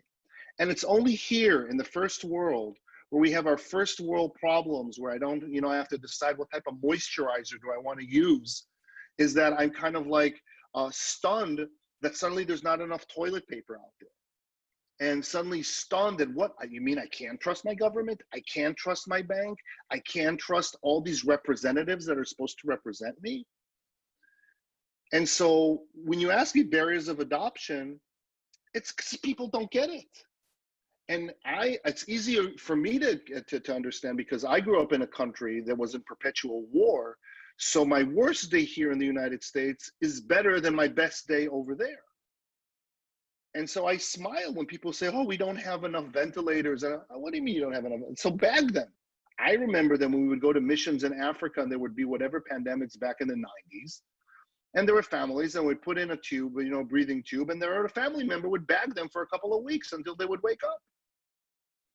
And so the point being is that only when you are tried, just like the COVID tries us, suddenly you understand what are the limitations of your capacity and capability. Just to make sure that the audience understands, when I say capacity is the amount of time to survive. How much can you survive without something? That's your capacity. So how long can you survive without toilet paper? So I was taught how to wipe myself with one square. So I can survive with one roll single ply for a month. So my capacity is huge. But more importantly is, what are your capabilities? What is the amount of time to recover? And so if we are doling out trillions of dollars and debasing our currency and we don't even know where that money is going to, we have no tracking system. We have nothing to track. We have no, and we know that it's all politically driven. We know that a lot of it, even if it might have good intentions, are getting to the wrong people, the wrong time, to the wrong hands. This latest stimulus payout could have been on a ledger that no one could have manipulated. Exactly. The public should have seen it every day. Exactly. So it's simple. So to quote Atul Gawande, I would say like this: what is special about these times of technology? There is something special in humankind right now, is that for the first time in our history, we make mistakes not out of ignorance, but out of ineptitude. We know what is right to do. We know. Technology has showed us. We just decide that we don't want to do it. And that is creating an unsustainable economy. And so to answer your question again, barriers of adoption, the inability to accept, the inability to execute, these are not questions of ignorance. This is a question of ineptitude. You know that it's like when I talk to a patient and say, you know you're not supposed to smoke. You know you're not supposed to take drugs. You know you're not supposed to drink alcohol. You know that you're supposed to sleep and be active and meditate and be mindful. You know these things. So why are you asking me about all the other things? Because they simply don't want to. And I hope that now that we're moving, and DLT will help with that, to an economy of a human-driven economy. Just like look for example, in education. Okay, I grew up, sitting in a classroom, not saying anything and pretending that I'm listening, look really serious. Now it's a flipped classroom, virtual, with blended technologies. It's all patient driven. So the quality of the education that you get is dependent not on where you study and who are your teachers, but yourself.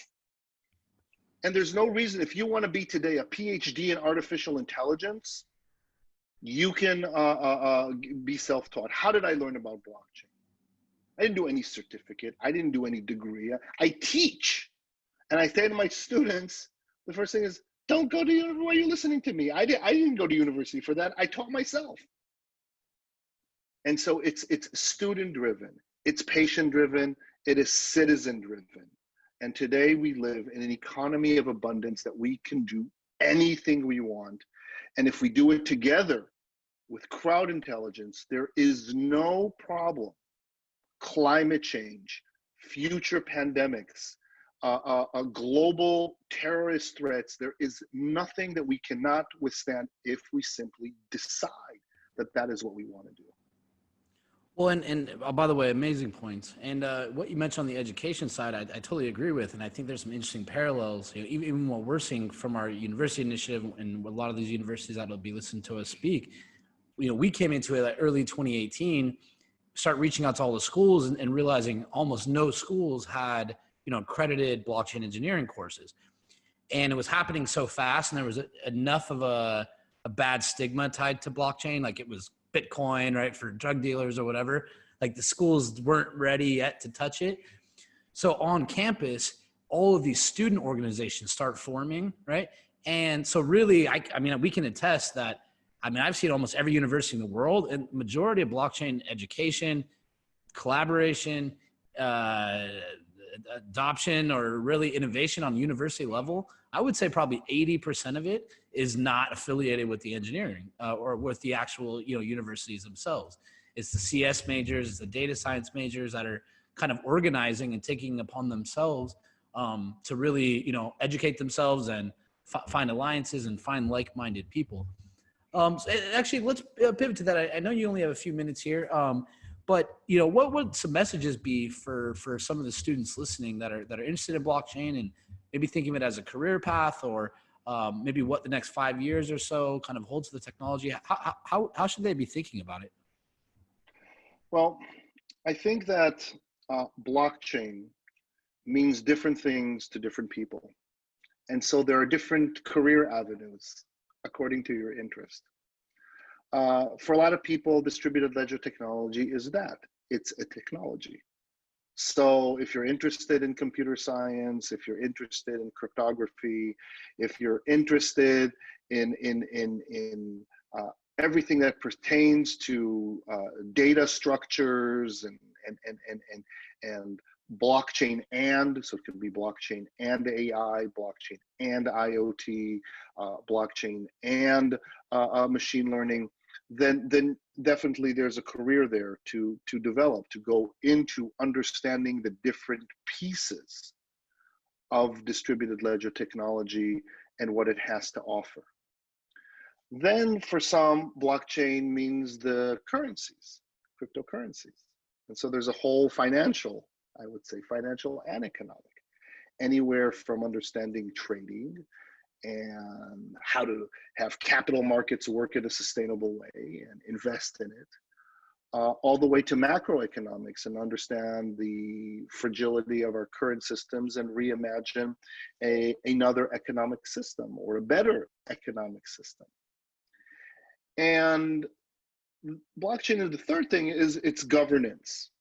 It's about people interacting with each other. And so how do you create an ethical, political, social construct that also maintains sustainability? And so there are many ways to approach it. So there are many blockchains, not because they're private and permissioned or hybrid, but that you can do different things with it. That's why I always say that, you know, technology doesn't do anything. It's what you do with that technology. And so I have a lot of friends that are technologists. I'm not a technologist, but I'm very fortunate to be surrounded by talented engineers that explain to me concepts that otherwise would have taken me weeks, if not months, to understand.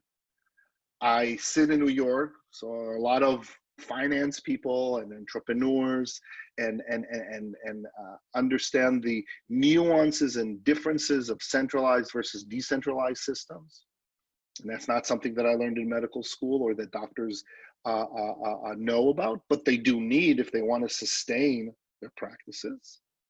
And so I teach how do you sustain practices in the current system using decentralized tools if you wish to lessen your exposure to insurance companies. And then the third is really about governance.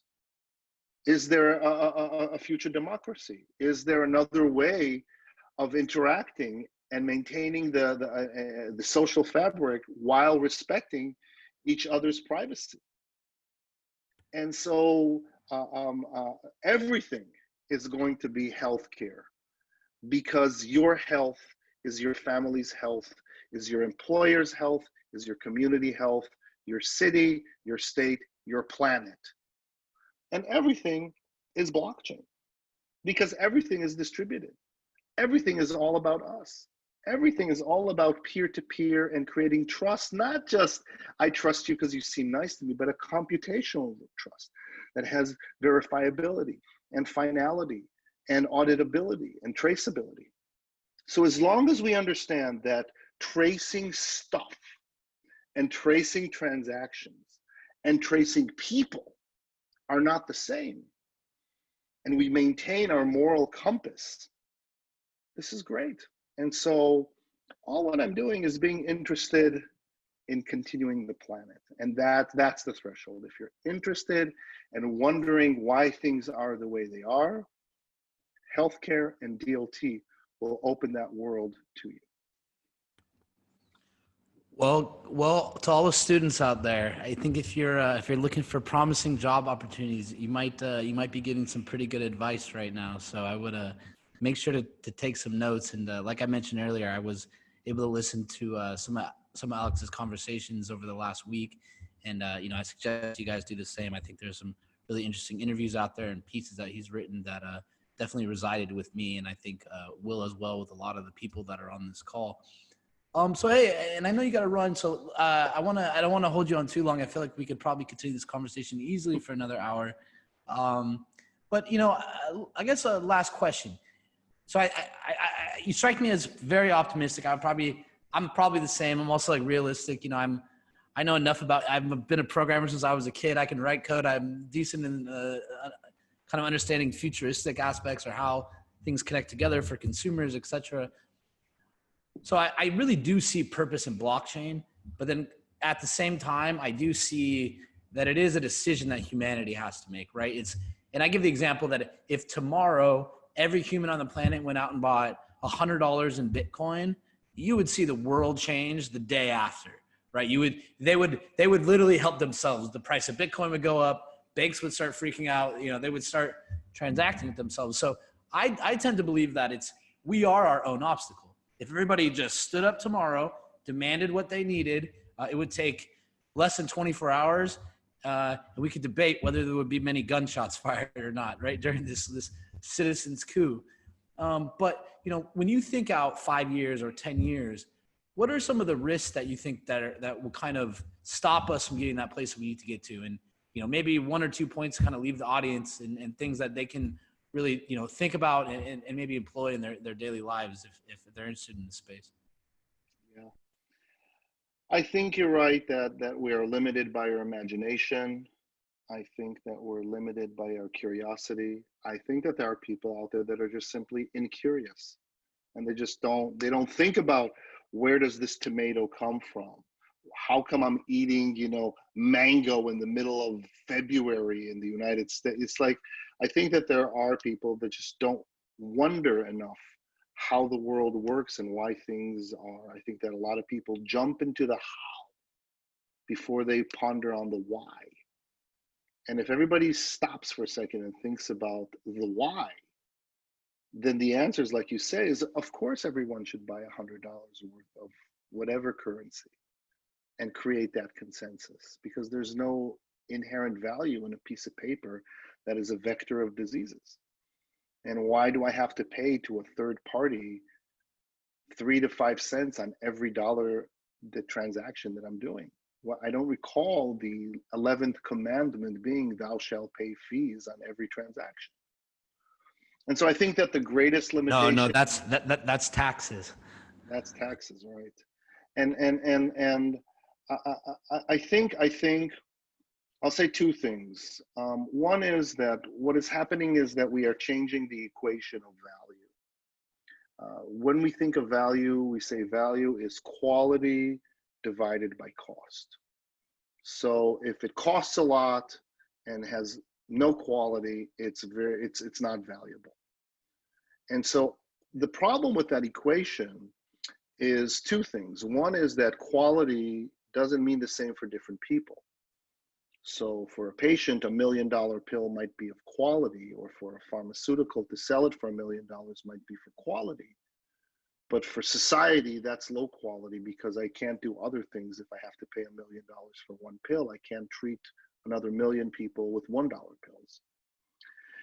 And the other thing is that if you put the cost in the denominator, then you always emphasize to decrease cost.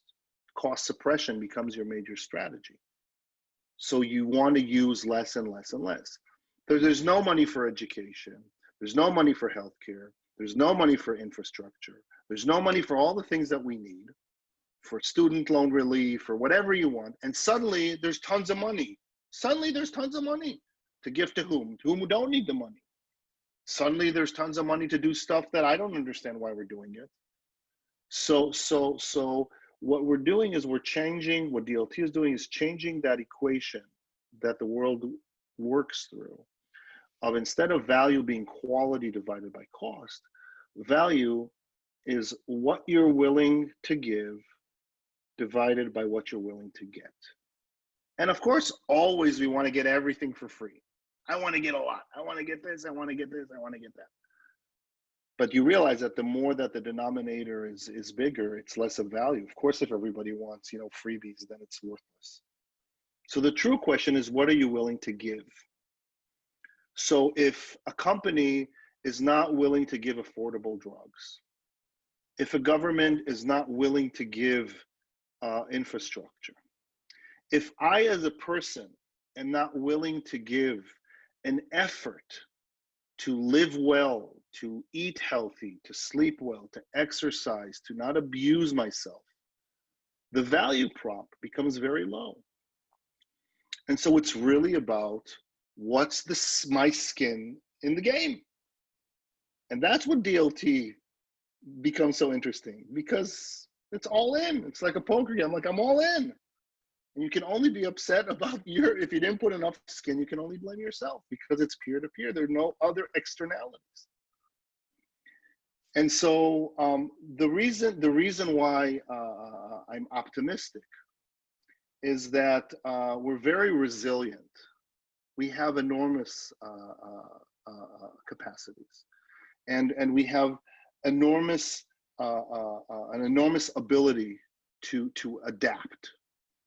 And we just have to beware not to become defeatist, that we can be overwhelmed by a virus or by an oppressive government or by fear of the others. And as long as we believe in ourselves, and not that we do things right, but that we're doing the right thing, and we reach out to other like-minded people, like you reached out to me, then that's the network effect.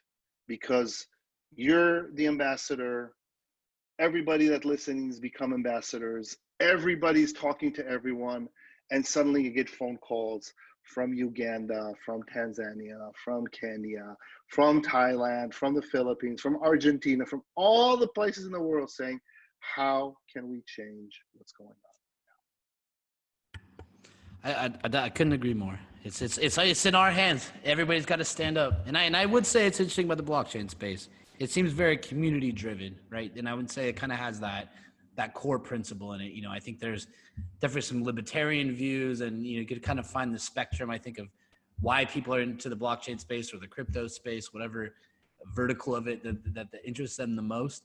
But yeah, I would definitely agree. It's up to everybody to stand up now, and hopefully now is a good time for everybody to reflect. And I think, if you would have told everybody 5 months ago, hey, you're going to be stuck in your house for 2-3 months, people would have told you you're crazy, right? And maybe if we were able to take action like this in the same seriousness that we might with climate change, right? If we have a global initiative to make, we just proved to ourselves that overnight we can take drastic changes with relatively, I know it's a lot of people are affected by this, but I would say, if you would imagine the world shutting down in a sci-fi book, it might not even have been as pretty as kind of what we're witnessing right now. So, well, hey, I definitely appreciate your time. We also have some panels and stuff coming up next week. I might invite Alex to, there's one with the teams from Anheuser-Busch and Coca-Cola. If you want to join, I think might be very interesting. So, but sure, people would like to hear from you as well. So, definitely appreciate your time. Any last words before we run? Well, first of all, thank you for the opportunity. I always love having these, smart and great, inspiring interviews, and people can reach out. Please read me on medium.com, Alex Kahana, and you can read me on Medium and get a glimpse into what's in my head. And of course, you can email me directly or ping me on LinkedIn. I'm alex.kahana@consensushealth.com. So thanks, and I'm looking forward for our next conversation. Awesome. It was very nice meeting you. So appreciate everybody watching, and we will see you guys for the rest of this week. Have a good day, Alex. You're tuned in to ReImagine 2020. Stay tuned to learn more about the state-of-the-art in blockchain education and technological development all around the world. ReImagine 2020.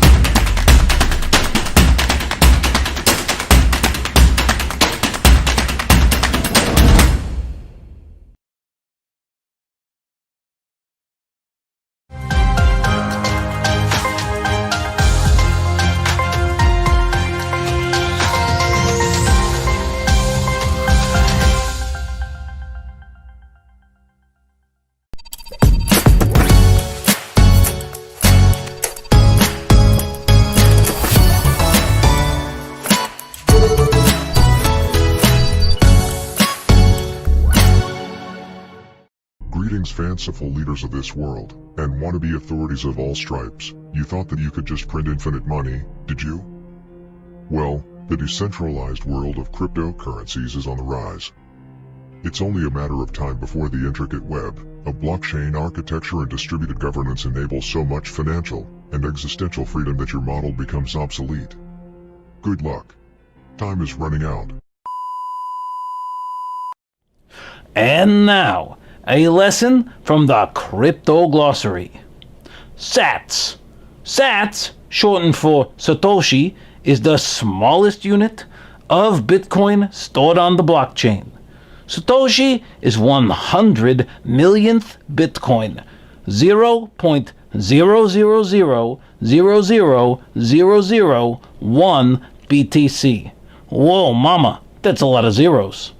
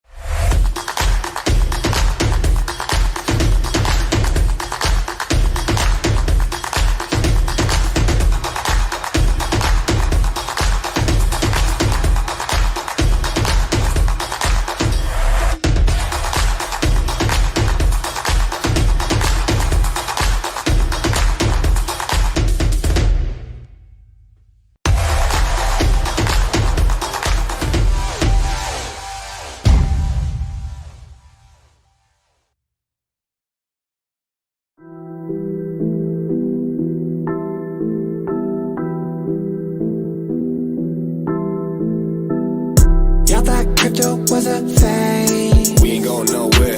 We the OG Ledger Gang. Ledger gang, ledger gang, ledger gang. We stay rockin' in the chain. Blockchain.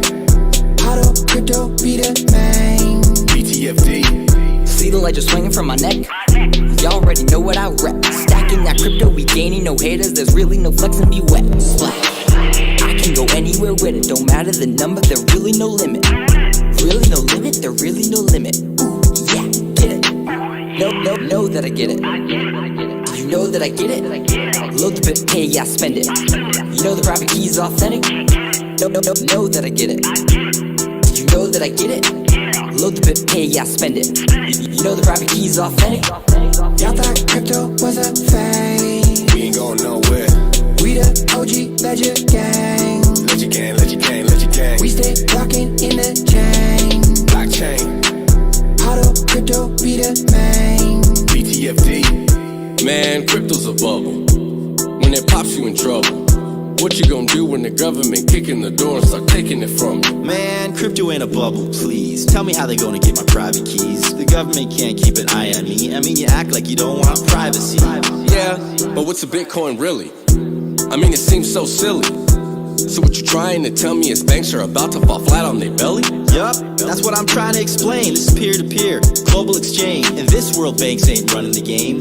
Border to border, blockchain, blockchain.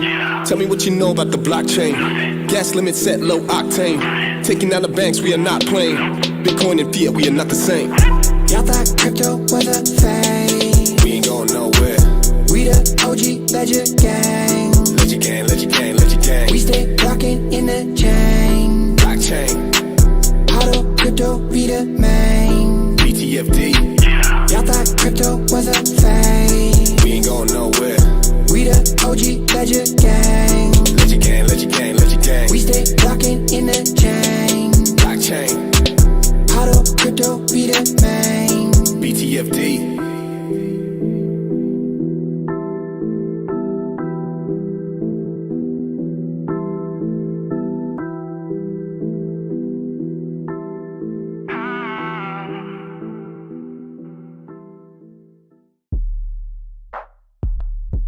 Coming up next. Stay tuned to learn more about the state of blockchain education at major universities all around the world. ReImagine 2020.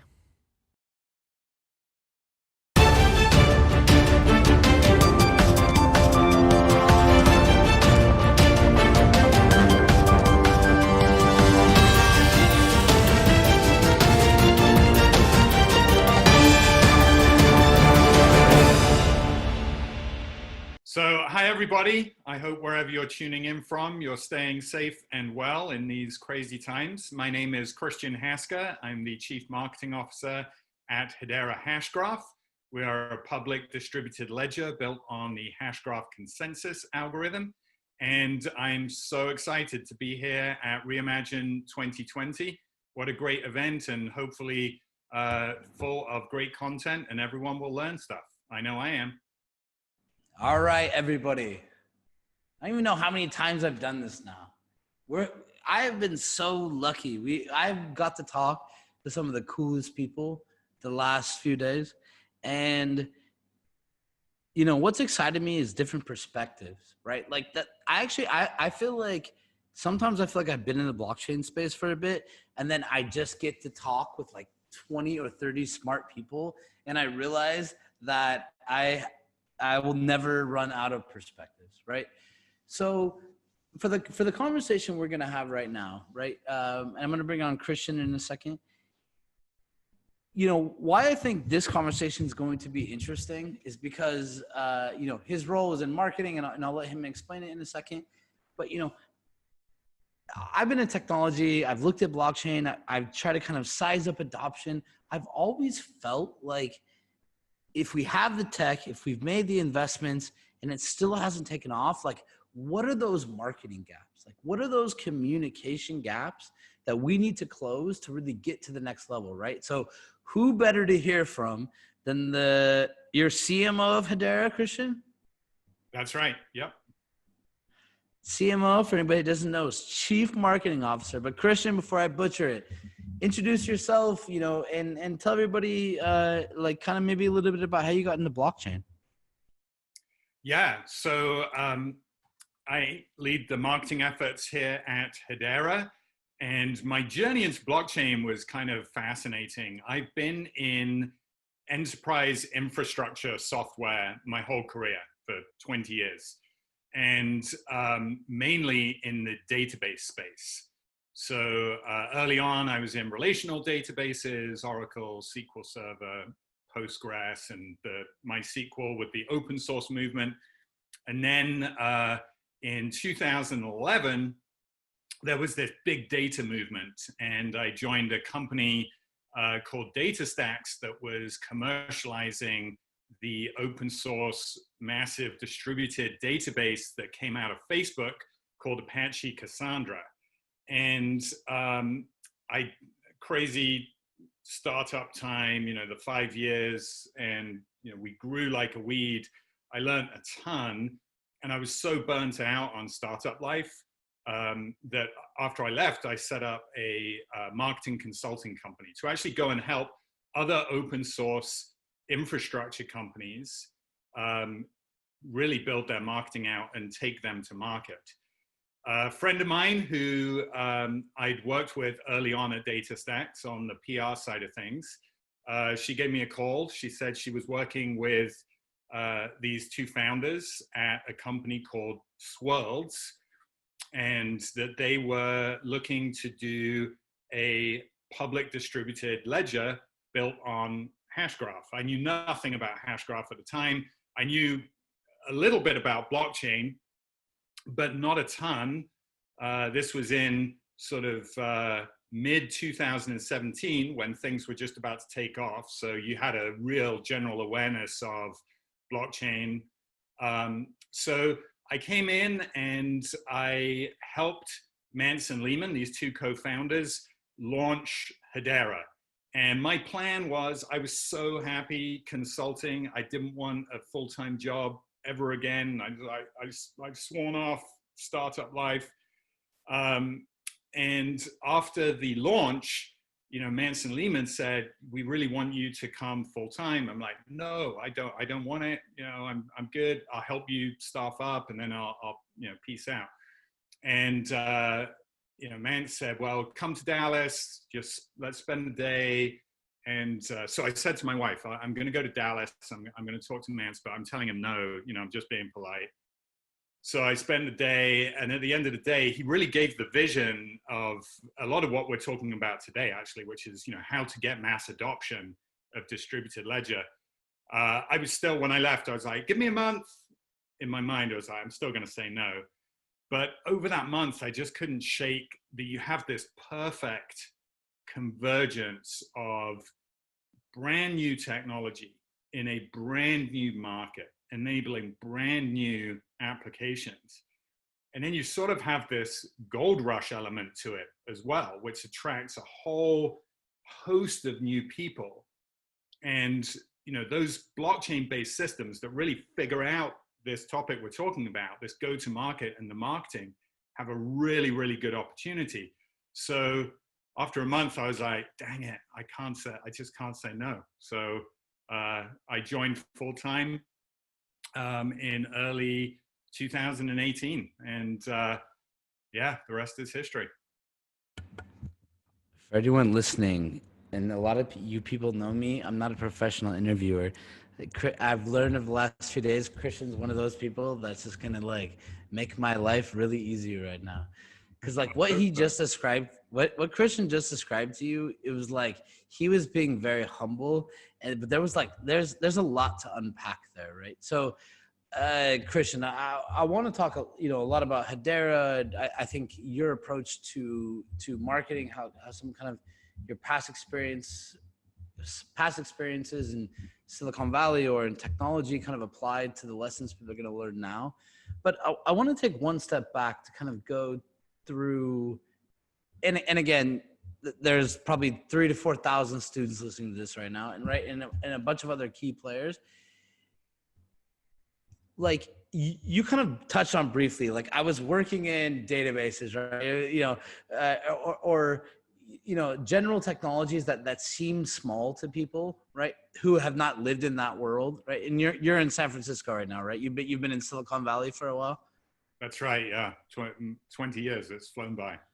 All right. So for anyone listening, I know there's like a lot of anarchists in blockchain who like don't understand that there's people who've been building really cool shit in Silicon Valley, right? So I believe what you're going to hear Christian tell you next is an experience of how the past will kind of lead to what we're going to go through, in the next few steps. So like, if you don't mind, Christian, and I won't harp too much on this part before we go forward, but like, what lessons did you learn in past lives, right? Like, what did you learn from, were you in the oracles of the world or whatever, where now and how does that influence what you see going forward in blockchain? Yeah, so it's a great question, and I've learned a lot. So I'll try and pick the highlights. So databases are infrastructure, and they're pretty low down the stack, right? They're, you as an end user of an application, you never think about the database. If you can't access the application, if the app falls over, it's probably a database problem underneath. But you don't, as an end user, you don't have awareness of that. Nor should you, by the way. So that's infrastructure. Similarly, blockchain, distributed ledger technology, is infrastructure. I mean, it's at the bottom of the stack. So if you took away the gold rush element from blockchain, no one would be that excited right now because it's really low down the stack.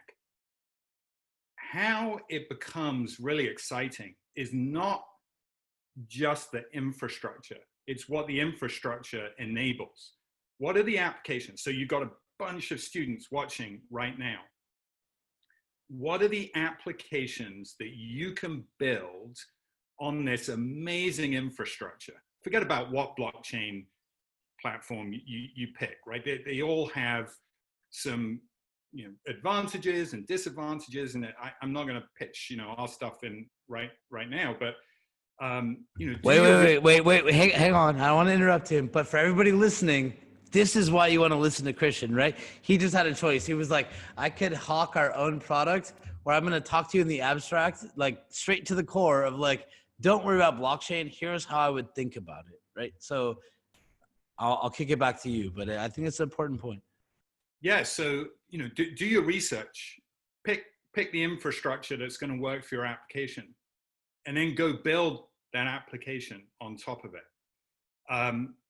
We don't even, we have conversations internally, like what, if this is the internet era again, what period are we in? We like 1998 or earlier? Personally, I think we're really, really early on. And early on in the internet, it was a lot of super smart people and academics, and you were thinking about the protocol layer, the TCP/IP layer, right? And that was cool. Once the browser came along, no one cared about that anymore, right? We were in a new sort of user interface world.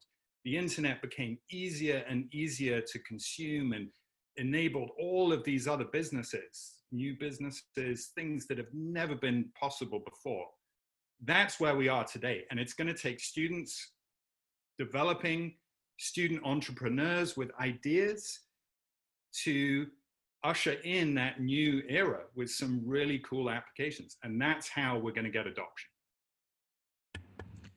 So before we kind of, and I want to hear a lot about, how your brain has been formed, like since you've come into blockchain, right? Like post getting to that point. But, to kind of play off what you were saying earlier, you were like in pseudo retirement, like retirement consultant life almost.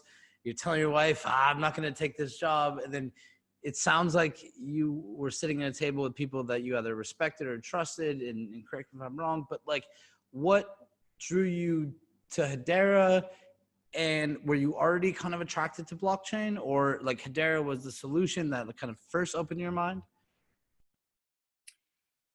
So I was interested in blockchain as a technology, and I'm still very interested in blockchain as a technology. You know, if you think about Bitcoin back in 2009, the ability to have money without a central bank, and we all maintain our own ledger, and it has value, and I can, you know, send it to you and you get it, and we can exchange that for goods and services. That is a mind-blowing leap forward in what's been possible. And we can talk about, well, why isn't everyone accepting Bitcoin and blah, blah, blah. That's for another day. As an invention and a leap forward, it is amazing. So that concept was very exciting. I came from Apache Cassandra, which is a distributed database. So Facebook developed Cassandra to handle their massive volume of search on the Facebook platform as they were growing. They built this database from scratch and open sourced it. So I was immersed in distributed systems and the hard problems associated with distributed systems. So when I met Lehman, who is the chief scientist and the inventor of the hash graph consensus algorithm, I was amazed by what he had invented. And I gave it to a friend who was an early engineer in distributed systems at Instagram. And I worked with him for a while, and great guy, super smart. I handed him the white paper and I said, just, you know, tell me what you think about this. And a couple of days later, we met up and he said, listen, I don't know if you'll be successful, if this thing will fail, but the problem that Lehman has solved is incredible. And the way he solved it is incredible. And that was really all I needed to know from a technology standpoint, to know, okay, it's really, I'm being given the ingredients to have something really cool here. We may fail, but the raw ingredients are there. Oh, I've lost your audio again. Oh no. This is why I love these videos.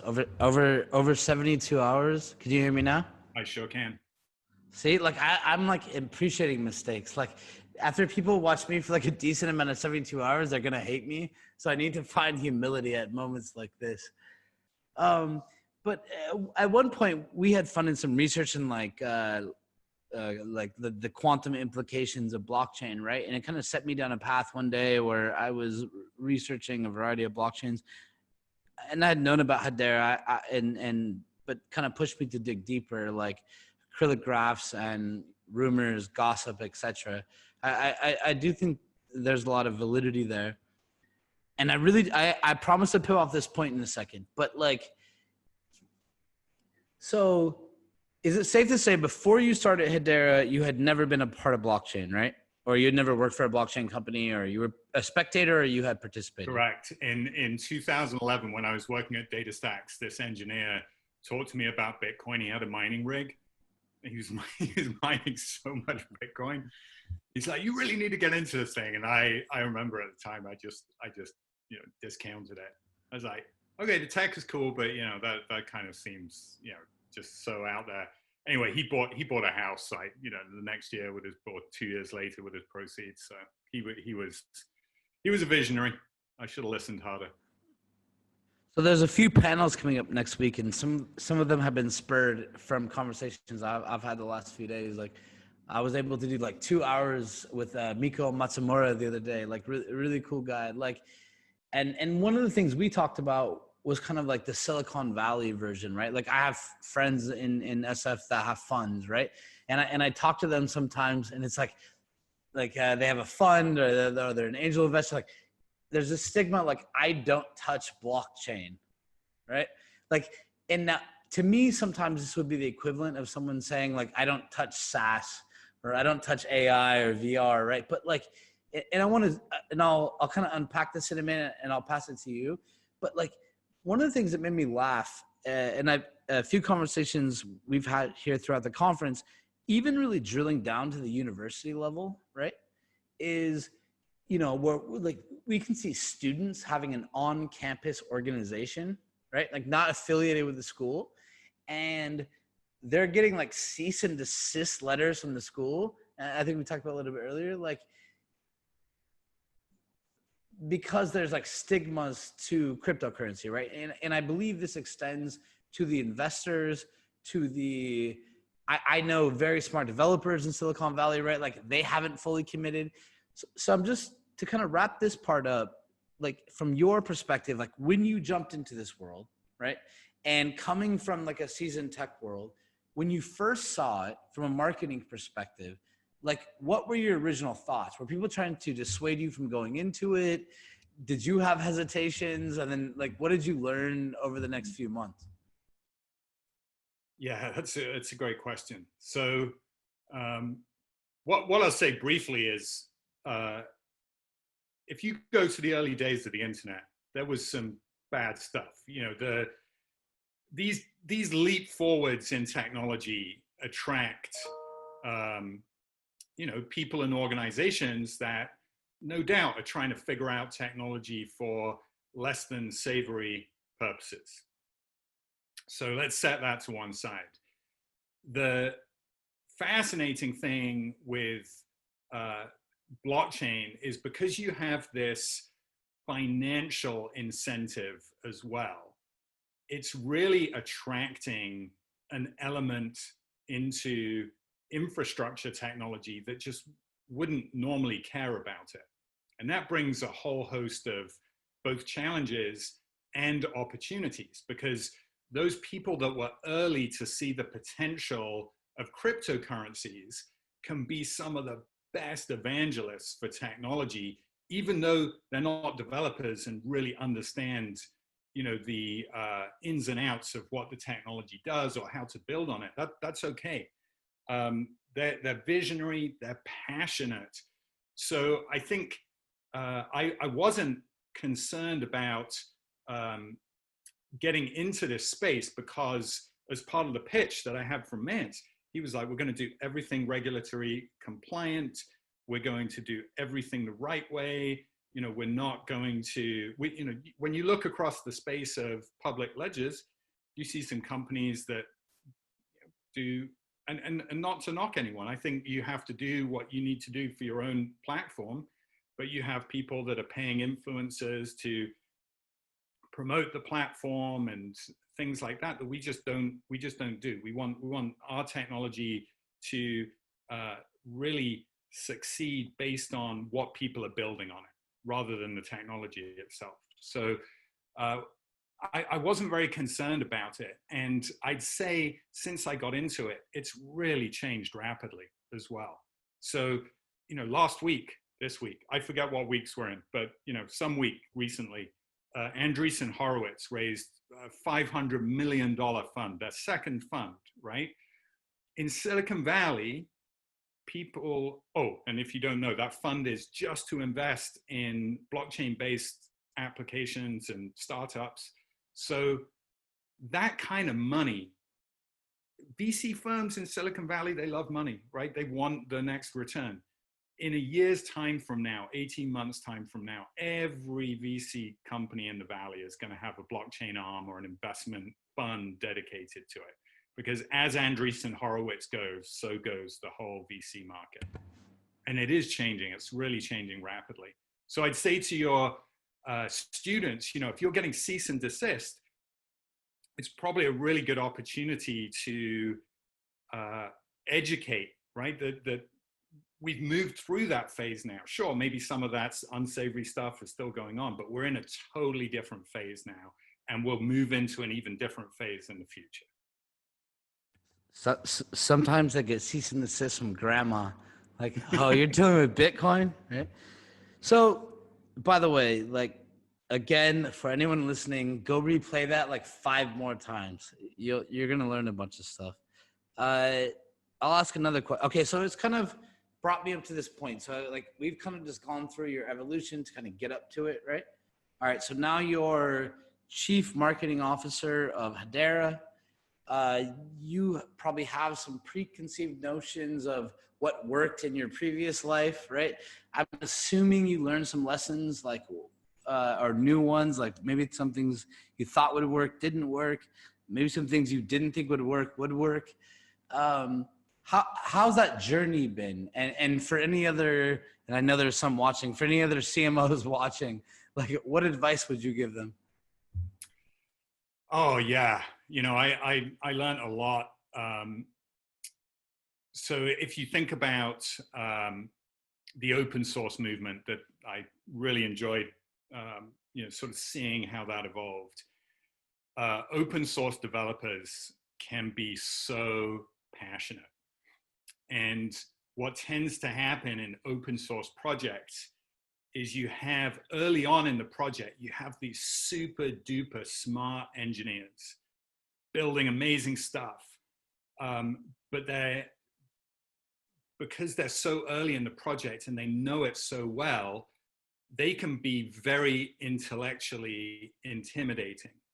And it is not the best technology. I mean, there's this old adage, the best technology does not automatically win. And that's so true. It has to be easy to use. So while those super smart engineers early on, you want to keep them engaged and get them excited, you have to attract new engineers in.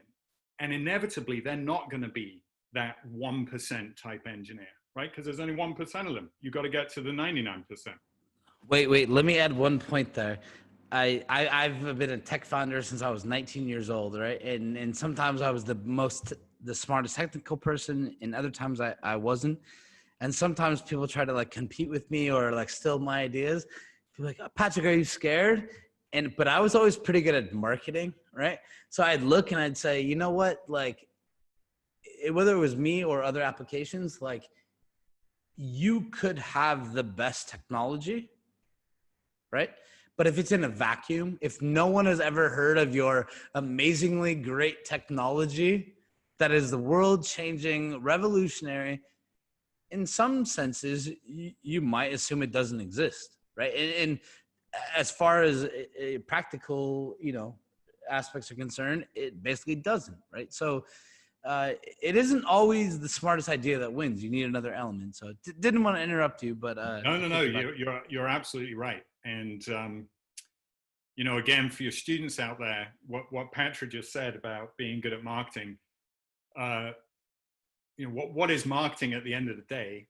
It's sharing something with someone else and convincing it's a good idea. That's it. So if you're technical and you're a storyteller, that's a dynamite combination. And there were very few engineers that checked both of those boxes.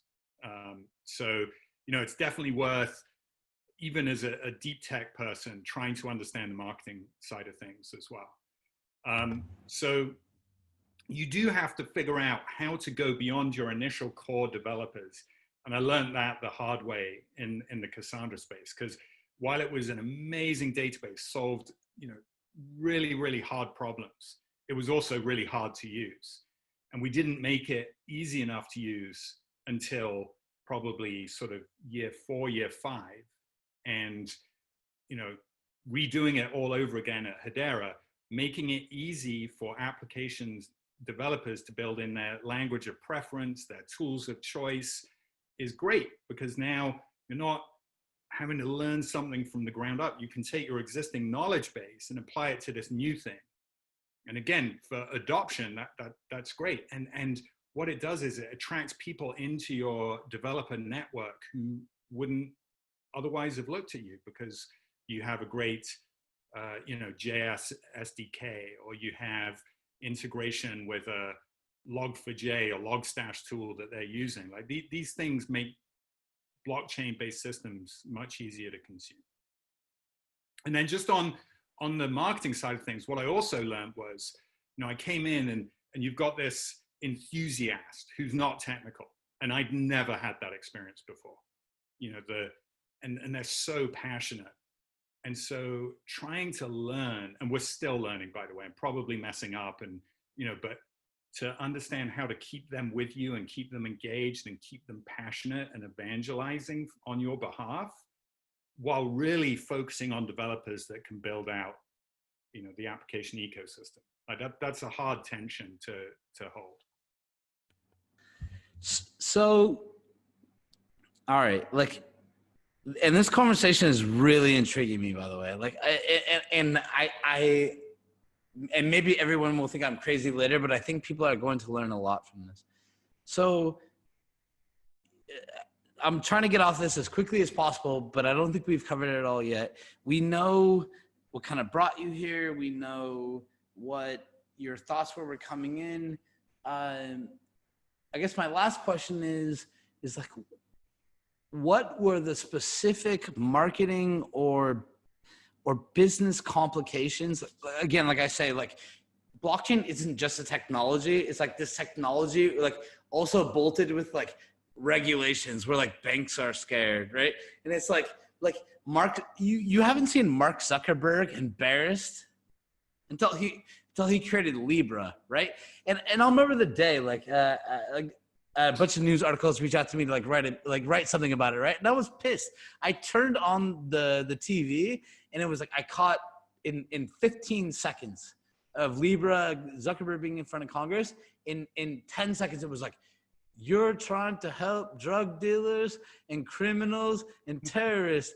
And I was like, wow, like you could get mad at Facebook for data privacy violations. You can go to GDPR, right? Like I don't see them this angry in other aspects, but for some reason, I have a feeling like blockchain just rubs it right? And because it's money, right? Maybe because it's holding people accountable. It's data they don't want to see. Like, so to unpack it, like, and we can do this in 60 seconds. What is 1 to 2 lessons you learned that your previous life didn't teach you, that when you went into the blockchain marketing world, you would tell anyone thinking like, here's what you need to understand? So I'm really glad you touched on regulations. So in all of my previous gigs, I talked to our legal team when, I had a contract to sign or something like that. I talk to our legal team a lot. If I need to go to the bathroom, I'm calling the legal team, making sure, hey, is this okay? That is always on my mind, because before we went live with our network, open access, where anyone can create an account on the network, we were on a lot of legal calls, outside counsel, inside counsel, and what are the things they're talking about? They're like, hey, have any of your marketing materials made these claims, those claims, done this, done that?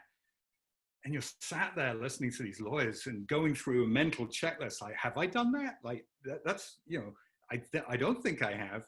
And then you go, you double check. So yeah, it's a tightrope.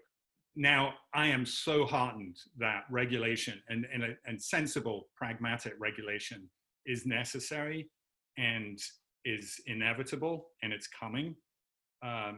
Otherwise, you're going to wipe out, forget about Hedera, you're wiping out the whole market, right? You're saying in the US, you're saying none of these systems can operate. None of these decentralized systems.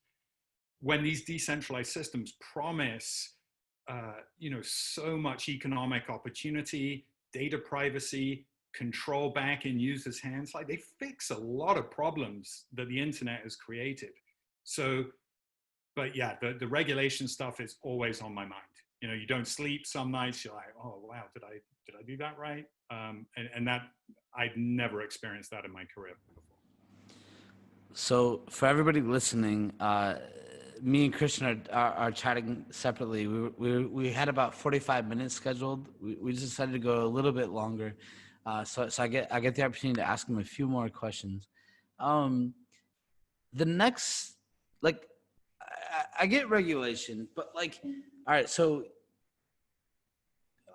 I guess I'll unpack like my thoughts on Hedera, right? Like when I heard of Hedera, it was like this godsend of crypto, right? Like it was like one of the hottest projects.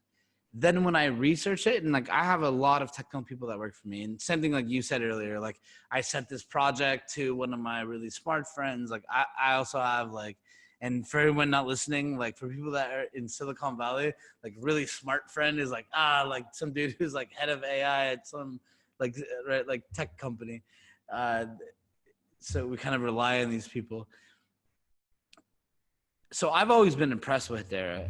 Now, before this interview today, sometimes I try to like remove myself from some of the noise a little bit. It's part of my strategy in blockchain, which has been very interesting as we've approached these interviews. Is like I'm like, all right, I'm neutral, right? So then like I crash course my homework, and then I call a lot of people I trust, right, and I get some perspectives. One of the things that I heard was like, so Hedera kind of started with a bang. Maybe some people haven't seen it as much, and I want to rewind that a little bit. Like, and I'm actually not sure that's a bad thing. Like, I feel like maybe what a lot of people, which are like quote unquote cryptocurrency investors, like they just want to see constant buzz because it's like raises their ICO price, whether this is valuable marketing or not. Like, all they want is more noise, not necessarily like higher quality noise. So, I think at least for some really smart people that I heard from, their questions are, maybe they don't hear as much about Hedera as they think they should. Does that mean that Hedera is not working? Like, what are you guys doing in the background? Like, what's your strategy? Like, what do you want people to understand about Hedera? Yeah, so that is a very fair perception. When Hashgraph came out, it was really, there were headlines like this is the blockchain killer, and there was a massive hype cycle. I truly believe that all technologies go through the Gartner hype cycle curves, and that's actually really good, because the sort of end result of that is this plateau of productivity where you're being used and adopted, and you have a lot of applications on you, and you've become a mainstream technology. Fantastic. How do you get there? Well, you can certainly try to fuel the hype cycle all the way along the line. Because as you mentioned, you have this cryptocurrency enthusiast who's parted with hard-earned cash into your project, and they want a return. Now, what I would argue is if you think more like a VC investor, VC investment really looks at like a 10-year fund, right? And if you're an early investor into a traditional startup, you're probably looking at an exit 10 years down the road. Sometimes it's earlier than that, sometimes it's a little bit later, but there's a reason that VC companies raise 10-year funds. So I actually like that we are now in a period at Hedera where we are executing on the promises that we made early on, which created all the hype, right? Oh, wow, they're going to do this, this, this, this, this. We're actually executing on recruiting these incredible companies to form decentralized governance, which will ensure ongoing decentralized governance of the platform. That's so important. Yeah, shoot. So, and you guys can't see me while I'm talking to Christian, but I just gave him a thumbs up. I'm like, hey, like you're making a really good point. And I had a feeling, right? Like when I heard Christian was from Silicon Valley, when I can kind of hear a bit about his experience. And I feel like for myself, when I first came into blockchain, right, I'm coming out of like the traditional tech world where I'm saying like, you can't walk into a VC's office, right, and be like, give me $20 million unaccounted for, right? And like, I don't really have anything, but I have a white paper. I have a white paper, right? Like, this was never real, right? So like, when and I kind of prompted you before to say like, I think sometimes people were doing just whatever marketing to get the noise out there, right? So I feel like when I I was considerate of when I'm listening to my friends say, you know, maybe I haven't heard enough about Hedera, but I'm also consciously saying, all right, but are you also just looking for static noise? Because if you are, I don't necessarily think that's relevant, right? And when I looked at you guys as a company, I'm like, they're not. This is not a small idea, right? This is not a garage hackathon, right? Like they're approaching this very professionally, right? So like, I just assume that like, and we'll get to this later. I think it's like there's probably a lot of shit you guys are doing behind the scenes that people might not be aware of, right? So I'll pivot back to you, but you know what Christian just hit on, which is very important, and what I want everybody to understand listening to this, for what, and we don't know the final numbers. I know 20,000 of you guys will be here. The question is 100,000 left, right? Like if whoever is listening to this, there were a lot of companies that raised money in the crypto time. They raised them under ICOs. The paperwork was very shitty. They didn't really have any ties to like delivery or whatever. For any general crypto people that are trading coins and are just mad and they hate a project, like, you know, there's a reason why if you have a startup in Silicon Valley, only accredited investors are allowed to put money into your company, right? And what does this mean? It means a few factors. Don't quote me. It's like you have to have $1 million in the bank or something like that, right? And the government, at least in the States, which is my perception, is like only people with a bit of money or who have done this before. You have to be sophisticated enough to make an investment, right? And what ICOs brought to the table was that anyone could invest, right? Is this bad or good? We don't know yet, right? I would probably argue that I hope one day that any human decides they want to invest in a company, it should be their choice, let them invest. That doesn't mean that we don't need to be intelligent, right? And I think everybody went through a phase in this market that is, you know, should be a lesson, right? And I think people know that now. I'm not sure they've completely got over it, right? I think there's still people who think there's going to be 1,000 crypto projects that they're going to make money off of and buy some coin that goes to 10,000x. That's not for me, I guess. So there's probably other YouTube channels you could watch that will tell you all about that. But for anybody who cares about the ability to decentralize data, I feel like Hedera scientifically, mathematically, actually stands a chance. And I feel like they have a decent team behind them. Since I've gotten to talk to Christian, I'm enjoying this. I know for a fact there's smart people on your team. So like, not to interrupt you there, but so. No, you brought up so many points, actually. And, you know, as you were talking, here's the crazy thing. So, you know, I talked earlier about traditional VC. So they invest in companies, bunch of companies fall by the wayside. Their fund will be successful on, you know, 2 or 3 companies in that fund. The success comes from either being acquired or an initial public offering. The fastest you can go from idea to an initial public offering is, you know, 5 or 6 years. Like, that is so fast, and it's usually around the 10-year mark. What the blockchain market has done is said, you do your initial public offering first, and then you build it out, and then you get the customers, and then you get the revenue. And that, if you think about it like that, that is crazy, right? That is crazy. And obviously, but let's be honest. Like, is it still going on, or did it end? Is the party over? I think it ended. Maybe it'll come back, but I think it's ended. I don't think we'll see those days again. What do you think, Patrick? I think for fun sometimes. Like, I have a lot of partners and like a lot of people who are like pretty rich from cryptocurrency and do a lot of things, right?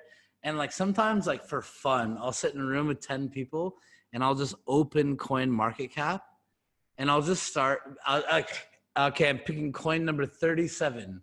Have you ever heard of like Matrix? And I'm making this up. Have you ever heard of Matrix, Neon, Neo, Pokemon coin? And I watch everyone just like freeze, right? and I do this for fun. Like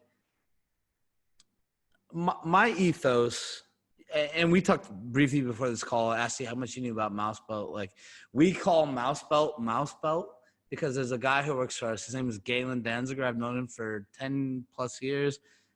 From the day we started working together, we never left each other. He was 20 years old, the smartest, nicest, coolest kid ever. Typical nerd. He doesn't like to buy clothes. Like he doesn't go spend a lot of money on clothes. He orders $40. Apparently you can buy $40 mystery boxes of clothes off eBay. You just specify your size. It's very efficient for him. He doesn't care. So anyways, for many years, he would never have a belt, right? And I know I'm going to go on a tangent here, but for 72 hours, people will enjoy this story. So I've been in many meetings for years with Galen where I look down and like either he didn't want to spend money in a belt or like usually he didn't need one because he's writing code all day. And I'd sit in a meeting and I'm like, is that a network cable wrapped around your waist? Right? I'm the one presenting and we would laugh. We were in Tokyo many years ago. He didn't have a belt and I was sick one day. Everyone's messaging me in this conference. Did you see what Galen was wearing? He wrapped a computer mouse around his waist, right? But like, so we called our company Mouse Belt for a reason. We like the hackers. We work hard. We don't sleep. Like, and him and I always understood that of Silicon Valley. I would see people raise $5 million, build nothing, right?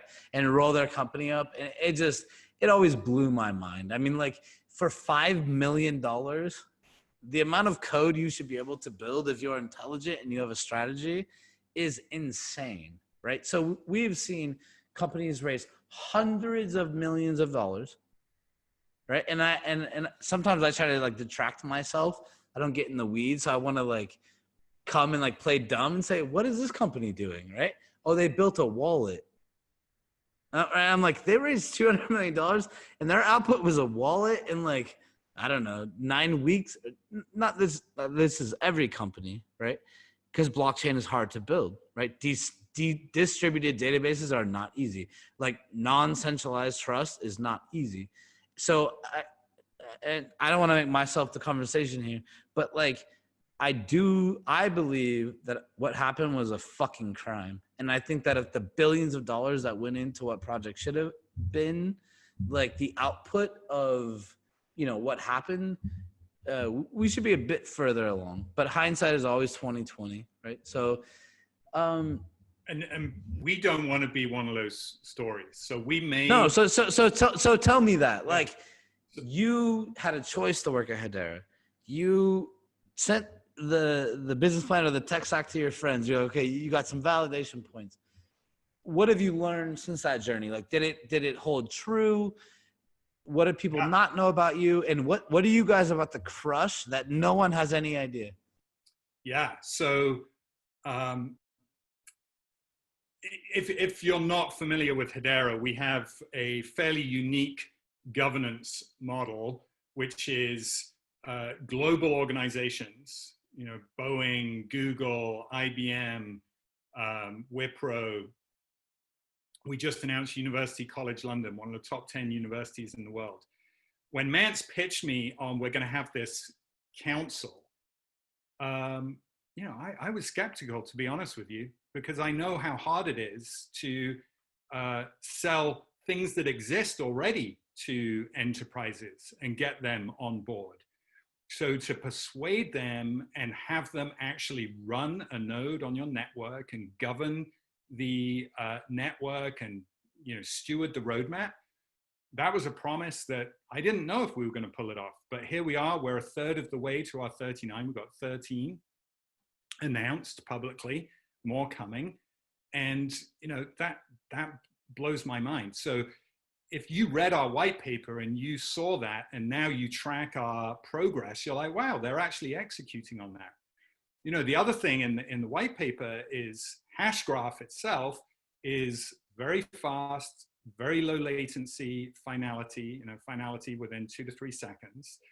And the thesis is with the possibility to do thousands of transactions per second, you're going to attract applications that haven't been possible before on other blockchain-based systems. And already, if you look at the transactions per second, we're at sustained 15 TPS. So other than EOS, I think we're number 2. We're only 8 months in. I mean, that's amazing. We've got real applications running on the network. A couple of weeks ago, we announced the Coupon Bureau. What the Coupon Bureau does is they maintain a centralized database of the creation and redemption of all of the, not all of, 70% of the coupons in the US. There is $225 billion worth of redemptions of coupons. With COVID-19, all these paper coupons are moving rapidly online as well. So they are building on Hedera for the creation and tracking and redemption to eliminate fraud. There's $600 million of fraud in coupons. So in the future, when you use a digital coupon, you'll be using Hedera and you will have no idea. No idea. So yeah, we're executing on some of the thesis and promises that we made. Let's dig a little bit deeper. Like, can you describe in layman's terms for anyone, like, what is Hedera's competitive advantage? Yeah, so the hash graph consensus algorithm, what it solves is speed combined with security. So in other blockchain systems, in order to gain speed, you give up security. And what Lehman invented checks the box on being the gold standard of security, asynchronous, Byzantine, fault tolerant. You can't get better than that in a distributed system. And speed and finality. You know, in some earlier blockchain-based systems, you never reach finality. You just become more and more sure over time. That's the way they're designed. There's never a All right, wait. All right, now we're gonna do rapid fire right now. I'm gonna help you out. By the end of this, everyone's gonna understand Hedera. Like, who's your biggest competitor? Centralized systems. Got it. So you're saying that on a principal basis, that like your biggest competitor is efficiency. So like you need to be as efficient as centralized systems. Yeah, absolutely. Because a database is incredibly fast. It's incredibly fast. So if you want to take workloads, you have to be incredibly fast. So early on, I had an idea, you know, maybe Ethereum is our competitor, right? Because you can do smart contracts on Ethereum and you can do smart contracts on Hedera. But actually, you know, Ethereum has a good ecosystem, and a lot of these smart contracts do not need high throughput. They're very, you know, the transactions necessary aren't there. So when you go over to the centralized world, enterprises need transactions. That's what they need, high throughput.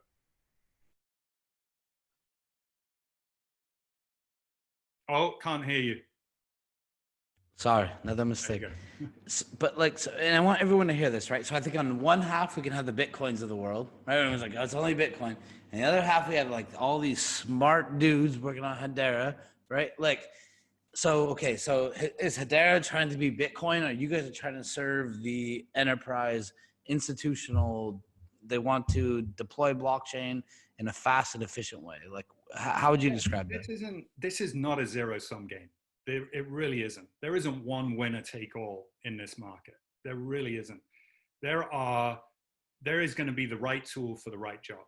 And that's why I said early on, think about your application and its requirements, and then pick the system that's going to fit those requirements.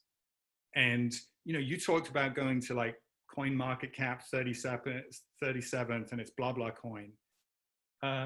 You know, it takes, do some research, right? What is it? What is it doing? What's it trying to solve? And what we're trying to solve is high throughput, low latency applications with decentralized trust. So our differentiator is that we have the Hedera consensus service. Let's say you have a centralized application. You don't need to rewrite that application from scratch. You can add decentralized trust to that existing centralized application. Let's say you have a private permission network built on Hyperledger Fabric, and you want to add decentralized trust and fair ordering of those transactions in a public network, you can add that without having to rewrite a line of code. That's, where we're headed. Got it. So, and I want to be clear to everyone, because like I do think sometimes there's so many blockchains and everyone's promising so many things. It's like this IoT blockchain and this other one, maybe this one's fintech or da da da, right? Like, and I truly believe that if I go ask people, they legitimately like basically know nothing about what every company is doing, right? And sometimes I feel lucky to be able to have conversations like this, right? Where I'm like, I can actually leave this like knowing what Hedera cares about, right? So, and I don't know. So now I want to ask. I want to know. Hopefully, maybe other people do as well. So, what is your guys' goal? Like, are you guys going after enterprise? Like, what is your purpose? Who are you trying to make happy? Yeah. So, we're very fortunate to have these great companies as part of our governance council. So we have that enterprise play. Enterprises, as you know, they move slowly and deliberately. They're not startups. So our goal is to satisfy enterprises and solve their real business problems. And, they have centralized systems that could benefit from trust. Most centralized systems have to have some sort of auditing capability, right? You do an export, someone audits it. It's very manual. It takes a long time. If you can plug in an auditable, decentralized system, then you're sort of checking the box on that. You're reducing time to market, all those great things that enterprises care about. On the other side, we have to attract entrepreneurial startups because they move fast and they have the next great ideas. The company that I used to work at, the database company, there was one application that early on that made us super successful. That application was Netflix. And Netflix needed to solve a really hard database problem. And it was when you go into Netflix and you have your queue, they needed to make sure that your recommendation engine was always available, that your queue, your product queue, when you've added things into it, is always available. And that was a really hard problem. They solved it with Apache Cassandra, and Netflix put us on the map. Today, they were a startup when they picked, now we think, oh, whoa, 180 million users. We can't live during quarantine without Netflix. But that wasn't always the case. Watching this today is someone with an amazing idea. And maybe that amazing idea is more suited for a different blockchain-based system. But if it requires high throughput, high security, low latency, then you should look at Hedera and build it on Hedera. And that's, that gets me so excited, really, attracting startup companies. And who knows which ones are going to be successful? You don't. So you got to get as many building as possible. Again, for anyone listening, like I don't know at what point you're coming into this conversation. Like, we're going for 72 hours live, right? Like, I'm lucky, like, to be able to be in this conversation is a benefit, right? Like, I care about blockchain, and you probably should replay this conversation like 1 or 2 times. Like, Christian has insight, right? One of the things you were just saying about Netflix made me laugh. Like, I always say, like, Microsoft Silverlight powered like a large portion of Netflix at the time. Like, they made it really easy for streaming. I've heard people talk shit later in life on Silverlight, and I'm like, that's very interesting because, like, I know for a fact it like made Netflix, right? And people don't understand. And you mentioned earlier, right? Like, sometimes blockchain gets the comparison to the internet, right? Where sometimes we might understand it more as like TCP IP, right? Like, when people don't know how to present something, they kind of go to the features, where really you just end up confusing people and they only want to understand the benefits, right? So, I want to talk a bit about like how you guys are thinking about applications and what interactions with customers, whether it be enterprise, institutional, etc. We've been having a lot of really interesting conversations around that lately. But to kind of close out this, you know, and I want to be clear because I feel like there's some misconceptions sometimes where it's like, for the general blockchain enthusiast watching this right now, right? Like if you're only watching a coin or something from a crypto price, like maybe that works, maybe it doesn't, right? But not every real company is thinking about it like that. So like my question to you, Christian, is are you guys thinking that it's like for profit? Like you have a revenue stream, you have a revenue vision. Like what does that look like? You guys are going to go get checks, and from who? Yeah. So today, if you're a developer building on Amazon Web Services, you know, you select a bunch of services and you pay an API, a fee to use that service, an API call. That's our model, just in a decentralized system. So our API call for the Hedera consensus service, for example, is 1/100 of a penny. You know, it's tiny, tiny. And it's fixed in dollars because enterprises need certainty about cost. So we peg our API call to dollars. So you always know what you're paying. It doesn't go up and down. So in order to generate revenue off of that model, you have to do a lot of transactions per second. You know, at 1,500 transactions per second, will be cash flow neutral, and then from there up. And when you start to talk about 1,500 transactions per second, there's no blockchain in the market doing anywhere close to that today. Nowhere close.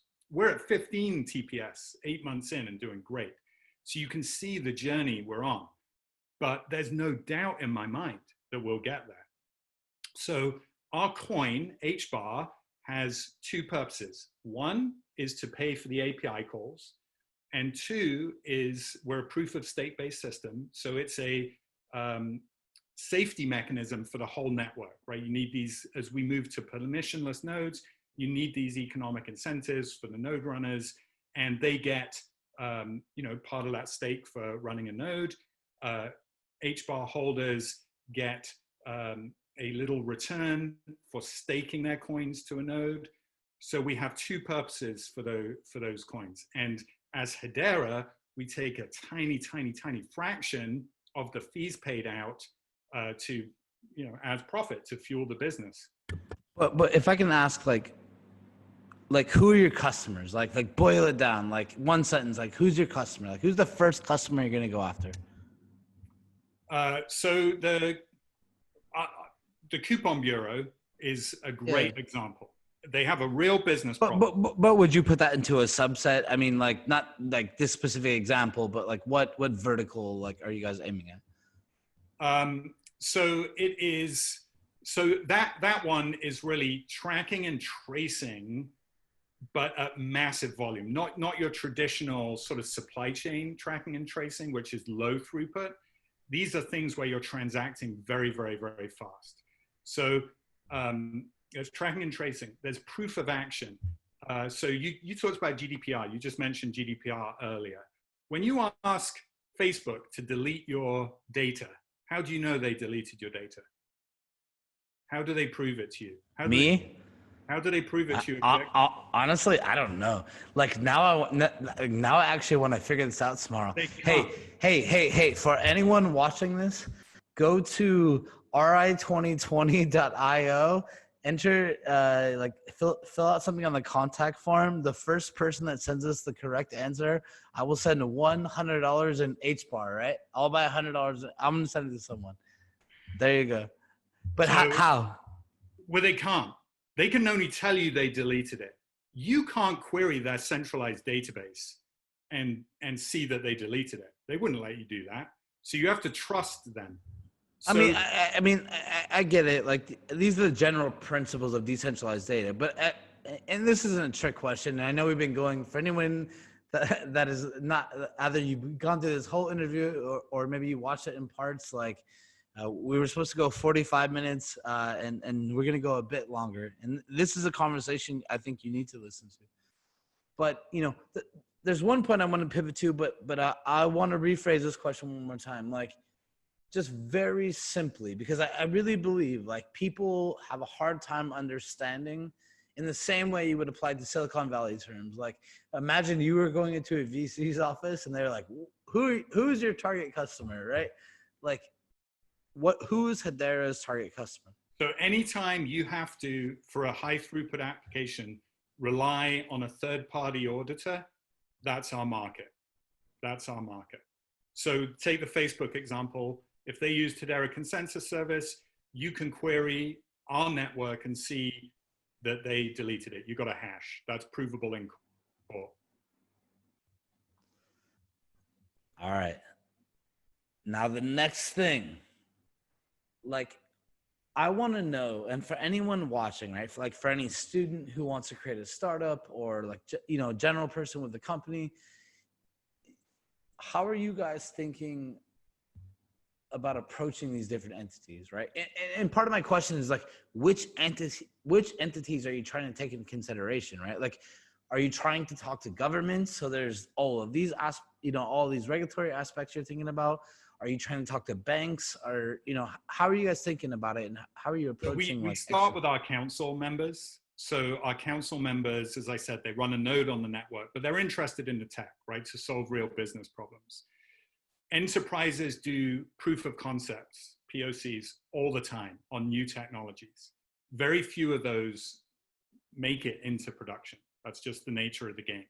So we work to enable our enterprise council members to either build and solve a business problem on the network, or they're the type of company like IBM, for example. IBM has IBM blockchain platform. They worked with us on this Hedera Consensus Service.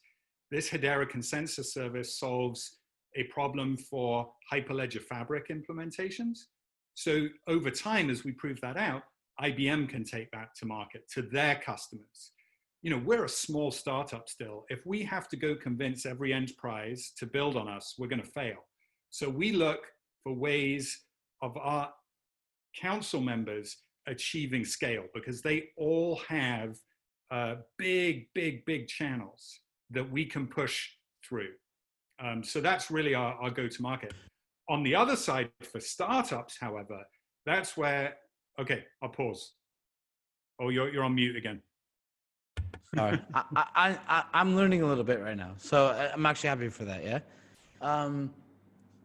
Can we unpack what you just said a little bit? So is your customer then not necessarily the enterprise or the end user, or you feel like you have intellectual property that anyone doing blockchain will want to inherit?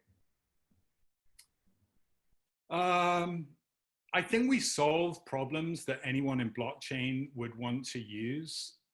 But again, I don't know enough about all the other systems. So what I can say is we want the enterprises to build platforms on top, because we're low down the stack, remember? And then their customers consume their services and we're under the covers. A really good marketing campaign is Intel Inside. No one should care about the chip, right? And that's kind of us, right? Over time, you won't even know we're there, but we're inside of everything. No. I think I understand more now. Like, and now I'm more interested in Hedera. Like, I think maybe sometimes I or many people slip into the trap of saying like, who's your end user? Who are you gonna sell? Which enterprise to consumer, right? And now it's a bit more clear to me that I feel like you guys want to be more tightly integrated, right? Like I can go buy a Apple laptop, but the chip inside is Intel, right? So that's it. Yeah, thank you. That's a great analogy. Yeah. Thank you for that.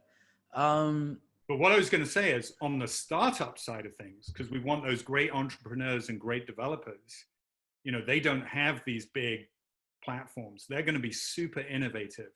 And that's where organizations like Mousebell are so important, right? The education, the really getting enthusiasm within the student base, having an incubator where someone can have a wacky idea and you'll incubate it. That's fantastic. I'm a little bit biased, but I do love Mousebelt. So, by the way, for anybody listening, I don't know. I just realized this is one of the first calls I've actually like felt tired. Not because I'm excited because I've done like 20 of these in the last 2 days. So I might be fading a little bit, but hopefully anyone watching can give me a little slack. But I think it's a good pivot to the last question I've kind of tried to bring to everyone, right? Like, why are we having this conference? We're having this conference because I'm a nerd. Some of my founders are nerds, and like, we actually want to help kids at universities, right? And all of their conferences got canceled. We didn't charge anyone a single dollar for tickets for this or anything else. We're about to launch a hackathon tomorrow, like many other things, right? Like, and we're helping Hedera on one as well. And by the way, for anybody watching, we'll put it here in the bottom, the graphics, but the Hedera is throwing a hackathon. I'll let Christian talk about it here at the end. We're trying to support it as well. But we'll put some thoughts down there. Keep an eye on it. And for any other hackathons or events Hedera is doing. But leading to my last question is, you know, for all of the students watching right now, right, and for the ones that are not pessimistic about the market, right, like they're 19, 20, 21 years old, they don't have a 10-year career in blockchain, you know, they just want to build applications and they think they don't see any reason why they should not be decentralized. What would you tell them? Like, if you're in school right now, like, how would you think about it? And, you know, how can they interact with Hedera? Like, how is Hedera trying to help them on that path? Yeah, so we're living in fascinating times right now, and we're living in a time where trust in our institutions is being eroded, and you know, trust in different organizations has been eroded, and you know, just looking at my kids, they have very low trust quotient, and trust is the problem that all blockchain systems are designed to amplify. I'm not saying that, you know, that they're solving it, but it is a big problem in the internet world. And if I were at college today, I would be looking at blockchain to get in.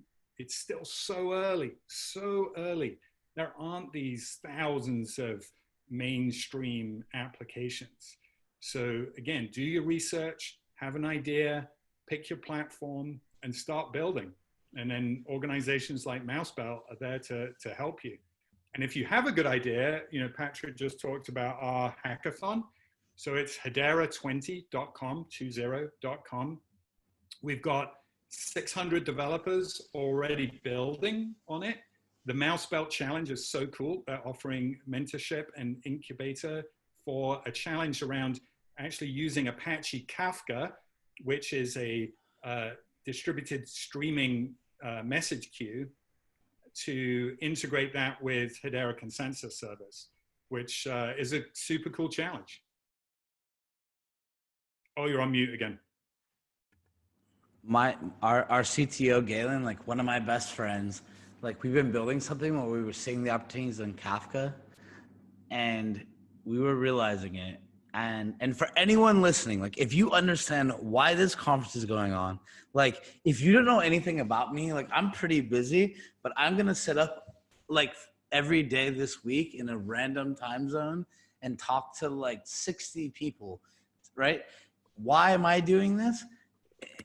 A good example is the Hedera Hackathon. We had a really good idea internally. And at one point, because I had never talked to Christian before, I was a little disconnected. This is the first time Christian and I talked. Like now we're going to be friends, right? But like Galen, our CTO, told me the idea, and I was like, "Damn, that is a really good idea." And I was like, "Really good idea."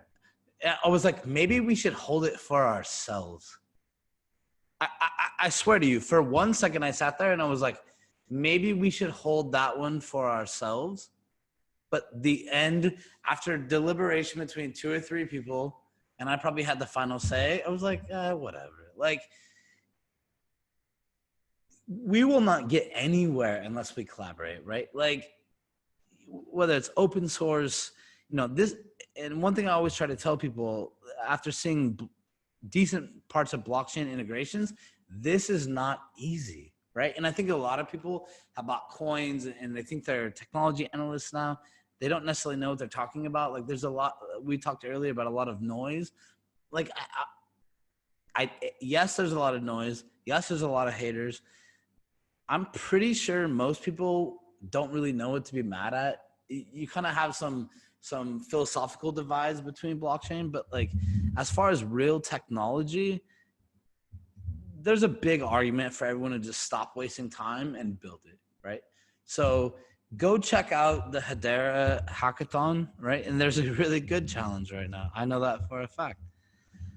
All right, dude, I feel like we could do this for another hour. Yeah, I've really enjoyed it, Patrick. I do have to drop to another call, but this has been awesome. Thank you so much. Thank you so much for having me on. And yeah, anytime. I'll record the presentation. I'll send it over next week as well. Yeah, this has been really cool. It's been great to meet you. Awesome. Well, hey, for everybody watching, stay tuned for these 72 hours. Another amazing interview. Really appreciate Christian's time. Make sure to check out their Hashcraft, their hackathons, all their initiatives. Like, if you're a student looking for a platform to build on, like, go check them out, right? Like, they're trying to be the chip inside of a lot of blockchain. Are they going to win? I can't tell you exactly, but conversations like this, I think, go a long way towards everyone understanding it. So appreciate it again. Christian, it was very nice to talk with you. Thanks, Patrick. Stay well.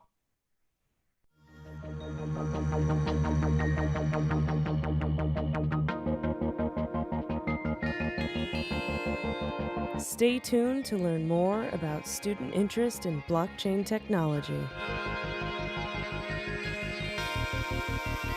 ReImagine 2020.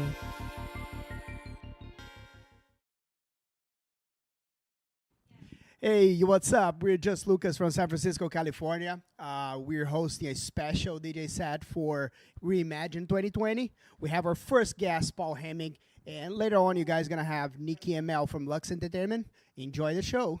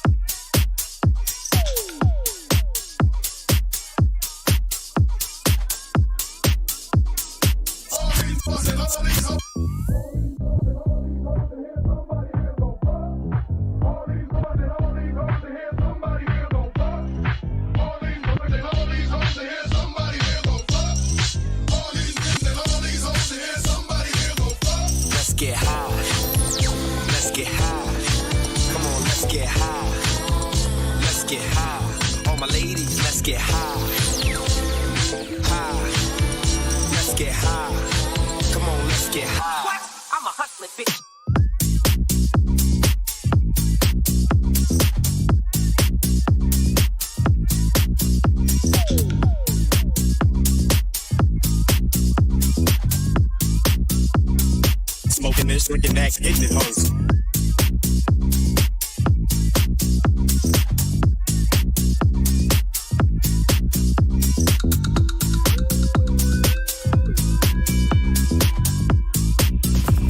Get the loot, get the ice, fuck the white and die. Let's get high.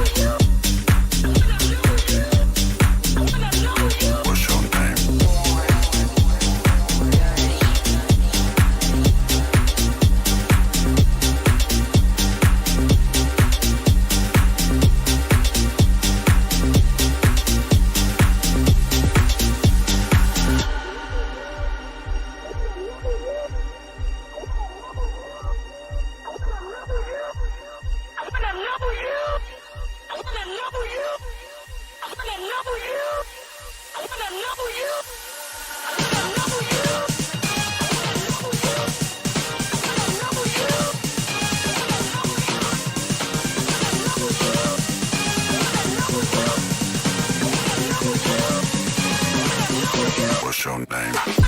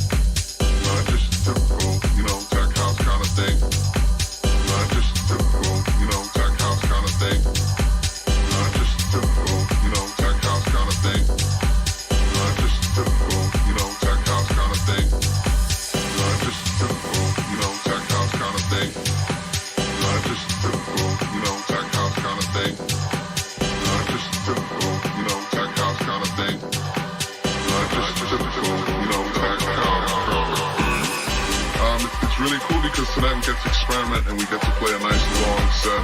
We don't have set times, it's whoever's feeling the music jumps on. A lot of back-to-back action, so it's going to be a lot of fun. We're going to be playing a lot of different kind of styles of music. Not just typical, tech house kind of thing. Not just typical, tech house kind of thing. Not just typical, tech house kind of thing.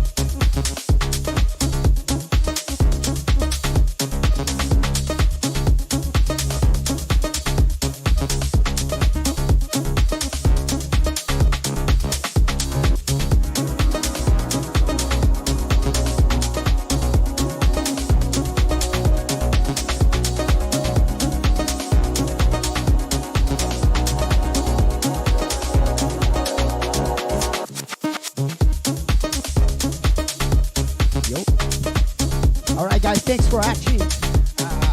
Just finished ball hamming in Temple SF. We are Temple family. Hope you guys enjoyed. I'll see you soon.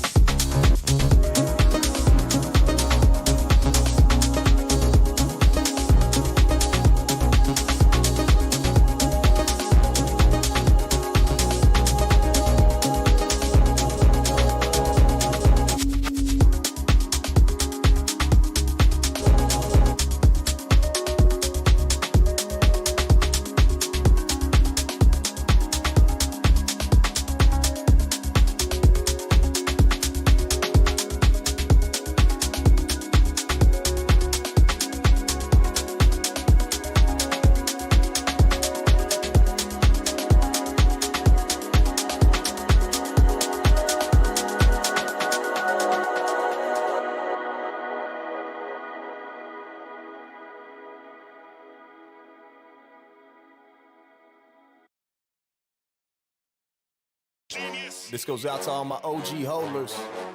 Legend Gang. Coin Bros. I just woke up in the morning, check that market cap. We up. Shout out to my dog, what you barking at? What up, dog? A package at my door, man, I've been waiting. Hope the UPS guy ready for a conversation. We gon' talk about this crypto if you like it or not. Shut up, Jordan Belfort, bitches, shit ain't in stop. I'm that dude reppin' that blockchain on the block. Talking crypto with my neighbors while they taking a walk. And my girl love talking crypto with me. Got my son straight ICO picking with me. Legend gang, man, I keep it with me. Better take a long lunch if you with me. We gon' talk about it, we gon' talk about the dip. John McCaffrey told me Bitcoin to $1 million or he gon' eat his own dick. Ever seen a grown man eat his own dick? What? No, hell no. We talking crypto, we talking crypto, we talking crypto, we talking crypto, we talking crypto, we talking crypto. Ain't no doubt about it, if you come around us, you gon' hear we talking crypto, we talking crypto, we talking crypto, we talking crypto, we talking crypto, we talking crypto. Ain't no doubt about it, if you come around us, you gon' hear about it. I'll be talking crypto when I'm taking a piss. I'll be talking crypto in the Uber or Lyft. Talking crypto when my daughter's making the wish. I'll be talking crypto when I'm taking a seat on the bus, riding to a meetup. I'm talking like-minded people there to greet us. I'm talking Krispy Kremes, endless margaritas, man. I'll be talking crypto to the dude in the mall cleaning sneakers. This is peer-to-peer, ain't got time for waiting. No. This is peer-to-peer, don't need no bank statement. I got the QR, tatted for that fast payment. Ooh, that's not matching up right. We talking crypto, we talking crypto, we talking crypto, we talking crypto, we talking crypto, we talking crypto. Ain't no doubt about it, if you come around us, you gon' hear about it. We talking crypto, we talking crypto, we talking crypto, we talking crypto, we talking crypto, we talking crypto.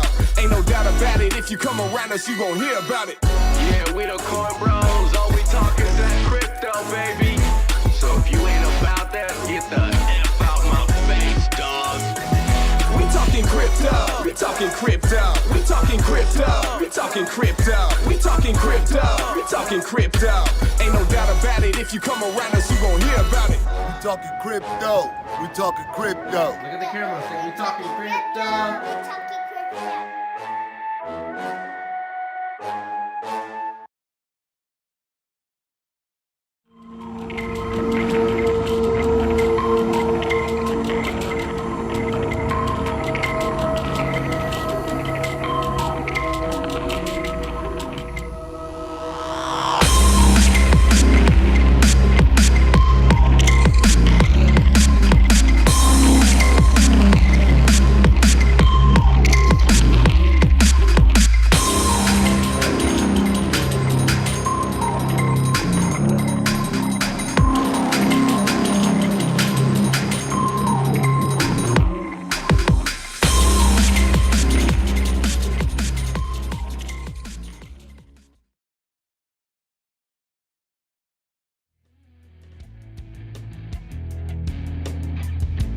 Coming up next. Stay tuned to learn more about the state of blockchain education at major universities all around the world. ReImagine 2020.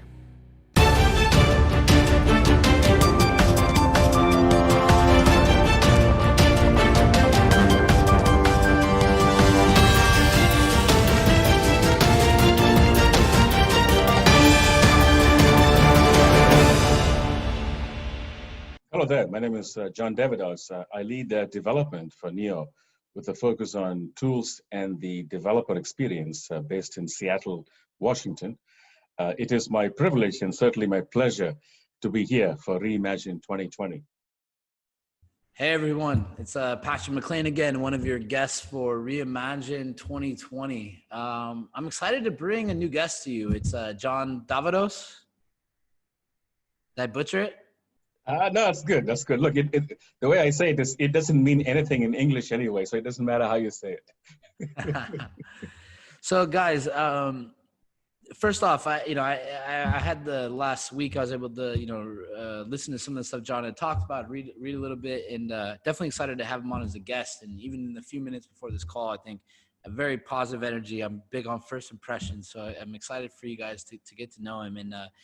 And I'll stop butchering it. But John, for the audience, why don't you introduce yourself a bit, maybe a bit about your background and maybe the journey that kind of led you to blockchain and why you're excited to be a part of it.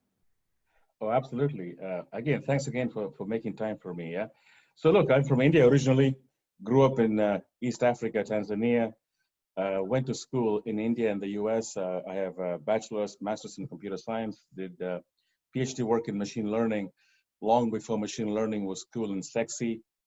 Spent about 19, 20 years at Microsoft working on platforms. I led architecture for the .NET platform V1 and V2. Spent many years shipping tooling, frameworks, and libraries for millions of developers worldwide. Worked on 2 machine learning startups that we exited. I first encountered crypto about 10 years ago. At that time, I was mostly dabbling, obviously, in the coins, but during my startup adventures is when I went deep down the rabbit hole, as they say. I realized the potential of the platform and the opportunity that we had to serve millions of developers worldwide.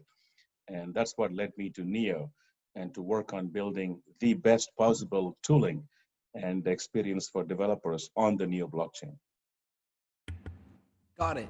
So you and I were chatting before. Obviously, you grew up in Tanzania. I was just there for a little bit, but it's always one of the examples I've used, since I had a short time there, and say, man, if 10 years ago I was there, 12 years ago, and say they were using M-Pesa, they're sending money from Nokia T9 phones, right, back and forth. So while some of us in the world might think we're novel to have Venmo, right, or make these transactions, or we might think that certain countries aren't as technically advanced as us. And the flip side, I would argue, what were the experiences that growing up there, or that you've seen, or that you're aware of, that kind of influence how you think about blockchain? Oh, absolutely. Look, I mean, I had a fantastic time, about 8 years growing up in Tanzania, all over the place. Arusha, like you said, Dar es Salaam, Tabora, Mbeya, Bukoba, all over. So a few things I learned. Firstly, I would say, necessity is the mother of invention. And I think M-Pesa, as you said, very clearly grew from the need to find a way to transact, to exchange. And being able to use, cell phones and texting was a very powerful way to fulfill a need in the marketplace. The second thing I would say is, in terms of the opportunity to serve millions of people worldwide, there is still a huge opportunity for the man in the street, the common man, the common woman, to contribute and to benefit from what they have to offer. The world as we see it is still lopsided.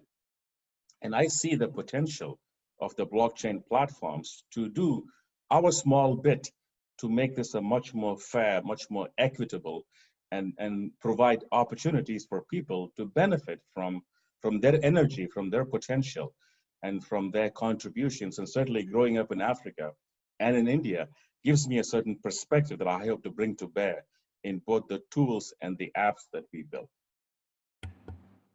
Got it. So when we touch on that subject of experience, obviously you've had a pretty seasoned background in technology.